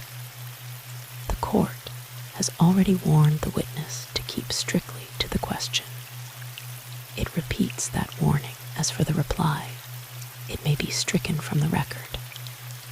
I consider it an absolutely responsive reply, cried Mr. Lambert with some heat. Mr. Ives was explaining why Miss Page. You may take your exception and put the question again, Mr. Lambert. The court has ruled on the reply. What caused the hysteria you speak of? Inquired Mr. Lambert through gritted teeth. The fact that Mrs. Ives had told her that her services were no longer required and that she had better make her preparations to leave on Monday. Miss Page wished me to intervene in her behalf, as I had already done on 2 occasions. Did you acquiesce? On the contrary, said Pat Ives, and at the tone of chilled steel in his voice, the red-headed girl felt a flash of something like pity for her pet detestation, the flower-faced Miss Page. I told her that in my opinion Sunday was a better day than Monday, and that I'd send Roberts to help with the packing. Why was Miss Page so anxious to stay, Mr. Ives? How should I know? Inquired Mr. Ives. She probably realized that it was a very excellent job that she was losing. That is the only explanation that occurs to you. It is the only explanation that it occurs to me to give you, said Mr. Ives gently, a small, dangerous smile playing about the corner of his mouth. Mr. Lambert eyed him indecisively for a moment and prudently decided on another tack. Did that conclude your conversation? Oh, no, replied Mr. Ives, the smile deepening. That started it. Will you give us the rest of it, please? I'm afraid I can't. As I told you, I have a bad memory. If it doesn't betray me, however, I believe that it was largely an elaboration of the 2 original themes. What themes? The themes of her departure and my intervention. Miss Page said nothing about a note. There was a look of genuine surprise in the lifted brows. She did not mention having intercepted a note from Mrs. Stephen Bellamy, having abstracted it from a book in the library. I see, said Mr. Ives, the brows relaxing, the smile returning, a little deeper and more dangerous. No, I don't believe that she mentioned that. It would probably have made an impression on me if she had. Had you any reason to believe that Miss Page was jealous of Mrs. Bellamy, Mr. Ives? Jealous of Mrs. Bellamy? Why should Miss Page have been jealous of Mrs. Bellamy? I thought that possibly you might be able to tell us. You were in error, said Mr. Ives, leaning a little forward in his chair. I am totally unable to tell you. He did not lift his voice, but Mr. Lambert moved back a step somewhat precipitately. Yes, exactly. Now, Mr. Ives, Melanie Cordier has testified that you told her that you had not found the note she claims to have placed there. Was that correct? is what I told her, certainly. And it was an accurate statement on your part. Mr. Farr rose leisurely to his feet. Just one moment, please. I'm becoming a little confused from time to time as to whether this is direct or cross-examination. It looks as though Mr. Lambert were going to leave me very little to do. Possibly I'm in error, but it certainly sounds to me as though he were impeaching the veracity of his own witness. The court is inclined to agree with you. Do you object to the question? I don't particularly object to the question, but it strikes me as totally out of place. Very well. You need not reply to that question, Mr. Ives. Thanks. With your honor's permission, I prefer to. I'm sure that Mr. Lambert will be glad to know that my reply to Melanie Courtier was entirely accurate. How many of these notes had you received previously? Inquired Mr. Lambert, and the expression that inflamed his countenance was not one of gratitude. 6 or 8, possibly. Over what period? Over a period of about 2 months. Are you aware that Miss Courtier testified that she had placed possibly 20 there over a much more extended period? Well, if she testified that, said Patrick Ives indifferently, she lied. What was the tenor of these notes? They were largely suggesting appointments at the cottage. How often were these appointments carried through? Twice. Only twice. At the flat incredulity of Lambert's face, something flared in Patrick Ives's heavy blue eyes. Twice, I said twice.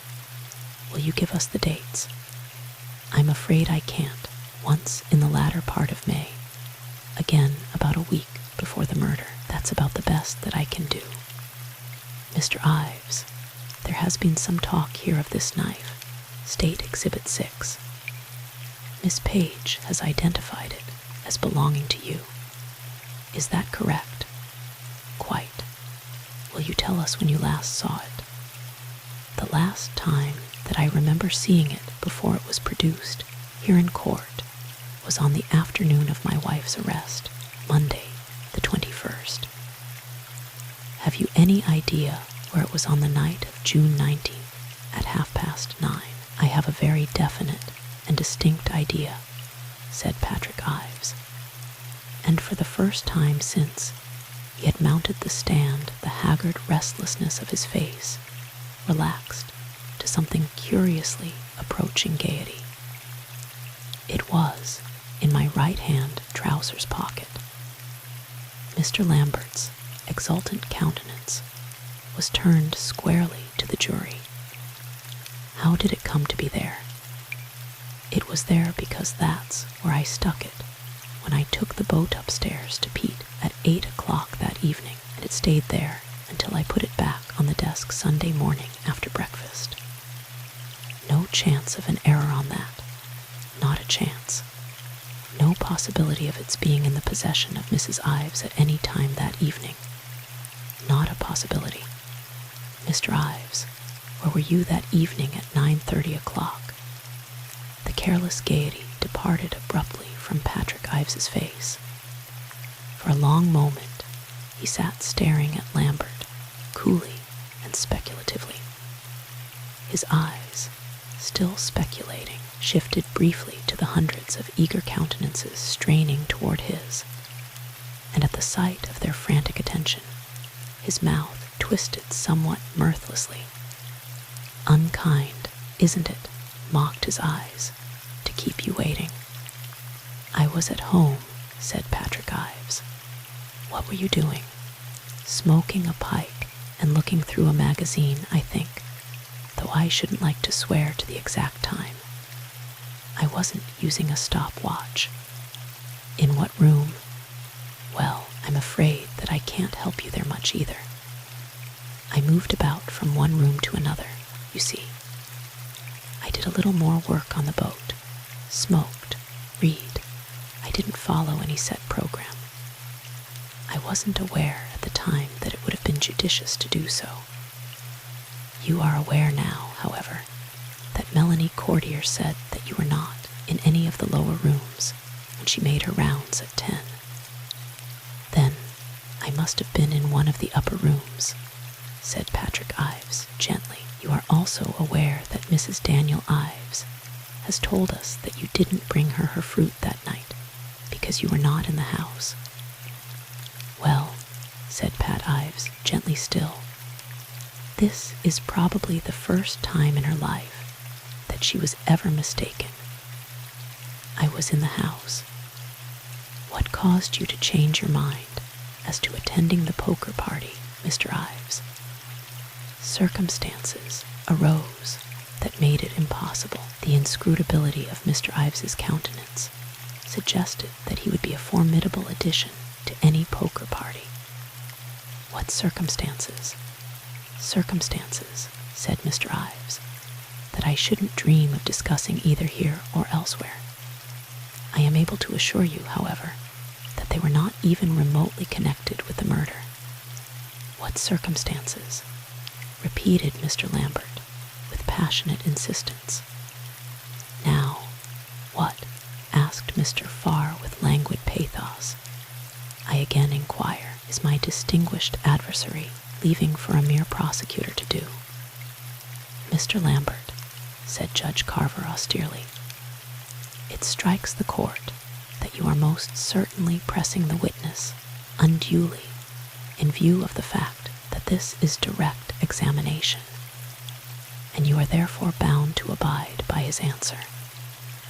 The court. He has refused to give me an answer, replied Mr. Lambert, with some degree of justice and a larger degree of heat. I may state to your honor that I regard the witness's manner as distinctly hostile.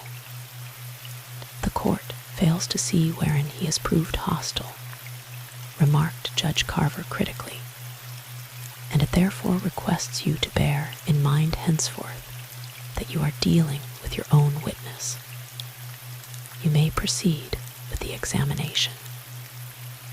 Mr. Lambert turned his richly suffused countenance back to his own witness, avoiding Sue Ives's eye, which for the last half hour had not once wavered from the look of passionate indignation that she had directed toward him at the outset of his maneuvers.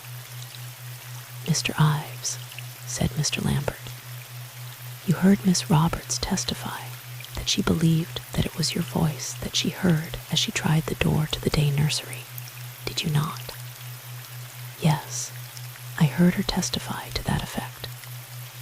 Was she mistaken? No, said Patrick Ives, spacing his words with cool deliberation. She was not mistaken. Was she mistaken in believing that the door was locked? No, she was not mistaken. Which of you locked the door, Mr. Ives? If you will tell me what that has to do with the murder of Mimi Bellamy, said Mr. Ives with even greater deliberation, I will tell you who locked the door. You refuse to answer my question. Most assuredly, I refuse to answer your question. Your honor, choked the frenzied Lambert. The court also fails to see what the question has to do with the case, said Judge Carver, in a tone by no means propitiatory. It is excluded. Proceed.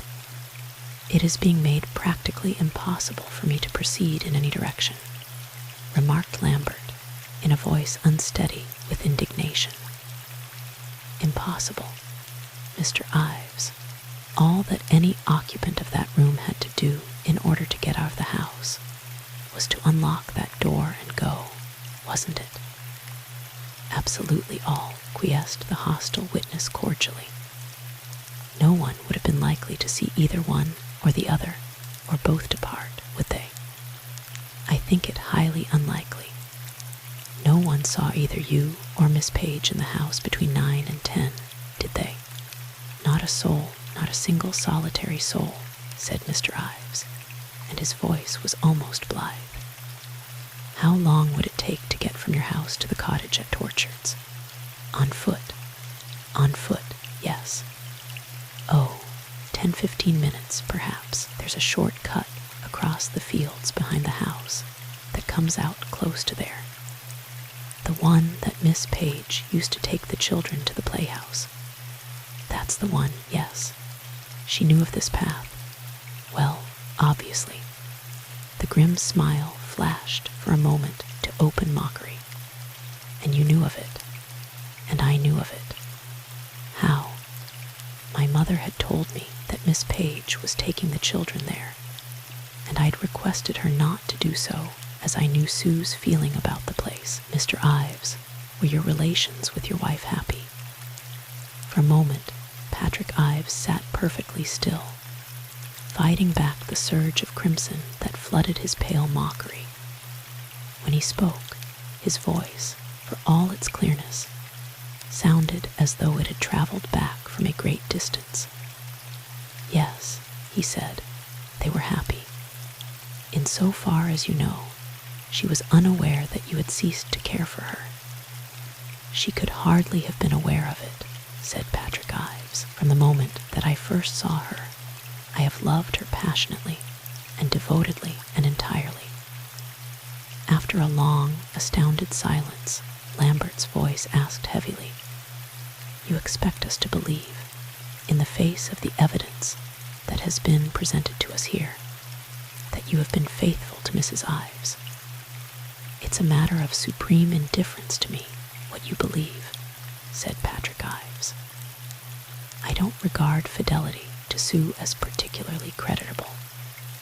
The fool of the world would have enough sense for that. You are saying that you never ceased to love her.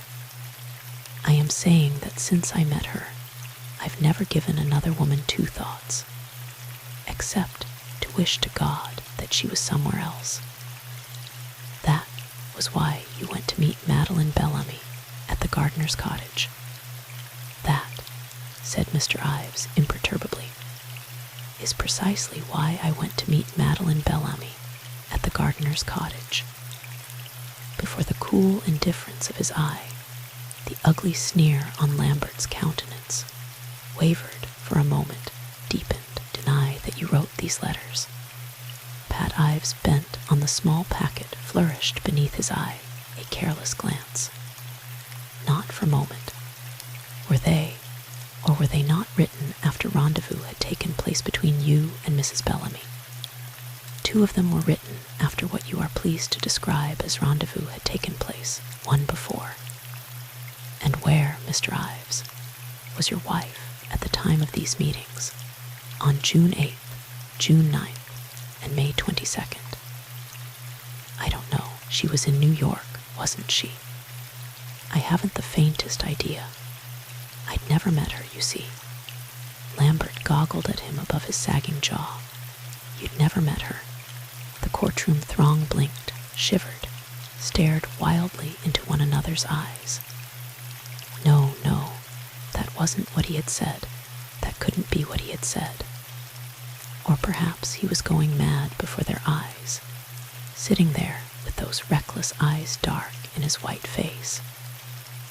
No, those letters were written in 1916. I didn't meet Sue until the spring of 1919. Ha, exhaled Lambert in a great breath of contemptuous relief. Written in 1916, eh? And may I ask why Mrs. Bellamy was carrying them around in her bag in 1926? You may ask, Pat Ives assured him. And what's more, I'll tell you. She was selling them to me. Selling them to you. What for? For $100,000, said Patrick Ives over the stupefied silence of the courtroom soared Lambert's incredulous voice. You expect us to believe that? I wish to the Lord you'd stop asking me that, said his witness with undisguised irritation. It's not my business to decide what you'll believe or what you won't believe. What I'm telling you is the truth. It is your contention that these letters of yours, which you now claim were written in 1916, were being used for purposes of blackmail by Mrs. Bellamy. You choose your own words, said Pat Ives. Personally, I chose prettier ones. Mimi undoubtedly considered that I would be getting value received in the letters. She was right. She also may have considered that I owed her something. She was right again. You owed her something. I owed her a great deal for not having married me, said Pat Ives. As she didn't, I owe her more happiness than most men even dream of. Lambert made a sound that strongly suggested a snort. Very pretty indeed. What it comes down to, however, is that you accuse this dead girl, who is not here to defend herself, of deliberately stooping to blackmailing the man she loved for a colossal sum of money. That's it, isn't it? Well, hardly. She didn't love me, of course. She never loved anyone in her life but Steve. She told me that she wanted the money because she thought that he was sick, that he was working himself to death and getting nothing out of it. She was going to persuade him that an aunt in Cheyenne had left her the money, and that she wasn't happy here, and that they ought to start out again in a place that she'd heard of in California. She had it all worked out very nicely. One moment, Mr. Ives. Judge Carver lifted an arresting hand. As it is after 12, the court will at this time take its customary recess for luncheon. We will reconvene at 1:15. The reporter viewed the recessional through the doors behind the witness box with an expression of unfeigned diversion. Watch Uncle Dudley, he adjured the red-headed girl. He's not going to have any luncheon. He's going to stay right here where nobody can get at him to give him any unwelcome instructions before he gets through with Mr. Patrick Ives. There, what did I tell you?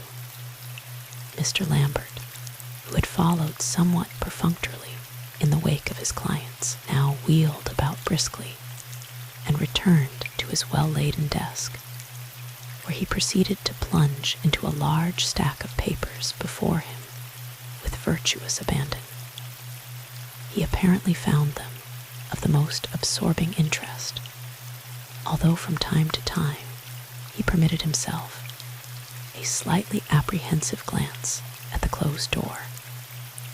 Finally, it opened, and one of the amiable and harassed-looking young men who shared the desk with him entered purposefully. An animated, though inaudible colloquy ensued, punctuated by much emphatic head wagging by Lambert. Finally, the young man departed more precipitately than he had come. Mr. Lambert returned to his studies, and the reporter and the red-headed girl emerged from the fascinated hush in which they had been contemplating this silent drama.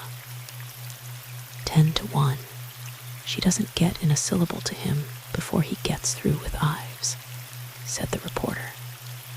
Who doesn't? The red-headed girl's tone was a trifle abstracted. She was wondering if her nose was still pink, and if the young man beside her was one of the young men who consider face powder more immoral than tooth powder. Sue Ives, goose, what were you screaming about? I was screaming, said the red-headed girl, memory lighting a reminiscent glitter in her eye, because they wouldn't let me in, and I thought that if I made enough noise they might. Why wouldn't they let you in? Because a fat fiend made a snatch at my ticket and tore it in two, and I had only half a one to show them.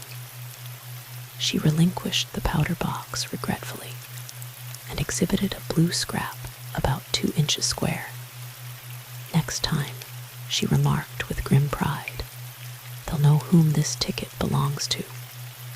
2 policemen snatched at me, and I told them if they laid one finger on me, I'd have them up for assault and battery.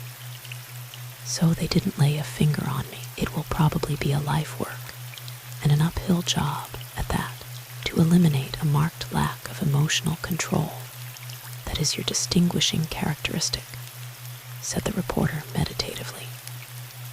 "However, did you enjoy the picnic?"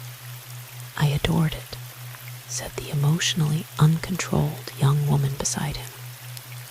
"It was a fair picnic," conceded the reporter.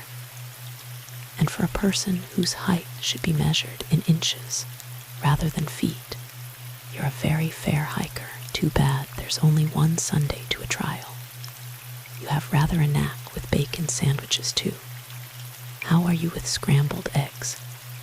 "Marvelous," said the red-headed girl frankly. "Though, if things keep up the way they've been going this morning, we're liable to have another trial started before this one is over. The People versus Patrick Ives. I can see it coming. You don't think he did it, do you?" inquired the red-headed girl anxiously. "Oh, when it comes to murder trials, I don't think. But I'll tell you this. If Steve Bellamy didn't do it, he thinks that Pat Ives did. And if Pat didn't, he thinks that Sue did.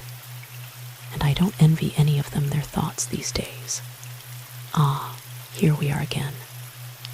Mr. Ives, do I understand that you were perfectly willing to pay $100,000 for 2 or 3 letters that you protest are perfectly innocent?"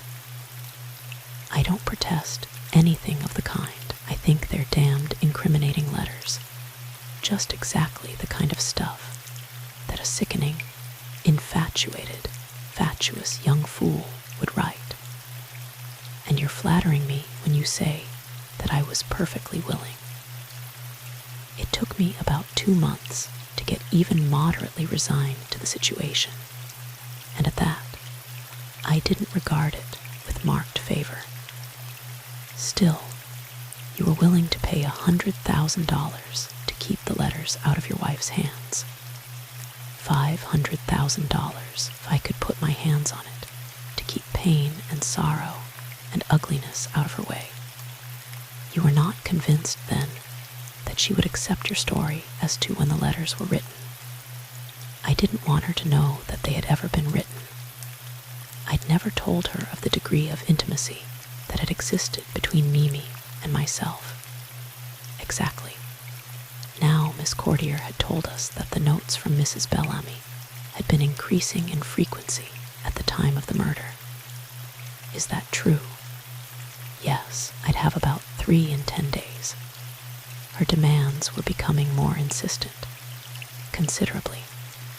Again, that small, grim smile, curiously unsuggestive of mirth, so that it had become essential for you to do something at once if you were to prevent these letters from reaching your wife. It was necessary for me to produce the money at once, if that is what you mean. Don't trouble to analyze my meanings, if you please. Just answer my question. Patrick Ives's eyes narrowed slightly. Your question was ambiguous, he commented without emphasis. I asked you if it was not imperative for you to act promptly in order to prevent these letters from reaching your wife. It's still ambiguous. As I said before, however, it was necessary to pay for the letters pretty promptly, and I brought out the money on the night of the 19th with that end in view. Oh, said Lambert, in a heavily disconcerted voice. You brought it out, did you? In what form? I got it out of my safety box at noon, 85,000 in Liberty bonds, and 15 in municipal bonds. Did anyone know that you were doing this? Naturally not. Where did you place this sum on your return, Mr. Ives? Well, I put it first in the back of the desk drawer in my study, just before dinner. I intended to put it upstairs, in a wall safe, behind a panel in my dressing room, but while I was looking through it, in the study to make sure that it was all there, Sue called to me from the hall that our guests were going, and I went out on the porch to say goodbye to them. We didn't go upstairs before dinner, so that I didn't get a chance to transfer them until later in the evening. one knew they were in the house. Not so far as I know. What did you do with them subsequently? I returned them to my safety deposit box on Monday at noon. Anyone know of that transaction? Not a soul. So you are the only person able to attest that you ever had any intention of paying that money to Mrs. Bellamy. Well, whom do you want better? Inquired Pat Ives agreeably. Mr. Lambert bestowed on him an enigmatic smile that was far from agreeable. Did this sum represent a substantial portion of your capital? It certainly would be no exaggeration to say that it made a large dent in it. You say that it had taken you a long time to decide to pay it. A moderately long time, 2 months. Why didn't you take it to Mrs. Bellamy that evening, Mr. Ives? I had no appointment with her. She was to let me know if she was able to get away, and at what time. It didn't occur to you to look in the book to see whether there was a note. It most assuredly did occur to me. I went in for that specific purpose at the time that Sue called me from the hall, so that you didn't look. Oh, yes, I did look when I came back 5 minutes later. There was no note. Aha, said Mr. Lambert, and the red-headed girl, watching with horrified eyes the reckless progress of young Mr. Ives across the spread nets, made a mechanical note that never except in a book had she heard a human being say, aha, before. So you looked in the book, did you? And there was no note, was there? Right both times, said Mr. Ives. Now that's very interesting, beamed Mr. Lambert. Very interesting indeed. But if there had been a note in that book, you'd have found it, wouldn't you? Well, not being a blithering idiot, that's a fairly safe proposition. And if you had found it, you would have gone to the rendezvous, wouldn't you? I'd certainly have made every effort to. Canceling your poker engagement, presumably. Taking the short cut across the fields. I don't know how I'd have gone. It's slightly academic, isn't it? And in that gardener's cottage, you would have found waiting for you the unfortunate girl with those letters that it was so vitally necessary for you to obtain. Why don't you ask him whether he would still have had the knife in his pocket? Inquired Mr. Farr gently.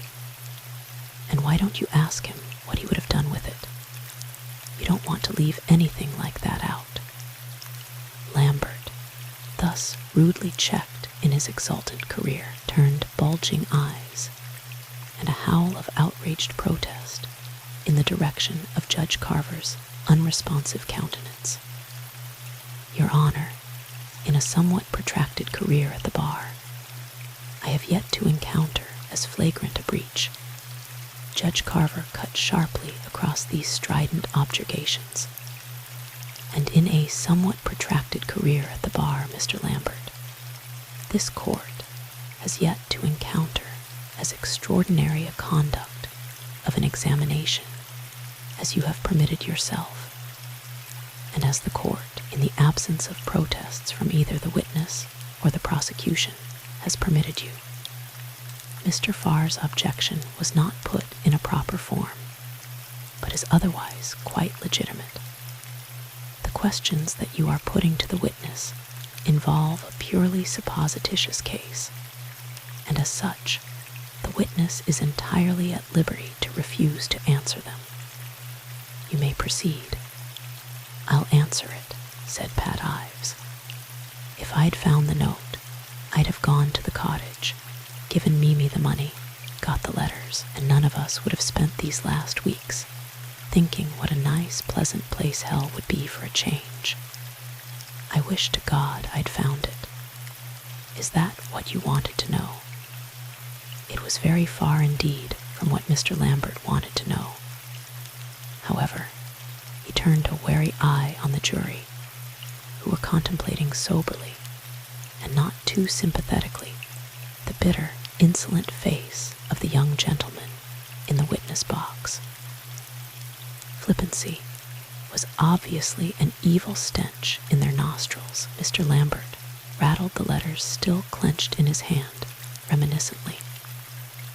There are 2 or 3 things in these letters that I'd like to have you reconcile with the statement that they were written in 1916. First, what does it mean, Mr. Ives, when you say, "I keep telling myself that we're mad, that there's black trouble ahead of us, that I haven't any right in the world to let you do this"? Do what, Mr. Ives? Carry on the highly indiscreet affair that we were indulging in, said Pat Ives, his white face a shade whiter. We'd both completely lost our heads. She wasn't willing to marry me because she was afraid that I hadn't it in me to make good. There was a lot of ugly gossip going on, and it had upset her. Quite so, smiled Mr. Lambert dreadfully. Oh, quite so. Now, in the one that begins, "Mimi, darling, darling, darling. It's after 4 o'clock, and are you going through those letters again?" inquired Patrick Ives, his hands clenched on the edge of the box. Just 1 or 2 little things that I'd like cleared up, and I'm sure that these gentlemen would too. It goes on. Dawn. I always thought that was the worst word in the English language, and here I am on my knees waiting for it, and ranting like. You needn't go on, said Patrick Ives. If what you're really after is when they were written, the sun that rose at 4:30 that morning, in June in 1916, would have kept me waiting exactly 1 hour and 6 minutes longer in 1926. You and Mimi and I had forgotten just one thing, Mr. Lambert. We'd forgotten that in 1916 there was no such thing as daylight saving. And through the staggered silence that invaded some 300-odd people who had forgotten precisely the same thing, there rose a little laugh, a gay, excited, triumphant little laugh, as though somewhere a small girl had suddenly received a beautiful and unexpected present. It came from just behind Mr. Lambert's sagging shoulders. It came from the startled eyes of those in the courtroom, jerked in that direction, staring unbelievingly at the quiet figure, so quiet, so cool, so gravely aloof. But the red-headed girl felt idiotic tears sting swiftly beneath her lids. Under the lowered barrier of Sue Ives's lashes, there still danced the echo of that joyous truant, shameless and unafraid. It was she who had laughed, after all. Mr. Lambert was not laughing. You are a little late in recalling this, he remarked heavily. Oh, a good deal late, agreed Patrick Ives. But, you see, I hadn't been going in for watching the sun rise for some time previous to the murder. Since then, I have. And when I heard that letter read in court the other day, something clicked in my head. Not 5 o'clock, and the sun was up. Something wrong there. I went back to New York and looked it up in the public library. On Friday, June 9, 1916, the sun rose at 4:22 a.m. On Wednesday, June 9, 1926, the sun rose at 5:28, so that's that. Have you a certified statement to that effect? Inquired Lambert, forlornly pompous. No, said Mr. Ives, but I can lend you a world almanac. You seem to find a trial for murder a very amusing affair, remarked Lambert heavily, his eyes once more on the jury. You're wrong, said Patrick Ives briefly. I do not believe that your attitude makes further examination desirable, commented Lambert judicially. Cross-examine. Farr rose casually from his chair, his hands in his pockets, his head cocked a trifle to one side. Mr. Ives, he said leisurely, I'm going to ask you the one question that Mr. Lambert didn't. Did you murder Madeleine Bellamy? After a pause that seemed interminable, Pat Ives lifted his eyes from their scrutiny of his hands, locked at the edge of the witness box. No, he said tonelessly. No further questions, remarked Mr. Farr, still more leisurely resuming his seat. Lambert glared, swallowed, glared again, and turned on his heel. Mrs. Ives, will you be good enough to take the stand? She was on her feet before the words were off his lips, brushing by him with her light, swift step, and a look of contemptuous anger that was bright and terrible as a sword. Looks as though his precious Sue was going to give Uncle Dudley a bad half hour, murmured the reporter exultantly. Why, whispered the red-headed girl. Why did she look like that? Because I rather fancy that Lambert has just a scrap exceeded his authority in his efforts to speed Pat Ives to the gallows. The old walrus made out a fairly damaging case against him, even if he did snort himself purple. If, Mrs. Ives, I'm going to ask you to tell us in your own words just what occurred on the evening of the 19th of June, from the time that Mr. Farwell spoke to you at the club.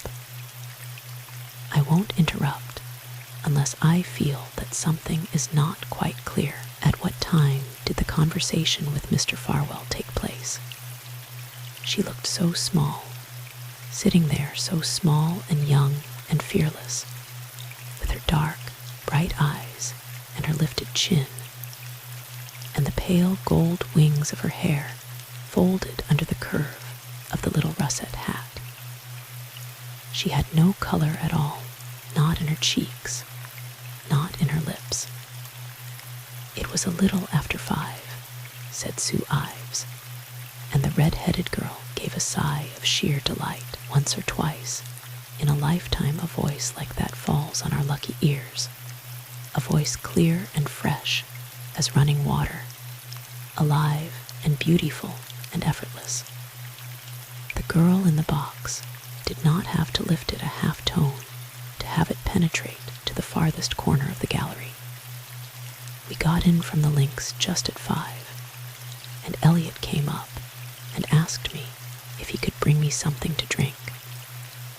I said yes, and when he came back, he suggested that we go over and sit on the steps as he had a splitting headache, and everyone was making a good deal of a racket. We hadn't been there more than 5 minutes before he told me. Before he told you what? Prompted Lambert helpfully. Before he told me that Pat was having an affair with Mimi Bellamy. She did not vouchsafe him even a glance, but kept the clear, stern little face turned squarely to the 12 attentive ones lifted to hers. At first, I thought that it was simply preposterous nonsense. I told him so. Everyone knew that Elliot was absolutely out of his head over Mimi, and I thought that he really was going a little mad. I could see that he'd been drinking, of course, and I wasn't even as angry as I ought to have been, because he was so unhappy, dreadfully unhappy. And then he said that he'd spied on them, that he'd seen them go to the cottage together. Well, that was different. That didn't sound like the kind of thing that you'd invent or imagine. No matter how unbalanced you were, you believed it. No, not at first, not quite. But it bothered me dreadfully all the way home from the club, all the time that we were standing around in our living room waiting for the cocktails. I couldn't get it out of my head. And then Pat came in. She paused, frowning a little at the memory of that sick perplexity. You say that Mr. Ives came in. Yes, he was looking dreadfully tired and excited. No, that's not the word. Keyed up different. Or perhaps it was just that I expected him to look different. I don't know. Anyway, Elliot started to go then, and I went into the hall after him because he'd been drinking a good deal more, and I was afraid that he'd talk as indiscreetly to someone else as he had to me. I couldn't think very clearly yet, but I was quite sure that that ought to be stopped, so I asked him to be careful, and he said that he would. Did you notice Melanie Courtier in the library?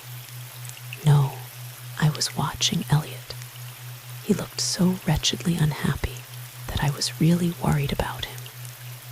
Well, anyway, he went off without even saying goodbye, and I went back toward the living room. Just as I came up to it, I heard George Dallas say, "We can count on you for the poker party tonight, can't we?"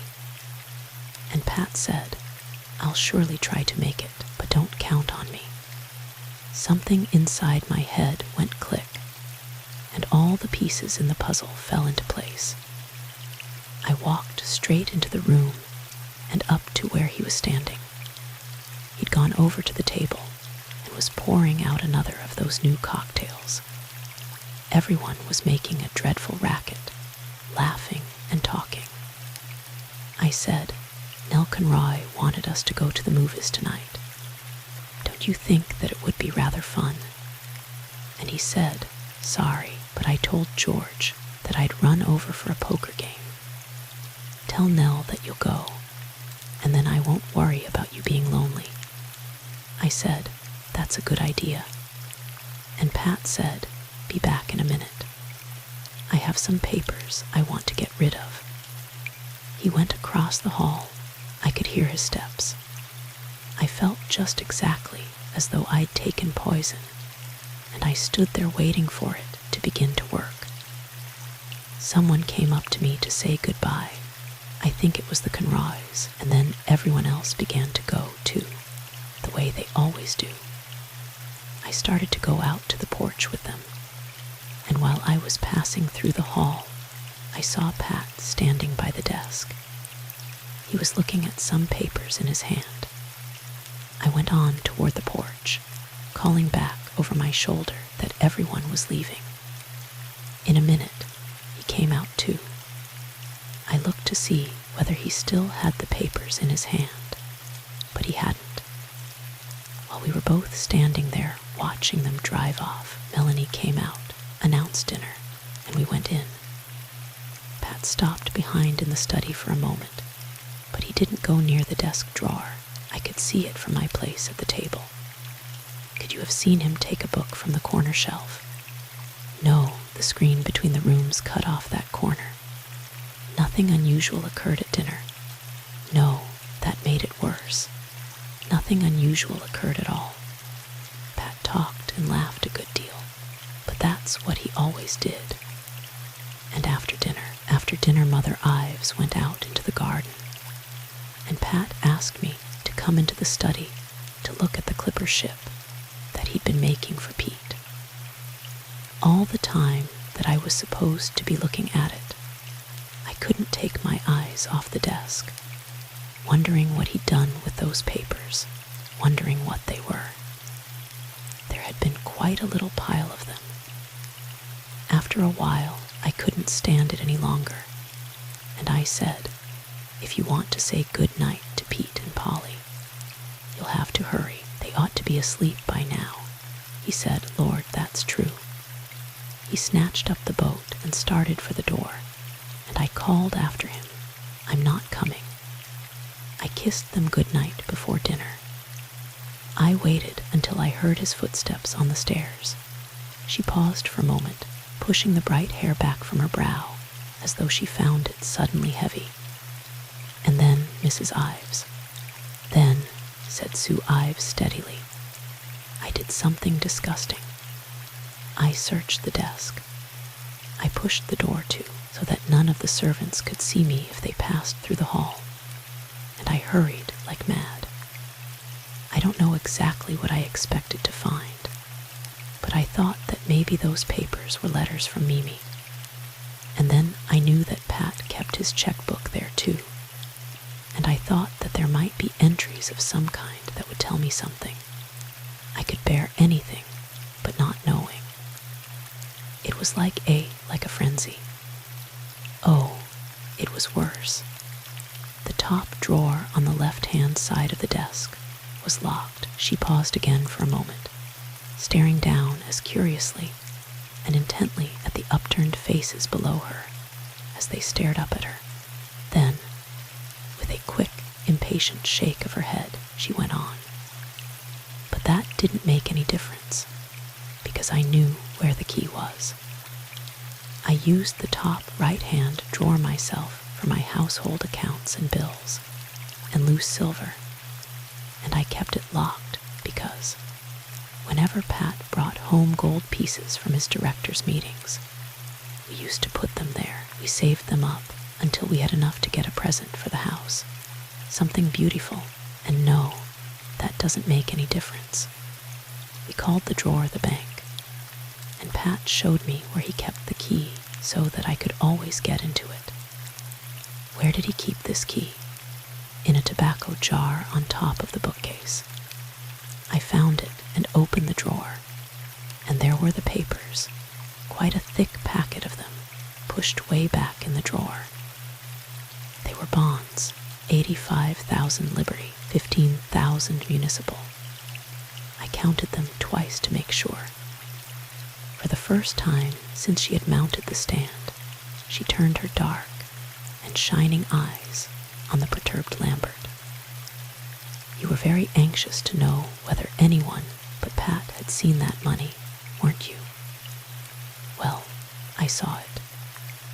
And I was just as sure that Pat had taken it out of our safe deposit box in order to run away with Mimi Bellamy as I was that I was standing there counting it. Just as sure as that, I put it back and locked the drawer and dropped the key back into the tobacco jar and went to the flower room to telephone to Stephen Bellamy. The clock in the hall said 5 minutes past 8. I hadn't been in the study for more than 10 minutes. Once more, she lifted her hands to that bright hair. Do you want me to repeat the telephone conversation? Was it substantially the same as Miss Page gave it? Exactly the same, word for word. Then I hardly think that will be necessary. Just tell us what you did after you finished telephoning. I went to the foot of the nursery stairs and called up to ask Pat if he had absolutely decided to go to the poker game. He called back yes, and asked if he couldn't drop me at the Conroys. I told him that I'd rather walk. I got that flannel coat out of the closet and started off for the gate at the back of the house that led to the back road. I was almost running. Had you planned any course of action? No, I hadn't any definite plan, but I knew that I had to get to Stephen and make him stop Mimi, and that every minute was precious. Just as I got to the gate, I noticed that a wind had sprung up, quite a cold wind, and I remembered that Mother Ives had told me at dinner that Polly's ear had been hurting her, and that she slept right by the window where that wind would blow on her. So I turned back to the house to tell Miss Page to be sure to put a screen around the head of her crib. I saw Mother Ives at the far end of the rose garden, but I thought that it would take as long to call her and explain as it would to do it myself. So I ran on to the house, and I was halfway up the nursery stairs before I heard Pat's voice. I thought he was talking to the babies, and I hurried up the last few steps. I was almost at the nursery door when I heard another voice, Kathleen Page's. It wasn't coming from the nursery. It was coming from her room. She was saying, "Don't let her send me away from you. Don't. All I want, Your Honor." Farr's warning voice was hardly swifter than Judge Carver's. "I am afraid that you cannot tell us what you heard, Mrs. Ives. I cannot tell you what I heard Kathleen Page saying. The wonder in the clear, incredulous voice penetrated the farthest corner of the courtroom. No, simply confine yourself to what you did. I did nothing whatever. I could no more have moved a step nearer to the door than if I had been nailed to the floor. She was crying dreadfully, in horrid little pants and gasps. It was absolutely sickening. Pat said, "Keep quiet, you little lunatic. Do you want, Mrs. Ives, the court has already warned you that you are not able to tell us what was said." "Why am I not able to tell you what was said?" "I told you what we said downstairs." Judge Carver leaned toward her, his black sleeves flowing majestically over the edge of the rail. No objection was raised as to that conversation. Mr. Farr objects to this, and the court sustains him. For your own sake, the court requests you to conform promptly to its rulings. For a moment, the two pairs of dark eyes met in an exchange of glances, more eloquent than words, a look of grave warning and one of fearless rebellion. "I do not understand your rules. What am I permitted to tell of the things that I am asked to explain? Simply tell us what you did after you heard the voices in the room." "Very well, I will try again." I stood there for a moment, staring at the door to the day nursery. The key was on the outside, so that the babies couldn't lock themselves in. I don't remember moving, but I must have moved, because suddenly I had the door knob in my hand. I jerked it toward me and slammed the door so hard that it nearly threw me off my feet. The key, yes, cut in Lambert, his face suffused with a sudden and terrifying premonition. We needn't go too much into all these details, you know. We want to stick to our story as closely as possible. You didn't say anything, did you? No, just went on downstairs to meet Stephen Bellamy, didn't you? No, you did not. Mr. Lambert's blank query was enough to wring commiseration from a stone. Sue Ives did not look particularly merciful, however. She had turned in her chair so that she faced her devoted adversary squarely. She leaned forward a little now, her lovely mouth schooled to disdain, her eyes under their level brows bright with anger. "No, not then. I was telling you what I did. I turned the key in the lock and put it in my pocket. You didn't want me to say that, did you, Uncle Dudley?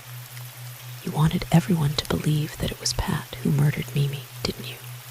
Mrs. Ives, Mrs. Ives. Silence, silence, Mrs. Ives." Over the outraged clamor of the law, her voice rose, clear and triumphant. "He didn't murder her because he was locked in those rooms until 11:15 that night, and I had the key in my pocket. Now, you can all strike that out of the record. Mrs. Ives." Over the last crash of the gavel, Judge Carver's voice was shaken with something deeper than anger. "Mrs. Ives, if you are not immediately silent, the court will be obliged to have you removed." Removed. She was on her feet in an instant, poised and light. "You wish me to go. I wish you to get yourself in hand immediately. You are doing yourself untold injury by pursuing this line of conduct. The rules that you are refusing to obey were made largely for your own protection. I don't want to be protected. I want to tell the truth. Apparently no one wants to hear it. On the contrary, you are permitted to take the stand for that express purpose. For that purpose, to tell the truth." The scorn in her voice was almost gay. "Precisely, the limits that are imposed are for your benefit. and you are injuring your co-defendant as well as yourself by refusing to abide by them. Stephen, she paused at that, considering gravely. I don't want to do that, of course. Very well, I will try to go on. She turned back to her chair, and a long sigh of incredulous relief trembled through the courtroom. I have forgotten where I stopped. You were about to tell us what you did after you came down the nursery stairs. Lambert's shaken voice was hardly audible. Yes. Well, then we did exactly what Stephen said we did. We drove through the back road to the river road, where we turned to the left and went into Lakedale in order to get more gasoline. I distinctly remember the time, because we had been discussing whether the movies would be out by the time that we got back. It was 25 minutes past 9. After that, we retraced our steps down the river road to the back road, down to the place in the back road where I had met Stephen, past our house, into the main street of the village, past the movie house, which was dark, and up the main street, which runs into the Perrytown Highway, up the Perrytown Highway to the Bellamy house. I was absolutely sure that I saw a light over the garage, but it certainly wasn't there a minute or so afterwards, and I decided that I might as well go in anyway. I was beyond bothering much about any minor conventions, and I thought that if Mimi were actually there, it would be a heavenly relief to put all the cards on the table and have it out with her once and forever. Mimi wasn't there, of course. It was then that Steve called up the Conroys. When he found that she wasn't there, I was really terrified at his condition. He was as quiet as usual, but he didn't seem to understand anything at all that was said to him. He didn't even bother to listen. He had some kind of a chill, and he just sat there shivering, while I reassured and argued and explained. I could have saved my breath. He didn't even hear me.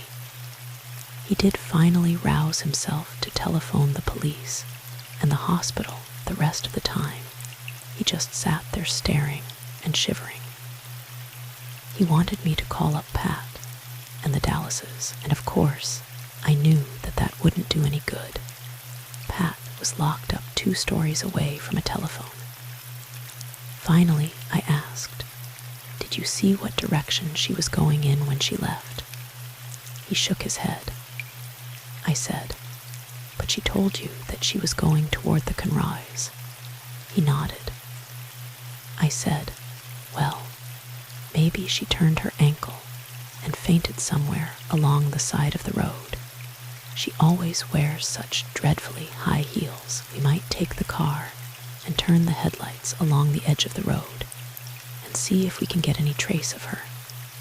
Come on."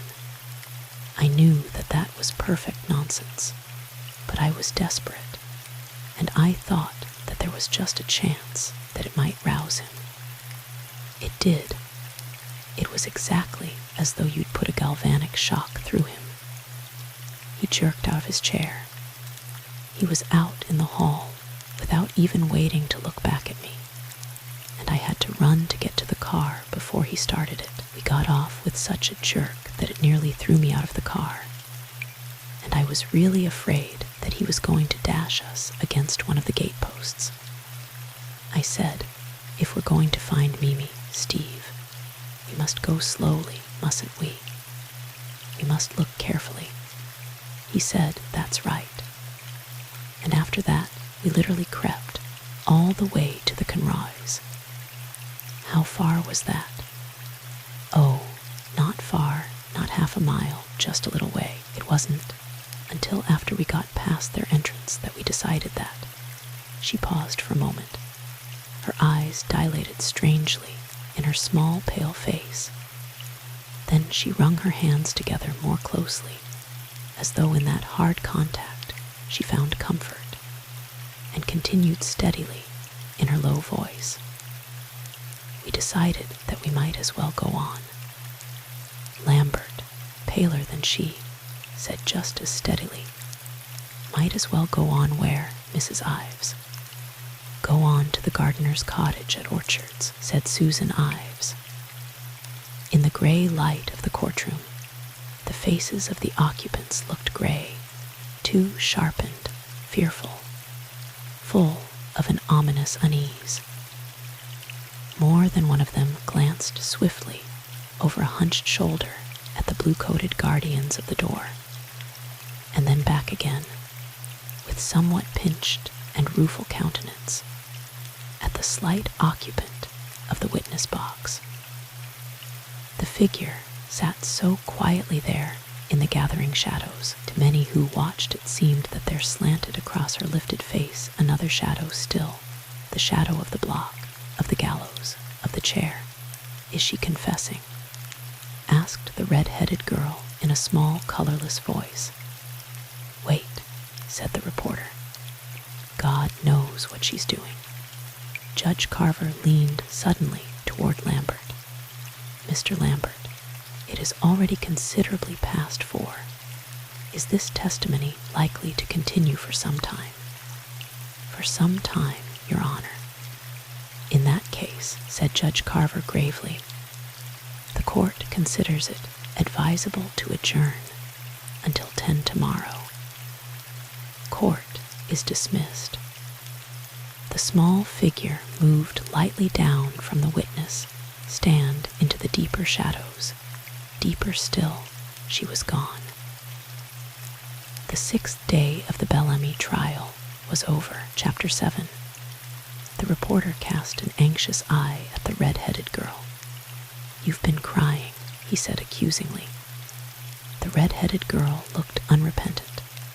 "Of all the little idiots, what's Sue Ives to you?" "Never mind," said the red-headed girl with dignity. "I can cry if I want to. I can cry all night if I want to. Keep quiet. Here she is. Mrs. Ives, what made you decide to go on to the cottage?"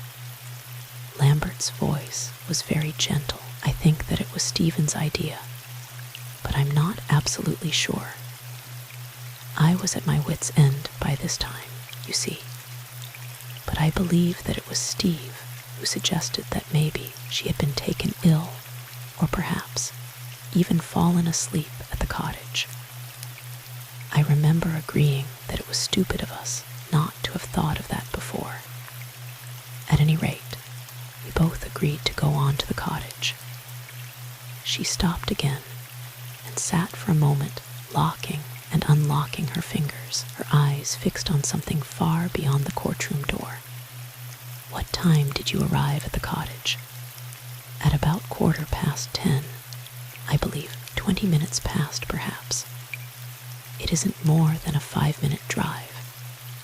We drove the car up through the lodge gates and then turned off the little dirt road to the cottage. We drove it right up to the front steps, and then I said, 'It's no good. There's no light in the place. She isn't here.' Steve said maybe she left a note saying where she was going, and I said that's perfectly possible.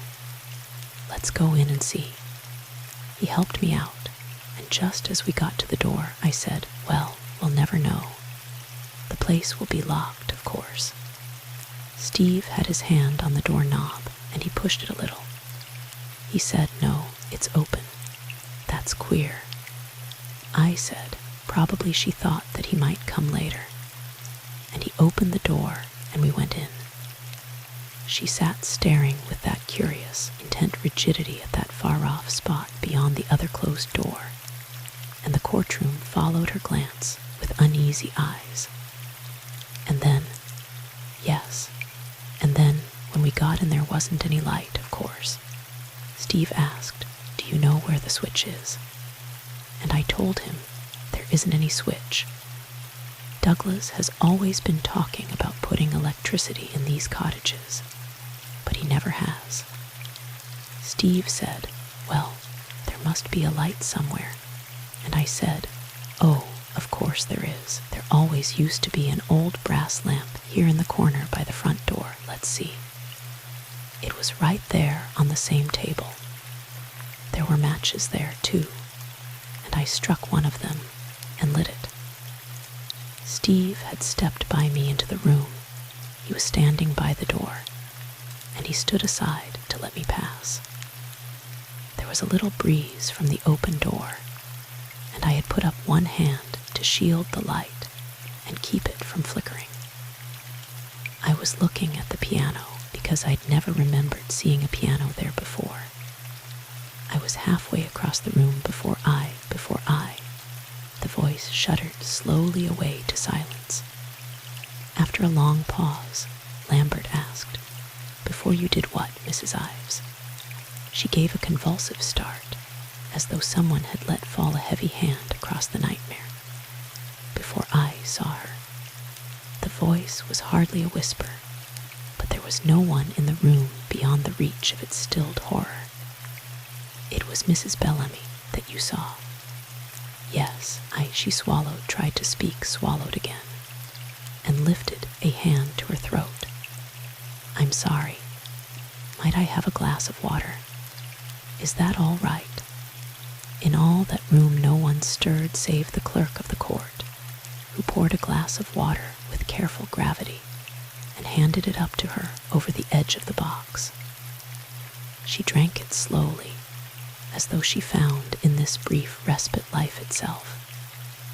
When she had finished it, she put it down gently and said, "Thank you," in a voice once more clear and steady. "You were telling us that you saw Mrs. Bellamy." "Yes, I must have dropped the lamp immediately. All I remember was that we were standing there in the dark. I heard Stephen say, 'Don't move. Where are the matches?' He needn't have told me not to move. If I could have escaped death itself by stepping aside 1 inch, I could not have moved that inch. I said, 'I have them here in my pocket.' He said, 'Strike one.' I tried 3 times. The 3rd time it lit, and he went by me and knelt down beside her. He touched her wrist and said, 'Mimi, did it hurt? Did it hurt, darling?' The match went out, and I started to strike another.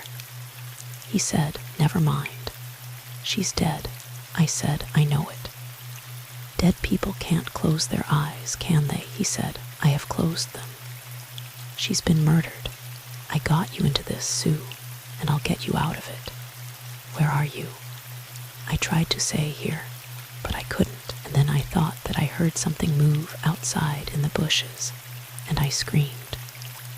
I'd never done that before in my life. It didn't sound like me at all. It sounded like someone quite different. Steve whispered, 'For God's sake, be still.' I said, 'I heard someone moving.' He said it was I, coming toward you. 'Give me your hand.' His was so cold on my wrist that it was horrible. I put my hand over my mouth to keep from screaming again, and he pulled me through the hall and on to the porch. I said, 'Steve, we can't leave her there like that, we can't.' He said, 'She doesn't need us anymore. Get in the car.' I pulled back, and he said, 'Listen to me, Sue. It doesn't make any difference how innocent we are. If it is ever known that we were in that room this evening, we'll never be able to make one human being in God's world believe that we aren't guilty, and we'll have to make 12 of them believe. I've got to get you home. Get into the car.' So I got in, and he drove me home." She was silent, and the courtroom was silent too. To the red-headed girl, it seemed as though for a space everyone had foregone even the habit of breath, and held it suspended until that voice should finish its dreadful tale. She could see Patrick Ives in his corner by the window. A long time ago, he had buried his black head in his hands, and he did not lift it now. His mother had placed one small gloved hand on his knee. It rested there lightly, but she was not looking at him. Her eyes had never wavered from Sue Ives's white face. Long ago, the winter roses had faded in her own, but it was as gravely and graciously composed as on that first day. Did you drive straight home, Mrs. Ives? Straight home. Stephen spoke 2 or 3 times. I don't remember saying anything at all. He told me to say that we'd driven over to Lakedale. And then he said that everything would be all right, because no one would know that Elliot had spoken to me, and no one could possibly know that we had gone to the cottage. I remember nodding, and then we were at our gate. Stephen said, "You might as well give me that signal that we decided on before to let me know whether Pat's there, will you, Sue?" I said, "Yes." He said, "You might ask him whether he heard from her this evening." I said, "Steve, it isn't us that this is happening to, is it? It isn't us, not Pat and you and I and Mimi." He said, "Yes, it's us. I'll wait right here. Hurry, will you?" I went into the house. All the lights were out except one in the hall, but I went out through the study and the dining room to the pantry. It connects with the servants' quarters, and I wanted to make sure that none of them were about, as I had to go up and unlock the day nursery, and I was afraid that Kathleen Page might make a scene. It was all dark and quiet. There wasn't anyone there. I passed the ice box as I came back, and I could see the fruit through the glass door. I remembered that Pat couldn't have taken it to Mother Ives, and I put some on a plate and went upstairs. Her door was open. She always left it open so that we could say good night if we came in before 11. "Were you with her long?" "Oh, no, only a minute. I told her that Steve and I had driven over to Lakedale instead of going to the movies, and kissed her good night. Then I went around the gallery and on up to the nursery wing. I unlocked the door and pushed it open, but I didn't go in. Pat was sitting by the table, reading. The door to Miss Page's room was closed. He sat there looking at me for a moment, and then he stood up and came into the hall, pulling the nursery door to behind him. He said, "I didn't know that you had it in you to play an ugly trick like that, Sue." I said, "I didn't know it either." I went down to the study and lit the light twice. I waited until I heard the car start, and then I went up to my room and took off my clothes and went to bed. There were several lights in the room, and I kept every one of them burning until after the sun was up. In the morning, I got up and dressed and went to church, and it was just a little while after I got home that we heard that Mimi's body had been found. And Monday evening, both Stephen and I were put under arrest. She was silent for a moment, and then said in a small, exhausted voice, "That's all. Must I wait?" Lambert said gravely and gently, "I'm afraid so." "When was the first time that you told this story, Mrs. Ives?" "Night before last to you, after they found my fingerprint, you know. It is the full and entire account of how you spent the evening of the 19th of June, 1926. Yes, to the best of your knowledge, you have omitted nothing." "Nothing. Thank you, that will be all. Cross-examine." Mr. Farr advanced leisurely toward the witness box and stood staring thoughtfully for a long moment at its pale occupant. Under those speculative eyes, the sagging shoulders straightened, the chin lifted. "You were perfectly familiar with the gardener's cottage, were you not, Mrs. Ives?" "Perfectly. You remembered even where the lamp stood in the hall?" "Yes. I used to go there often as a child. Nothing had been changed since then,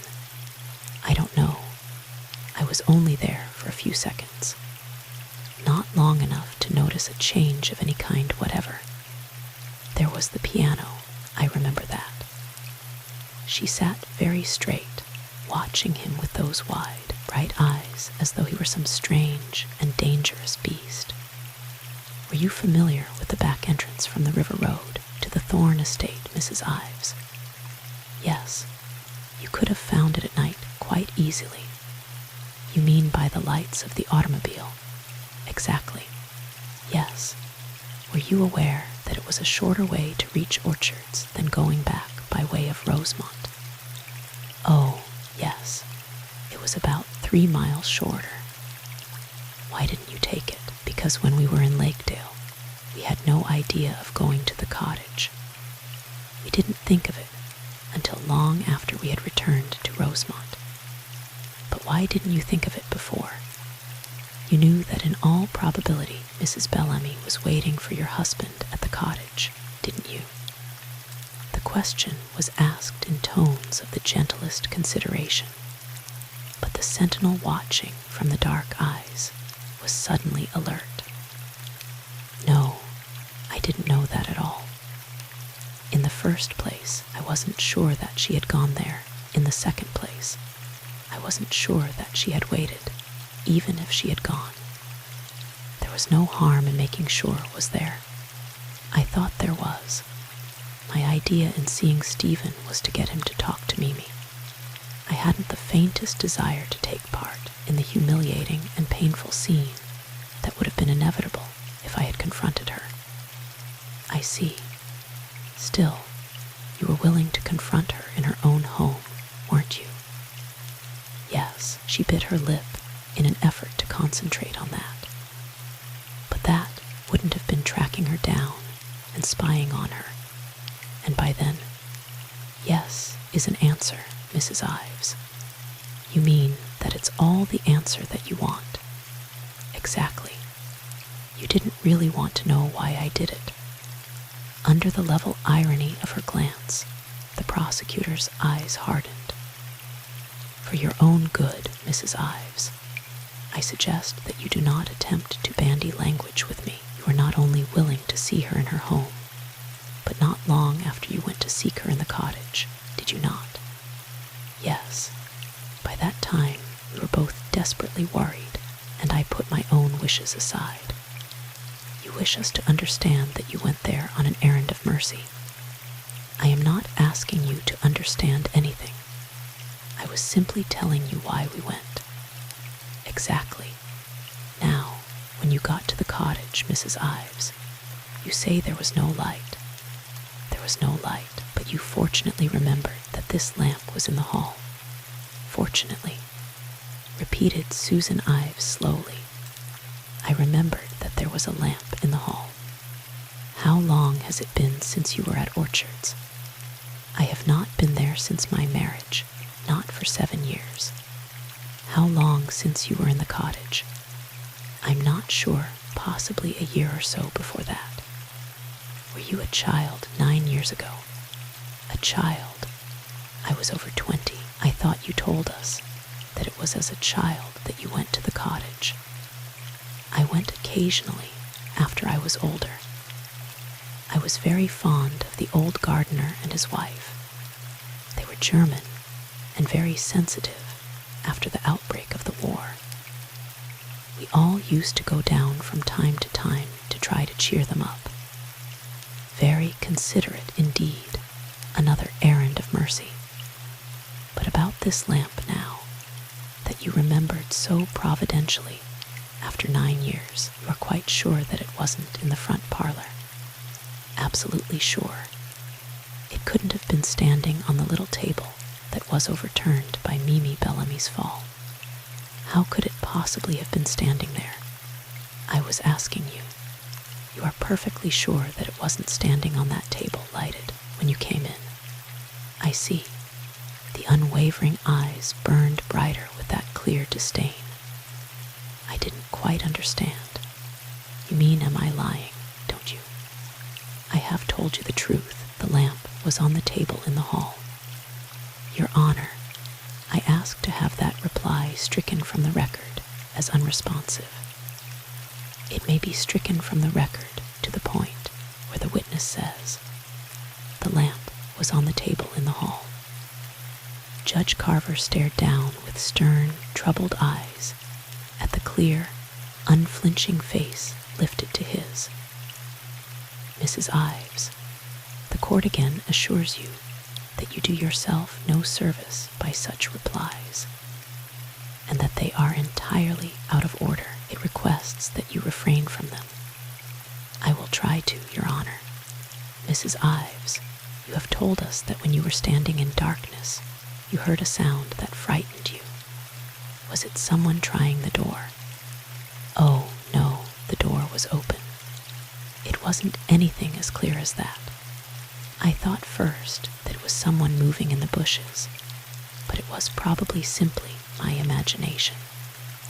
"You didn't hear anyone whistling?" "No." "You are quite sure that neither of you locked the door?" "Absolutely. Why should we lock the door?" "I must remind you again, Mrs. Ives, that it is I who am examining you. Now, you say that you went into the room ahead of Mr. Bellamy." "Yes." "How far were you from the body when you first saw it?"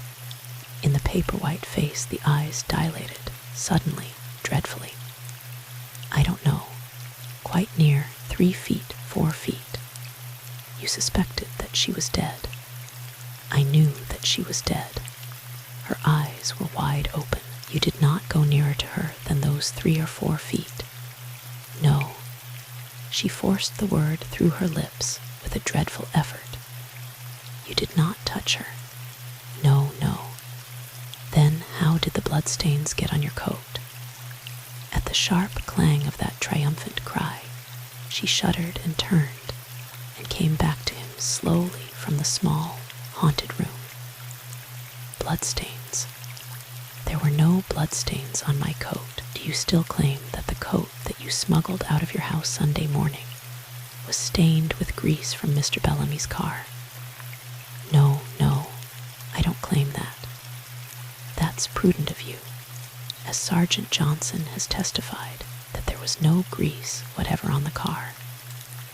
"I meant to explain that before," said Sue Ives simply. "Only there were so many other things that I forgot. It was kerosene from the lamp. The coat was covered with it. I didn't know how to explain it, so I thought that I had better get rid of it." "I see," said the prosecutor grimly. "You're a very resourceful young woman, aren't you?" "No," said the clear, grave voice. "I don't think that I'm particularly resourceful. I differ from you, Mrs. Ives. You didn't intend to tell this jury that you had been in the gardener's cottage on the night of the 19th of June, did you?" "Not if I could avoid doing so without perjuring myself. You decided to do so only when you were literally forced to it by information that you found was in the state's possession." "It is hard for me to answer that by yes or no," said Susan Ives. "But I suppose that the fairest answer to it is yes. You had decided to withhold this vitally important information because you and Stephen Bellamy had together reached the conclusion that no 12 sane men could be found to accept the fantastic coincidence that you and he were in the room in which this murder was committed within a few minutes of this crime, and yet had nothing whatever to do with it. I think that again the answer should be yes. You are still of that opinion." "I no longer have any opinion." "Why should you have changed your opinion that 12 sane men could not possibly believe your story?" "I do not know whether they will believe me or not," said Sue Ives, her eyes, fearless and unswerving, on the 12 stolid, inscrutable countenances raised to hers. "You see, I don't know how true truth sounds." "I should imagine not," said the prosecutor, his voice cruelly smooth. No further questions, and at that, Parthian shot the white lips in the white face before him, curved suddenly, and amazingly into the lovely irony of a smile. A last salute over the drawn swords before they were sheathed. "That will be all," said Lambert's voice gently. "You may stand down." For a moment she did not move, but sat staring down with dark eyes, to which the smile had not quite reached, at the 12 enigmatic countenances before her, at the slack, careless young one on the far end, the grim elderly one next to it, the small, deep-set eyes above the heavy jowls of that flushed one in the center, the sleek, attentive pallor of the one next to the door. She opened her lips as though to speak again, closed them with a small shake of her head, swept up gloves, bag, and fur with one swift gesture, and without a backward glance was gone, moving across the cluttered space between her chair and the box with that light, sure step that seemed always to move across green grass through sunlight and a little wind.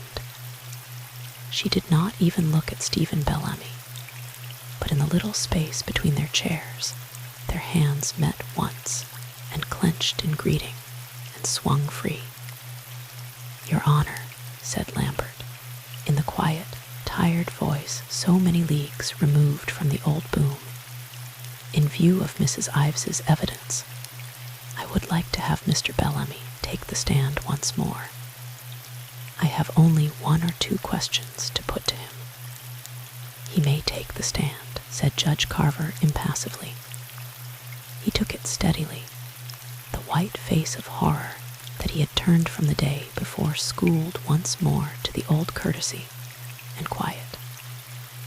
"Mr. Bellamy, you have heard Mrs. Ives's evidence as to the circumstance that led up to your visit to the gardener's cottage, and of the visit to the cottage itself.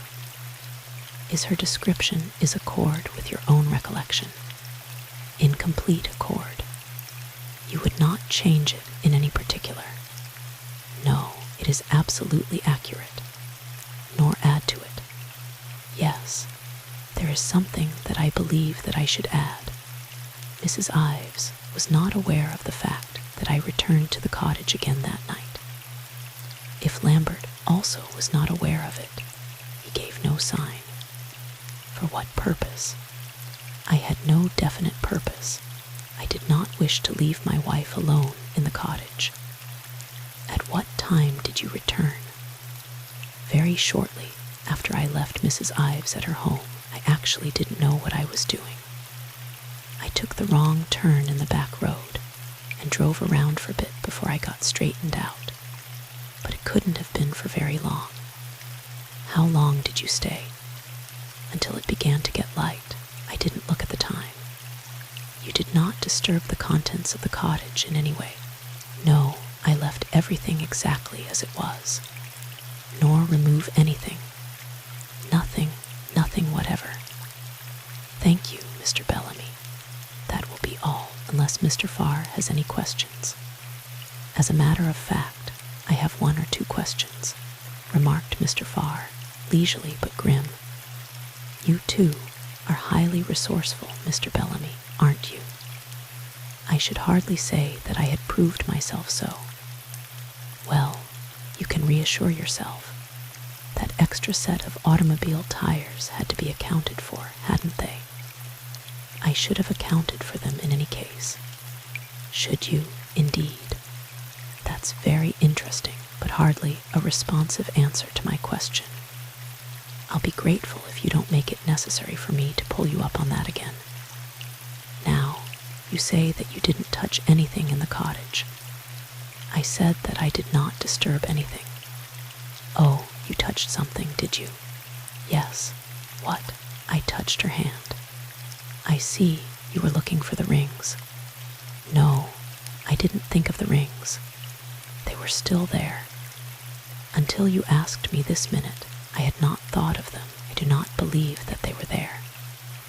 Mr. Bellamy, I put it to you that you returned to that cottage with the express purpose of removing those rings, the necklace, and any traces that you or Mrs. Ives may have left behind you in your previous flight. You are wrong. I did not return for any of those purposes. Then, for what purpose? Because I did not wish to leave my wife alone. You consider that a plausible explanation? Oh, no, simply a true one. She was dead, wasn't she? She was dead. You knew that. Yes, you knew that you couldn't do anything for her, didn't you? I wasn't sure.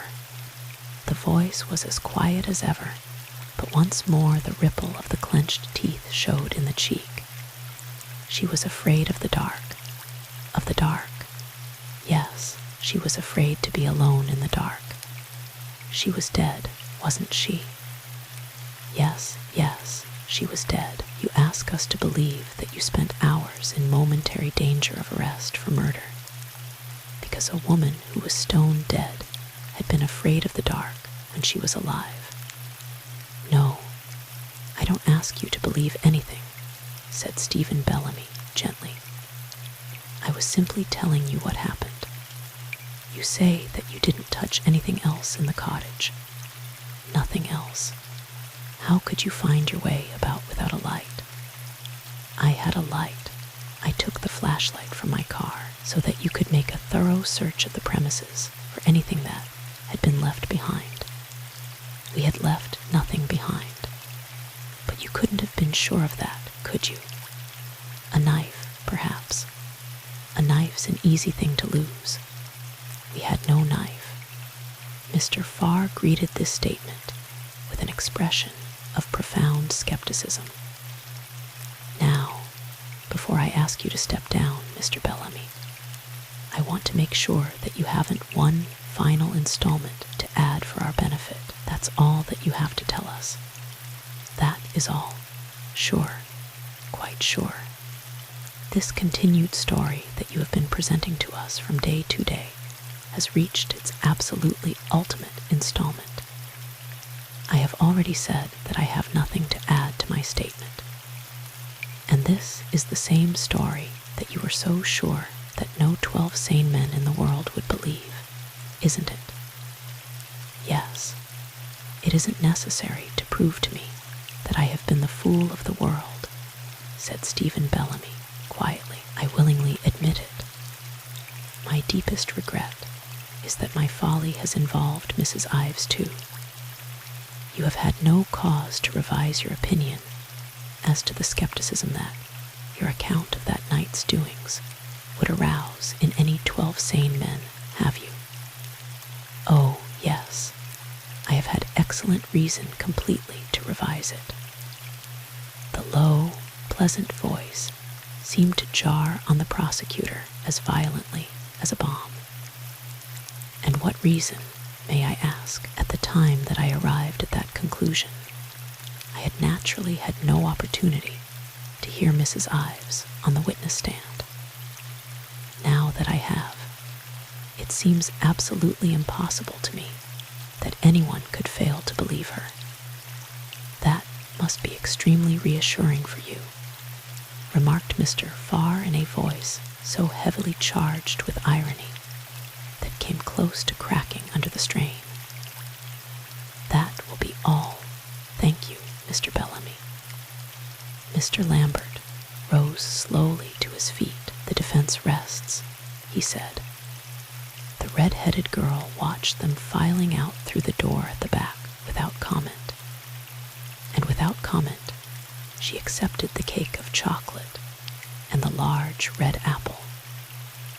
She consumed them in the same gloomy silence, broken only by an occasional furtive sniff and the application of a minute and inadequate handkerchief. You promised me last night, said the reporter accusingly, that if I'd go home you'd stop crying and be reasonable and sensible. And I'm not crying, said the red-headed girl, not so that anybody would notice anything at all if they weren't practically spying on me. It's simply that I'm a little tired and not exactly cheerful. Oh, it's simply that, is it? Would you like my handkerchief too? The The red-headed girl accepted it ungratefully. "The worst thing about a murder trial," she said, "is that it practically ruins everybody's life. It's absolutely horrible. They're all going along peacefully and quietly, and the first thing they know, they're jerked out of their homes and into the witness box.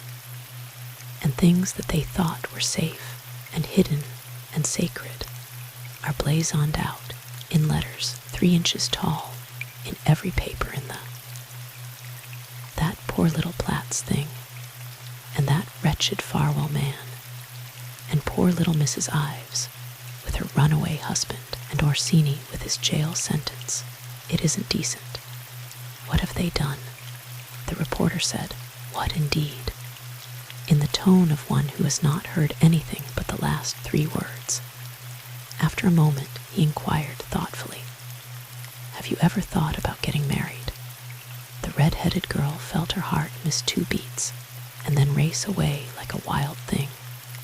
She said candidly, "Oh, often, practically all the time. All nice girls do." "Do they?" inquired the reporter in a tone of genuine surprise. "Men don't, hardly ever." He continued to look at her abstractedly for quite a long time before he added, "Only about once in their lives." He was looking at her still when the door behind the witness box opened. "Your Honor," the lines in Mr. Lambert's face stood out relentlessly, but his voice was fresh and strong. "Gentlemen of the jury, it is not my intention to take a great amount of your time, in spite of the fact that there devolves on me as solemn a task as falls to the lot of any man, that of pleading with you for the precious gift of human life. I do not believe that the solemnity of that plea is enhanced by undue prolixity, by legal hair-splitting, or by a confusion of issues essentially and profoundly simple. The evidence in the case has been intricate enough. I shall not presume to analyze it for you. It is your task, and yours alone, to scrutinize, weigh, and dispose of it. On the other hand, the case presents almost no legal intricacies. Any that are present will be expounded to you by Judge Carver when the time comes. When all is said, and all is done, gentlemen, it is a very simple question that you have to decide, as simple as it is grave and terrible. The question is this: do you believe the story that Stephen Bellamy and Susan Ives have told you in this courtroom? Is their story of what happened on that dreadful night a reasonable, a convincing, and an honest explanation as to how they became involved in the tragic series of events that has blown through their peaceful homes like a malignant whirlwind, wrecking all their dearest hopes and their dearest realities? I believe that there can be but one answer to that question, and that not so long from now you will have given that answer, and that every heart in this courtroom will be the lighter for having heard it. These 2 have told you precisely the same story. That Stephen Bellamy did not go quite to the end with it in the first instance is a circumstance that I deplore as deeply as any one of you, but I do not believe that you will hold it against him. He did not, remember, utter one syllable that was not strictly and accurately truthful. It had been agreed between them that if it were necessary to swerve one hairbreadth from the truth, they would not swerve that hairbreadth in persuading Mrs. Ives that her only safety lay in not admitting that she had been in the cottage that night. Mr. Bellamy made a grave mistake in judgment, but it was the mistake of a chivalrous and distraught soul, literally overwhelmed at the ghastly situation into which the 2 of them had been so incredibly precipitated. As for Susan Ives, she was so shaken with horror to the very roots of her being, so stunned, so confused and confounded, that she was literally moving through a nightmare during the few days that preceded her arrest. And gentlemen, in a nightmare the best of us do not think with our accustomed clarity and cogency. She did what she was told to do, and she was told that it would make my task easier if I did not know that she had been near the cottage that night. That, alas, settled it for her once and for all. She has always sought to make my tasks easier. Stephen Bellamy undoubtedly remembered the old precept that it takes two to tell the truth, one to speak it and one to hear it. Possibly he believed that if there were 2 to speak it and 12 to hear it, it would be a more dangerous business. I do not agree with him. I believe that 12 attentive and intelligent listeners, as you have amply proved yourselves to be, make the best of all forums at which to present the truth, the whole truth, and nothing but the truth. That is my belief. That was my considered advice, and it is my profound conviction that before many hours have passed, I shall be justified of my belief. Perhaps you have guessed that my relations to Susan Ives are not the ordinary relations of counsel to client. Such, at any rate, is the case, and I do not shirk one of its implications. There is no tie of blood between us, but I am bound to her by every other tie of affection and admiration. I can say that I believe she is as dear to me as any daughter, dearer, perhaps, than any daughter, because she is what most men only dream that their daughter may be. For the first time in my life, I have offended her since I came to this court, offended her because she believed that I was more loyal to her welfare than her wishes. But she will forgive me even for that, because she knows that I am only a stupid old man who would give every hope that he has of happiness to see hers fulfilled, and who, when he pleads for her life today, is pleading for something infinitely dearer to him than his own.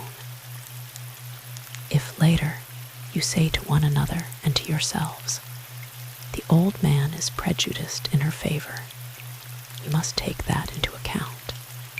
I say to you, and so you must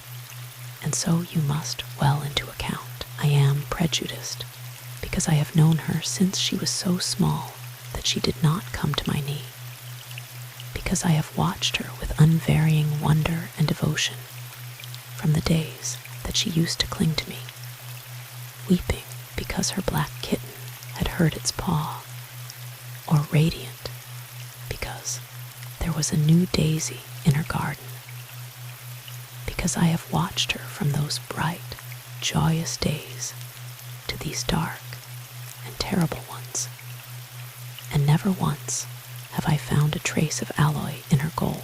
I have found united in her the traits we seek in many different forms, all the gallantry and honesty of a little boy, all the gaiety and grace of a little girl, all the loyalty and courage of a man, all the tenderness and beauty of a woman. If you think I am prejudiced in her favor, you will be right, gentlemen. And if that fact prejudices me in your eyes, make the most of it. Of Stephen Bellamy, I will say only this. If I had a daughter, I would ask nothing more of destiny than that such a man should seek her for his wife, and you may make the most of that too. On this subject, I will not touch again, I promise. It is not part and parcel of the speech of counsel for the defense to the jury in a murder trial to touch on his feeling toward his clients. I am grateful for the indulgence of both the court and the prosecution in permitting me to dwell on them at some length. During the course of Mrs. Ives's examination, something as to our relation was inadvertently disclosed. In any case, I should have considered it my duty to inform you of it, as well as of every other fact in this case.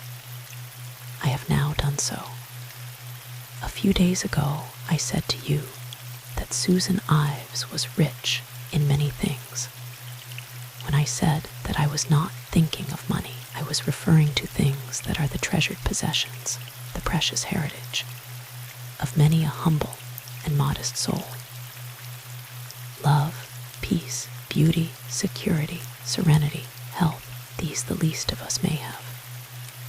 As I have said, I am pretty close to being an old man now, and in my time I have heard much talk of class feeling and class hatred. I have even been told that it is difficult to get justice for the rich from the poor, or mercy for the poor from the rich. I believe both these statements to be equally vile and baseless slanders. In this great country of which you and I are proud and privileged citizens, we are all rich in opportunity and in liberty, and there is no room in our hearts for grudging envy, for warped malice. We do not say, "This woman is rich, she has breeding, she has intelligence and culture and position, therefore she is guilty." We do not say, "This man is a graduate of one of our greatest universities. 5 generations of his ancestors have owned land in this country and have lived on it honorably and decently, gentlefolk of repute and power in their communities. He is the possessor of a distinguished name and a distinguished record, therefore he is a murderer." We do not say that. No, you and I and the man in the street say it is impossible that 2 people with this life behind them, and a richer and finer one before them, should stoop to so low and foul a weapon as an assassin's knife and a coward's blow in the dark. But even in the strictly material sense of wealth, Mrs. Ives is not a wealthy woman. I should like, in the simple interests of truth, to dispel the legends of a marble heart moving through marble halls that has been growing about her. She has lived for several happy years in what you have heard described to you as a farmhouse, a simple, unpretentious place that she made lovely with bright hangings and open fires and books and prints and flowers. If you had rung her doorbell before that fatal day in June, no powdered flunky would have opened it to you. It might have been opened by Mrs. Ives herself, or by Mr. Ives's mother, or by a little maid in a neat dark frock and a white apron. Whoever had opened it to you, you would have found within a charming and friendly simplicity that might well cause you a little legitimate envy. You would have found nothing more. Sue Ives had what all your wives have. I hope flowers in her garden, babies in her nursery, sunshine in her windows. With these, any woman is rich, and so was she. As for Stephen Bellamy, he had no more than any good clerk or mechanic, a little house, a little car, a little maid of all work to help his pretty wife. That much for the legend of pride and pomp and power and uncounted millions that has grown up about these 2. In the public press, this legend has flourished extravagantly. It is of little concern to you or to any of us, save in so far as the preservation of truth is the concern of every one of us. Story that you have heard from the lips of Mrs. Ives and Mr. Bellamy is a refutation of every charge that has been brought against them. It is a fearless, straightforward, circumstantial, and coherent account of their every action on the evening of that terrible and momentous night. Granted that every witness produced by the state here in order to confound and confuse them has spoken the absolute and exact truth, a somewhat extravagant claim.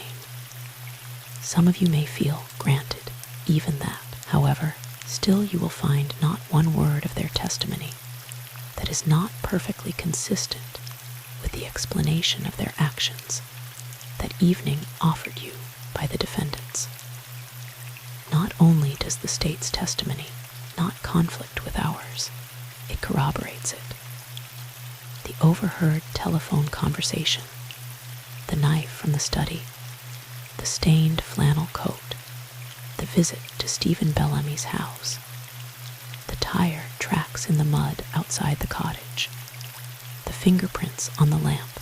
Within there is the state's case, and there also, gentlemen, is ours. These sinister facts, impressive and terrible weapons in the state's hands, under the clear white light of truth, become a very simple, reasonable, and inevitable set of circumstances, fully explained and fully accounted for. The more squarely you look at them, the more harmless they become. I ask you to subject them to the most careful and severe scrutiny, entirely confident as to the result. The state will tell you, undoubtedly, that in spite of what you have heard, the fact remains that Susan Ives and Stephen Bellamy had the means, the motive, and the opportunity to commit this crime.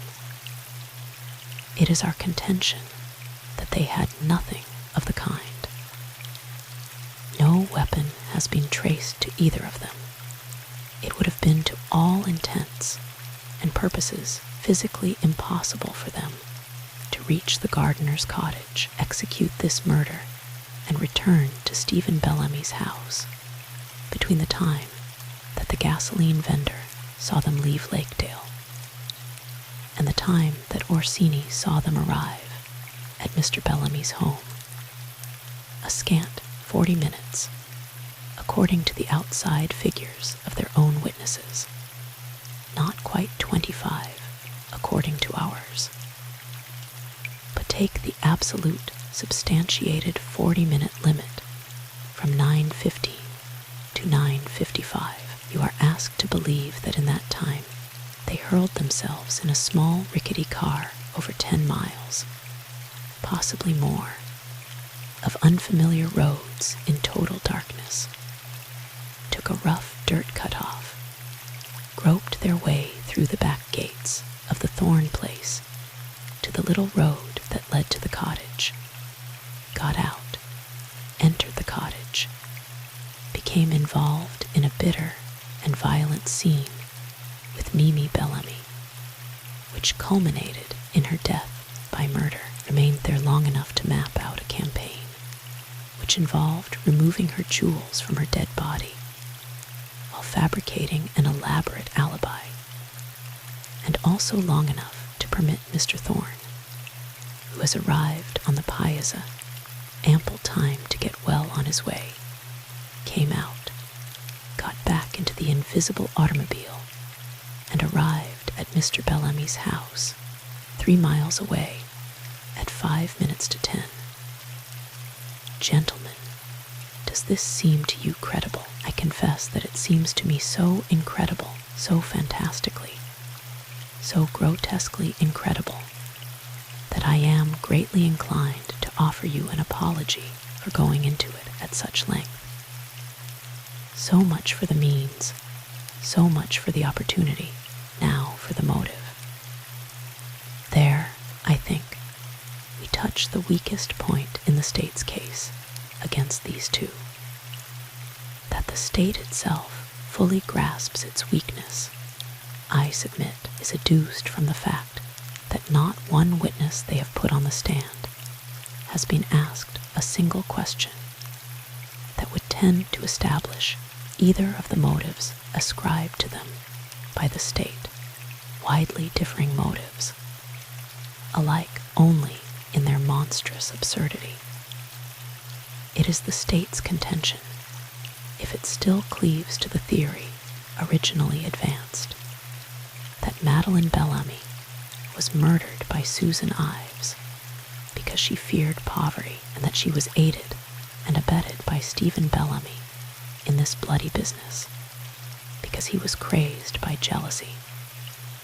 I ask you to consider these two propositions with more gravity and concentration than they actually merit, because on your acceptance or rejection of them depends your acceptance or rejection of the guilt of these two. You cannot dismiss them as too absurd for any earthly consideration. You cannot say, "Oh, of course that wasn't the reason they killed her, but that's not our concern. There may have been another reason that we don't know anything about." No, fortunately for us, you cannot do that. These, preposterous as they are the only motives suggested. They are the least preposterous ones that the state could find to submit to you. If you are not able to accept them, the state's case crumbles to pieces before your eyes.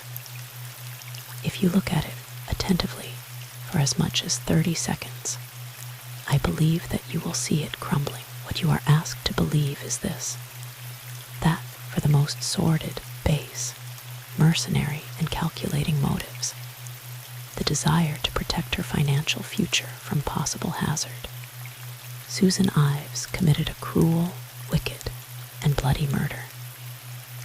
For 2 hours, you listened to Susan Ives speaking to you from that witness box.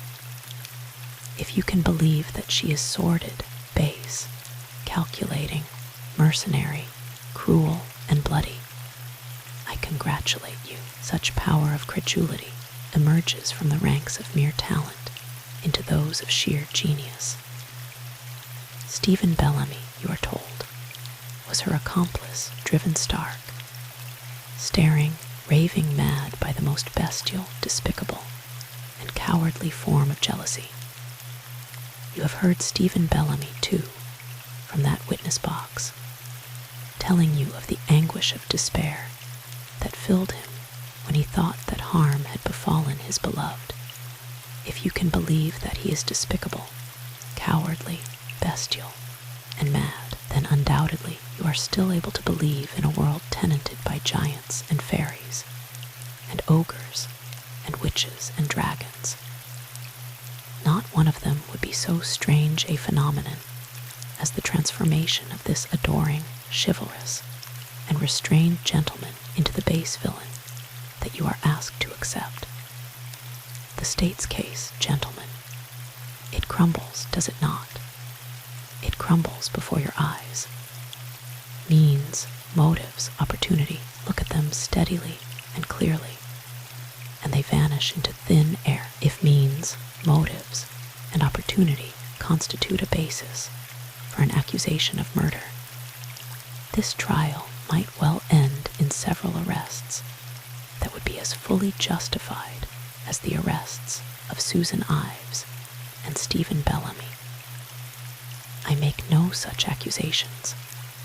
I am strong and sure, and safe enough in the proved innocence of these two to feel no need of summoning others to the bar of justice. That is neither my duty nor my desire, but it would be incompatible with the desire for abstract truth not to point out that far stronger hypothetical cases might be made out against several, whose paths also have crossed the path of the ill-starred girl who died in that cottage. We come as close to establishing as perfect an alibi as it is likely that innocent people, little suspecting that one will be called for, would be able to establish what alibi had practically anyone who has appeared against these two for that night. The knife that Dr. Stanley described to you might have been one of various types, such a knife as might have been well discovered in a tool chest, in a kitchen drawer, in the equipment of a sportsman. You have analyzed the motives ascribed to the defendants. I submit that, taken at random, 3 somewhat saw-lighter motives might be robbery or blackmail or drunken jealousy when one possible witness removes himself to Canada, when another takes his life. They are safely out of reach of our jurisdiction, but not beyond the scope of our speculations. I submit that these specifications are at least fruitful of interest. Abandoning them, however, I suggest to you that that girl, young, beautiful, fragile, and unprotected in that isolated cottage with jewels at her throat, and on her fingers was the natural prey of any nameless beast roving in the neighborhood, one who had possibly stalked her from the time that she left her house, one who had possibly been prowling through the grounds of this deserted estate on some business, sinister or harmless. Ostensibly, this was a case of murder for robbery. It remains still the simplest and most natural explanation, too simple and too natural by half for a brilliant prosecutor, an ambitious police force, and frenzied public all clamoring for a victim. Well, they have had their victims. I hope that they do not sleep worse at night for the rest of their lives when they think of the victims that they selected. 2 things the state has made no attempt to explain: who it was that stole the note from Patrick Ives' study, and who it was that laughed when Madeleine Bellamy screamed. Whoever took the note, it was not Susan Ives. She had no possible motive in denying having taken it. She freely admitted that she searched the study for some proof of her husband's duplicity. And she also admitted that Elliot Farwell had informed her that he believed her husband was meeting Madeleine Bellamy at the cottage that very night. The note, which we presume was making a rendezvous, would in no way have added to her previous information. Any one of 6 or 8 servants or 6 or 8 guests may have intercepted it. Whoever did so knew when and where Madeleine Bellamy was to be found that night. The laugh is more baffling and disconcerting still. The state must find it mightily so. It will be instructive to see whether they are going to ask you to believe that it was uttered by Stephen Bellamy as he saw his wife fall. In my opinion, only a degenerate or a drunken monster would have chosen that moment for mirth. Possibly it is Mr. Farr's contention that he was both. Providentially, that is for you, and not for him to decide. The state has still another little matter to explain to your satisfaction. According to its theory, Stephen Bellamy and Susan Ives arrived at the scene of the crime in a car, in Mr. Bellamy's car. The murderer of Madeleine Bellamy did not arrive in a car, or at any rate, no car was visible 2 minutes later in that vicinity. There were no tire tracks in the space behind the house, and the state's own witnesses have proved that on both Stephen Bellamy's visits, his car was left squarely in front of the cottage door. If someone left an unlighted car parked somewhere down the main drive, as the state contends, it was not he. His car would have been clearly visible to any human being who approached the cottage. It will, as I say, be instructive to see how the state disposes of this vital fact. I have touched on these matters because I have desired to make clear to you 2 or 3 factors that are absolutely incompatible with any theory that the state has advanced. if they are to be disposed of in the most remotely plausible fashion, some other theory must be evolved. And I believe that you will agree with me that it is rather late in the day to produce another theory. I have not touched on them, and I wish to make this perfectly clear on the ground that they are in no way necessary to our defense. That defense is not dependent on such intriguing details as who took the note, or who laughed, or whether the murderer approached his goal on foot or in a car. The defense that I advance is simple and straightforward and independent of any other circumstances. Of all the things that I have said to you, there is only one that I hold it essential that you carry in the very core of your memory when you leave this room on as solemn an errand as falls to the lot of any man. This only, that the sole defense that I plead for Stephen Bellamy and Susan Ives is that they are innocent, as entirely and unequivocally innocent as any man of you in whose hands rests their fate. That this foul and brutal murder was against their every wish, hope, or desire. That it is to them as ghastly, as incredible, and as mysterious as it is to you. That and that only is their defense. It is not my task, as you know, as in time Judge Carver will tell you, to prove them innocent. It is the state's to prove them guilty. A heavy task they will find it, I most truly believe. But I would have you find them something more than not guilty. That is the verdict that you may render with your lips. But with your hearts, I ask you to render another more generous and ungrudgingly. Innocent, a lovely, valiant, and fearless word, a word untainted by suspicion or malice. A verdict that has no place in any court, but I believe that all who hear your lips pronounce not guilty will read it in your eyes. I pray that they may.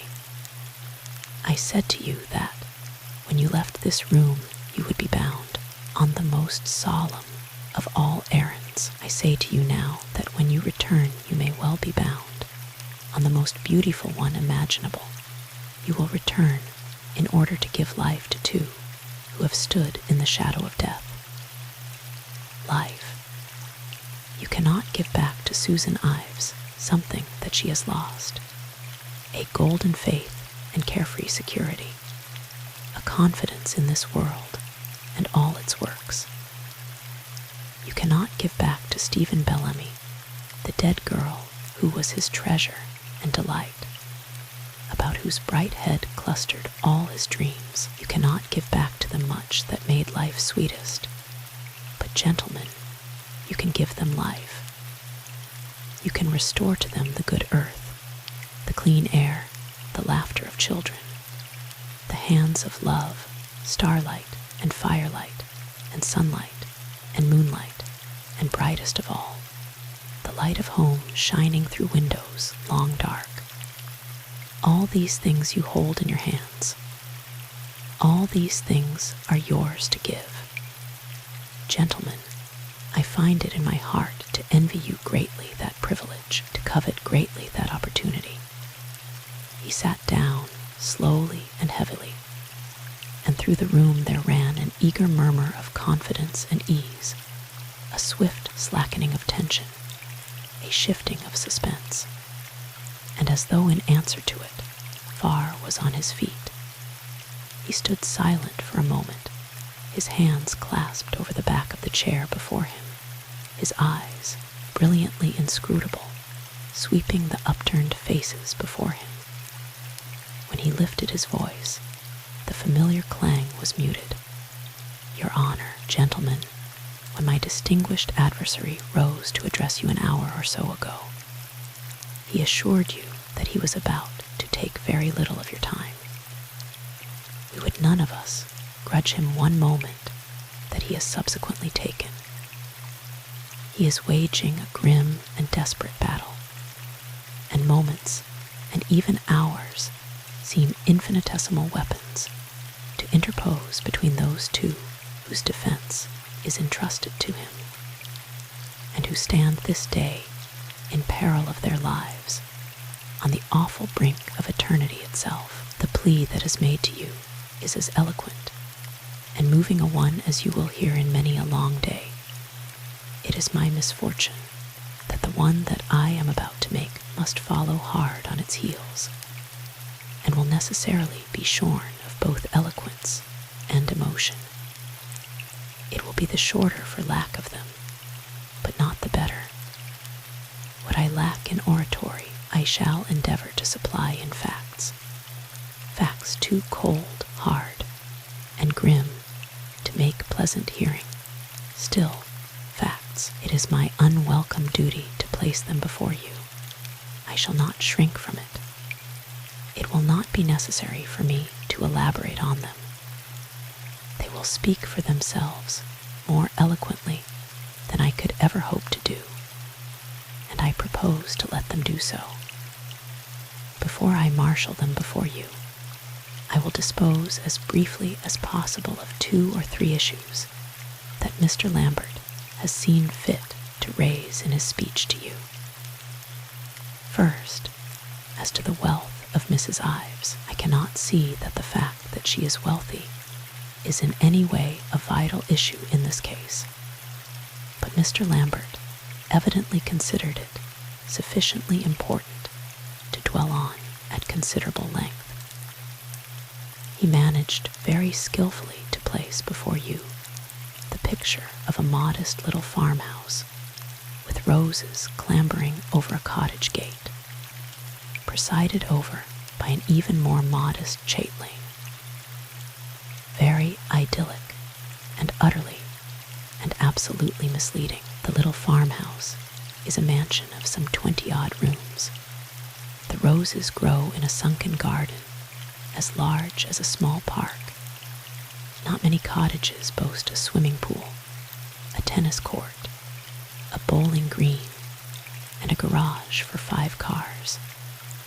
But Mrs. Ives's cottage took these simple improvements as a matter of course.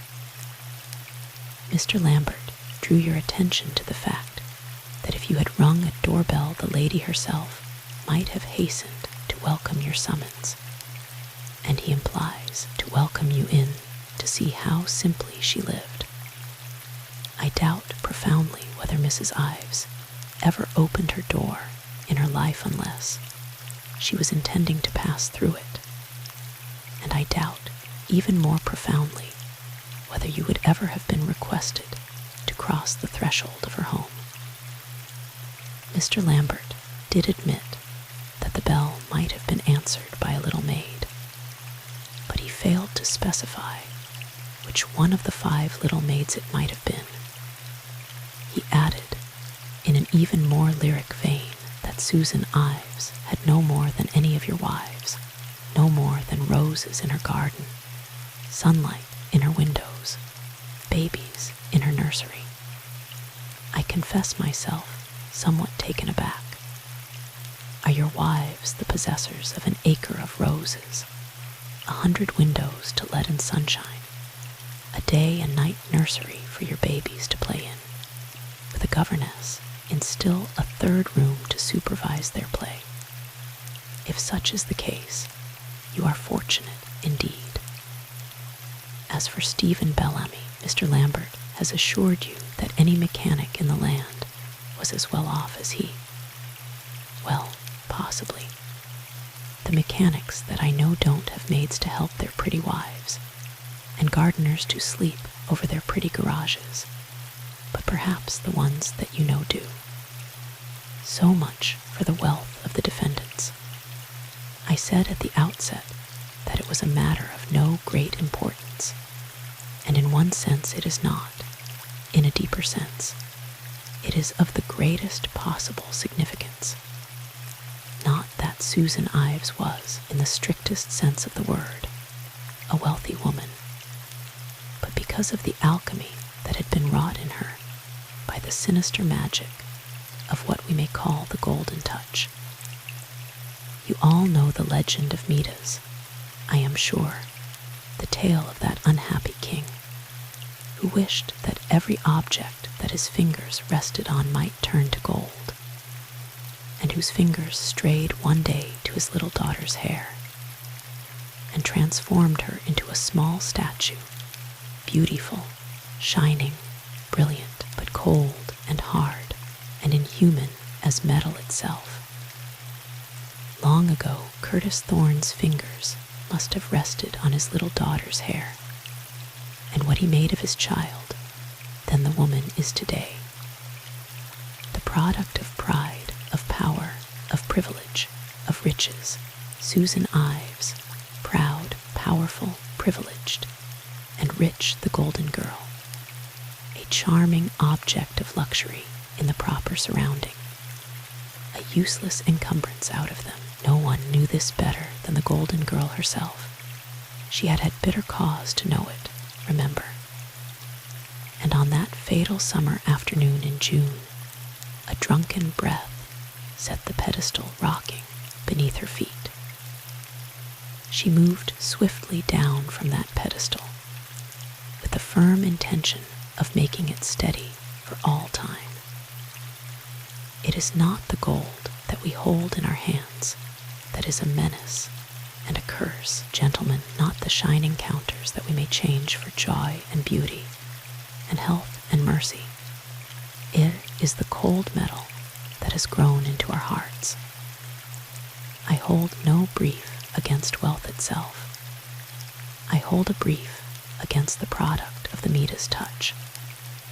Mr. Lambert next introduced to you, most skillfully, a very dangerous theme, the theme of the deep personal interest that he takes in both defendants, more especially in Susan Ives, the sincerity of his devotion to her. It is impossible to doubt. I, for one, am very far from doubting it. He loved the little girl before the fingers of Midas had rested heavy on her hair. He sees before him still only those bright curls of childhood clustering about an untarnished brow. Many of you who have daughters felt tears sting in your eyes when he told you that he loved her as his daughter. I, who have none, felt the sting myself. But, gentlemen, I ask you only this. Are you, in all truth and fairness, the most unbiased judges of your daughter's characters? Would you credit the word of an archangel straight from heaven who told you that your daughter was a murderess if that daughter denied it? Never, never, in God's world, and you know it. If in your hearts you say to yourself, he has known Susan Ives and loved her for many years, he loves her still, so she must be all he thinks, then Mr. Lambert's warm eloquence will have accomplished its purpose, and my cold logic will have failed. But I ask you, gentlemen, to use your heads and not your hearts. I ask you to discount heavily not Mr. Lambert's sincerity, nor his affection, nor his eloquence, but his judgment and his credulity. Platitudes are generally the oldest and profoundest of truths. One of the most ancient and most profound of all is the axiom that love is blind. So much for two general challenges that has been my duty to meet, the more specific ones of the note, the car, and the laugh. I will deal with in their proper places. We are now through with generalizations and down to facts. These fall into two categories. The first, including the events leading up to and precipitating the crime. The second, dealing with the execution of the crime itself. I propose to deal with them in their logical sequence. In the first category comes the prime factor in this case, motive. Mr. Lambert has told you that that is the weakest factor in the state's case. I tell you that it is the strongest. There has never come under my observation a more perfect example of an overwhelming motive springing from the very foundation of motivation, from character itself. I want you to get this perfectly straight. It is of the most vital importance. There is never any convincing motive for murder in that implies an explanation that would seem plausible to the sane and well-balanced mind. There is something in any such mind that recoils in loathing and amazement that such a solution of any problem should seem possible. It makes no difference whether murder is committed, as it has been committed, for $1 million or for 5, in revenge for a nagging word, or for bestial cruelty, for a quarrel over a pair of dice, or over a pair of dark eyes. To us, it seems equally abhorrent, grotesque, and incredible. And so it is. But in some few cases, we are able to study the deep springs in which this monster lurks. And this is one of them. I ask you to concentrate now on what you have learned as to the character of Susan Ives, from her own lips, and from the lips of others, the undisputed evidence that has been put before you. Forget for a moment that she is small and slight, sweet-voiced, clear-eyed, a lady. Look within.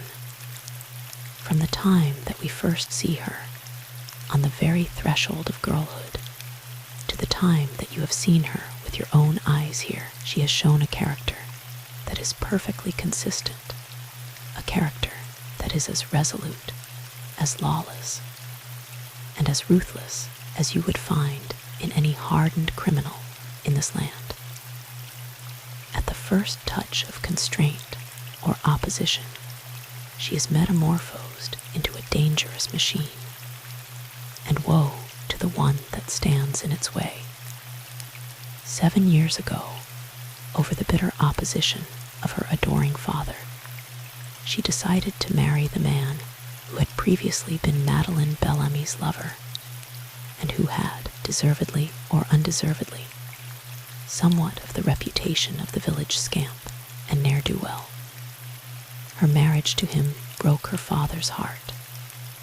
Shortly thereafter, the old man died, and so bitter, relentless, and unforgiving is the heart of this daughter, whom he had longed to cherish and protect, that not once since she left it in pride and anger has she set foot within the boundaries of her childhood's home.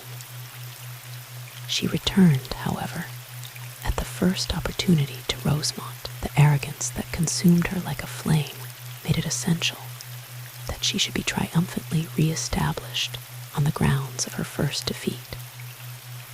And the triumph was a rich and intoxicating one. Wealthy, courted, admired, surrounded by a chorus of industrious flatterers, no wonder that she became obsessed with a sense of her power and importance. She was, in fact, undisputed queen of the little domain in which she lived, and her throne seemed far more secure than most. She was not precisely a benevolent monarch. Poor little Kathleen Page and Melanie Courtier have testified to that. But then they had made the dangerous error of murmuring protests at the rule. A little judicious browbeating and starvation reduced them to the proper state of subjection, and all was well once more. Graciousness and generosity itself to all who bent the knee at the proper angle. As her mother-in-law and maid have testified, still it required the merest flicker of insubordination to set the steel fingers twitching beneath the velvet glove. Nothing more than fugitive rebellions had penetrated this absolute monarchy. However, up to that bright summer afternoon, when news reached its sovereign that there was an aspirant to the throne, a powerful pretender, an actual usurper, with the keys to the castle itself in her hand. The blood of Elizabeth of England, of Catherine of Russia, of Lucrezia of Italy, rose in the veins of this other spoiled child to meet that challenge. And gentlemen, we know too well the fate that befell those rash and lovely pretenders of old. Enough of metaphor. From the moment that Susan Ives knew that the beautiful daughter of the village dressmaker was trespassing on her property, Madeleine Bellamy was doomed. So much for the motive. Now, for the means, we will take Susan Ives's own account of that evening, the account that was finally wrung from her when she found, to her terror and despair, that the state had in its hands evidence absolutely damning and conclusive. The telephone call, Orsini's vigil at the window, the tire tracks, the fingerprints, all these successive blows brought successive changes in the fabric that the defendants were weaving for your benefit. It became evident early in the trial that their original tale of absolute innocence and ignorance would not bear inspection 1 minute, but they continued industriously to cut their cloth to fit our case, until they were confronted with 2 or 3 little marks on the base of a lamp. Then and then only they saw the hopelessness of their plight, discarded the whole wretched, patched, tattered stuff, and tried frantically to replace it by a fabric bearing at least the outer pattern of candor. What candor under those circumstances is worth is for you to decide. Mr. Lambert assures you that they had both decided to stop short of perjury. If the conclusion of Stephen Bellamy's first story on that stand was not, in fact, black perjury, whatever it may have been technically, is again for you to decide. I have little doubt of that decision. But in Mrs. Ives's account of that evening's doings, you have the outward and visible sign of truth, if not the inward and spiritual state. The story that she finally told you, I believe to be substantially correct as far as outward events go up to the point where she entered the cottage door. From then on, I believe it to be the sheerest fabrication. Let us follow it to that point. From the moment that Elliot Farwell informed her that Mimi Bellamy was carrying on an intrigue with her husband, her every act is a revelation. It is no pleasant task to inspect from then on the conduct of this loyal, gentle, generous, and controlled spirit. But let us set ourselves to it. She has heard that her reign is threatened. What does she do? She returns to her home, concealing the rage and terror working in her like a poison under a flow of laughter and chatter and cocktails. Susan Ives is a lawless individual gentleman. The law was made for humbler spirits than hers. In her house, in this court, in that darkened cottage, she has shown you unhesitatingly her defiance and contempt of any law made by man, and of one made by God. She is not as yet quite sure that Farwell has told her the truth. There is too much arrogance in her to believe that danger actually threatens her from that direction. But under the smiling mask, behind the clenched teeth, the poison is working. She goes to the hall to bid Farwell goodbye, and to warn him not to give her knowledge of the intrigue away. Perhaps already a prophetic sense of her share in this dreadful business is formulating.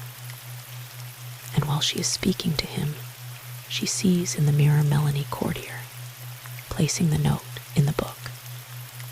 It is the work of a minute to step into the study after Melanie has left, abstract the note, master the contents, and return to the living room, her guests, and Patrick. On the way back, she stopped in the hall long enough to eavesdrop and get her cue. With that cue as to the prospective poker game in her possession, her course was already clear. She went up to Patrick Ives with a lie on her lips and a blacker one in her heart, and told him that she was going to the movies that night with the Conroys. She then followed him again into the hall to spy on him while he counted the bonds. She followed him back to the study after dinner to spy on him again to see where he put them. She got rid of him with a lie, broke into his desk, confirmed her worst suspicions, and decided definitely on a course of action. A telephone message to Stephen Bellamy, another lie from the foot of the stairs to her unsuspecting husband, and she was on her way. Before she reached the gate, something went wrong, and she returned to the house, possibly for the reason that she gave you, possibly for another. At any rate, within a minute or so, she was at her old task of eavesdropping and spying. And a minute or so later than that, Patrick Ives was safely locked up, well out of the running when it came to protecting the foolish girl at the cottage, or the maddened one on her way there. Susan Ives had successfully disposed of the greatest menace to the execution of her scheme. Perhaps fuel was added to the flame by what she heard from the room off the day nursery. Perhaps she heard nothing at all and merely wanted to get Patrick out of the way. It is a matter of no great importance. She had accomplished her purpose and was on her way again to meet Stephen Bellamy. It is the state's contention that she went to that rendezvous with a knife in her pocket and murder in her heart. Patrick Ives has told you that the knife that the state put in evidence was not out of his possession that evening. It is for you to decide whether you believe him or not, but which knife struck the blow is of no great importance either. The knife that murdered Madeleine Bellamy was, as you have been told, a perfectly ordinary knife, such a knife as might be found in any of your homes, in the kitchen, in the pantry, in the tool chest. From any of these places, Susan Ives might have procured one, cleansed it, and replaced it. We need not let which one she actually procured give us great concern. Susan Ives herself has touched very briefly on that drive with Stephen Bellamy through the quiet, starlit summer night. She merely confirms Stephen Bellamy's account, which is neither very coherent nor very convincing. The gist of it was that Sue Ives was occupied in proving Mimi's guilt, and he with denying it. Some such conversation may well have taken place. The part that Stephen Bellamy played in the actual commission of this murder is a more enigmatic one than that of Susan Ives, if not less sinister. From the outset, it must have been perfectly clear to Mrs. Ives's exceptionally shrewd mind that, if she did not want Stephen Bellamy at her heels as an avenging husband, she must lure him into the role of an accomplice. This, by means best known to herself, she accomplished. We have it on Stephen Bellamy's own word that he entered that little room with her and left it with her. And we know that he sits beside her in this dock because they have elected to hang or go free together. Now, as to what Mr. Lambert is pleased to refer to as their alibi, and then I have done. Of course, they have neither of them the shred of an alibi. Accepting the fact that they They left the gas station shortly after 9 and reached Stephen Bellamy's at about 10. They would have had ample time to reach the Thorn place by the river road, confront the waiting girl with the intercepted note, murder her, make good their escape, and return to Bellamy's by 10 o'clock. Later, Bellamy returns to the cottage alone to get the jewels, in order to give color to the appearance of robbery, and to remove any traces of the crime that they may have left behind them. Possibly it was then that he brought the lamp from the hall and smashed it at the dead girl's feet. By then they had had time to work out a story in the remote possibility of their eventual discovery pretty thoroughly. At any rate, he took Susan Ives home and returned alone. I repeat, they have no alibi. Well, what of the laugh, you say? What of the car that was not there? To which I echo, what of them indeed? Gentlemen, just stop to think for 1 minute. Who heard that laugh? Who failed to see that automobile? Who fixed the hour for this murder at the moment that would come closest to establishing an alibi for these two? Why, the brother of Susan Ives, the loving, the devoted, the adoring brother, who stood up here in this room and told you that he would do anything short of murder to protect his sister. Lambert was on his feet, his eyes goggling in an ashen countenance. He said nothing of the kind. Your Honor, he did not say that he would not commit murder. He did not say that he would do anything short of it. Of all the, then my memory is at fault, remarked Mr. Farr blandly. It was certainly my impression that such was the substance of his remarks.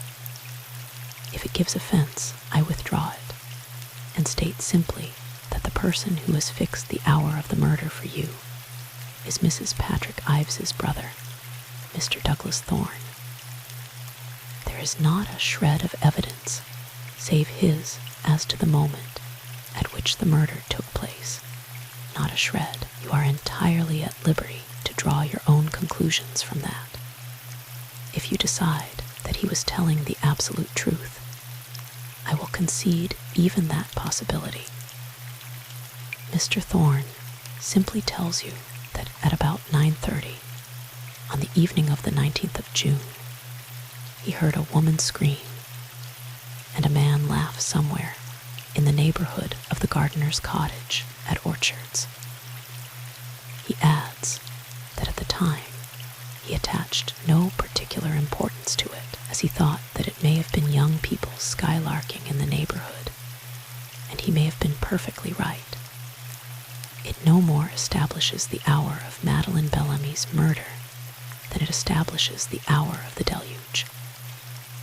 It is, in fact, perfectly possible that the murder took place after 10 o'clock, after the visit to the Bellamy home, and the alleged search along the road to the Conroys. Only one thing is certain. If it was 9:30 when Mr. Thorne walked up those cottage steps, and if at that time there was no car in sight, then the hour of the murder was not 9:30. It may have been before that hour. It may have been after it. It was not then. So much for Mr. Lambert's trump cards, the laugh, and the car. There remains the theft of the note, which he claims Mrs. Ives had no interest in denying. Of course, she had every interest in denying it.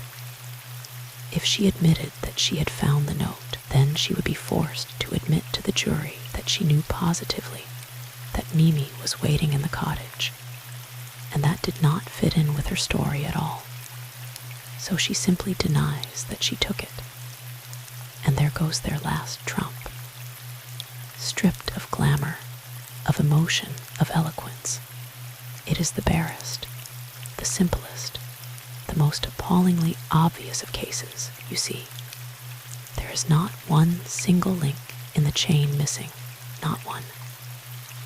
unless someone came to you here and said, I saw the knife in Susan Ives's hand. I saw it rise. I saw it fall. I heard the crash of that girl's body and saw the white lace of her frock turn red. Unless you heard that with your own ears, you could not have a clearer picture of what happened in that room.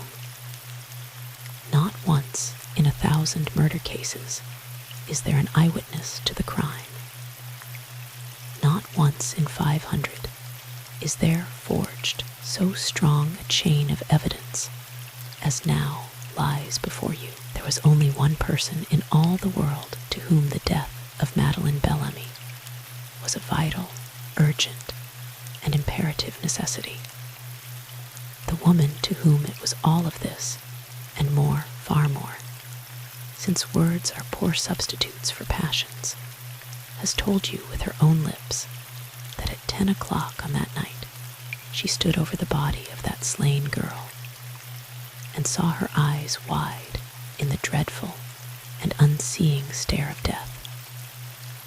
When Susan Ives told you that, she told you the truth, and she told you the truth again when she said that when you knew that she had stood there, she did not believe that it would be possible for you to credit that the one fact had no connection with the other. Nor do I believe it, gentlemen, nor do I believe it. By her side, in that room, stood Stephen Bellamy. By his own confession, it was he who closed the eyes of that slain girl, he who touched her hand. By his own confession, he has told you that he did not believe it possible that you would credit that he stood there at that time, and yet had no knowledge of her death. Nor do I believe it, gentlemen, nor do I believe it. Mr. Lambert has told you that to him has fallen the most solemn task that can fall to the lot of any man, that of pleading for the gift of human life. There is a still more solemn task, I believe, and that task has fallen to me. I must ask you not for life, but for death. The law does not exact the penalty of a life for a life in the spirit of vengeance or of malice. It asks it because the flame of human life is so sacred a thing that it is business of the law to see that no hand, however powerful, shall be blasphemously lifted to extinguish that flame. It is in order that your wives and daughters and sisters may sleep sweet and safe at night that I stand before you now and tell you that because they lifted that hand, the lives of Stephen Bellamy and Susan Ives are forfeit. These two believed that behind the bulwarks of power, of privilege, of wealth, and of position, they were safe. They were not safe. They have discovered that. And if those barriers can protect them now, if still behind them they can find shelter and security, and a wall to shield them as they creep back to their ruined hearthstones, then I say to you that the majesty of the law is a mockery, and the sacredness of human life is a mockery, and the death penalty in this great state is a mockery. There was never in this state a more wicked, brutal, and cold-blooded murder than that of Madeleine Bellamy. For Susan Ives and Stephen Bellamy, the two who now stand before you accused of that murder, I ask, with all solemnity and fully aware of the tragic duty that I impose on each one of you, the verdict of guilty of murder in the first degree. If you can find it in your hearts, in your souls, or your consciences to render any other verdict, you are more fortunate than I believe you to be. In the hushed silence that followed his voice, all eyes turned to the 12 who sat there unmoving, their drawn, pale faces, tired-eyed and tight-lipped, turned toward the merciless flame that burned behind the prosecutor's white face. The red-headed girl asked in a desolate small voice that sounded very far away, "Is it all over now? Are they going now?" "No, wait a moment. There's the judge's charge." "Here, what's Lambert doing?" He was on his feet, swaying a little, his voice barely audible. "Your Honor, a note has been handed to me this moment. It is written on the card of the principal of the Eastern High School, Mr. Randolph Phipps." "What are the contents of this note?" Lambert settled his glasses on his nose with a shaken hand. It says, "My dear Mr. Lambert, before this case goes to the jury, I consider it my duty to lay before them some knowledge of the most vital importance that is my possession, and that for personal reasons I have withheld up to the present time in the hope that events would render it unnecessary for me to take the stand. Such has unfortunately not been the case, and I therefore put myself at your disposal. Will you tell me what my next step should be? The facts are such as make it imperative that I should be permitted to speak." "Randolph Phipps," Judge Carver said slowly. "May I see the note?" Lambert handed it up in those shaking fingers. "Thank you. A most extraordinary performance," commented the judge dispassionately. After a moment, he said more dispassionately still, "The court was about to adjourn in any case until tomorrow morning. It does not care to deliver its charge to the jury at this late hour of the day, and we will therefore convene again at 10 tomorrow.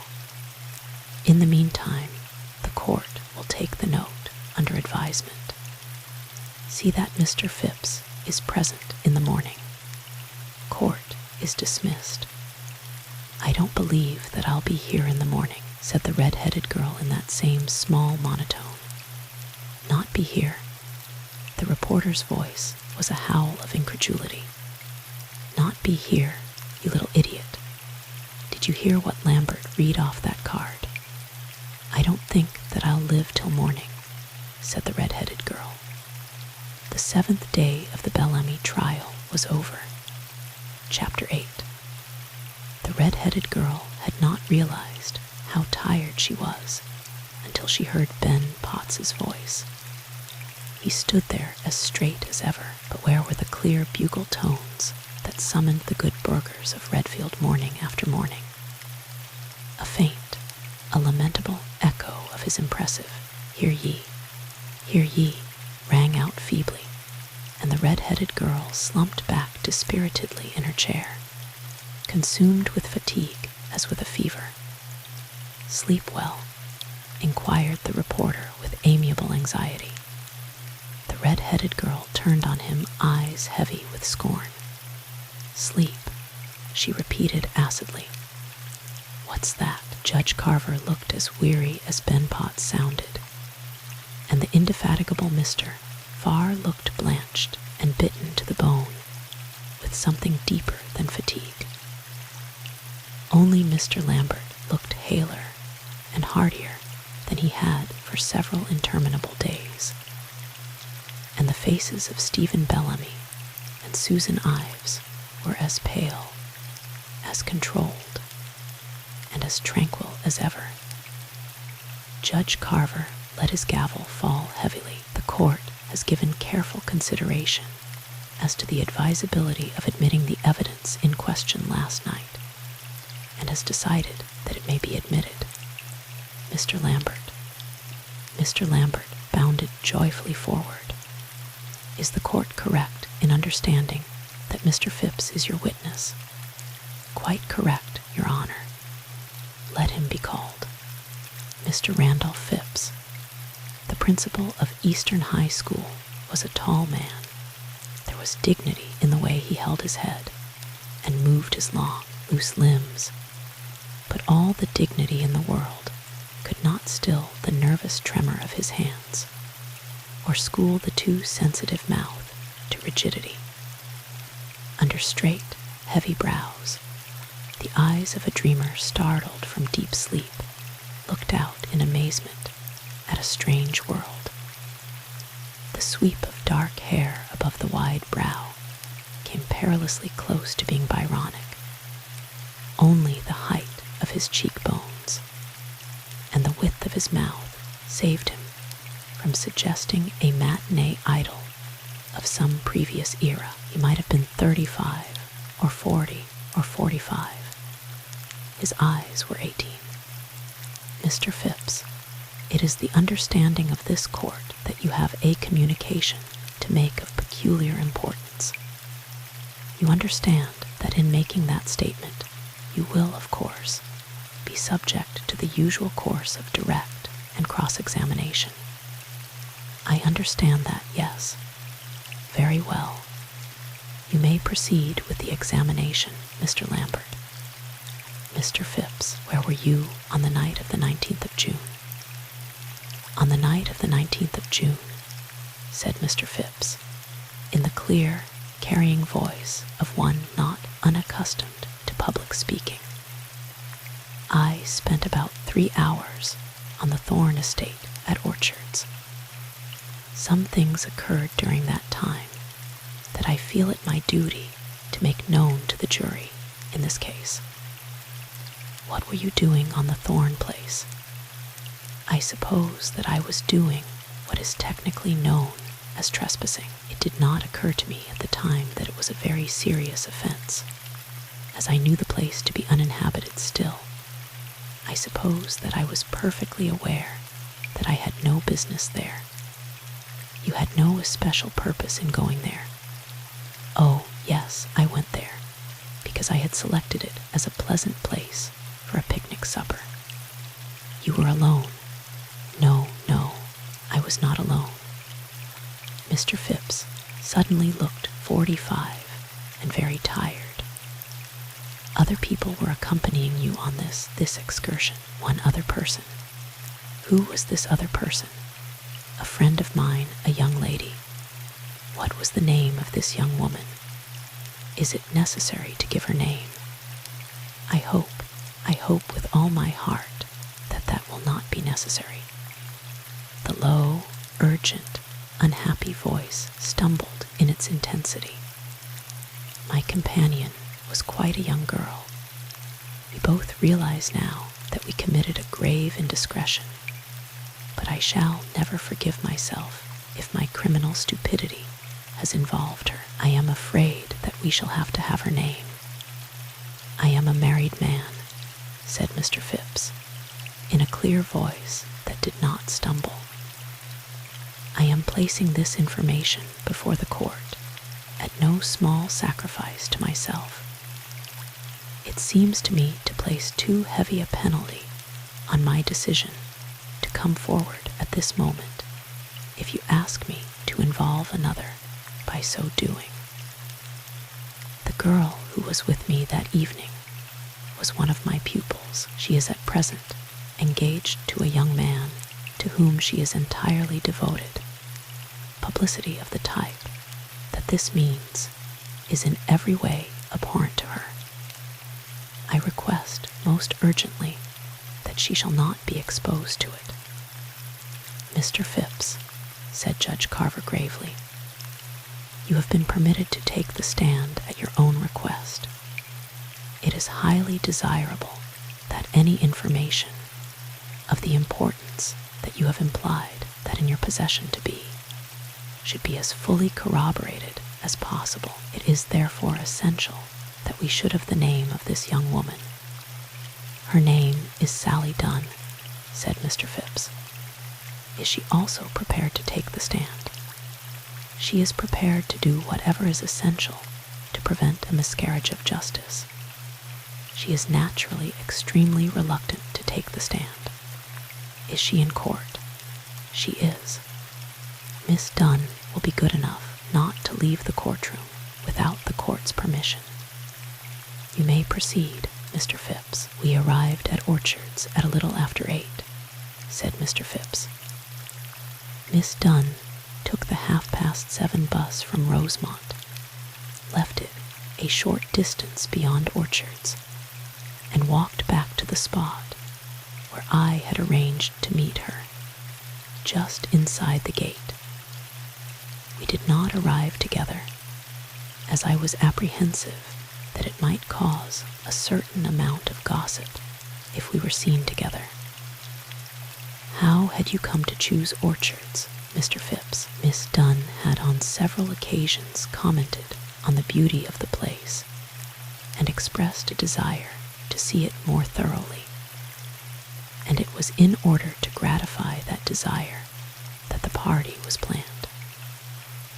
As I say, we met at the gate and walked on up the drive past the lodge and the little driveway that leads to the gardener's cottage, to a small summer house. About 500 feet beyond the cottage itself, it contained a little furniture, a table, and some chairs and benches, and it was there that we decided to have our supper. Miss Dunn had brought a luncheon box with her containing fruit and sandwiches, and we spread it on the table and began to eat. Neither of us was particularly hungry, however, and we decided to keep what remained of the food, about half the contents of the box, I think, in case we wanted it later, and to do some reading before it got too dark to see. I had brought with me the Idylls of the King, with the intention of reading it aloud. "The book is of no importance, Mr. Phipps."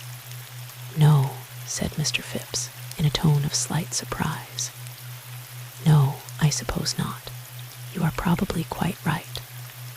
Well, in any case, we read for quite a while, until it began to get too dark to see, and after that we sat there conversing. The fluent voice with its slightly meticulous pronunciation paused, and Lambert moved impatiently.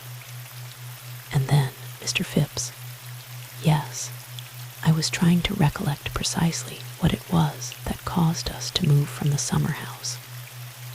I think that it was Miss Dunn who suggested that it was rather close and stuffy there, because of the fact that the structure was smothered in vines. She asked if there wasn't somewhere cooler that we could go to sit. I said, 'There's the gardener's cottage. We might try the veranda there. You could just see the roof of it through the trees.' I pointed it out to her, and we started. You were familiar with the layout of the estate." "Oh, quite. That was one of the principal reasons why we had gone there. I had once done some tutoring in Latin and physics with Mr. Thorne's younger son Charles, the one who was killed in the war. We had been in the habit of using the summer house, which was his old playhouse, as a schoolroom. That was some time ago, about 15 years ago, 16 perhaps. I had just graduated from college myself, and Charles Thorne was going to Princeton that fall. But you still remembered your way about." "Oh, perfectly." I was about to say that we did not approach it from the main drive, but cut across the lawns, pushed through the shrubbery at the back, and came up to it from the rear. We had just reached the little dirt drive back of the cottage, and were perhaps 100 feet away from the house itself, when we heard voices, and Miss Dunn exclaimed, "There's someone in the cottage. Look, the side window is lighted." I was considerably startled, as I had made inquiries about the gardener, and knew that he was in Italy. I stood still for a moment, debating what to do next, when one of the voices in the cottage was suddenly raised, and a woman said quite clearly, "You wouldn't dare to touch me, you wouldn't dare." Someone laughed, and there was a little scuffling sound, and a second or so after that a scream, a short, sharp scream, and the sound of something falling with quite a clatter, as though a chair or a table had been overturned.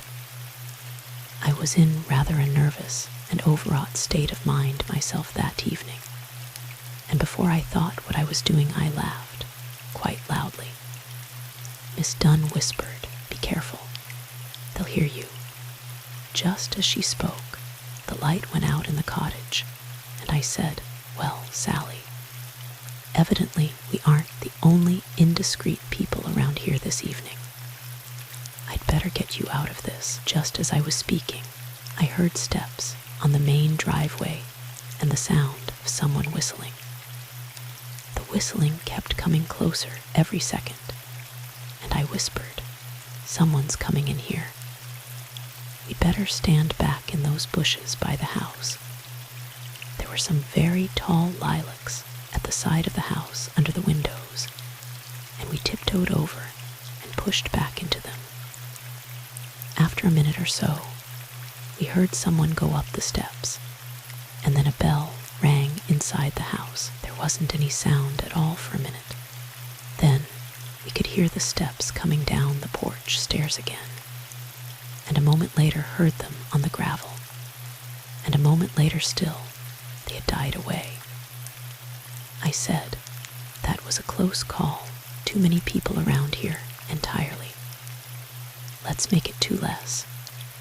We tiptoed out past the cottage to the main road and started back toward the lodge gates, walking along the grass beside the road in order not to make any noise. We were almost back to the gates when Miss Dunn stopped me. "Do you know what time it was, Mr. Phipps?" "I am not sure of the time.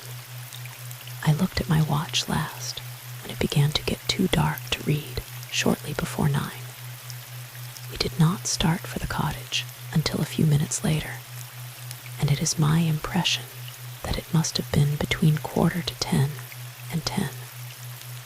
We had been walking very slowly, but even at that pace, it should not take more than 20 minutes. It was dark then. Oh, yes, it had been quite dark for some time, though it was possible to distinguish the outline of objects. It was a very beautiful starlight night. Quite so. What caused Miss Dunn to stop you?" She exclaimed suddenly, "Oh, good heavens, I haven't got my lunch box. I must have left it in the bushes by the cottage."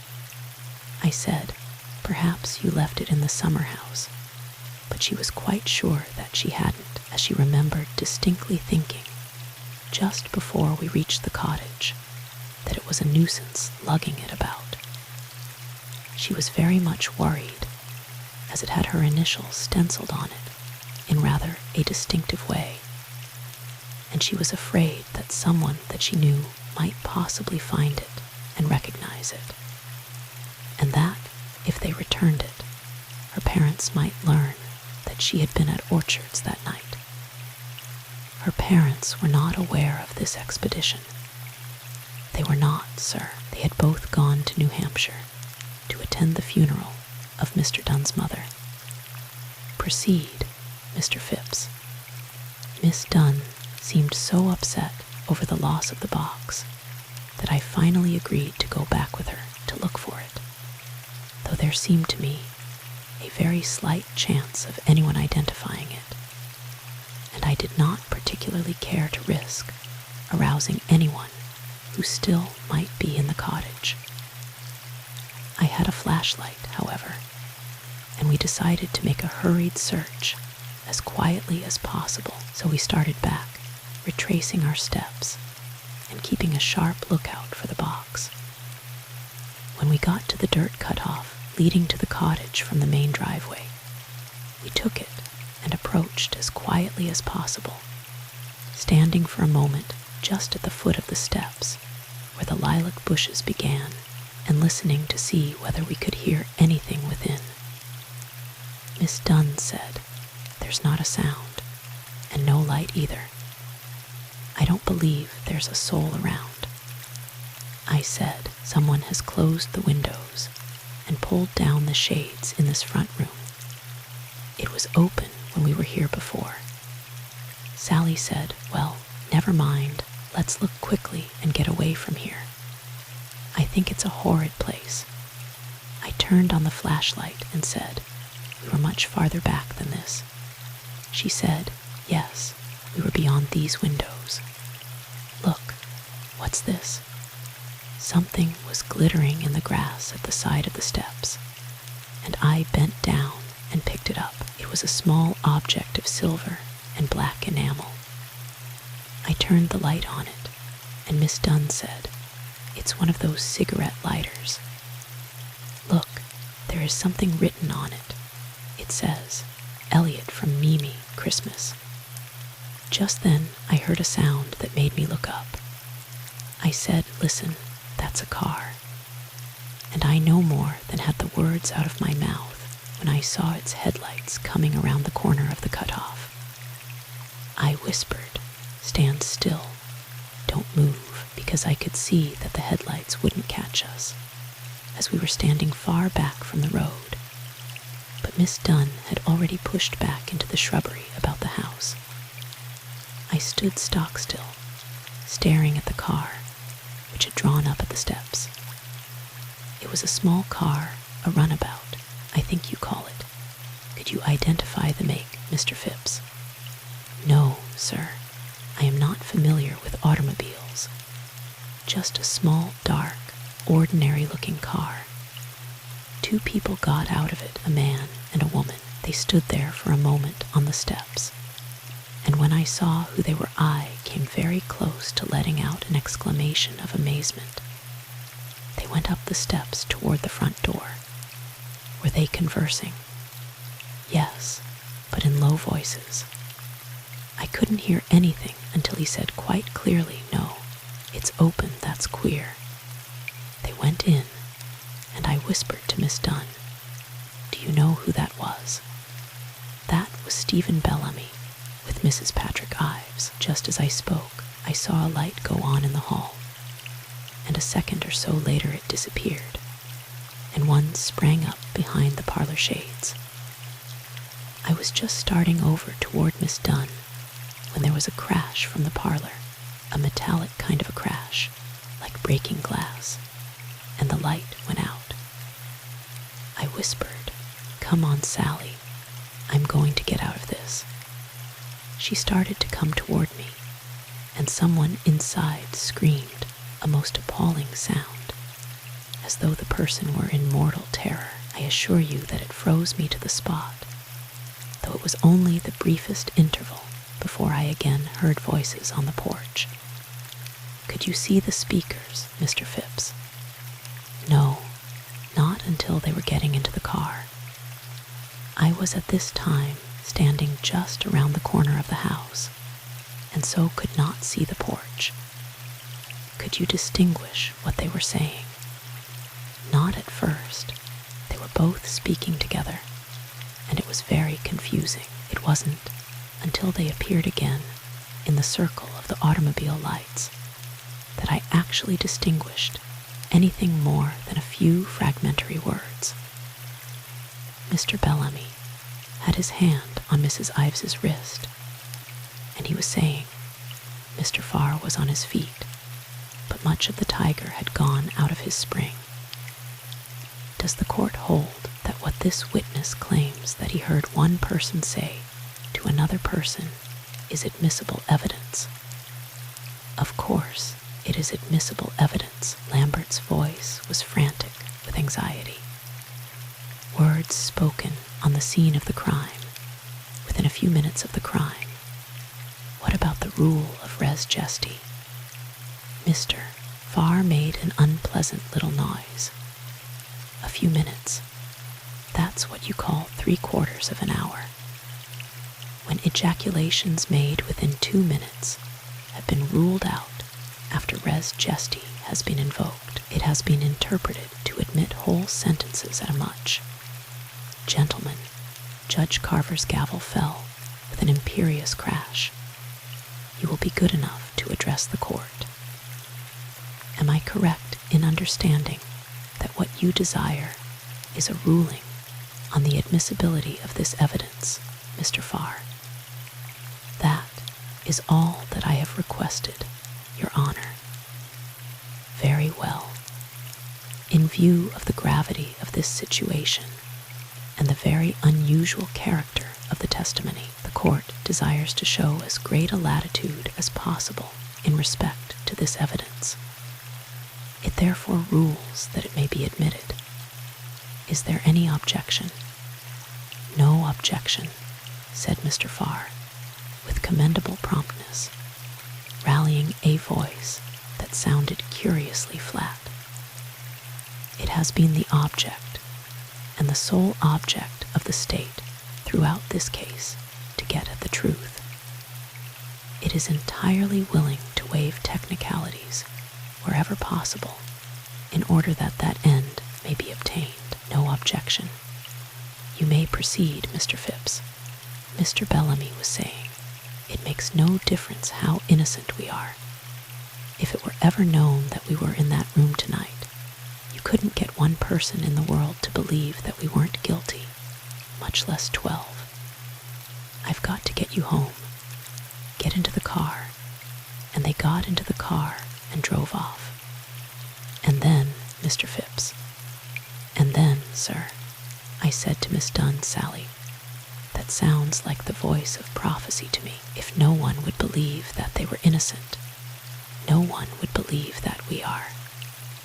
Never mind the lunchbox. I'm going to get you home too. You were aware that a murder had been committed. A murder? Oh, not for one moment.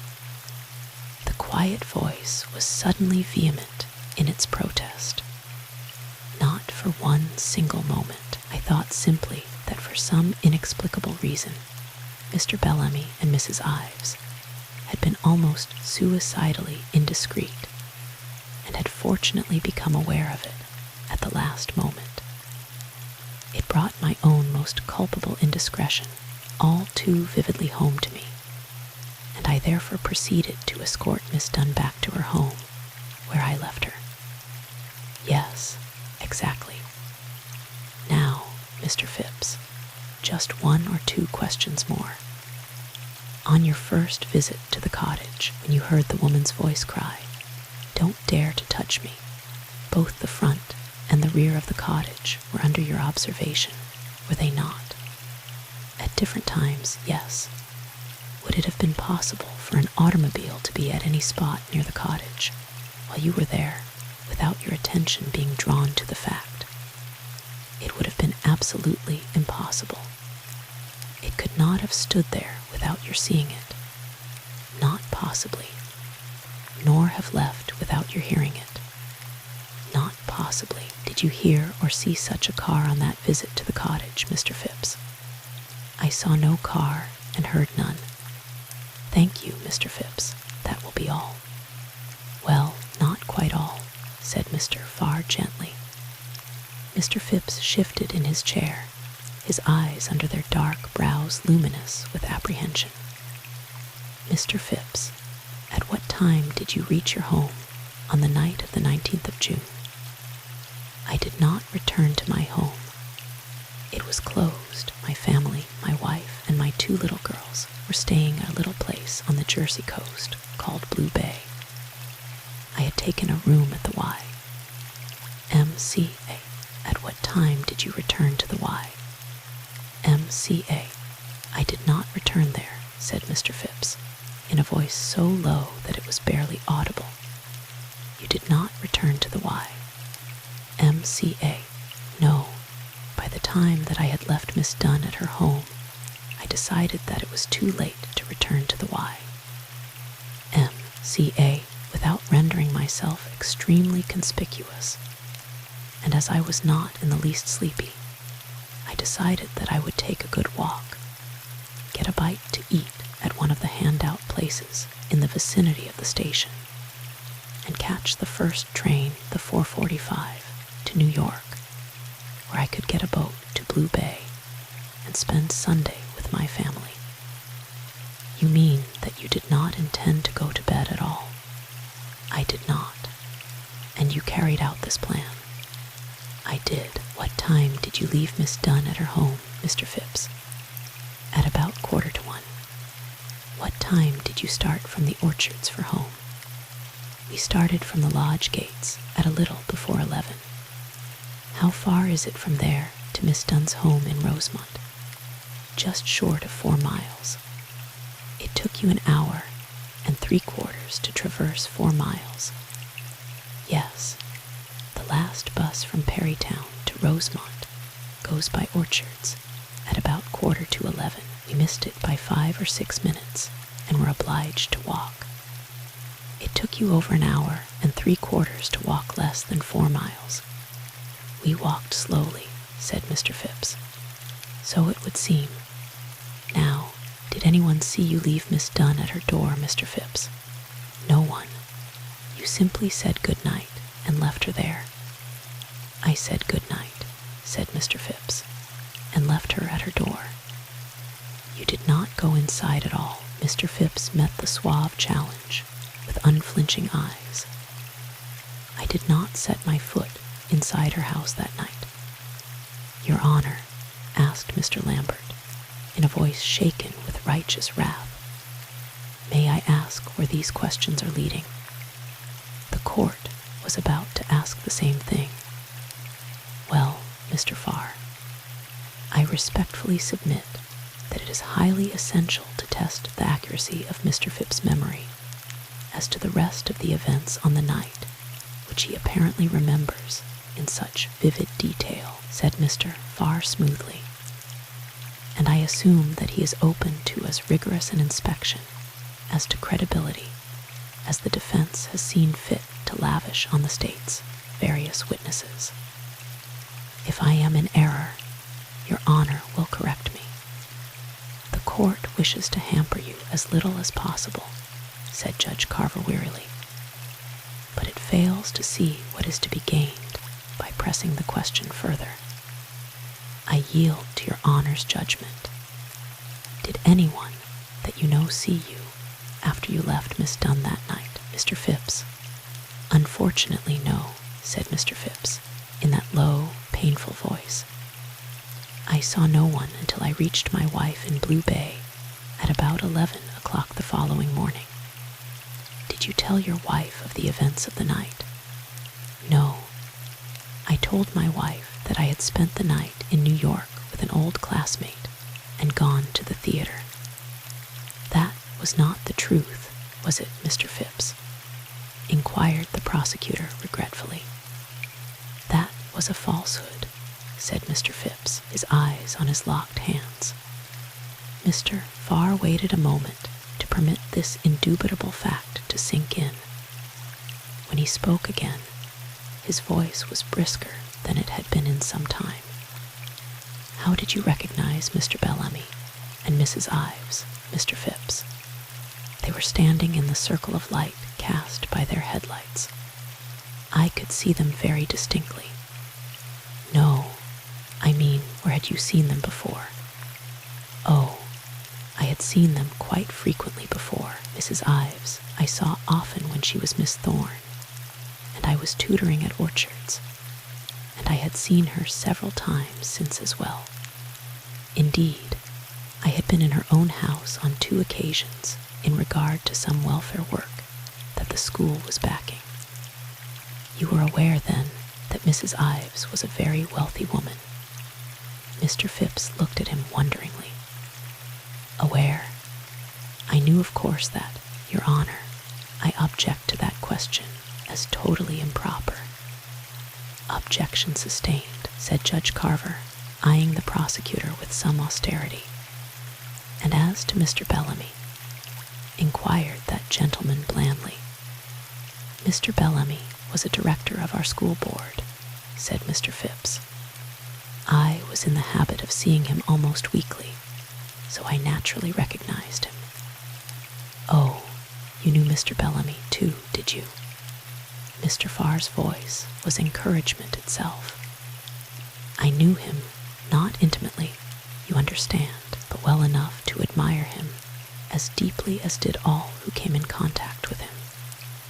He was deeply admired by all the members of the board, undoubtedly. It will do you no damage with the board, then, when they learn of your testimony in this case. Your Honor, please, said Mr. Phipps quietly.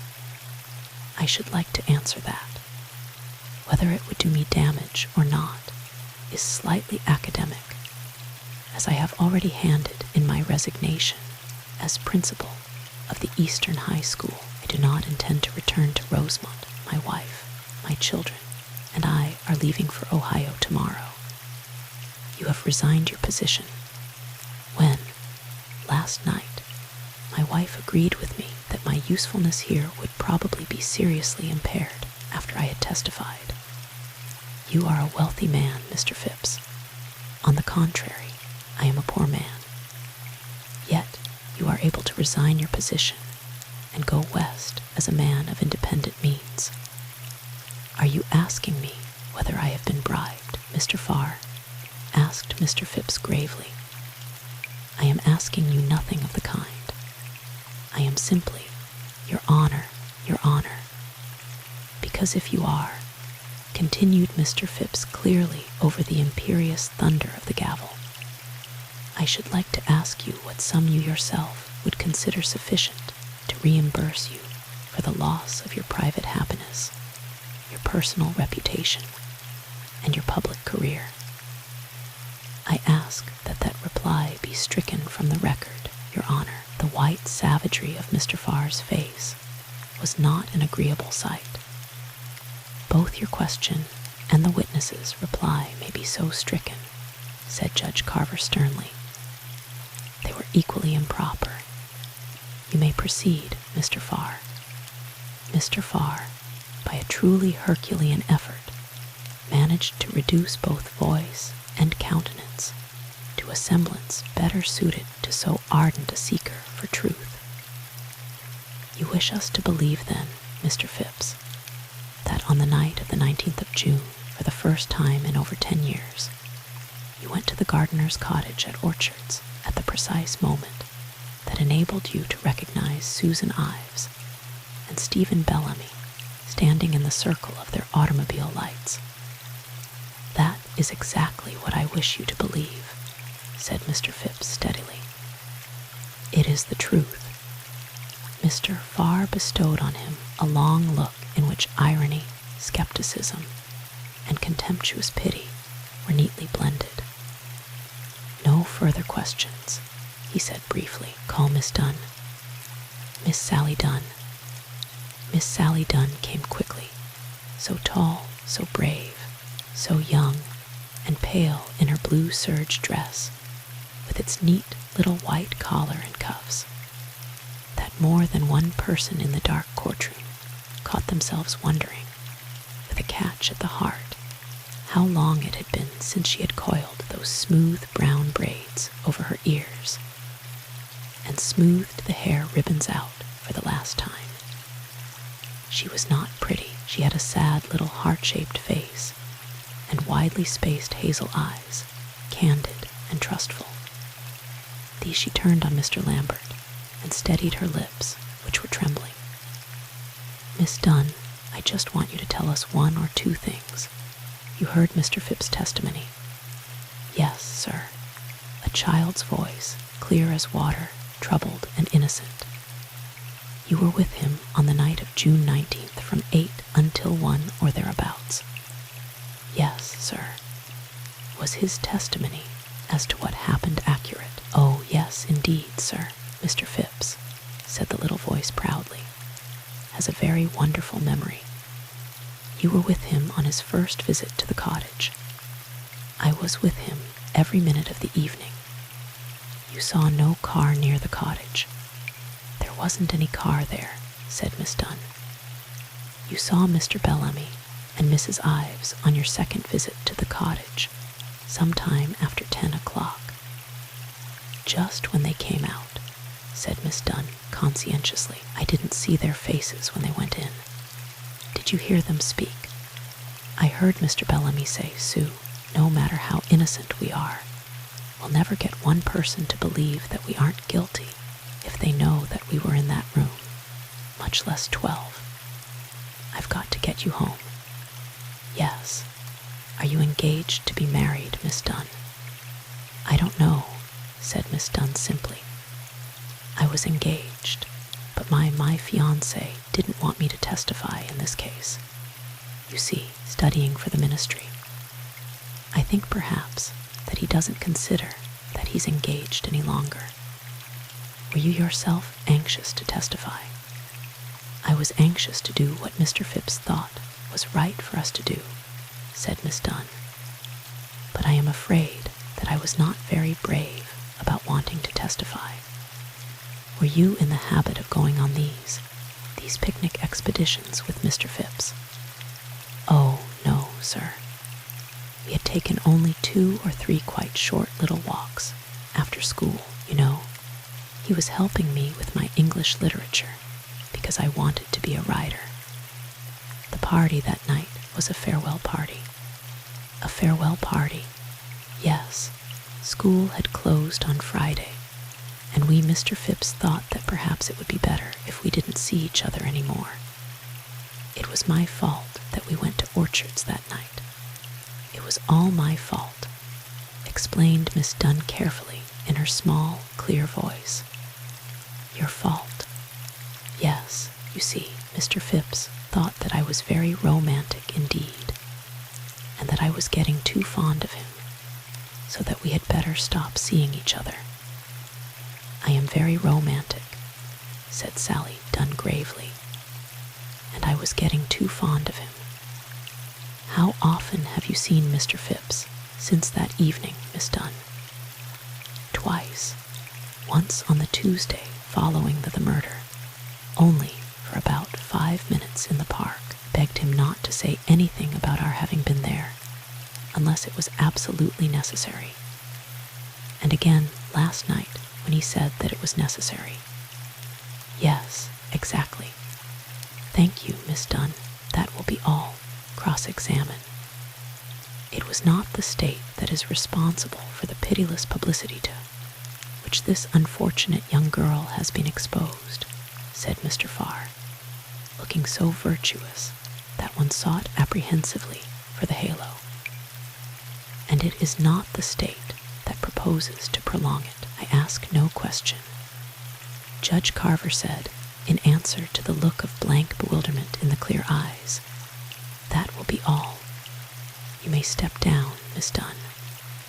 The red-headed girl, who thought that nothing in the world could surprise her any more, felt herself engulfed in amazement.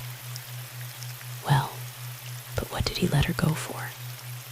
He let her go, explained the reporter judicially, because he's the wiliest old fox in Belchester County. He knows perfectly well that while he has a fair sporting chance of instilling the suspicion in the 12 essential heads that Mr. Phipps is a libertine and a bribe-taker and a perjurer, he hasn't the chance of the proverbial snowball to make them believe that Sally Dunn could speak anything but the truth to save her life or her soul. That child could make the tales of Munchausen sound like the eternal verities. The quicker he can get her off the stand, the more chance he has of saving his case. Save it? How can he save it? Well, that's probably what he'd like to know. As the prosecutor is supposed to be a seeker after truth, rather than a bloodhound after blood, he has rather a tough row to hoe. And here's where he starts hoeing it. The state has no comment to make on the testimony that you have just heard. Mr. Farr was saying to the 12 jurors, with an expression of truly exalted detachment, other than to ask you to remember that, after all, these 2 last witnesses are no more than human beings, subject to the errors, the frailties, and the weaknesses of other human beings. If you will bear that in mind in weighing their evidence, I do not feel that it will be necessary to add one other word. Judge Carver eyed him thoughtfully for a moment over the glasses that he had adjusted to his fine nose. Then, with a perfunctory rap of his gavel, he turned to the papers in his hand. Gentlemen of the jury, the long and anxious inquiry in which we have been engaged is drawing to a close, and it now becomes my duty to address you. It has been, however painful, of a most absorbing interest, and it has undoubtedly engaged the closest attention of every one of you. You will not regret the strain that attention has placed upon you when it shortly becomes your task to weigh the evidence that has been put before you. At the very outset of my charge, I desire to make several things quite clear. You and you alone are the sole judges of fact. Any comment that the court may make as to the weight or value of any features of the evidence is merely his way of suggestion, and is in no possible way binding on the jury. Nor do statements made by counsel as to the innocence or guilt of the defendants, or as to any other conclusions or inferences drawn by them, prove anything whatever, or have any effect as evidence. It is not necessary for any person accused in a court in this county to prove that he is not guilty. It devolves on the state to prove that he is. If you have a reasonable doubt as to whether the state has proved his guilt, it is your duty to return a verdict of not guilty. That is the law of the land. Now, having a reasonable doubt does not mean that by some far-fetched and fantastic hypothesis you can arrive at the conclusion of not guilty, because any other conclusion is painful and distasteful and abhorrent to you. There is hardly anything that an ingenious mind cannot bring itself to doubt, granted sufficient industry and application. A reasonable doubt is not one that you would conjure up in the middle of a dark, sleepless, and troubled night, but one that would lead you to say naturally, when you went about your business in clear daylight, "Well, I can't quite make up my mind about the real facts behind that proposition." Not beyond any possible doubt, beyond a reasonable doubt, bear that in mind. To convict either of the defendants under this indictment, the state must prove to your satisfaction, beyond reasonable doubt, first, that Madeleine Bellamy is dead and was murdered. Second, that this murder took place in Belchester County. And third, that such defendant either committed that murder by actually perpetrating the killing, or by participating therein as a principal. That Madeleine Bellamy is dead is perfectly clear. That she was murdered has not been controverted by either the state or the defense. That the murder took place in Belchester County is not in dispute. The only actual problem that confronts you is the third one. Did Mrs. Ives and Mr. Bellamy participate in the murder of this unfortunate girl? The state tells you that they did, and in support of that statement, they advance the following facts. They claim that on Saturday, the 19th of June, 1926, at about 5 o'clock in the afternoon, Mrs. Ives received information from Mr. Elliot Farwell as to relations between Mr. Ives and Mrs. Bellamy that affected her so violently and painfully that she thereupon, "I can't stand hearing it all over again," remarked the red-headed girl in a small, ominous whisper. "I can't stand it, I tell you. If he starts telling us again that Sue Ives went home and called up Stephen Bellamy, I'll stand up and scream so that they'll hear me in Philadelphia." "Look here, you'd better get out of here," said the reporter in tones of unfeigned alarm. "Tell you what you do. You crawl out very quietly to that side door where the fat officer with a sandy mustache is standing. He's a good guy, and you tell him that I told you that he'd let you out before you fainted all over the place. You can sit on the stairs leading to the 3rd floor. I'll get word to you when he's through with the evidence, and you can crawl back the same way." "All right," said the red-headed girl feebly. The reporter glanced cautiously about. "It'll help if you can go both ways on 4 paws. The judge doesn't like to think that he's boring any member of the press. And if he sees one of us escaping, he's liable to call out the machine guns. Take long, deep breaths and pretend that it's day after tomorrow." The red-headed girl gave him a look of dazed scorn and moved toward the left-hand door at a gait that came as close to being on 4 paws as was compatible with the dignity of the press. The fat officer gave one alarmed look at her small, wan face and hastily opened the door. She crawled through it, discovered the stairs, mounted them obediently, and sank somewhat precipitately to rest on the 6th one from the top. Down below, she could hear the mob outside of the great center doors, shuffling and grunting and yapping. Ugh, ugh. She shuddered and propped up her elbows on her knees and her head on her hands, and closed her eyes and closed her ears and breathed deeply and fervently.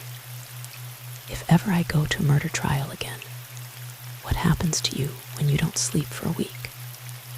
If ever I go, someone was saying. Hey. It was a small, freckled boy in a messenger's cap, and he had evidently been saying it for some time, as his voice had a distinctly crescendo quality. He extended one of the familiar telegraph blanks and vanished. The red-headed girl read it solemnly, trying to look very wide awake and intelligent, as is the wont of those abruptly wakened. The telegram said, "Come home. All is forgiven, and he's through with the evidence. It's going to the jury in a split second. Hurry." She hurried. Quite suddenly, she felt extraordinarily wide awake and amazingly alert and frantically excited. She was a reporter. She was at a murder trial. They were going to consider the verdict. She flew down the white marble stairs and around the first corner and through the crack of the door proffered by the startled guard. There were wings at her heels and vine leaves in her hair. She felt like a giant refreshed, that was it, a giant. The reporter eyed her with his mouth open. "Well, for heaven's sake, what's happened to you? Everything's all right, isn't it?" she demanded feverishly. "They won't be out long, will they? There's nothing." A familiar voice fell ominously on her ears, and she jerked incredulous eyes toward the throne of justice. "Oh, he's still talking. You said he was through, you did. You said. I said through with the evidence. And so he is. This is just a backfire. If you'll keep quiet a minute, you'll see. I wish simply, therefore, to remind you," the weary voice was saying, "that however unusual, arresting and dramatic the circumstances surrounding the testimony of these last 2 witnesses may have been, you should approach this evidence in precisely the same spirit that you approach all the other evidence that has been placed before you. It should be submitted to exactly the same tests of credibility that you apply to every word that has been uttered before you, no more and no less. One more word, and I have done. The degrees of murder I have defined for you. You will govern your verdict accordingly. The sentence is not your concern, that lies with the court. It is your duty, and your sole duty, to decide whether Susan Ives and Stephen Bellamy are either or both of them guilty murder of Madeleine Bellamy. I am convinced that you will perform that duty faithfully. Gentlemen, you may consider your verdict. Slowly and stiffly, the 12 men rose to their feet and stood staring about them uncertainly, as though loath to be about their business. If you desire further instruction as to any point that is not quite clear to you, said Judge Carver gravely, I may be reached in my room here. Any of the exhibits that you desire to see will be put at your disposal. You may retire, gentlemen. They shuffled solemnly out through the little door to the right of the witness, the small, beady-eyed bailiff with the mutton chop whiskers, and the anxious frown trotting close at their heels. The door closed behind them with a gentle, ominous finality, and someone in the courtroom sighed loudly, uncontrollably, a prophecy of the coming intolerable suspense. The red-headed girl wrung her hands together in a despairing effort to warm them.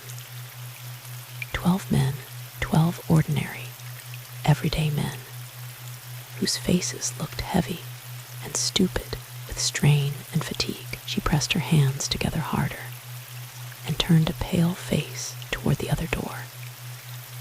Susan Ives and Stephen Bellamy had just reached it. They lingered there for a moment to smile gravely and reassuringly at the hovering Lambert, and then were gone, as quietly as though they were about to walk down the steps to waiting cars, instead of to a black hell of uncertainty and suspense. Those in the courtroom still sat breathlessly silent, held in check by Judge Carver's stern eye. After a moment, he too rose. For a moment, it seemed that all the room was filled with the rustle of his black silk robes, and then he too was gone, with decorum following hard on his heels. In less than 30 seconds, the quiet, orderly room was transformed into something rather less sedate than the careless excitement of a Saturday afternoon crowd at a ballpark. Psychologically, they were reduced to shirt sleeves and straw hats tilted well back on their heads. Red-headed girls stared at them with round, appalled eyes. Just behind her, they were forming a pool. Someone with a squeaky voice was betting that they would be back in 20 minutes. Someone with an Oxford accent was betting that they'd take 2 hours. A girl's pleasant tones offered 5 to 1 that it would be a hung jury. Large red apples were materializing. The smoke of 100 cigarettes filled the air, and rumor's voice was loud in the land. Listen, did you hear about Melanie Cordier? Someone telephoned that she'd collapsed at the inn in Rosemont and confessed that Platts had done it. And about 1 o'clock this morning, every taxicab in Redfield was skidding around corners to get there first. And she hadn't been there since last Friday, let alone collapsed. Well, you wouldn't get me out of my bed at 1 in the morning to hear Cal Coolidge say he'd done it. Did you hear the row that Irish landlady was setting up about a state witness taking her seat? Oh boy, what an eye that lady's got. It sure would tame a wildcat. Anyone want to bet 10 to 1 that they'll be out all night? The voice of an officer of the court said loudly and authoritatively, "No smoking in here. No smoking, please." There was a temporary lull and a perfunctory and irritable tapping of cigarettes against chair arms. The clock over the courtroom door said 4. "Have some chocolate?" inquired the reporter solicitously. The red-headed girl shuddered. "Well, but, my good child, you haven't had a mouthful of lunch, and if you aren't careful, you won't have a mouthful of dinner either. Lord knows how long that crew will be in there. How long? inquired the red-headed girl fiercely. Why, for heaven's sake, should they be long? Why, for heaven's sake, can't they come out of there now and say, not guilty? Well, there's a good old-fashioned custom that they're supposed to weigh the evidence. They may be celebrating that. What have they to weigh? They heard Mr. Phipps, didn't they? They did indeed. And what they may well spend the next 24 hours debating is whether they consider Mr. Phipps a long-suffering martyr or a well-paid liar. Oh, go away, I can't bear you. You can't bear me, inquired the reporter incredulously. Me? No, yes, never mind. Go away, you say perfectly horrible things. Not as horrible as you do, said the reporter. Can't bear me, indeed. I didn't say that I thought that Phipps was a liar. As a matter of fact, I thought he was as nice a guy as I ever saw in my life. Poor devil. Even if he did read the Idylls of the King aloud, can't bear me. I can't bear anything, said the red-headed girl despairingly. Go away. After he had gone, she had a sudden, overwhelming impulse to dash after him and beg him to take her with him. Anywhere he went, everywhere, always. She was still contemplating the impulse with horrified amazement when the girl from the Louisville paper, who sat 3 seats down from her, leaned forward. She was a nice, cynical, sensible-looking girl, but for the moment she was a little pale. There's not a possibility that they could return a verdict of guilty, is there? She inquired in a carefully detached voice. Oh, juries, said the red-headed girl drearily. They can do anything. They're just plain, average, everyday, walking around people. And average, everyday people can do anything in the world. That's why we have murders and murder trials. The girl from the Louisville paper stood up abruptly. I think I'll get a little air, she said, and added in a somewhat apologetic voice, It's my first murder trial. It's my last, said the red-headed girl grimly. The officer of the court had disappeared, and all about her there were rising once more the little blue coils of smoke, incense on the altars of relaxation. Why didn't he come back? The clock over the courtroom door said 5. On the courtroom floor, there was a mounting tide of newspapers, telegraph blanks, leaves from notebooks, and ruled pads. Many nervous hands had made light work, tearing, crumpling, and crushing their destructive way through the implements of their trade. There was an empty pop bottle just by the rail. Apple cores and banana skins were everywhere, clouds of smoke, fragments of buns, a high, nervous murmur of voices. A picnic ground on the 5th of July would have presented a more appetizing appearance. Over all was a steady roar of voices, and one higher than the rest, lamenting. Over 2 hours, that's a hung jury as sure as shooting. I might just as well kiss that $10 goodbye here and now. Got a light, Larry. The door to the left of the witness box opened abruptly, and for a moment, Judge Carver stood framed in it, tall and stern in his black robes. Under his accusing eye, apples and cigarettes were suddenly as unobtrusive as the skin on a chameleon, and voices fell to silence. He stood staring at them fixedly for a moment, and then withdrew as abruptly as he had come. Well, you could have counted 10. Silence hung heavy, then once more the smoke, and the voices rose and fell. The clock over the courtroom door said 6. The red-headed girl moved an aimless pencil across an empty pad with unsteady fingers. There were quite a lot of empty seats. What were those 12 men doing now, weighing the evidence? Well, but how did you weigh evidence? What was important and what wasn't? And suddenly she was back in the only courtroom that she could remember clearly, the one in Alice in Wonderland. And the king was saying proudly, "Well, that's very important." "Unimportant, your majesty means," and she could hear the poor little king trying it over to himself to see which sounded the best. Important, unimportant, important. There was the lamp, and the date on the letters, and the note that nobody had found, unimportant, important. There was a juryman called Bill the Lizard.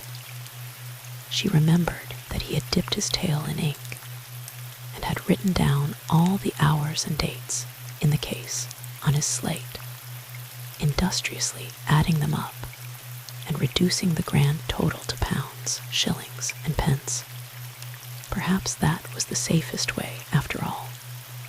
June 19, 1926, and May 8, 1916. A boy came running down the aisle with a basketful of sandwiches and chewing gum. There was another one with pink editions of the evening papers. It was exactly like a ball game or a circus. Where was he? Wasn't he coming back at all? Outside, the snow was falling. You could see it white against the black window panes, and all the lights in the courtroom were blazing. Well, but where was he? A voice from somewhere just behind her said ominously, "Can't bear me, can't she? I'll learn her." The red-headed girl screwed around in her seat. He was leaning over the back of the chair next to her with a curious expression on his not unagreeable countenance. The red-headed girl said in a small, abject voice that shocked her profoundly, "Don't go away, don't go away again." The reporter, looking startlingly pale under the glaring lights, remarked casually, "I don't believe that I'll marry you after all." The red-headed girl could feel herself go first very white, and then very red, and then very white again. She could hear her heart pounding just behind her ears. In a voice even more casual than the reporter's, she inquired, "After all what?" "After all your nonsense," said the reporter severely. The red-headed girl said in a voice so small and abject that it was practically inaudible, "Please do." "What are we doing in here?" inquired the reporter in a loud, clear voice. "What are we doing in a courtroom at a murder trial with 254 people watching us? Where's a beach? Where's an apple orchard? Where's a moonlit garden with a nightingale? You get up and put your things on and come out of this place." The red-headed girl rose docilely to her feet. After all, what were they doing there? What was a murder trial or verdict or a newspaper story compared to? She halted, riveted with amazement. Suddenly, mysteriously, incredibly, the courtroom was all in motion. No one had crossed a threshold. No one had raised a voice. But as surely as though they had been tossed out of their seats by some gigantic hand, the crowd was in flight. One stampede toward the door from the occupants of the seats, another stampede from the occupants of the seats toward the door. 100 voices calling, regardless of law and order. "Keep that phone line open. They're coming. Dorothy, Dorothy. Have Stan take the board. Where's Larry, Larry? Get red, for God's sake. That's my chair, snap out of it, will you? Watch for that flash Bill's going to signal. Dorothy, get to that door." And silence as sudden as the tumult. Through the left-hand door were coming 2 quiet, familiar figures, and through the right-hand door one robed in black. The clock over the courthouse door stood at 7:15. "Is there an officer at that door?" Judge Carver's voice was harsh with anger. "Officer, take that door. No one out of it or in it until the verdict has been delivered. despairing eyes exchanged frantic glances. Well, but what about the last edition? They're holding the presses until 7. What about the last edition? Hurry, hurry, but the ambassador of the majestic law was quite unhurried. I have a few words to say to the occupants of this courtroom. If at the conclusion of the verdict there is a demonstration of any kind whatsoever, the offenders will be brought before me and promptly dealt with as being in contempt of court. Officers, hold the doors. And through another door, the little one behind the seat of justice, 12 tired men were filing, gaunt, solemn-eyed, awkward, the farmers, merchants, and salesmen who held in their awkward hands the terrible power of life and death. The red-headed girl clutched the solid, tweed-covered arm beside her, as though she were drowning. There they stood in a neat semicircle under the merciless glare of the lights, their upturned faces white and spent. Gentlemen of the jury, have you agreed on a verdict? A deep-voiced chorus answered solemnly, we have. Prisoner, look upon the jury. Jury, look upon the prisoners, unflinching and inscrutable. The white faces obeyed the grave voice. Foreman, how do you find as to Stephen Bellamy, guilty or not guilty? Not guilty. A tremor went through the court and was stilled. How do you find as to Susan Ives? Not guilty. For a moment, no one moved, no one stirred, no one breathed. And then, abruptly, the members of the Fourth Estate forgot the majesty of law and remembered the majesty of the press. 3 minutes to 7, 3 minutes to make the last edition. The mad rush for the doors was stoutly halted by the zealous guardians, who clung devoutly to their posts, and the air was rent with stentorian shouts.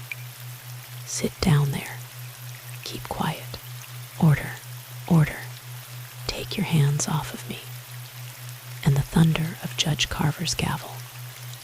And caught once more between the thunder of the press and the law, two stood oblivious of it. Stephen Bellamy's haunted face was turned steadfastly toward the little door beyond which lay freedom. But Susan Ives had turned away from it. Her eyes were on a black head bent low in the corner by the window, and at the look in them, so fearless, so valiant, and so eager, the red-headed girl found suddenly that she was weeping, shamelessly and desperately, into something that smelt of tweed and tobacco and heaven. The clock over the door said 7. The Bellamy Trial was over. The judge came into the little room that served him as office in the courthouse, with a step lighter than had crossed its threshold for many days. It was a good room. The dark paneling went straight up to the ceiling.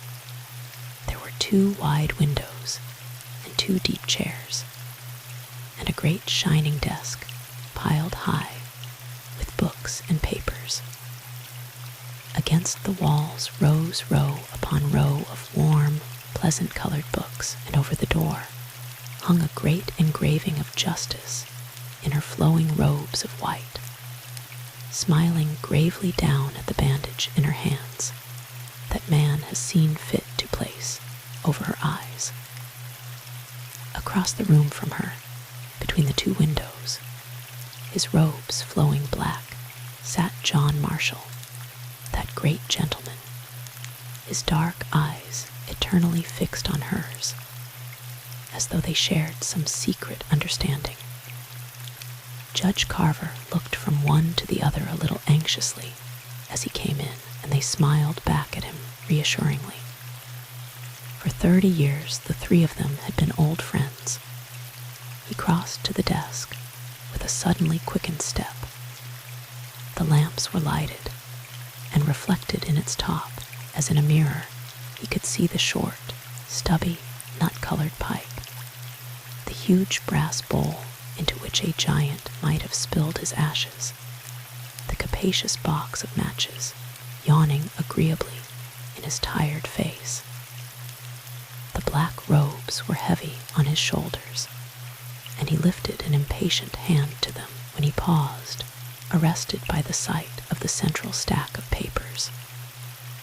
Gentlemen of the jury, the long and anxious inquiry in which we have been engaged. Now, just what was it that he'd said to them about a principal and an accessory, before the fact being one and the same in a murder case? Of course, as a practical matter, that was quite accurate. Still, he ran through the papers with skilled fingers. There, an accessory after the fact is one who. There was a knock on the door, and he lifted an irritated voice. "Come in."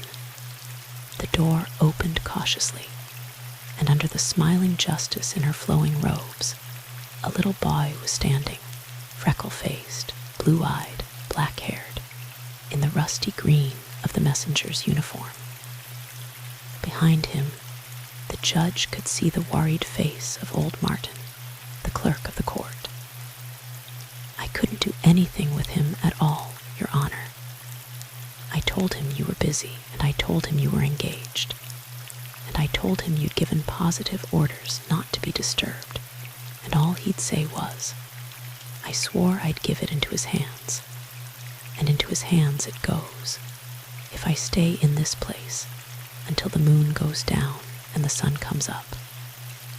And that's what I promised," said the small creature at the door in a squeak of terrified obstinacy. "And that's what I'll do. No matter what. All right, all right. Put it down there and be off." The judge's voice was not too long-suffering. "Into his hands is what I said, and into his hands." The judge stretched out one fine, lean hand with a smile that warmed his cold face like a fire. The other hand went to his pocket. "Here, if you keep on being an honorable nuisance, you may have a career ahead of you. Good night, Martin. Show the young gentleman to the door. If anyone else disturbs me tonight, he's fired." "Oh, by all means, Your Honor." "Good night, Your Honor." The door closed reverently, and His Honor stood staring absently down at the letter in his hand, the smile still in his eyes. A fat, a plethoric, an apoplectic letter, 3 red seals on the flap of the envelope, flaunted themselves at him importantly. He turned it over carelessly. The clear, delicate, vigorous writing greeted him like a challenge. Judge Carver, to be delivered to him personally without fail. Very impressive. He tore open the sealed flap with irreverent fingers and shook the contents out onto the desk. Good Lord, it was a 3-volume novel. Page after page of that fine writing, precise and accurate as print. He lifted it curiously, and something fluttered out and lay staring up at him from the table. A piece of blue paper, flimsy, creased, and soiled. The round, childish writing sprawled recklessly across its battered surface. 10 a.m., June 19th. Pat, I'll catch either the 8 or 8:30 bus. Very slowly, very carefully, he picked it up, the smile dying in his incredulous eyes. Pat, I'll catch either the 8 or 8:30 bus. That will get me to the cottage before 9, at the latest. I'll wait there until past. You can make any excuse that you want to sue, but get there and be sure that you bring what you promised. I think you realize, as well as I do, that there's no use talking anymore. We're a long way beyond words, and from now on we'll confine ourselves to deeds. It's absurd to think that Steve will suspect anything. I can fool him absolutely, and once we settle the details tonight, we can get off any moment that we decide on. California. Oh, Pat, I can't wait. And when you realize how happy we're going to be, you won't have any regrets either. You always did say that you wanted me to be happy, remember? Mimi, Judge Carver pushed the deep chair closer to the lamp and sat down in it heavily, pulling the closely written pages toward him. He looked old and tired. Midnight. My dear Judge Carver, I am fully aware of the fact that I am doing a cowardly thing in writing you this letter. It is simply an attempt on my part to shift my own burden to another's shoulders, and my shoulders should surely be sufficiently used to burdens by this time. But this one is of so strange, awkward, and terrible a shape that I must get rid of it at any cost to my pride or sense of fair play, or to your peace of mind. If the verdict tomorrow is guilty, of course, I'll not send the letter, but simply turn the facts over to the prosecutor. I am spending tonight writing you this in case it is not guilty. It was I who killed Madeleine Bellamy. It seems simply incredible to me that everyone should not have guessed it long before now. Kathleen Page, Melanie Cordier, Laura Roberts, Patrick, Sue. I myself, we told you so over and over again. That singularly obnoxious and alert Mr. Farr, is it possible that he has never suspected, not even when I explained to him that at 10 o'clock I was in the flower room, washing off my hands, and yet a few minutes later he was asking me if there wasn't a sink in the pantry where my poor Sue might have cleansed her own hands of Mimi Bellamy's blood. And every face in the court was sick with the horror of that thought. We told you everything, and no one even listened. Who knew about the path across the meadow to the summer house? I, not Sue. Who could see the study window clearly from the rose garden? I, not Sue, who had that hour and a half between 8:30 and 10, absolutely alone and unobserved. I, not Sue, who had every motive that was ascribed to Sue multiplied 10 times over. I, who had known poverty beside which Sue's years in New York were a gay adventure, who had not only a child to fight for, but that child's children, who, after a lifetime of grim nightmare, had found paradise, and who saw coming to thrust me out from that paradise, not an angel with a flaming sword, but a little empty-headed, empty-hearted chit, cheap, mercenary, and implacable, as only the empty-headed can be. I know, Judge Carver, that the burden that I am trying to shift to your shoulders should be heaviest of all with the weight of remorse. And there is in it, I can swear to you, enough remorse to bow stronger shoulders than either yours or mine, but none for the death of Mimi Bellamy. Remorse for these past weeks has eaten me to the bone, for the shame and terror and peril that I have brought to my children, for the sorrow and menace that I have brought to that gentle soul, Stephen Bellamy, even for the death of poor Elliot Farwell. That was my doing too, I think. I do not shirk it. I am rather an old-fashioned person. I believe in hell, and I believe that I shall probably go there, because I killed Mimi Bellamy, and because I'm not sorry for it. But the hell that I've been living through every day and every night since she died is not one shadow darker, because it was I who gave her the little push that sped her from one world to another. When that unpleasant Mr. Farr was invoking the vengeance of heaven and earth on the fiend who had stopped forever the silver music of the dead girl's laughter, I remembered that the last time that she laughed it had been at an old woman on her knees begging for the happiness and safety of 2 babies, and the world did not seem to me to have lost much when that laughter ceased. That is frightful, isn't it? But that is true. I'll try to go back so that you can understand exactly what happened. Then you can tell better, perhaps, what I should do and what you should do with me. First of all, I must go very far back, indeed, back 30 years, to a manufacturing town in northern New York. 31 years ago last June, my husband left me with the 19-year-old daughter of my Norwegian landlady. You couldn't exactly blame him, of course. Trudy was as pretty as the girl on the cover of the most expensive candy box you ever saw, and as unscrupulous as Messalina, and I wasn't either. I was much too busy being sick and miserable and cross and sorry for myself to be anything else at all, so he walked off with Trudy and $19.50 out of the teapot, and left me with a 6-week-old baby and a gold wedding ring that wasn't exactly gold.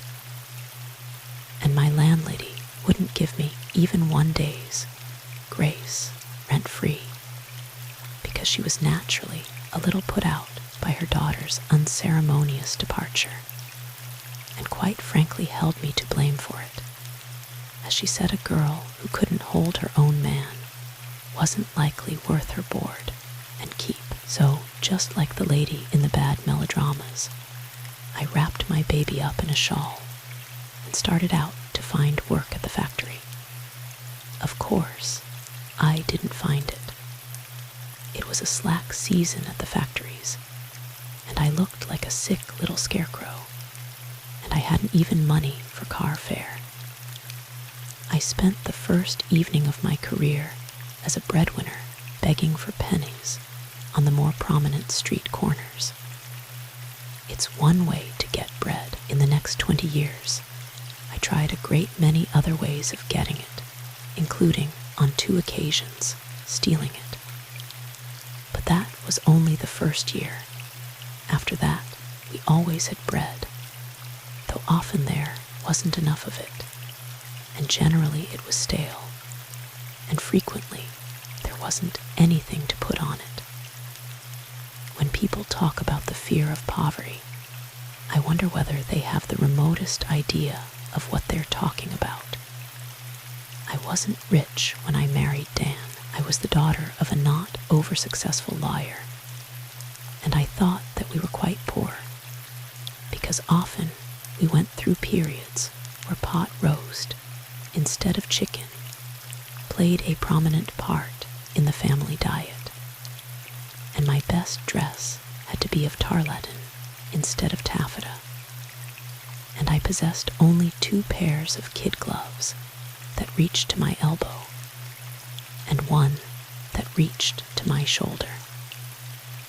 I was very, very sorry for myself during those periods, and used to go around with faintly pink eyes and a strong sense of martyrdom.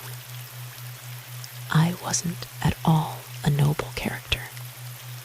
I liked going to cotillions at night and staying in bed in the morning and wringing terrified proposals from callow young men who were completely undone by the combination of moonlight and mandolin playing. Besides playing the mandolin, I could make 2 kinds of candy and feather stitch quite well, and dance the lancers better than anyone in town, and I knew most of Lucille by heart. Thus lavishly equipped for the exigencies of holy matrimony, I proceeded to elope with Mr. Daniel Ives. I won't bother you much with Dan. He was the leading man in a stock company that came to our town, and 3 weeks after he saw me sitting worshiping in the front row, we decided that life without each other would be an empty farce, and and shook the dust of that town from our heels forever.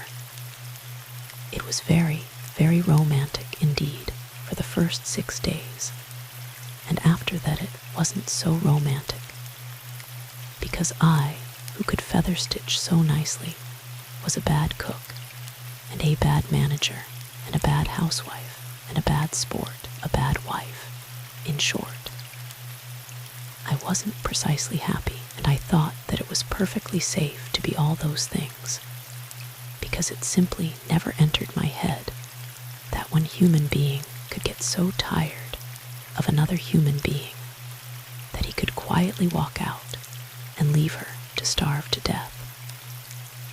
And I was as wrong about that as I'd been about everything else. I'm telling you all this not to excuse myself, but simply to explain, so that you will understand a little, perhaps, what sent my feet hurrying across the meadow path, what brought them back to the flower room at 10 o'clock that night. I think that 2 people went to meet Madeleine Bellamy in the cottage that night, a nice, well-behaved little white-headed lady, and the willful, spoiled, terrified girl that the nice old lady thought that she had killed 30 years ago. It's only fair to you that I should explain that, because of what I'm going to ask you to decide. And it is only fair to myself that I should say this. For 20 years, I was too cold, too hot, too tired and sick, and faint ever to be really comfortable for one moment. And I won't pretend that I looked forward with equanimity to surrendering one single comfort or luxury that had finally come to make life beautiful and gracious. But that wasn't why I killed Madeleine Bellamy. I ask you to believe that. The real terror of poverty isn't that we ourselves suffer. It is that we are absolutely and utterly powerless to lift one finger to protect and defend those who are dearest to us in the world. Judge Carver, when Pat was sick when he was a baby, I didn't have enough money to get a doctor for him. I didn't have enough money to get medicine. When I went to work, I had to leave him with people who were vile and filthy and debased in body and soul, because they were the only people that I could afford to leave him with. Once when I came home, I couldn't wake him up, and the woman who was with him was terrified into telling me that he'd been crying so dreadfully that she'd given him some stuff that a Hungarian woman on the next floor said was fine for crying babies. I carried him and the bottle with the stuff in it 10 blocks to a drugstore, and they told me that it had opium in it. She'd given him half the bottle to my Pat, and another time the woman with him got drunk. But I can't talk about that, not even to make you understand. He never had any toys in his life, but some tin cans and empty spools and pieces of string. He never had anything but me, and I swore to myself that as long as he had me, he should have everything. I would be beauty to him, and peace and gentleness and graciousness and gaiety and strength. I wasn't beautiful or peaceful or gentle or gracious or gay or strong, but I made myself all those things for him. That isn't vanity, that's the truth. I swore that he should never see me shed one tear, that he should never hear me lift my voice in anger, that he should never see me tremble before anything that fate should hold in store for either of us. He never did, no, truly, he never did. That was all that I could give him, but I did give him that. It took me 17 years to save up enough railway fare to get out of that town. Then I came to Rosemont. A nice woman that I did some sewing for in the town had a sister in Rosemont. She told me that it was a lovely place, and that she thought that there was a good opening there for some work, and that her sister was looking for boarders. So I took the few dollars that I'd saved and went, and you know the rest. Of course, there are some things that you don't know. You don't know how brave and gay and gentle Pat has always been to me. You don't know how happy we all were in the flat in New York after he married Sue and the babies came. Sue helped me with the housekeeping, and Sue did some secretarial work at the university, and Pat did anything that turned up, and did it splendidly. We always had plenty to eat, and it was really clean and sunny, and we were all perfectly healthy and happy. Only, Sue never did talk about it much, because she is a very reserved child in any case, and in this case, she was afraid that it might seem a reflection on the thorns that she had to live in a little walk-up flat in the Bronx, with no servants and pretty plain living, and Mr. Lambert was nervous about bringing out anything about it in direct examination for fear that in cross-examination, Mr. Farr would twist things around to make it look as though Sue had undergone the tortures of the damned. Of course, we didn't have much, but we had enough to make it seem a luxurious and carefree existence in comparison to the one that Pat and I had lived for over 15 years. Those things you don't know, and one other. You don't know Polly and Pete, do you, Judge Carver? They are very wonderful children. I suppose that every grandmother thinks that her grandchildren are rather wonderful, but I don't just think it about them, they are. Anyone would tell you that, anyone who had ever seen them. They're the bravest, happiest, strongest little things.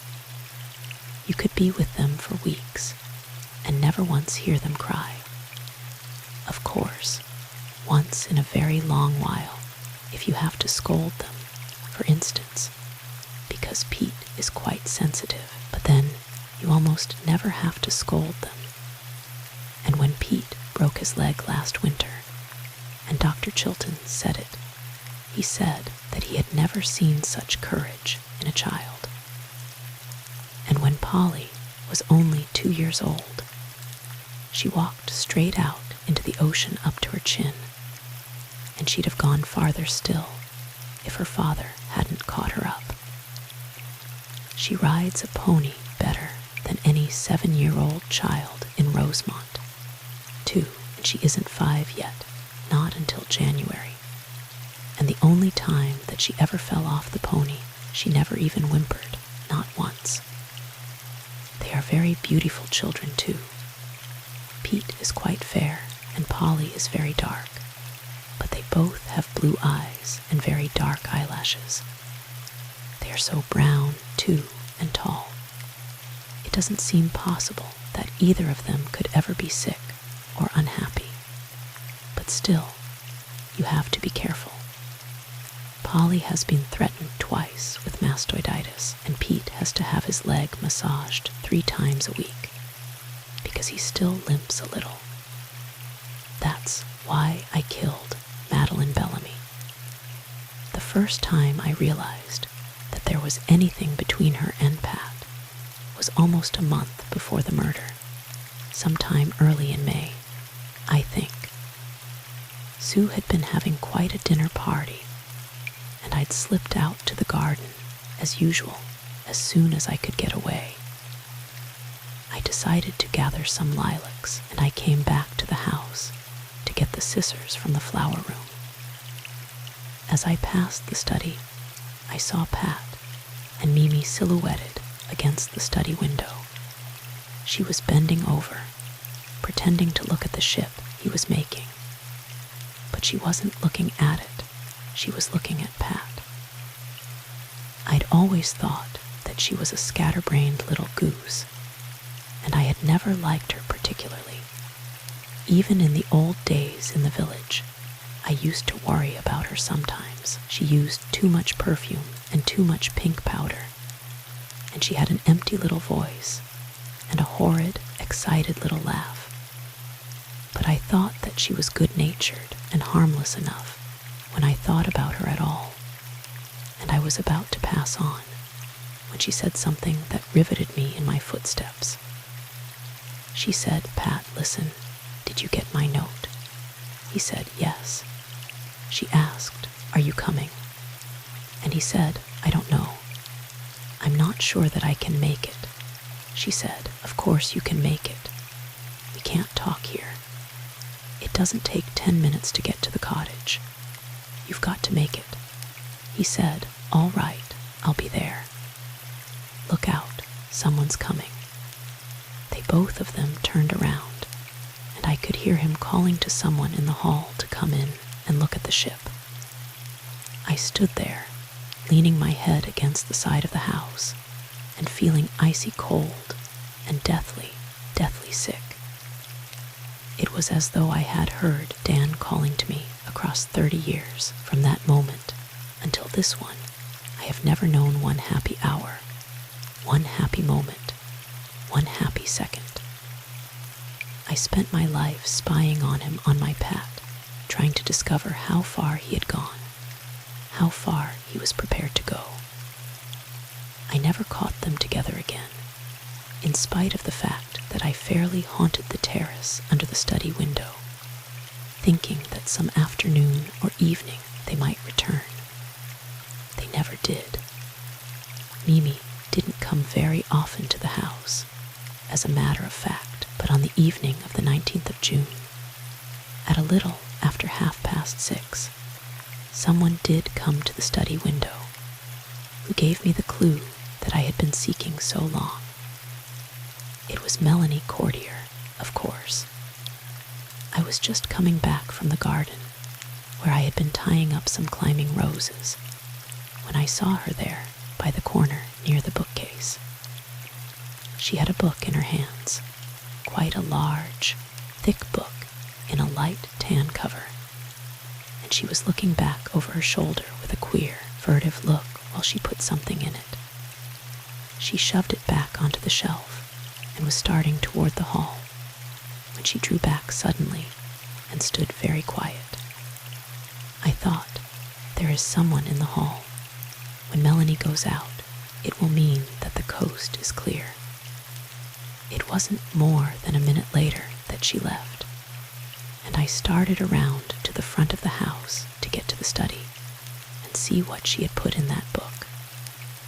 I was hurrying so that I almost ran into Elliot Farwell, who was coming down the front steps, and not looking any more where he was going than if he had been stone blind.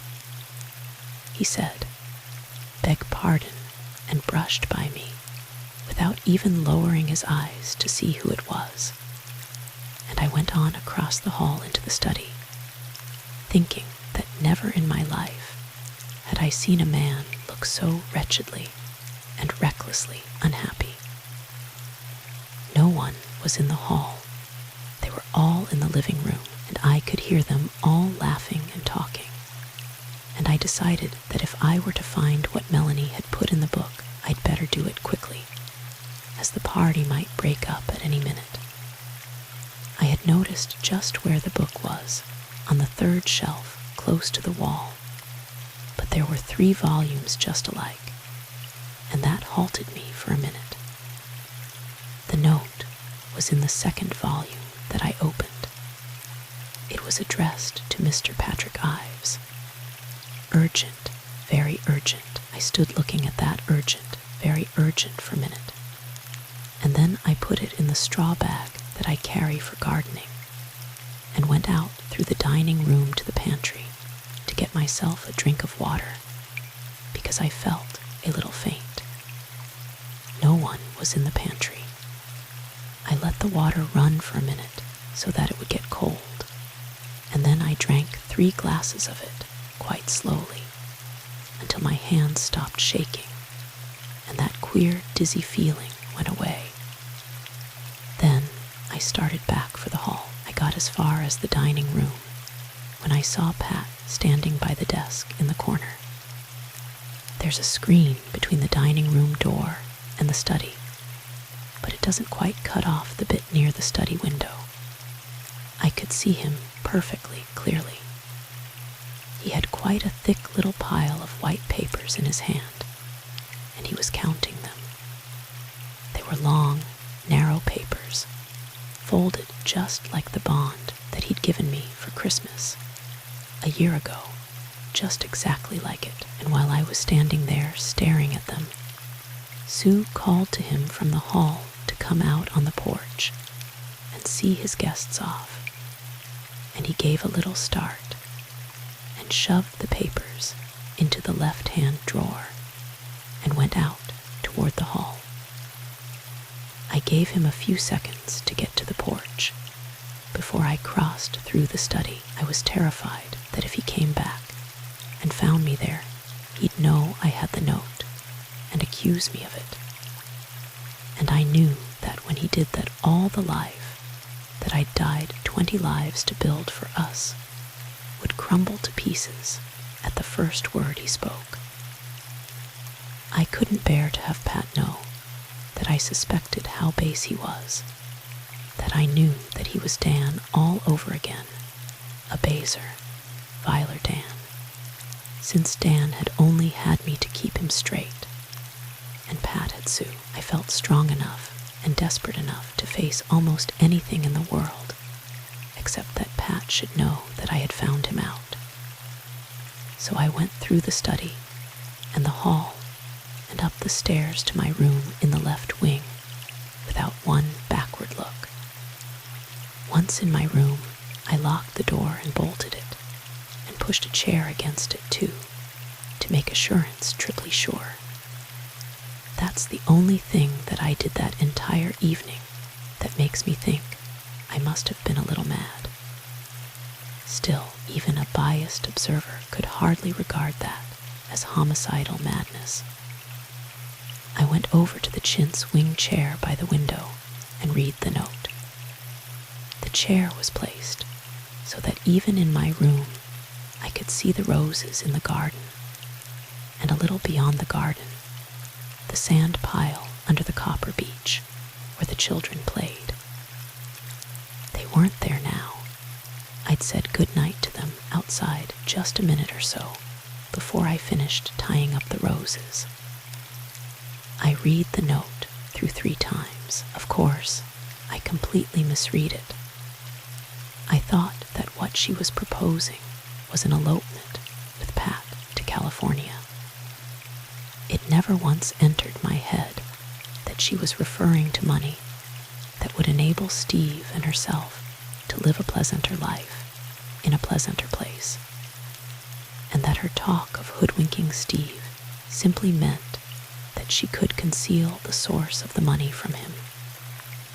If I had realized that, I'd never have lifted my finger to prevent her getting it. I thought she wanted Pat. I'd have given her $200,000 to go away and leave him alone. The most ghastly and ironical thing about this whole ironical and ghastly business is that if Mimi Bellamy hadn't been as careless and slipshod with her use of the word we as she was with everything else in her life, she would be alive this day under blue skies. Of course, it was stupid of me too, and the first time that I read it, I was bewildered by the lack of endearments in it, but there was all that about her hardly being able to wait, and how happy they would be. And the note was obviously hastily written, and I had always thought she had no depth of feeling. I suppose that all of us read into a letter much what we expect to find there, and what I expected to find was a twice-told tale. I expected to find that Pat was so mad about this girl that he was willing to wreck not only his own life for her, but mine and Sue's and Polly's and Pete's. And I couldn't, to save my soul, think of a way to stop him. I was reading it for the third time when Melanie knocked at the door and announced dinner, and I put it back in my bag and pushed back the chair and unlocked the door and went down when I heard Pat and Melanie and Sue all tell you that dinner was quite as usual that night. I wondered what strange stuff we weak mortals are made of. When I think what Sue was thinking and what Pat was thinking and what I was thinking, and that we could laugh and chat and breathe as usual, no, that doesn't seem humanly possible. Yet that's exactly what we did. Afterward, when they went into the study to look at the ship, I decided that I might just as well go into the rose garden and finish the work that I'd started out there. I'd noticed some dead wood on 2 of the plants, so I went to the flower room and got out the little knife that I kept with some other small tools in a drawer there. It's a very good one for either budding or pruning, but I keep it carefully put away for fear that the children might cut their fingers. Then I went out to the garden. For a while I didn't try to think at all. I just worked. I saw Miss Page coming back from the sand pile, and a minute or so later Sue came by, running toward the back gate. She called to me that she was going to the movies, and that Pat was going to play poker. I was glad that they were not going to be there. That made it easier to think and to breathe. As you know, she returned to the house. I don't believe she was there more than 5 minutes before she came running by again and disappeared through the back gate. I sat down on the little bench at the end of the rose garden and tried to think. I was desperately anxious to keep my head and remain cool and collected, because one thing was perfectly clear. If something wasn't done immediately, it would be too late to do anything. The question was what to do. I didn't dare to go to Pat. At bottom, I must be a miserable coward. That was the simple, straightforward, and natural thing to do, and I simply didn't dare to do it, because I thought that he would refuse me, and that fact I couldn't face. I was the person in all the world who should have had most trust in him, and I didn't trust him at all. I remember that when I lie awake in the night. I didn't trust him. I didn't dare to go to Sue either, because I was afraid that if she knew the truth, or what I was pleased to consider the truth, she would leave him, at any cost, to Polly and Peter or herself. I knew that she was possessed of high pride and fine courage. I didn't know that they would be chains to bind her to Pat. I didn't trust her either. It wasn't Pat and Sue and Mimi Bellamy that I was looking at, you see. It was Dan and I and the boarding house keeper's Trudy. I sat on the bench in the rose garden and watched the sunlight turning into shadow and felt panic rising about me like a cold wind. I knew that Sue hadn't a cent. Her father had left her nothing at all, and she had refused to let Pat settle a cent on her because she said that she loved to ask him for money. And I remembered that Dan had taken $19.50 out of the teapot. I remembered that I had learned only a few weeks before that I could only hope at best for months instead of years to live. I remembered that Sue couldn't cook at all, and that it was I who had done up all the children's little dresses in those New York days because she couldn't iron, and made them because she couldn't sew, and I wouldn't be there. I remembered that the only relation that she had in the world was Douglas Thorne, and that he had 4 children and a wife who liked jewelry and who didn't like Sue. I remembered that that the massage for Pete's knee cost $20 a week, and that when Polly had had trouble with her ear last winter, the bill for the nurses and the doctors and the operation had come to $750. I remembered the way Polly looked on the black pony and Pete's voice singing in the sand pile. And then, suddenly, everything was perfectly clear. Mimi, of course, I'd forgotten her entirely. She was waiting in the gardener's cottage now, probably, and if I went to her there and explained to her all about Polly and Pete, and how frightfully important it was that they should be taken care of until they could take care of themselves, she would realize what she was doing.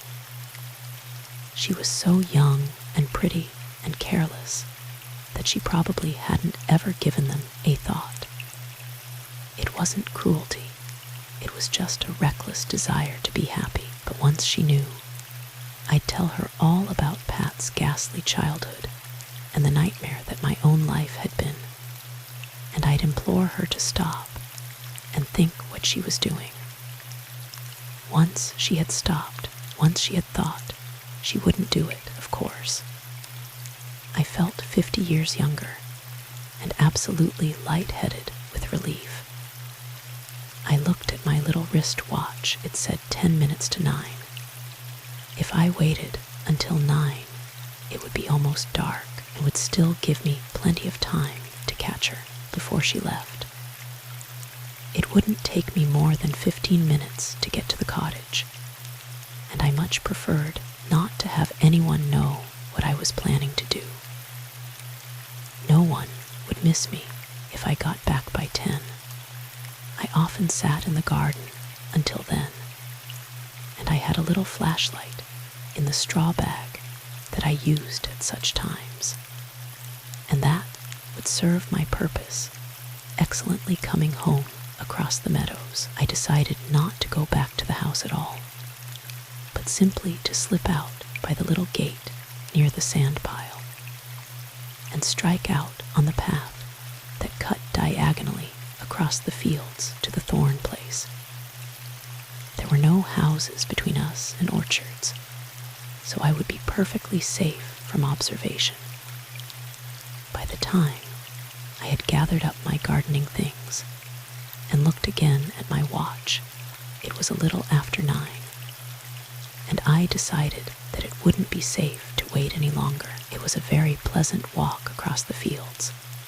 It was still just light enough to see, and the clover smelled very sweet, and the tree toads were making a comforting little noise, and I walked quite fast, planning just what I would say to Mimi, planning just how reasonable and gentle and persuasive and convincing I was going to be. The path comes out at an opening in the hedge to the left of the gardener's cottage. I pushed through it and came up to the front steps. There was a light in the right-hand window. I went straight up the steps. The front door was open a little, and I pushed it open farther and went in. There was a key on the inside of the door. I hesitated for a moment, and then I closed it and turned the key and dropped it into my bag. I was afraid that she might try to leave before I'd finished explaining to her. I didn't want her to do that. She heard me then and called out from the other room, "For heaven's sake, what's been the matter? I didn't think that you were ever coming." She had her back turned as I came into the room. She was looking into the mirror over the piano and fluffing out her hair. There was a lamp lit on the piano, and it made her hair look like flames. She really was extraordinarily beautiful, if that red and white and gold and blue type appeals to you. Trudied had a mouth that curled just that way, and those same ridiculous eyelashes. And then she saw me in the mirror, and in 3 seconds that radiant face turned into a mask of suspicion and cruelty and malice. She whirled around stood there looking me over from head to foot. After a moment, she said, "What are you doing here?" I said, "I came about Pat, Madeleine." She said, "Oh, you did you? So that's his game, hiding behind a woman's skirts. Well, you can go home and tell him to come out." I said, "He doesn't know that I'm here." I found the note. Mimi said, "They can send you to jail for taking other people's letters, spying and stealing from your own son. I should think you'd be ashamed. And what good do you think it's going to do you?" I came closer to her and said, "Never mind me, Madeleine. I came here tonight to implore you to leave my son alone." And she laughed at me, she laughed. "Well, you could have saved yourself the walk. When he gets here, I'll tell him what I think of the two of you." I said, "He's not coming. He's playing poker at the Dallases." She went scarlet to her throat with anger, and she called out, "That's a lie. He's coming, and you know it. Will you get out of here?" I said, "Madeleine, listen to me. I swear to you that any happiness you purchase at the price that you're willing to pay for it will rot in your hands, no matter how much you love him." And she laughed. "Love him? Pat, I don't care 2 snaps of my fingers for him, but I'm going to get every cent of his that I can put my hands on. And the quicker both of you get that straight, the better it will be for all of us." I said, "I believe that is the truth, but I never believed that you would dare to say so. You can't realize what you are doing. You can't purchase your pleasure with the comfort and security and health and joy of 2 little babies who have never harmed you once in all their lives. You can't." She laughed that wicked, excited little laugh of hers again, and said through her teeth, "Oh, can't I, though? Now get this straight, too. I don't care whether your precious little babies die in a gutter. Now, will you get out?" I couldn't breathe. I felt exactly as though I were suffocating, but I said no. "I am an old woman, Madeleine, but I will go on my knees to you to beg you not to ruin the lives of those 2 babies." She said, "Oh, I'm sick to death of you and your babies and your melodramatics. For the last time, are you going to get out of this house? Or am I going to have to put you out?" She came so close to me that I could smell the horrid perfume she wore, gardenia. I think it was something close and sweet and hateful. I took a step back and said, "You wouldn't dare to touch me. You wouldn't dare." And then she did. She gave that dreadful, excited little laugh of hers and put both hands on my shoulders and pushed me quite hard, so hard that I stumbled and went forward on my knees. I tried to catch myself and dropped the bag, and all the things in it fell out on the carpet. I knelt there staring down at them, with the blood roaring in my head and singing in my ears. Judge Carver, what is it in our blood and bones and flesh that rises shrieking its outrage in the weakest and meekest of us at the touch of hands laid violently on our rebellious flesh? I could hear it crying in my ears. And there on the flowered carpet, just in reach of my hand, something was shining. It was the little knife that I'd been using to cut the dead wood out, so that the live roses would grow better. I knelt there staring at it. That story of how all their lives flash by drowning eyes. I always thought that was an old wives' tale. No, that's true, I think. I could see the rose garden with all the green leaves glossy on the big silver moon. I could see Pat and Sue laughing on the terrace, with his arm across her shoulders, and the sun in their eyes, and the wind in their hair. I could see the children's blue smocks through the branches of the copper beech. I stood up with the knife in my hand. She screamed only once, not a very loud scream either, but she caught at the table as she fell, and it made a dreadful crash. I heard someone laugh outside, quite loudly, and I leaned forward and blew out the lamp on the piano. There was someone coming up the front steps. I stood very still. A bell rang far back in the house, and then someone tried the door. I thought, this is the end. They have known what has happened. If no one answers, they will batter down the door. But not till they batter down the door will I move one hairbreadth from where I stand, and not then. After a moment, I heard the feet going down the steps, then again on the gravel of the main drive, getting fainter and fainter. I waited for a moment longer, because I thought that I heard something moving in the bushes outside the window. But after a minute, everything was perfectly still, and I went over to the window and shut it and pulled down the shade.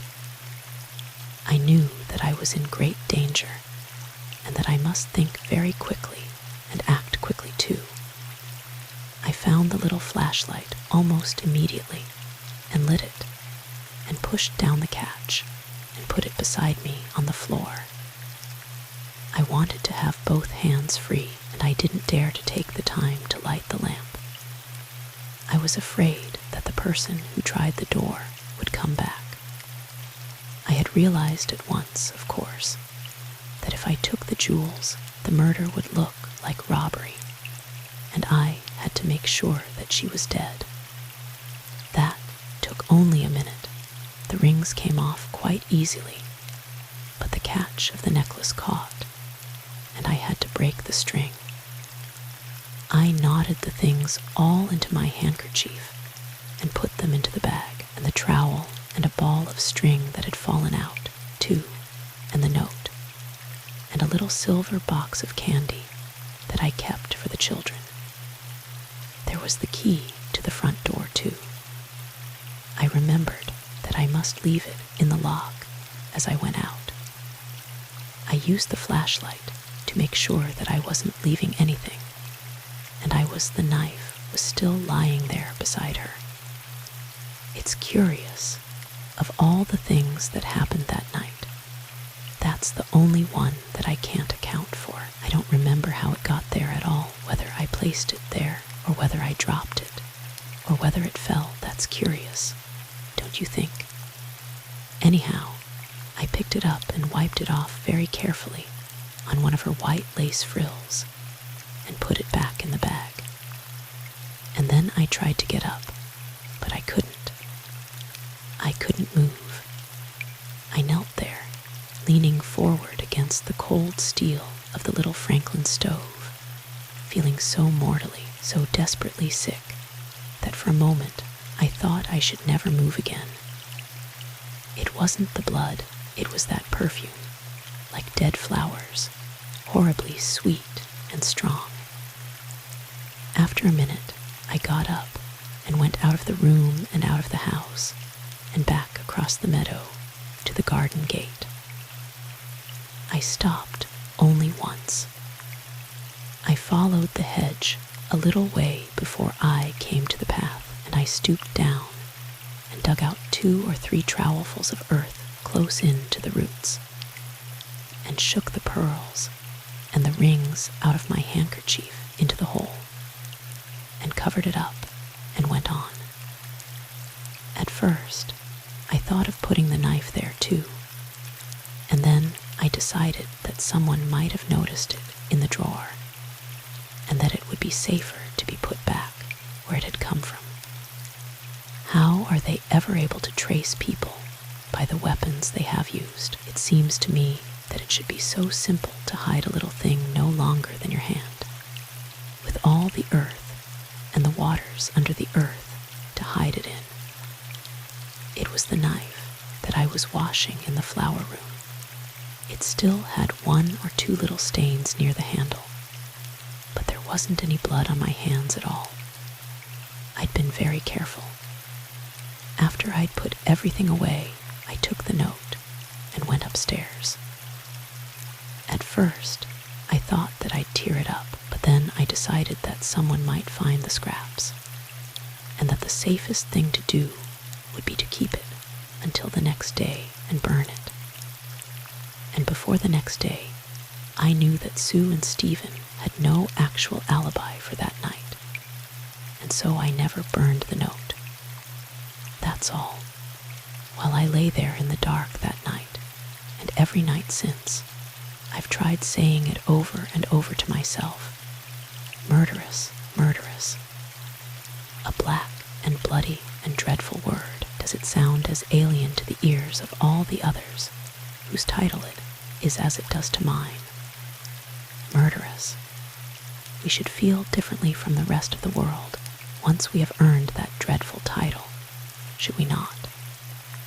Something sinister, something monstrous and dark should invest us, surely.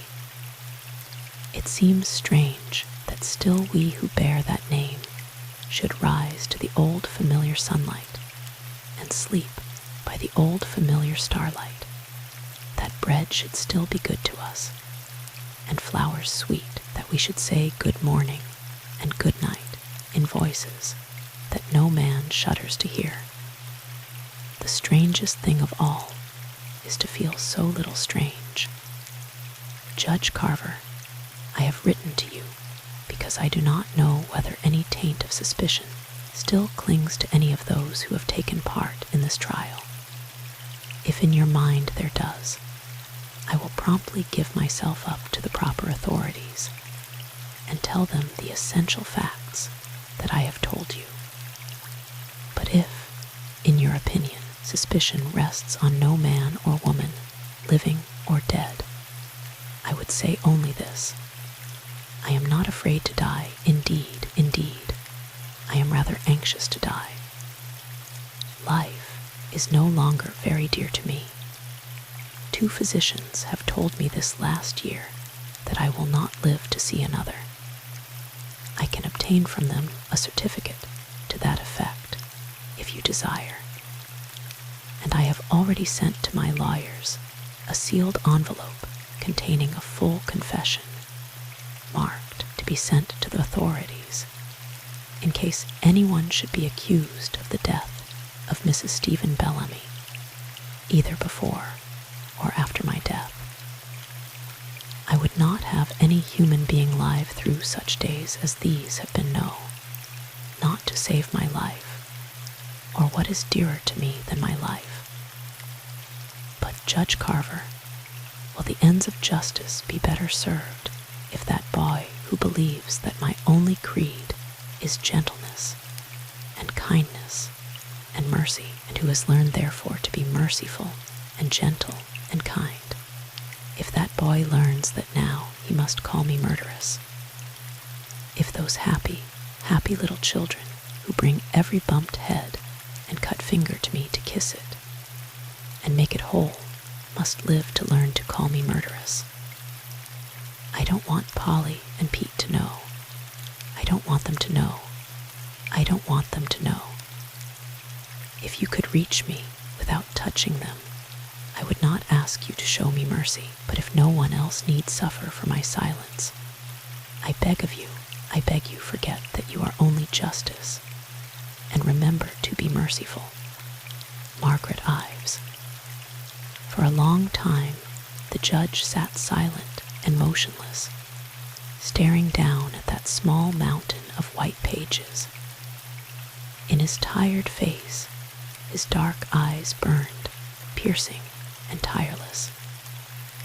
Finally, they moved, with a curious deliberation, to that other pile of white pages that he had been studying when the messenger boy had come knocking at the door.